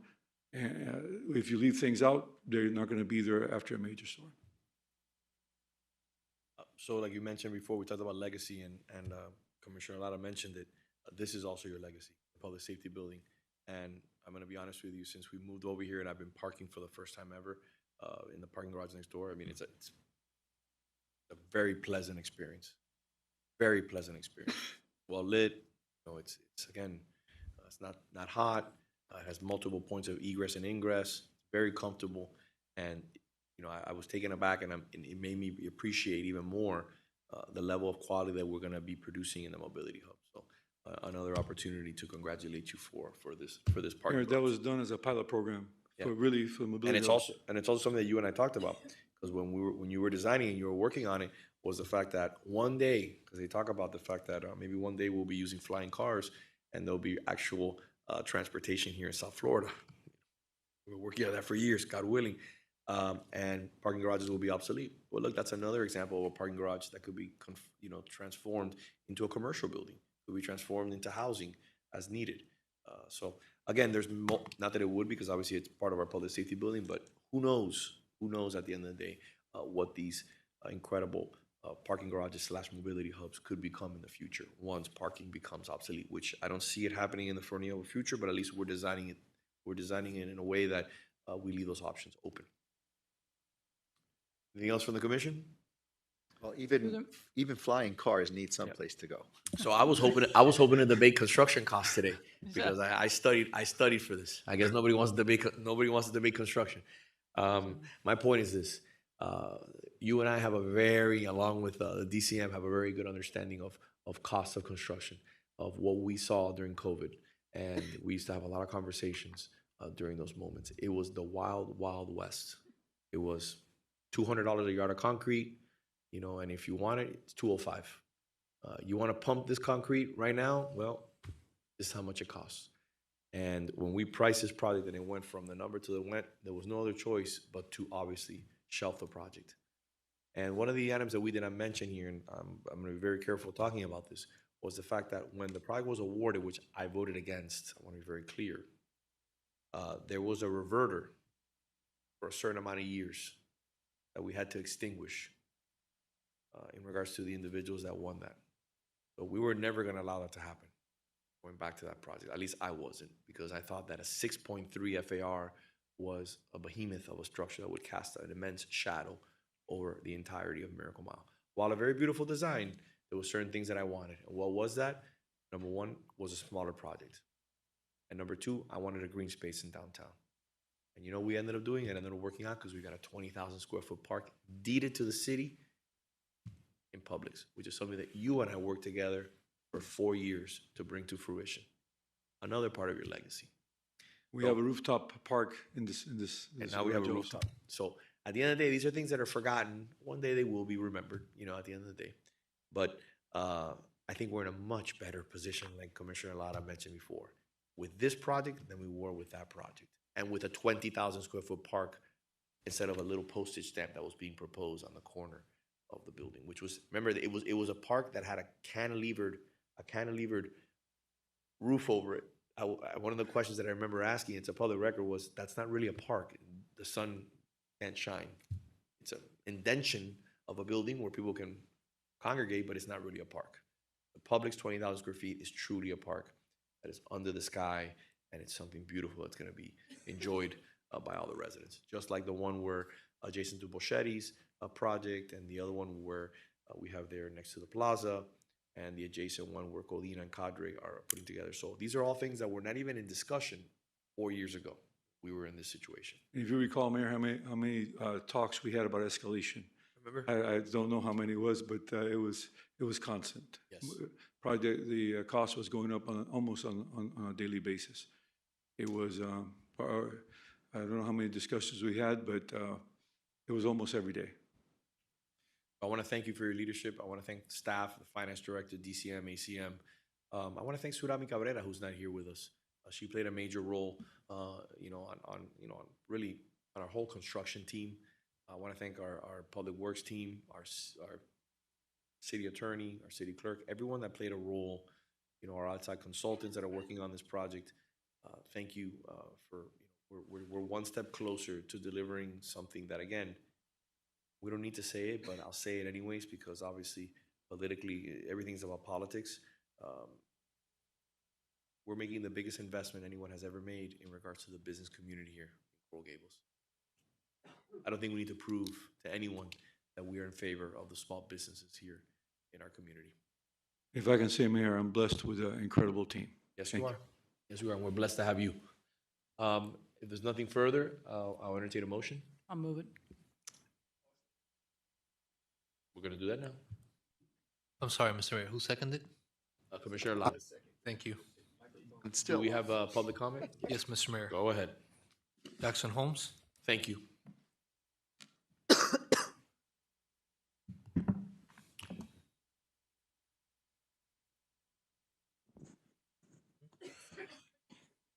So forgive me, I should have a better prepared speech on this, because I've been working on this along with Shamin Amadzazegan at Gensler and all their team. And so what do you say if you're in the middle of the Sahara Desert and you're dying of thirst and somebody shows up with a gallon of water? You say, "Thank you for saving my life. Thank you for saving my life. Thank you all for saving my life." Now, what do I mean by saving my life? I don't like to discuss my personal business, but it's the only way to really bring it home. 2 or 3 years ago, I was talking with my tenant at my store at 256 Miracle Mile, Massage Envy, and I said, "Look, things are not going well at the city commission. All these developers don't like to build parking, but they want to use parking. Things are in flux." And they said, "Well, let me make it simple for you." I said, "Go ahead." They said, "If you don't have adequate parking, we're not going to renew the lease." And so, of course, for me, since this is my sole source of major income in my life, the world stopped. And then I started remembering all of the things you were discussing today about, the alternative plan and all of that. And then I remembered that this mobility hub, which I hadn't even had center place in my mind, but then I called him back like a week or two later. I said, "Listen, don't worry. Look what's in the works here, the mobility hub, And he said, "Okay, then we'll renew." But that's it. It's life and death, whether you're in the Sahara Desert or you're on Miracle Mile. And it's with the city too. This doesn't end our parking problem. There's more to go. That's why I want. Rip, can I ask you a quick question? Yeah. So would you say that this is the largest investment for small businesses in the city's history? Well, if you say so. No, I'm asking you, would you?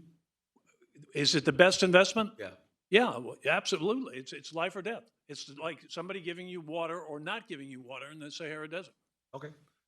Absolutely. Perfect.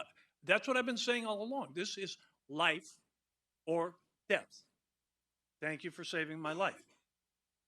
Because if I don't have income, guess where I end up? Eating out of Dipsy dumpsters. This is absolute. This is as important to businesses as water is to continued life. So, can I say more? I think that, thank God, I think I heard possibly that you'll break ground possibly even before you leave, hopefully.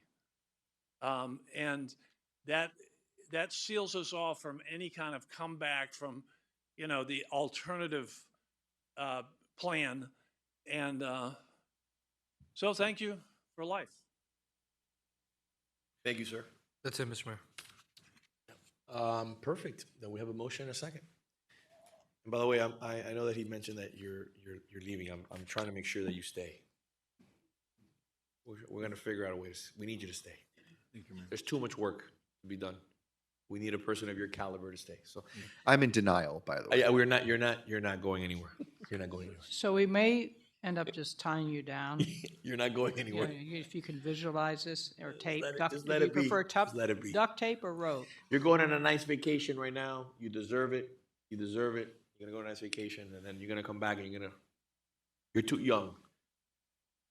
My dad's 77 years old. He's a surgeon. He goes to work, and it's a good opportunity for him. You're young. You're staying. You're not going anywhere. The DCM is not ready yet. The DCM needs a little more cooking. Look, it may shock some of you, but my conversation with Peter the other day, I told him I was disappointed in him leaving. So, you know, I appreciate the work you've done and our reset in our relationship this last year, and you're working with me on projects and putting the city first. Thank you. All right. I think we're ready. Vice Mayor Anderson, Yes. Commissioner Castro, Yes. Commissioner Fernandez, Yes. Commissioner Lara, Yes. Mayor Lago. Yes. All right, Madam Vice Mayor, anything else for the good of the order, unless I missed something, Mr. Clerk, did I? No, sir. All right. Hope everybody has a beautiful and safe week. I'll see you tomorrow morning, bright and early. Commissioner. See you tomorrow morning. Very exciting morning. Can't wait. Commissioner Lara. I thank you all for a very productive meeting today. See you all very, very soon. Commissioner. I think we've gotten a lot of good things accomplished today.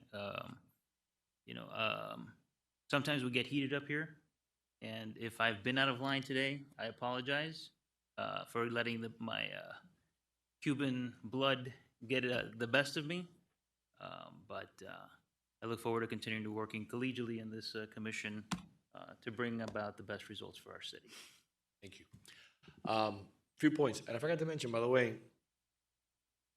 Mr. Manager, we forgot about Hernan Boss, going to be the artist, God willing, in the mobility hub, the most important artist to come out of Miami. It's a big deal for us. He went to New World, he's world respected, and these are just other little things in regards to the mobility hub that again are going to be amazing. You know, there's a lot of facets to the mobility hub that are really incredible. One of the things I want to commend staff and our whole team.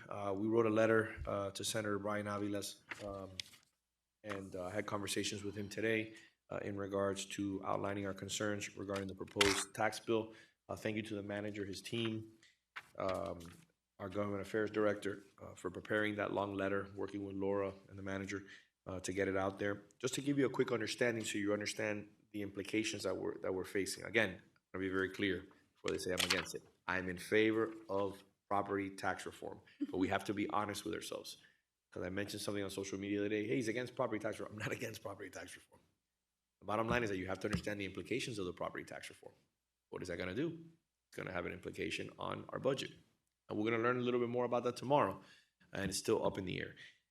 If homestead exemption is raised, like to $250,000, and correct me if I'm wrong, the city would lose approximately around $11 million, correct? That's correct, Mayor. The following subsequent year will go up to $500,000. That will be about a $23 million, $22.6 million loss in the budget. Mr. Manager, what are we talking about our budget, excluding capital improvements, is on a yearly basis? Mayor, if we lose $22 million, I don't know, it's going to be hard to recover. So, it's going to be hard to recover. With that being said, we need to start having real conversations. Sea Level Rise Fund, which I started with Jim Kaysen when he was here, it's $4 million a year. We have $30 million. We may not be able to fund that. How do we pick up the garbage? The garbage fee. These are real conversations. You gotta make the money up somehow. You just can't walk away into the sunset. How do you pick up the garbage? How are we going to continue to overfund the pensions?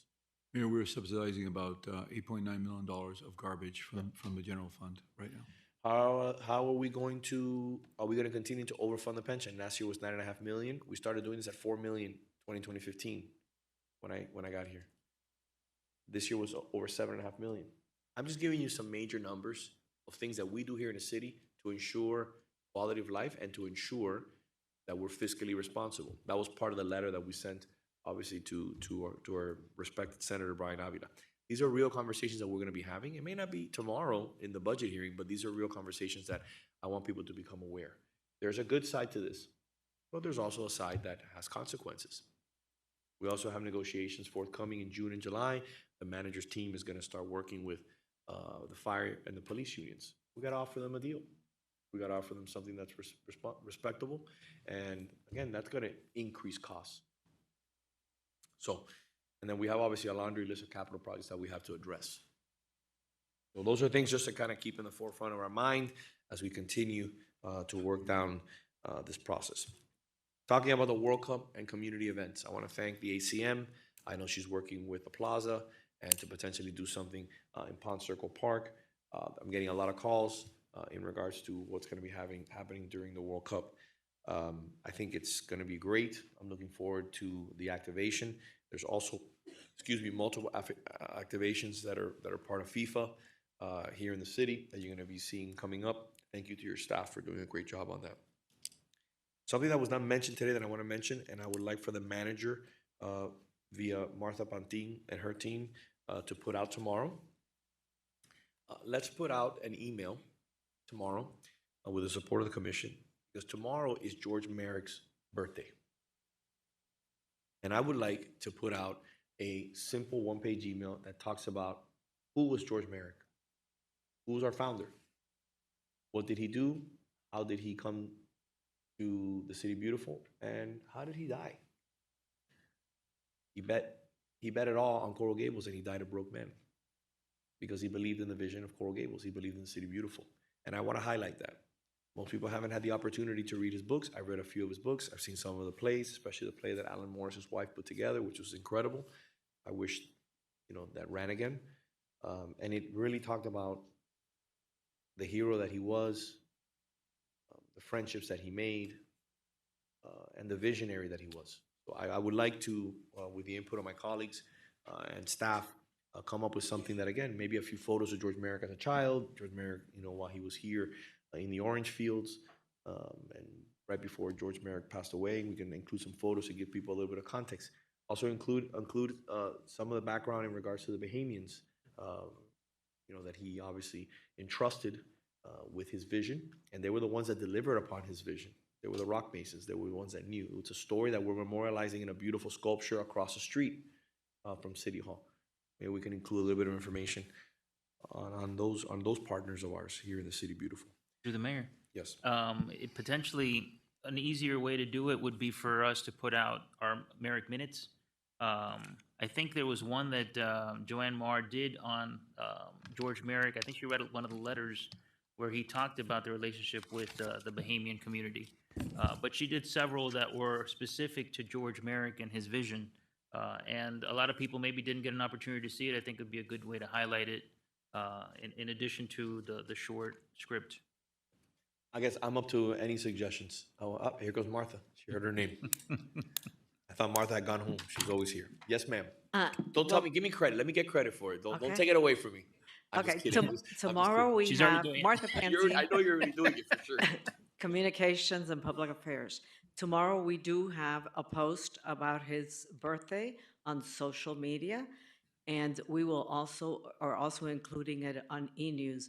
I caution against sending a separate one-page email because if we send too many things out, it becomes spam. And we pride ourselves in having a 55% or above open rate, which is way above the government average. And I think that it's best just to use the tools we have. As far as Joanne's Marr's Merrick moments, they are actually all on our Centennial website, which we have kept active. Can I ask you for a favor through the manager? Can you do me a favor? I know that we don't do this. We never do this. Can you tag the commission so that we can repost whatever you put, let's say on Twitter or Instagram, just for this one time, Because I don't want, I'm gonna post something and I'd rather it just be uniform in regards to the content, in regards to George Merrick's birthday. I mean, I think it's a simple, benign request. Yes. Where, you know, I know that we Yeah, kind of. and just so that you We try know, to be very careful on sunshine and politics and all, and I respect that. But on this issue, I think it's something that we should all be uniform, the city, the 5 elected officials, because I want people to know who George Merrick is and take pride. We had a moment in the city, I don't think it was, I think it was just the vice mayor and myself, where we dealt with issues here in the city where George Merrick was characterized as an individual who he was not. Okay? And, you know, I want to commend a lot of people in this community who stepped up and said, you know, George Merrick had his flaws, we all do. It was a different time. But at the end of the day, George Merrick was a visionary. George Merrick was a person who helped those in this community and made sure those that were in most need were taken care of.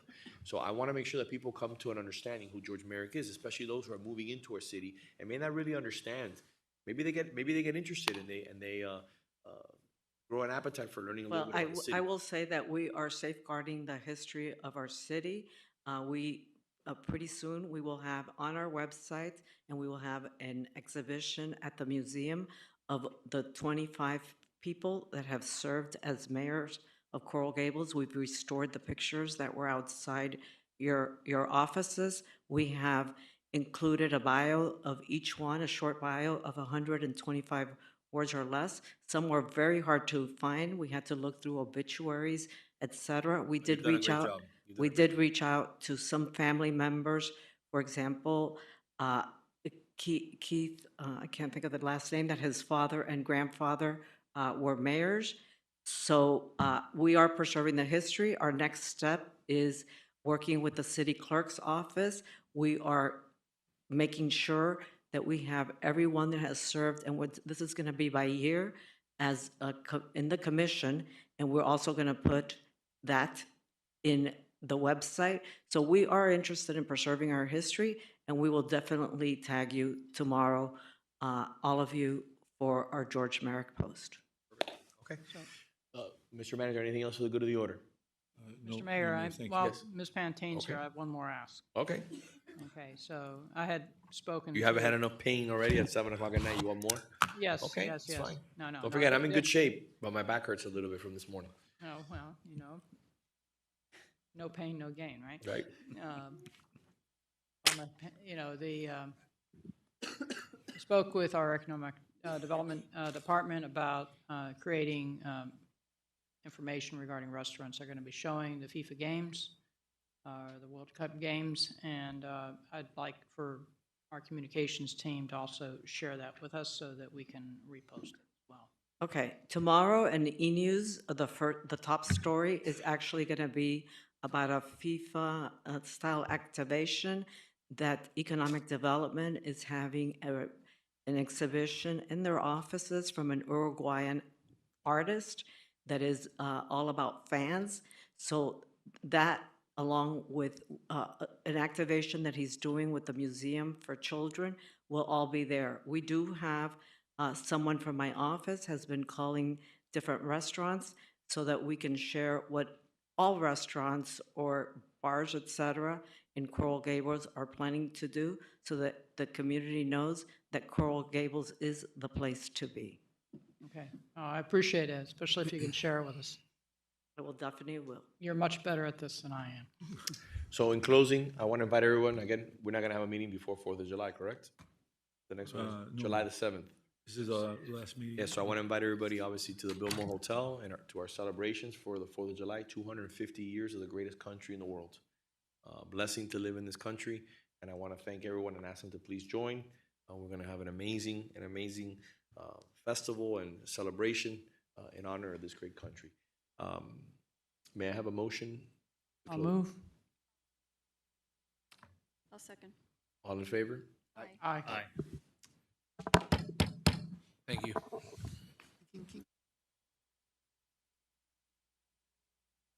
Recording stopped.